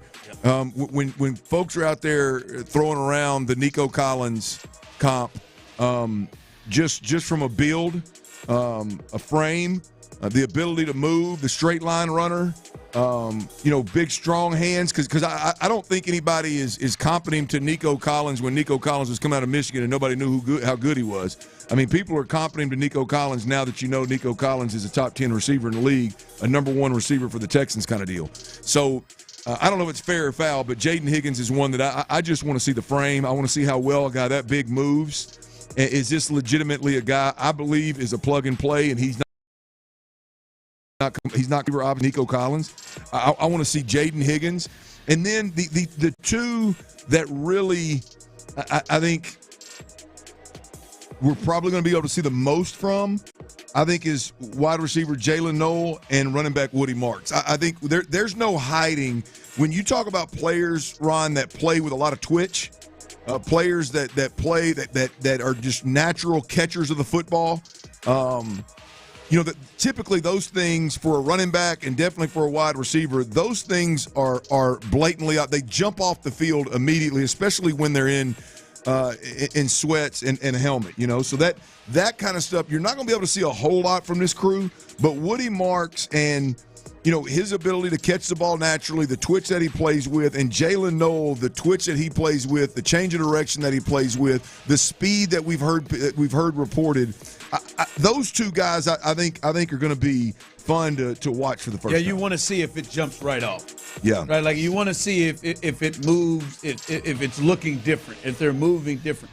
Like generally, you look at it and you say there's not a lot out of practice you can get with that, right, routes on air and stuff. But like we could see early the route running ability of Tank Dell. We could see that early before they got pads and how he could separate.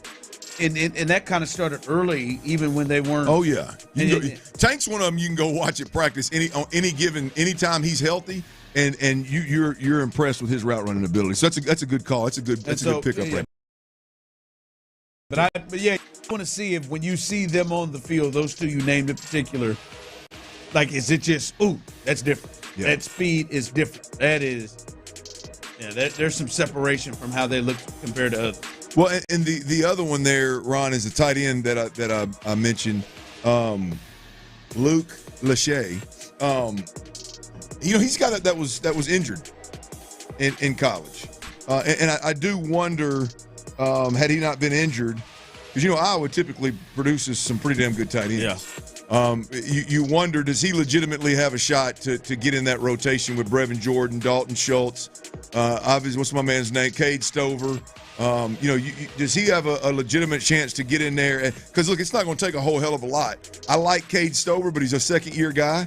And when you talk about putting your hand in the dirt and getting physical with somebody, I mean, if Luke can do that, then he's got to be in the mix, at least in some packages moving forward. So those guys, more of the offensive skilled guys, are the ones for me, man, that I really think there's a chance we could at least enjoy watching them and pull a little bit of either, hey, these cats got that twitch everybody's talking about, or it's like, I don't know if that's necessarily there. Hips, how they move, yeah. Cornerbacks, the safeties back there, yeah.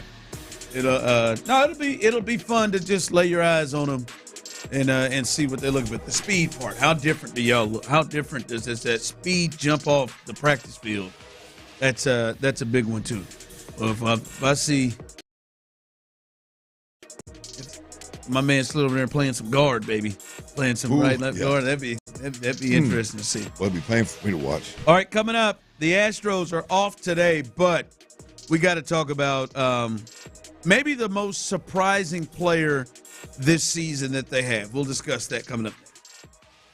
Well, what if my wiener ain't working, Ron? Well, if your wiener isn't working and you are one of those gentlemen suffering from ED, first off, I hope that you are one of the ones that have made the call to our guys at the men's clinic who helped many people. And they have been so excited. Dan Denny, I talked to him a couple of weeks ago, and he said, man, we've got a great response to the special that we just started doing, and so many men have called that they've been able to help. And you can be that guy too. You can be that guy that can avoid some of the situations that some gentlemen's wives have kind of put them in. They've put up ultimatums saying, hey, we need to get this handled, or we're going to have to make adjustments. Don't put yourself in that position. And if you don't want to, and you want to try to get some help from guys at the men's clinic, go do this now. This package normally costs you $1,000. Now you can get it for $299. It comes with a consultation with Dr. Randolph, an in-office test treatment where you get to test out their product and see how it works immediately. All supplies needed for future use, and 1 month's worth of treatment. You don't want to miss out on this. You got nothing to lose. Make the call today, 713-828-1476. That's 713-828-1476. Or visit the The Sports Radio 610 Crawfish Circuit is back in Sugarland tomorrow. Join the drive with Stoerner and Hughley at Big Ben Tavern from 2 to 6 for cold drinks, good conversation, and mud bugs by the pound. It's the Sports Radio 610 Crawfish Circuit, brought to you by Academy Sports and Outdoors and Budweiser. We'll see you there. Houston's sports leader, Sports Radio 610. Summer's just around the corner. You remember summer? Hot, sticky, and almost unbearable. That's the one. It was brutal. This is Nolan Ryan. Be ready for another Texas scorcher with American Standard Heating and Air Conditioning. American Standard Air. Clean, efficient, and dependable. Nothing better for your South Texas home. Invest in your family's comfort. Take my word. Why fry? AmericanStandardAir.com. Comfort the way you like. It's Jeff Jr. from Trajan Wealth, and I've got something important to talk to you about, your 401k. If you have changed jobs, there are two very important considerations.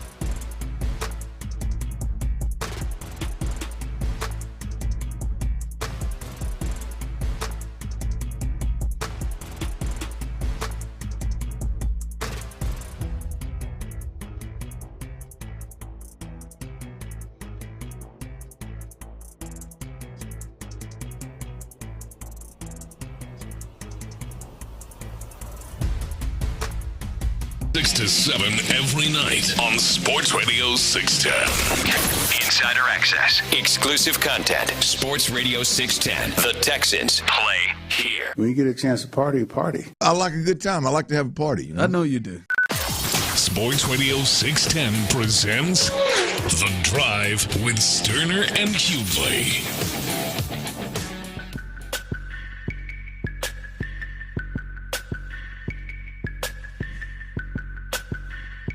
Remember, come hang out with us tomorrow as our sixth stop 6 of our crawfish circuit.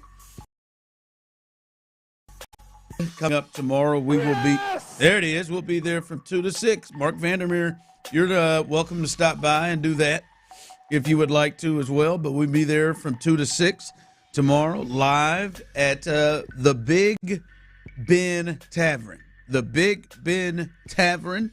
Righto. That's right. Highway 6, Sugarland, Texas. Come on out, hang out with us. Is it already another Friday? It's Friday, baby. Thursday's it, baby. And now, man, we're halfway through the show, too. Thursday, baby. Shoot, we're about halfway through May, man. It's wild. I mean, it's May 8th. I mean. All right, we're a fourth of the way through May. It's wild. Don't try to don't run that past me, baby. I was just 4 days ago now. Hold on, so. And early now. Old ass show. Old y'all starting to kind of get up there, man. You got to start taking care of yourselves. I ain't going to take that bait. Nope. I'm not your age. You can look at me. Hey, man, you ain't that young, Jack. No, actually, I think the opposite. Y'all should probably live a little, go to a game with your boys or something. We ought to schedule like that, man. We ought to see if we can schedule one of them games. Yeah. I won't hold my breath. Don't do that. You'll be I'm going next week. Me and Ron are going. I don't know if you're going to go, Clint. Royals are in town next week. When is it? They're there Monday, man. Tuesday, Wednesday. Thinking Wednesday we're going to hit it out. Next week? We should do a drive party. We should do a drive good. party. Only we could. Probably too late to just kind of plan that out. It just hit us right now. Where there's a will, there's a way. On a Thursday.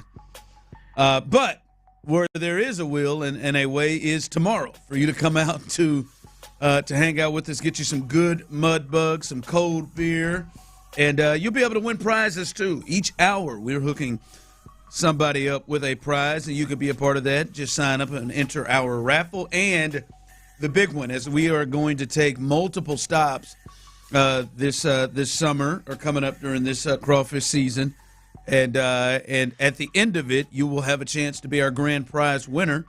Every single location that we stop by, there is a QR code, multiple ones that you can sign up with. And if you are the winner of our grand prize, you will win a $500 gift card to Academy Sports and Outdoors and beer for a year from not Academy Sports and Outdoors, but from Bud Light, Budweiser, Bud Light. Text line coming through. Man, I thought show was at least 50. Boy, I tell you, That's just silly. 41. That ain't even true, man. You ain't even got no gray hairs. I mean, that ain't even true. Clint's been out. We've been out and have done the how old do you think I am test. And people are always surprised. We're surprised. Now, that may have been lying to me, but always surprised. And I said, 40. No way. Thought you were older? Younger. I've always aging well, man. Are you sure? Every time. Looks like you moisturize a lot. I don't know. Group people in Cleveland? No way. There's 27. 50 my ass. I'm not going to take that bait from you. You starting to get a little gray in that beard over 41. I got a couple of shots in couple there. Of strays? Been in there. Yeah, there's a couple in there. 50 my ass. Shoot, man. Talking about out of here with this thing. Shoot. All right, but no, come on out, hang out with us as we'll have a good time tomorrow. Hey, do you all believe in this Jake Myers from the plate? Like, has he reached a point? Because if you start looking at his slash line compared to anybody else's, overall, I would say it's better than anybody else's. He leads the team in average in slugging percentage and just a couple of points behind Paredes when it comes to on-base percentage. And we are, as Tyler said, almost through May. That's not what I said. I mean, nearly. I said half. I mean, closing in on 4th of July here, as Tyler said. Well played. and he is, but I mean, no, honestly, I mean, we're through 40+ games, and he is still Jake with the rake, like hitting like this. Not to mention that crazy hot game he had last week, but that was just a part of it. Are you one now that looks at this and you got belief? You got belief in Big Jake at this point? Or he still need to do more to reel you all the way in? No, he's got to do more than just this little run here. It's impressive. And look, I was not joking when I said earlier before the year started that the biggest way that this team can improve is if that center fielder starts producing. Now, I did not expect to see it. I did not expect for it to happen, to be completely honest with you. But it is happening right now. No, look, I need to see more. I need to see a lot more. We've seen a really good month's worth of baseball at the plate for Jake Myers before. Really impressive. We've seen it before. And so, no, I need to see more. I'm liking what I'm seeing. I'm pleasantly surprised, but no, I need to see more. I mean, I know for me, I at least got to acknowledge this. This is like, sure. This has gone on long enough where it's just like, this is more than just, he swung it bad. He ran into a couple. No, it is like he looks, and I guess maybe that's the thought for me too, is he looks much more confident. Maybe that is. And you've admitted to it. He's had good stretches before. I don't know if it's been batting 300 for a level like that, but he's had good stretches before. But he visually looks different. When I mean, like his approach at the plate and where he is, it does like there are times. I would say this may be the first time that I've watched Jake Myers and not felt like, man, he's holding on. He is getting, or he is just hanging on and just fortunate almost with some of these. Now I watch him come to the plate. He looks like he's got a plan. He's got an idea of what he wants to do, and he looks really confident up there. As we understand, it's well documented. If you've listened to the show, Clint has gone on and on about at times the lack of confidence and the lack of like belief in himself. I think that is a clear difference in look here. Again, I'm with you. Like he's going to have to do this for a couple of more months before you start looking at this and believing. I said it earlier, Pena, I believe in this more. We've seen Pena have stretches, and Pena, this looks real. I'm not quite there yet with Jake to go with, hey man, this is looking and feeling real. But I got to admit, man, this is his whole demeanor and everything looks like this is more sustainable than any other time I've seen him get hot. Ryan, you want to? I did a little digging here for you while you was going on there. I did a little digging there. Shout out to you, Jake. Did a little digging for you. The bronze glove winner. May's his month, y'all. What I'm referring to in last year, the month of May. You want to see a slash line here? He's had a pretty good April. It's gonna be May. 329, 406, 518, OPS at 924. Last May. At April, May, like you said, some of his April was, I mean, obviously April was good for him this year too. At April, May, he's hell early in the season now. It feels huge. I'm going to see a little more. But I am with you. There is a different. And maybe that's what it is the visual, that he just looks like he's carrying himself. Yeah, but that's the thing. He's definitely more confident. And to me, that's, as a fan, that's what I need that. Like, I need to see that even when he's struggling. But yeah, there's definitely a different pep in his step. There's a different vibe. I just personally need to see a little bit more before I start leaning into Jake Myers being a difference maker at the plate with this team. But, boy, I'm telling you, I will add him to the Yainer Diaz and my Jeremy Pena list real quick of guys that, you want to really give the Astros a chance to keep this World Series window open. You want to really give the Astros a chance to make a run at another ALCS or potential World Series. You get guys like Jake Myers, maybe not hitting 300, but you get guys like Jake Myers to produce consistently. And yeah, man, I mean, I think the others, if you will, the supporting cast for Altuve and Yordan Alvarez, if the more and more of those guys that start swinging it well, the better you feel about it, obviously. So yeah, I can get there, just not there yet with Jake. No, yeah, it's. But again, as we've talked about it multiple times, they have needed every bit of it. Like he's hit a 4 or 5 spot before. They've moved him all the way up, and with good reason. And as you said it before the season. If Jake can take his game up to another level, it changes the game.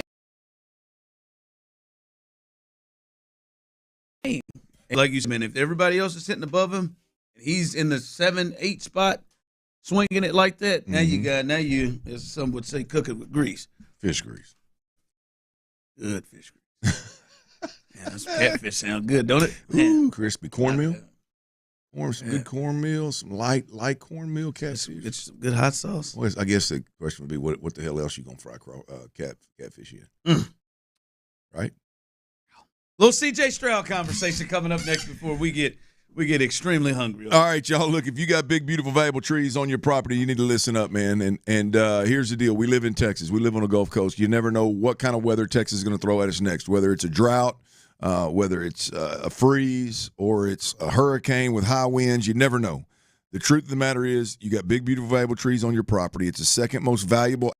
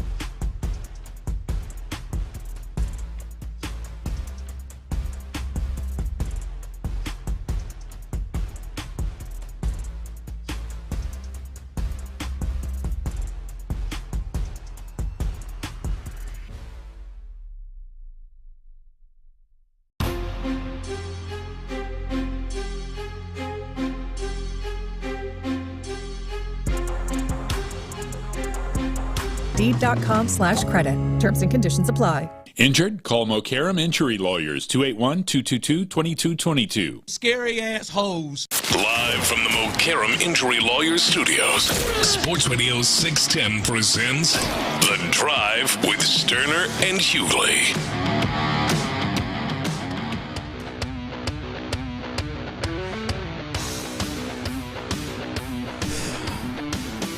Found myself looking up some catfish po' boys during the break there. Maybe I was alone in that as well. Oh, that is great. All right. That BB's was close. So. That's a good thing. Catfish, fried catfish.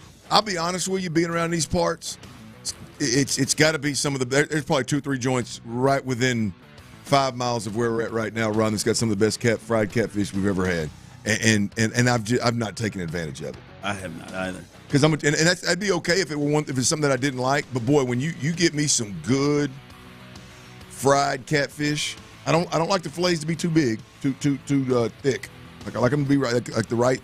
Well, you give me some good catfish. It's not in my top 3, but it is mouth-watering good. It's one of those things that maybe you don't jump off with, but when you eat it, you're pissed off that you don't eat it more. Yes. Well, we just talked about it, and I'm pissed off that I don't eat it more. Oh, man. Agreed. Get crunch. Ooh. I used to go to this spot. You might know about it, Dirty Red, over in Dayton called Mike's. I ain't got it. This little hole in the wall called Mike's in Dayton, Texas, right on the main strip there, that little main drag in Dayton. And every day they offered all-you-could-eat catfish. And we would go there for lunch. Ooh, in my previous job. Oh, my God. I would go back to work so miserable. I try to stay my ass away from all-you-can-eats, but that'd be a good one. Oh, it's good. Great price, too. And that sounds good right now. Dayton? Hell, I don't even know what that is. Just north of Baytown. Just a little north of Baytown out in the country. Little drive for you, Bob. Ain't no hill for stepper, though. You can get there. As we continue through here on the drive, Clint, Tyler, the people listening, you can chime in on this and disagree if you want, and agree if you like. When I look at the quarterbacks in the National Football League this year, you know the guys are going to be starters, and we know there are different levels to expectations and levels of pressure, levels of whatever. You start rolling down the list, and I'm looking at this. You know, there's certain guys that are rookies that are coming in and have certain expectations. There are guys in the middle that maybe are fighting to keep jobs for next year and not get drafted over or moved on. There are guys at the top who are looking to win above a level that they've already won. There are guys in different sections. I think C.J. Stroud has a high level of pressure on him this year. Oh, I think it's fair. I think he's got a high level of pressure in multiple ways, Clint. And I'd lay it out as one. I think this is a big money year for him. And we've seen, if you could think of the top quarterbacks that were young, once they hit year 3, they got them taken care of. Justin Herbert taken care of. Joe Burrow taken care of. Right? You know, they got those guys taken care of and didn't hit. And many of those guys went right to the top of the list, or if not close to it. Trevor Lawrence, another one. That got taken care of and was second, I believe, when he got a contract. I think it's a big play on the money thing. And I think right now, Clint, I think C.J. Stroud, and I think fairly, is looked at as an almost elite quarterback and looked at very, very favorably. And I think many people look at him and still think he is a dude like that. I think if he has another season that is similar to the one that he had last year, that wasn't terrible, that wasn't awful, but clearly not to the level of what I think people thought he was going to be after year 1. I think a little bit of that shine kind of rubs off of him, Clint. I think a little bit of that oh man, he's going to be the next one to compete with the Josh Allens, the Patrick Mahomes, the Lamar Jacksons in the AFC. And then you're looking at guys like Jaden Daniels and stuff that have potentially passed him up. I think it is a big year for him when it comes to those two in particular things, and I think he's got a lot of pressure on him. Yeah, I think he's got a ton of pressure on him. Look, whether it's personal reasons, like you said, that first big contract, and we know it's going to be big. How big is it? I mean, is it market setting, $60 million a year type stuff, or is it viewed as, hey man, we would really like to wait and see more, but we'll go ahead and re-up now at less. What does that look like? I think C.J. Stroud at this point in time would have to have a terrible year next year for this organization. I think a real bad year. Yeah, I think it would be really bad. I'm talking about checkup. I think he sets the market. I just look at the relationship that he has with the head coach, the way in which since he stepped foot in Houston they anointed him. He's played well, played really well his first year. I think he played well for year two, just not up to expectations, which I said from jump were probably going to be unfair for year two after his first year. The way that Nick Caserio speaks of C.J. Stroud, the way the ownership absolutely has they don't check up at all when talking about C.J. Stroud. I think he breaks the bank here in Houston. I think that to be a terrible year.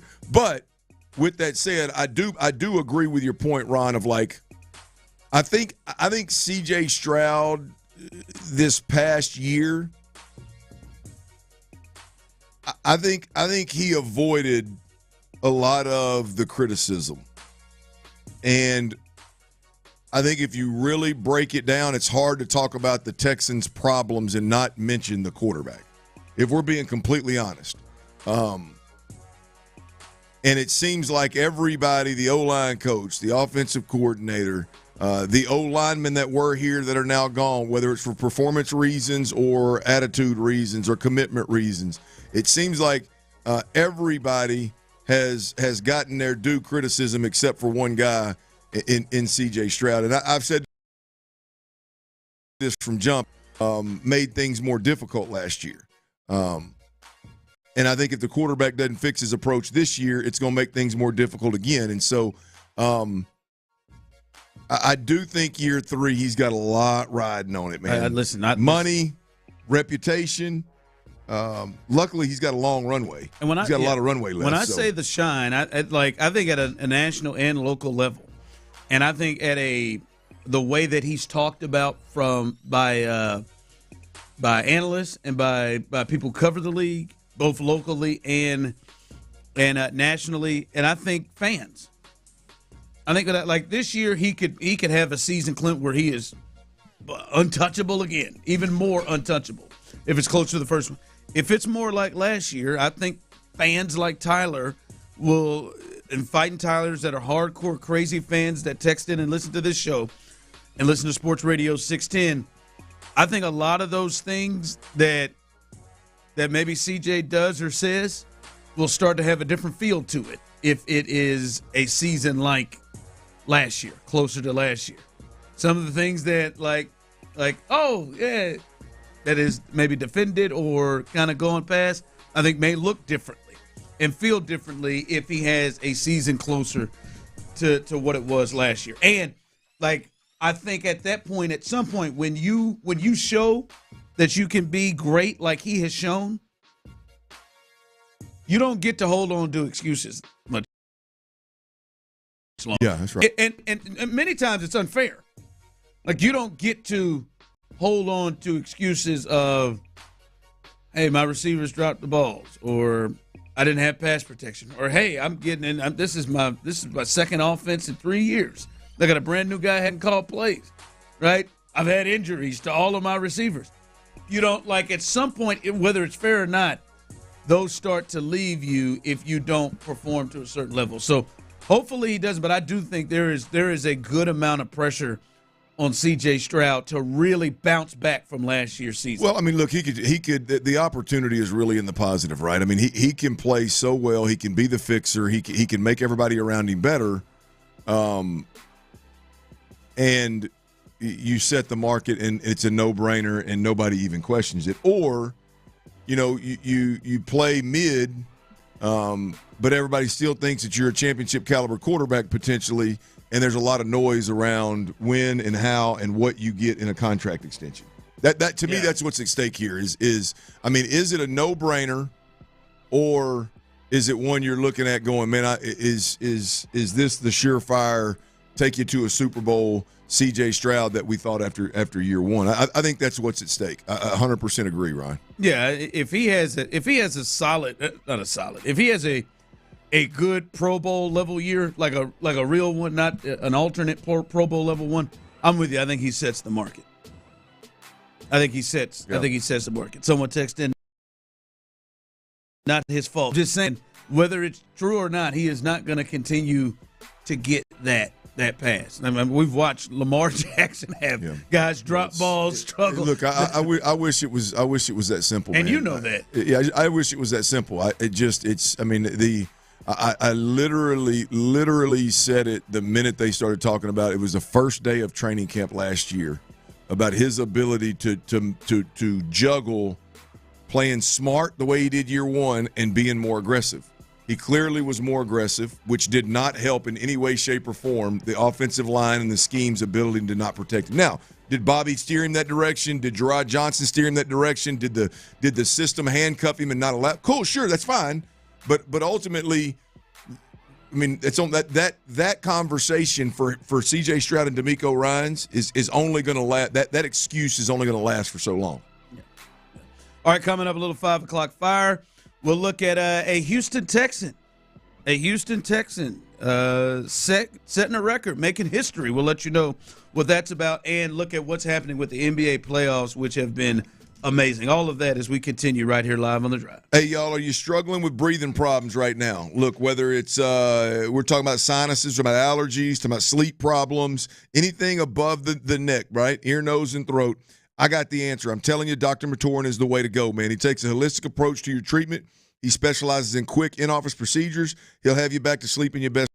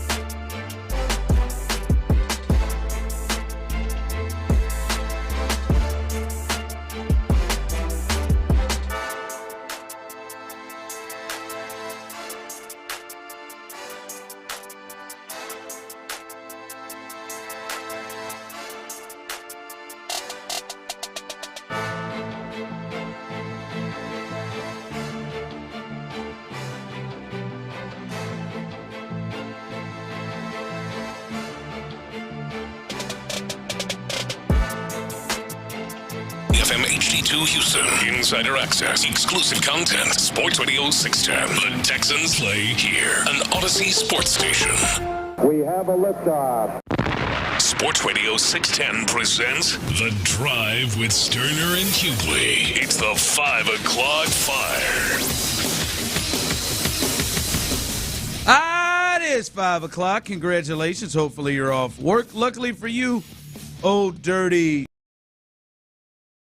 Show T-Meal, a.k.a. Psycho T. I don't know how he did on Best Bets yesterday. In my mind, I can think of at least a couple that didn't go his way. It was much like the rest of the week. Ass, sucked, that's how red. It goes, man. Gosh, damn it. I mean, you would have been real. Did you mean those words to be in a different order? Which one? You said ass, red, suck. No, they're just all three different. Out of order. No, those are all three descriptive words for the evening. Exactly how it meant it to be. I am checking it out, and you are lucky. A 21-2 run occurred as well in the fourth quarter. You'd have really been in a bad place. And it was a 2 for 6 is the answer, by the way. 2 for 6. And we'll get to the NBA in a little bit. But last night, betting in that OKC Nuggets game, that's a tough one because, hell, you'd have been better off betting the bench players. They were acting like some Nuggets. to cover because they just took that game out. Well, we'll get to that. Damn Owen Hart's. Should have stuck with Hartenstein, boys. Did you say Owen Hart? They were acting like some Nuggets. Okay. Sorry, I am not a Nugget. Just think of. When I think of Owen Hart, man. R.I.P. I was almost at that event. That happened in Kansas City. Instead of us going, it was my friend's birthday.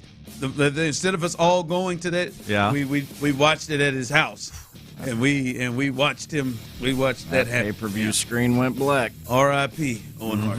I saw Jim Ross. I knew that was not fake. Jim Ross was being serious. Anyway, it is 5 o'clock fire. Welcome into the drive, and Clint and Tyler, some contract news with the Texans. The Houston Texans and rookie wide receiver Jaden Higgins, who they drafted with the 34th pick in the second round, have agreed to a fully guaranteed 4-year contract worth $11.7+ million.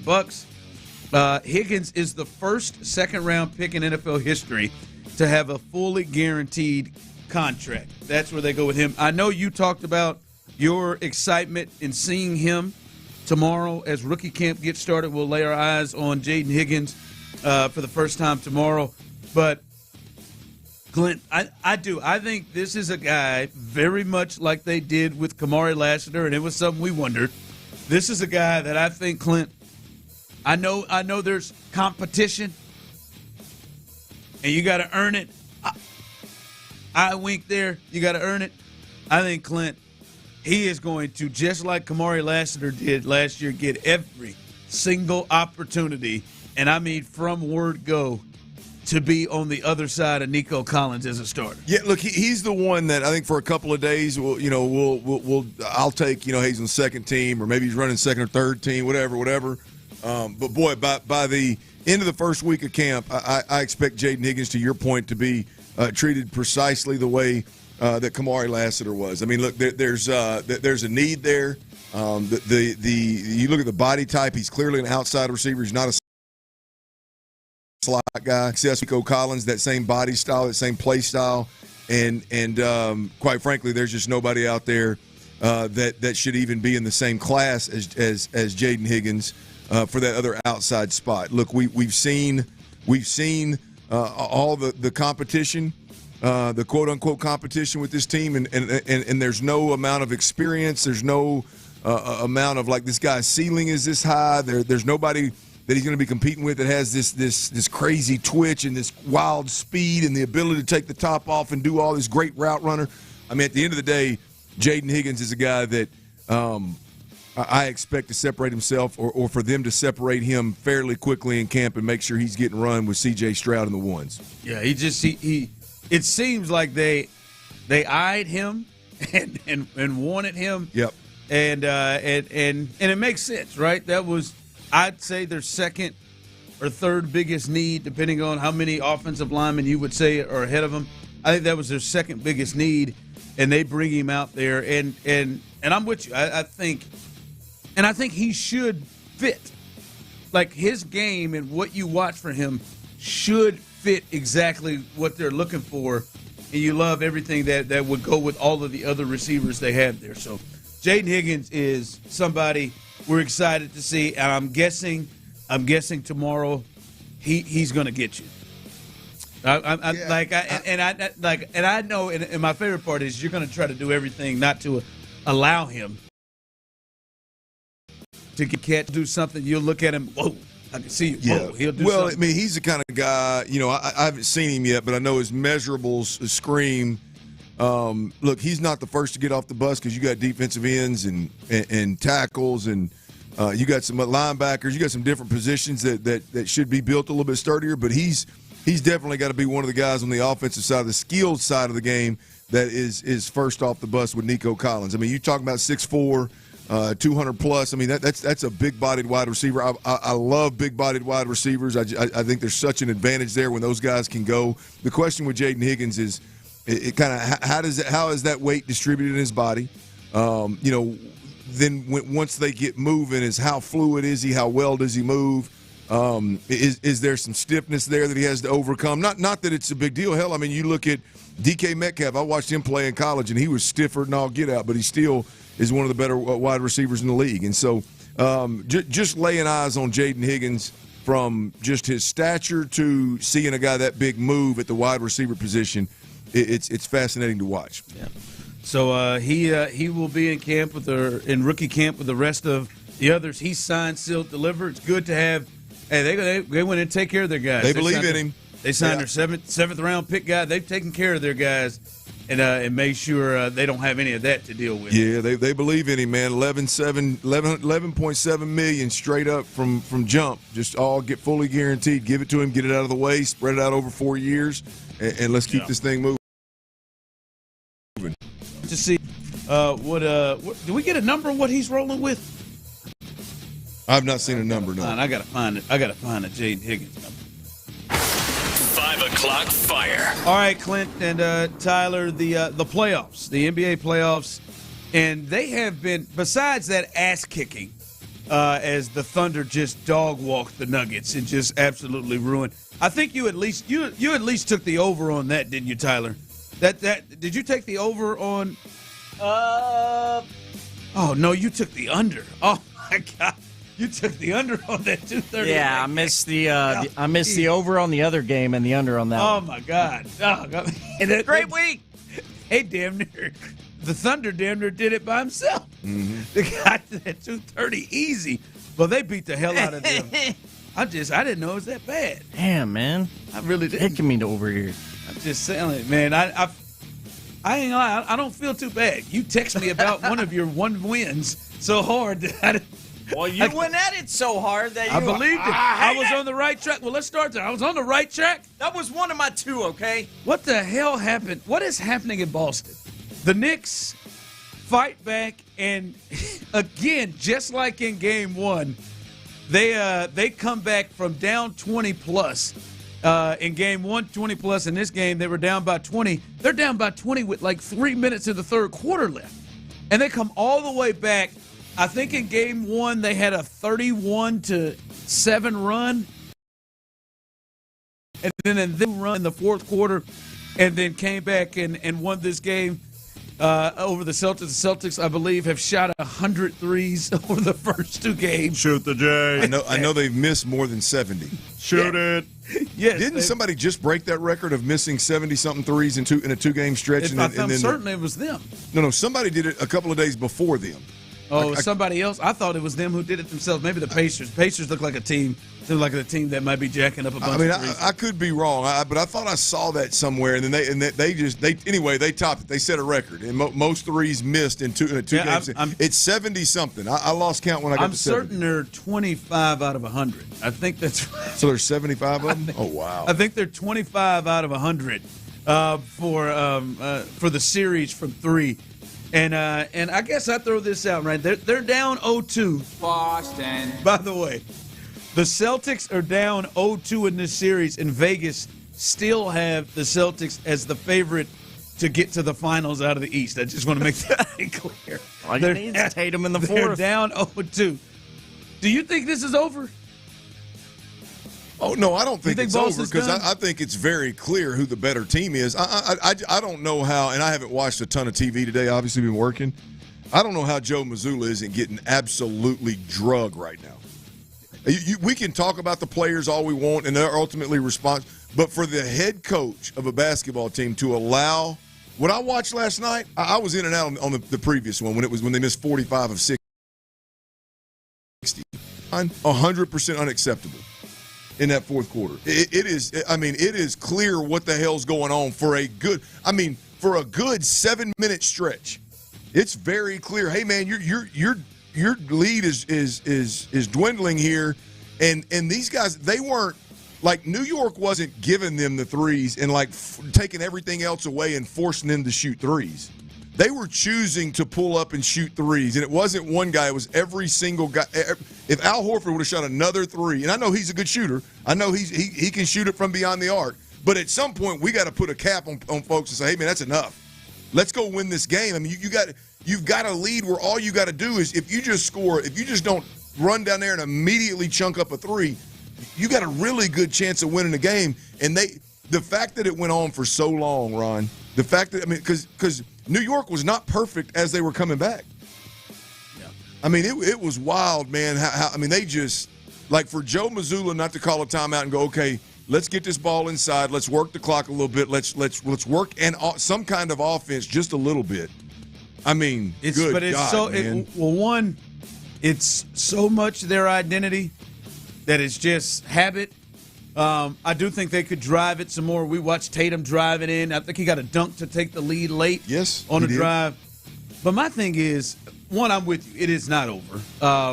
They're getting 20-point leads in these games, and they're not playing great. They're the Celtics. They're not playing. Yeah. My biggest with Joe Mazzulla is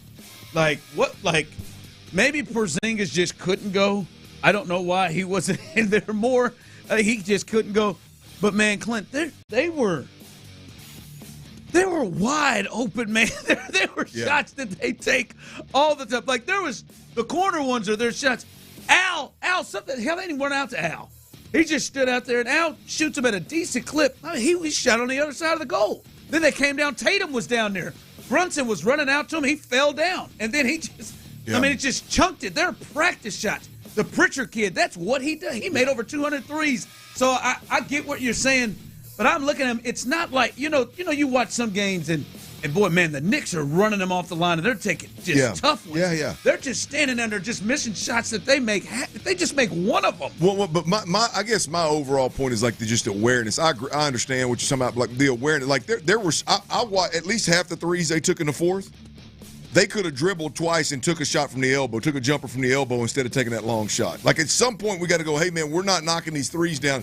Let's just go get twos, preserve this win, and we'll move on. The lack of awareness, and I'm not a basketball head, so I don't know what necessarily the answer is, but damn, man, that is a tough – I mean, dropping two at home, now you got to go on the road for two? Yeah, they got no business losing this series, and they're in jeopardy of losing it. I think there's a couple – one, I'm shocked by the 21-2 part of it. But also, man, they also got to get some damn stops too. They're 21, 30 points, in quarters and stuff. They've got to get some stops too.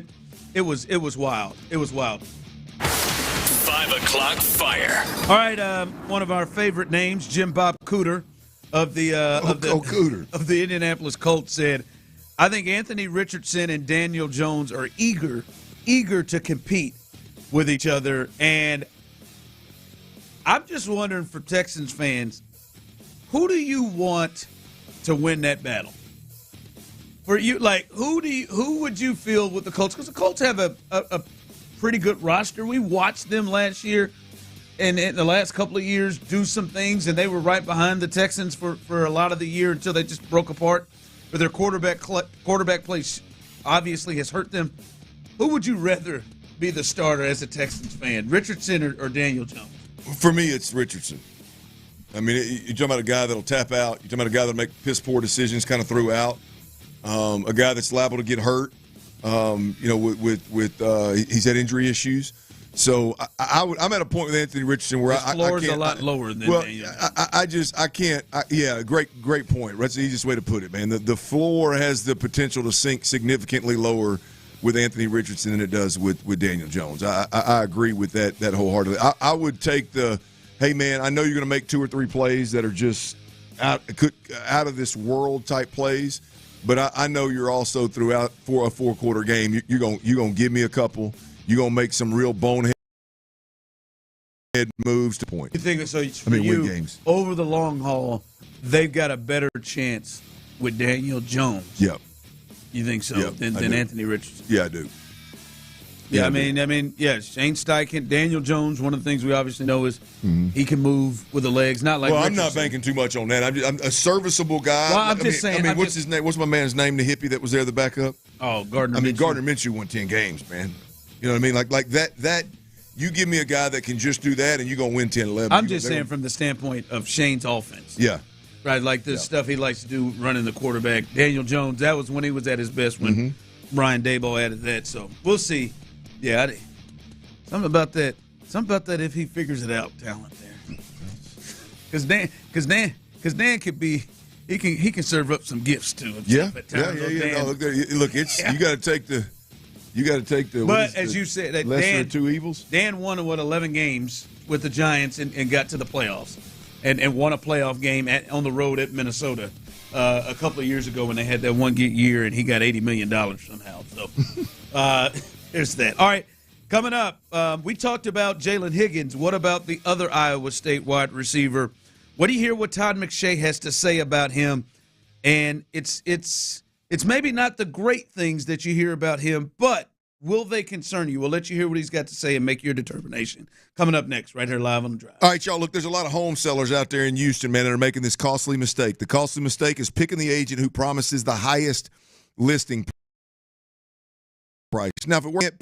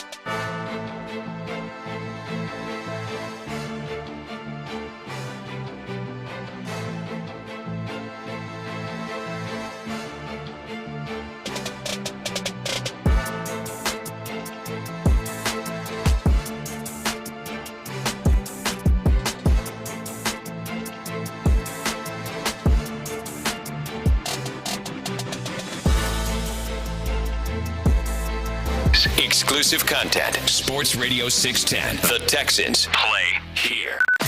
Sports Radio 610 presents The Drive with Stoerner and Hughley.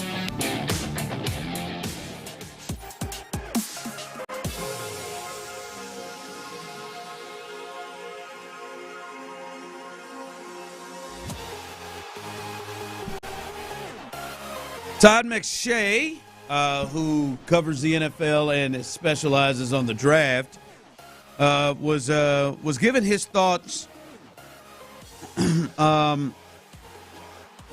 the other side of things with Jalen Noel, who the Texans drafted in the third round, from the standpoint of, hey, these are the things that could give him problems. These are the things that maybe made him drop in the draft. These are the things that maybe prevent him to potentially reach, certain levels in the NFL, and the things that you got to look at and you got to maybe work around. He's got to work around to get to his absolute peak in the NFL. Here's Todd McShay, and I want you to listen to these things, and you can join the show by texting in 713-572-4610 and as well on YouTube and Twitch. Do these things concern you? Do these things that Todd McShay brings up kind of makes you maybe pause a little bit, maybe on your excitement with Jalen Noel? Those are the reasons. Short arms, short, small catch radius, had some drops, 5 muff punts. You add all those things up, and you're looking at a smaller catch radius guy who, yes, is explosive, but I can't count. In the first 2 rounds, I want to get someone who I believe is going to be a starter. And eventually that's what he is in the third. And they got Jaden Higgins. All right, he said, short arms, small catch radius, drop punts, had some drops during his time at Iowa State. Any of those things you look at, Clint, coming into this team where I think he is going to be a contributor, any of those things bring any level of concern for me? Not one bit. I was obviously I follow Seth Payne, who does a great job with some videos and some stats and stuff, with the part of one half of Payne and Pendergast in the morning, and he was posting some stats or reposting some stats earlier on Twitter about how early on in his career he had some drop issues, and they got significantly better as his career went on in college, so it's not as much of a problem anymore. And so you look at a lot of the things that are mentioned, and by the way, Todd McShay absolutely loves this kid. He was just mentioning some of the things that may have caused a drop in the draft. I'm not worried about any of them. A lot of these conversations that we're going to have about offensive line we've had today. We've had one about C.J. Stroud a couple of times. We've talked about the wide receivers. I'm going to go back to one key player in all of this, and 2 key players in all of this. It's C.J. Stroud and Nick Caley. Those 2 guys have to know and understand exactly how to use certain players. If the catch radius and the drops and whatever else, the short arms, if all those things are real legit problems that cause some level of a shortcoming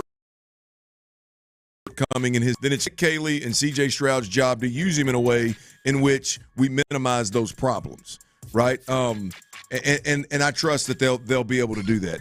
Now, is he so far down the pecking order it doesn't matter? I don't know. We'll see how the competition at the wide receiver position plays out. But I do know that when you look at this wide receiver group, as I've said many times, I think you got much more specialty within the group than just guys that can do everything. And so there'll be a focus on making sure that these guys are put in position to play with their strengths instead of fighting their weaknesses. And I think Noel, the young receiver, there's a specialty skill set there that some people will pigeonhole to a slot receiver. I've got to believe, yes, the slot would work out, but I got to believe it's more of a weapon receiver. I think he is going to be an inside guy, but more of a weapon receiver. And if that is the case, you can very easily overcome. If those are legit problems or shortcomings for him, you can very easily overcome those. Get the ball in the kid's hands. He's super explosive, super twitchy.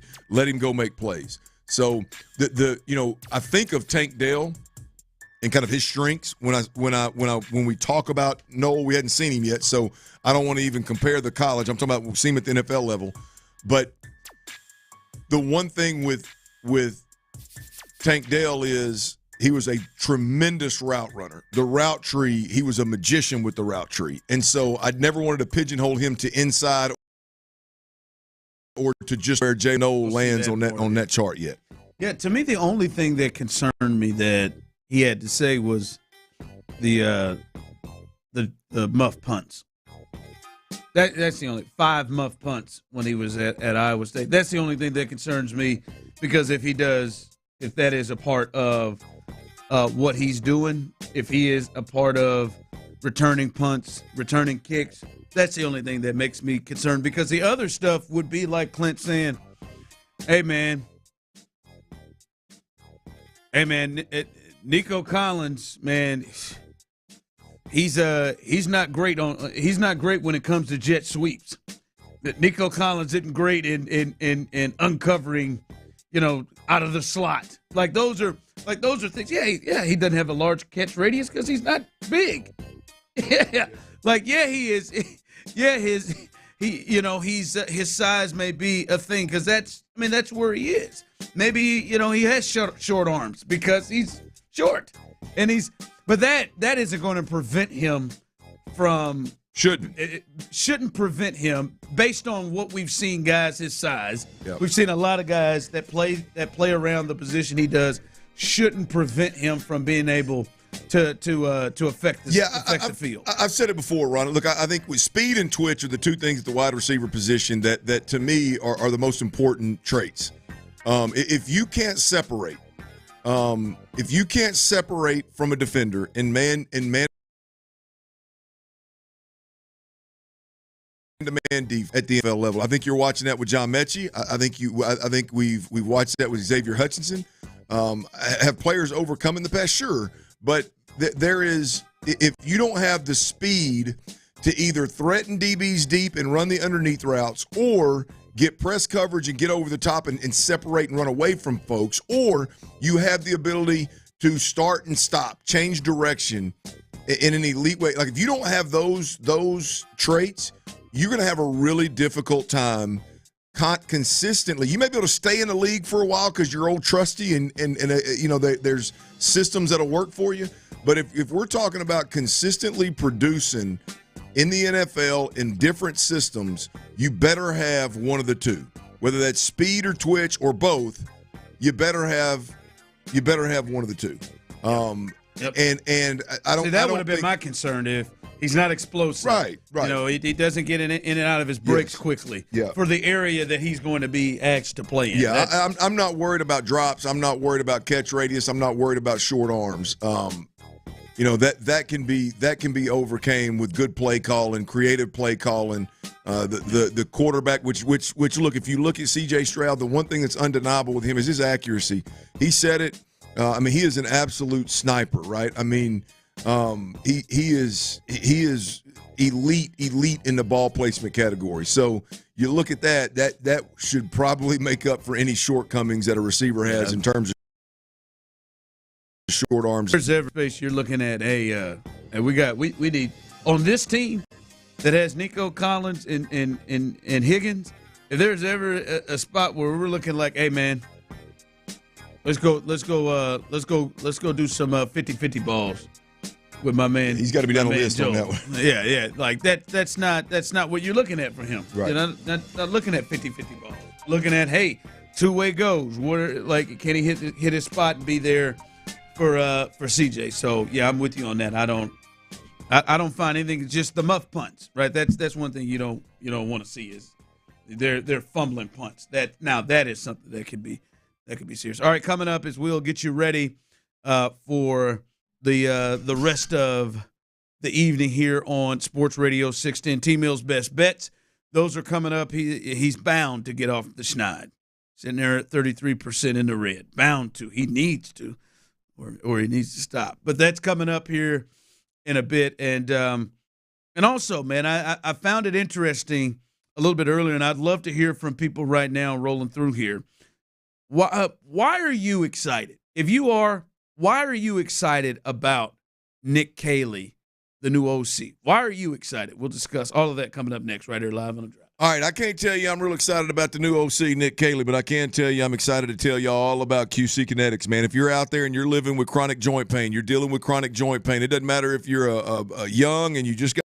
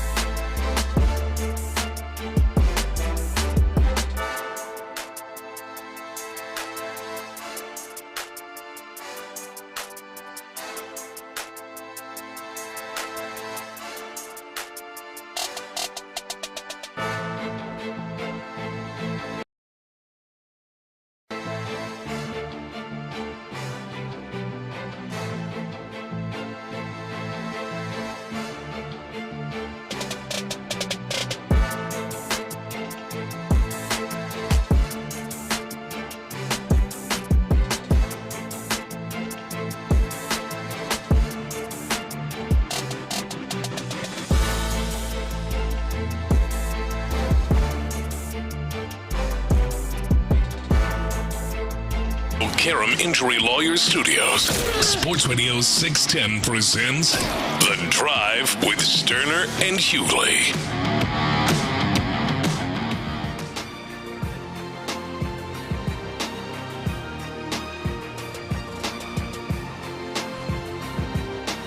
Remember, come hang out with us tomorrow. I've seen some people text in. Tyler has gotten to as many as he could to let them know we are out tomorrow.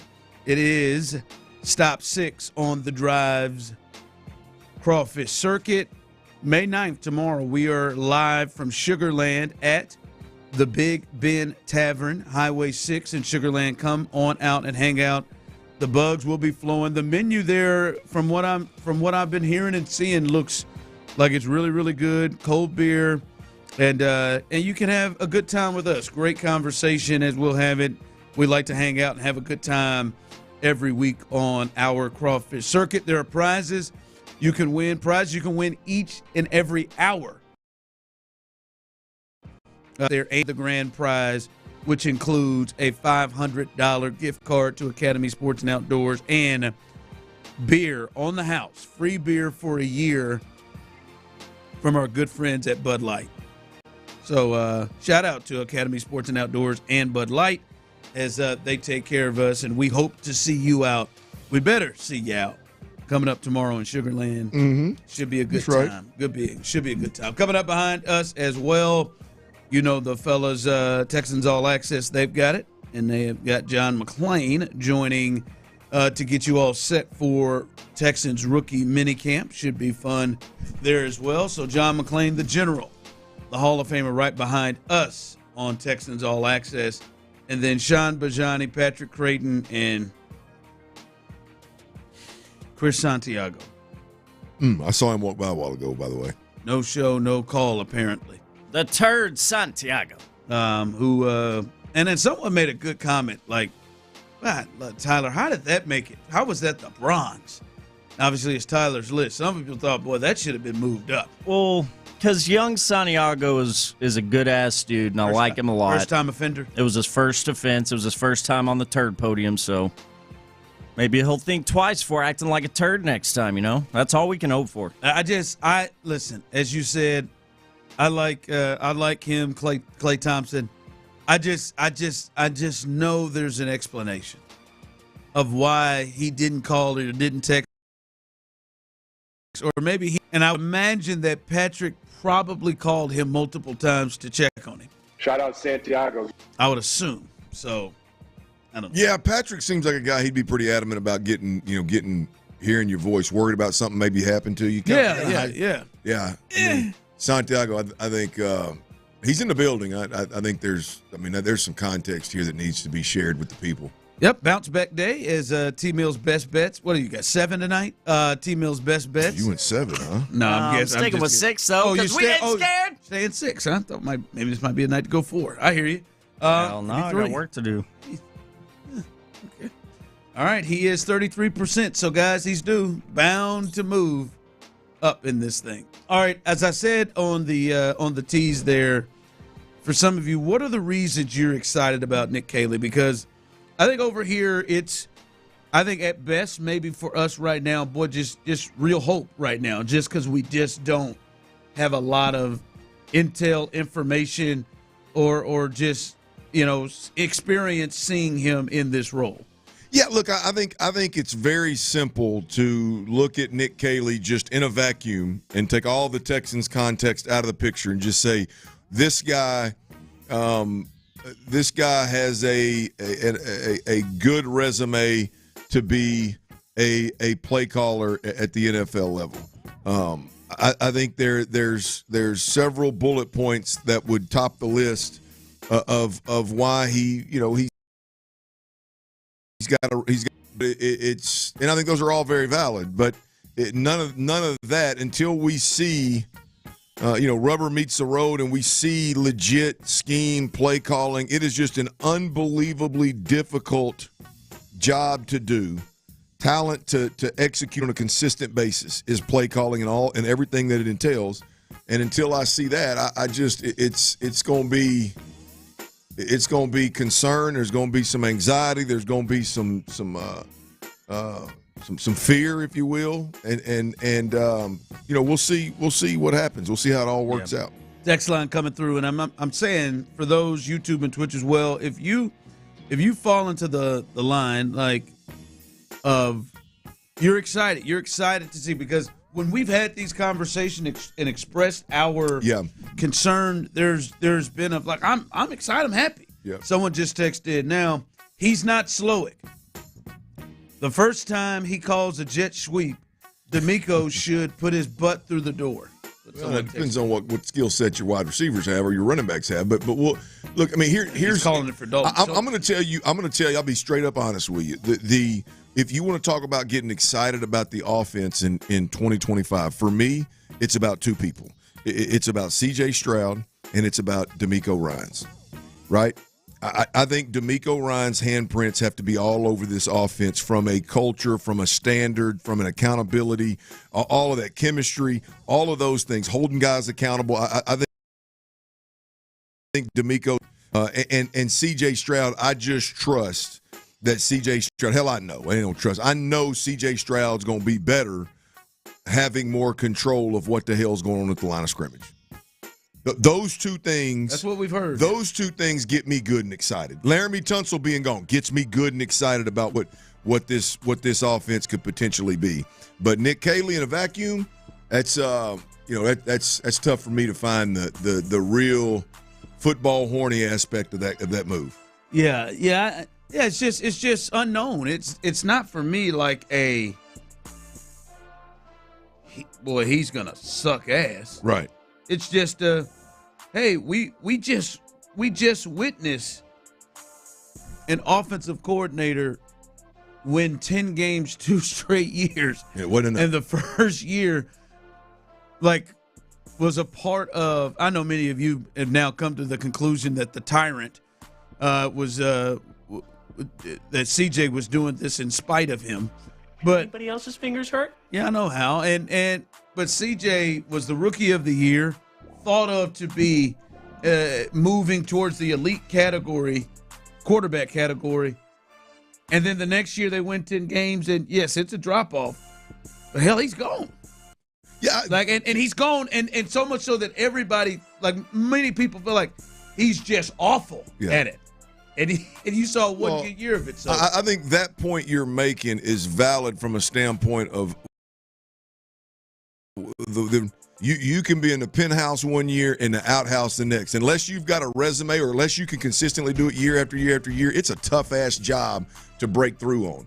And hopefully Nick and D'Amico hit a grand slam with this Nick Caley grab. Yeah. Our biggest issue with Slowick's offense was he didn't let C.J. cook. He got the keys to the Lambo. Now the offense will be better. Someone else texted in that I know he'll have this offense didn't have an identity. I know Nick Caley will bring in an identity.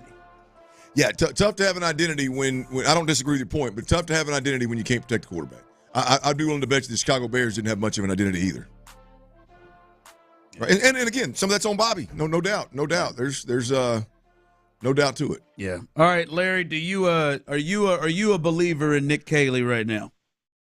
So I'm a believer in Nick, man, and the reason why I'm excited about it is twofold. Number one, like Clint said, it's going to be what C.J. Stroud and Nick Caley do as a unit that allows C.J. to take more control of this offense.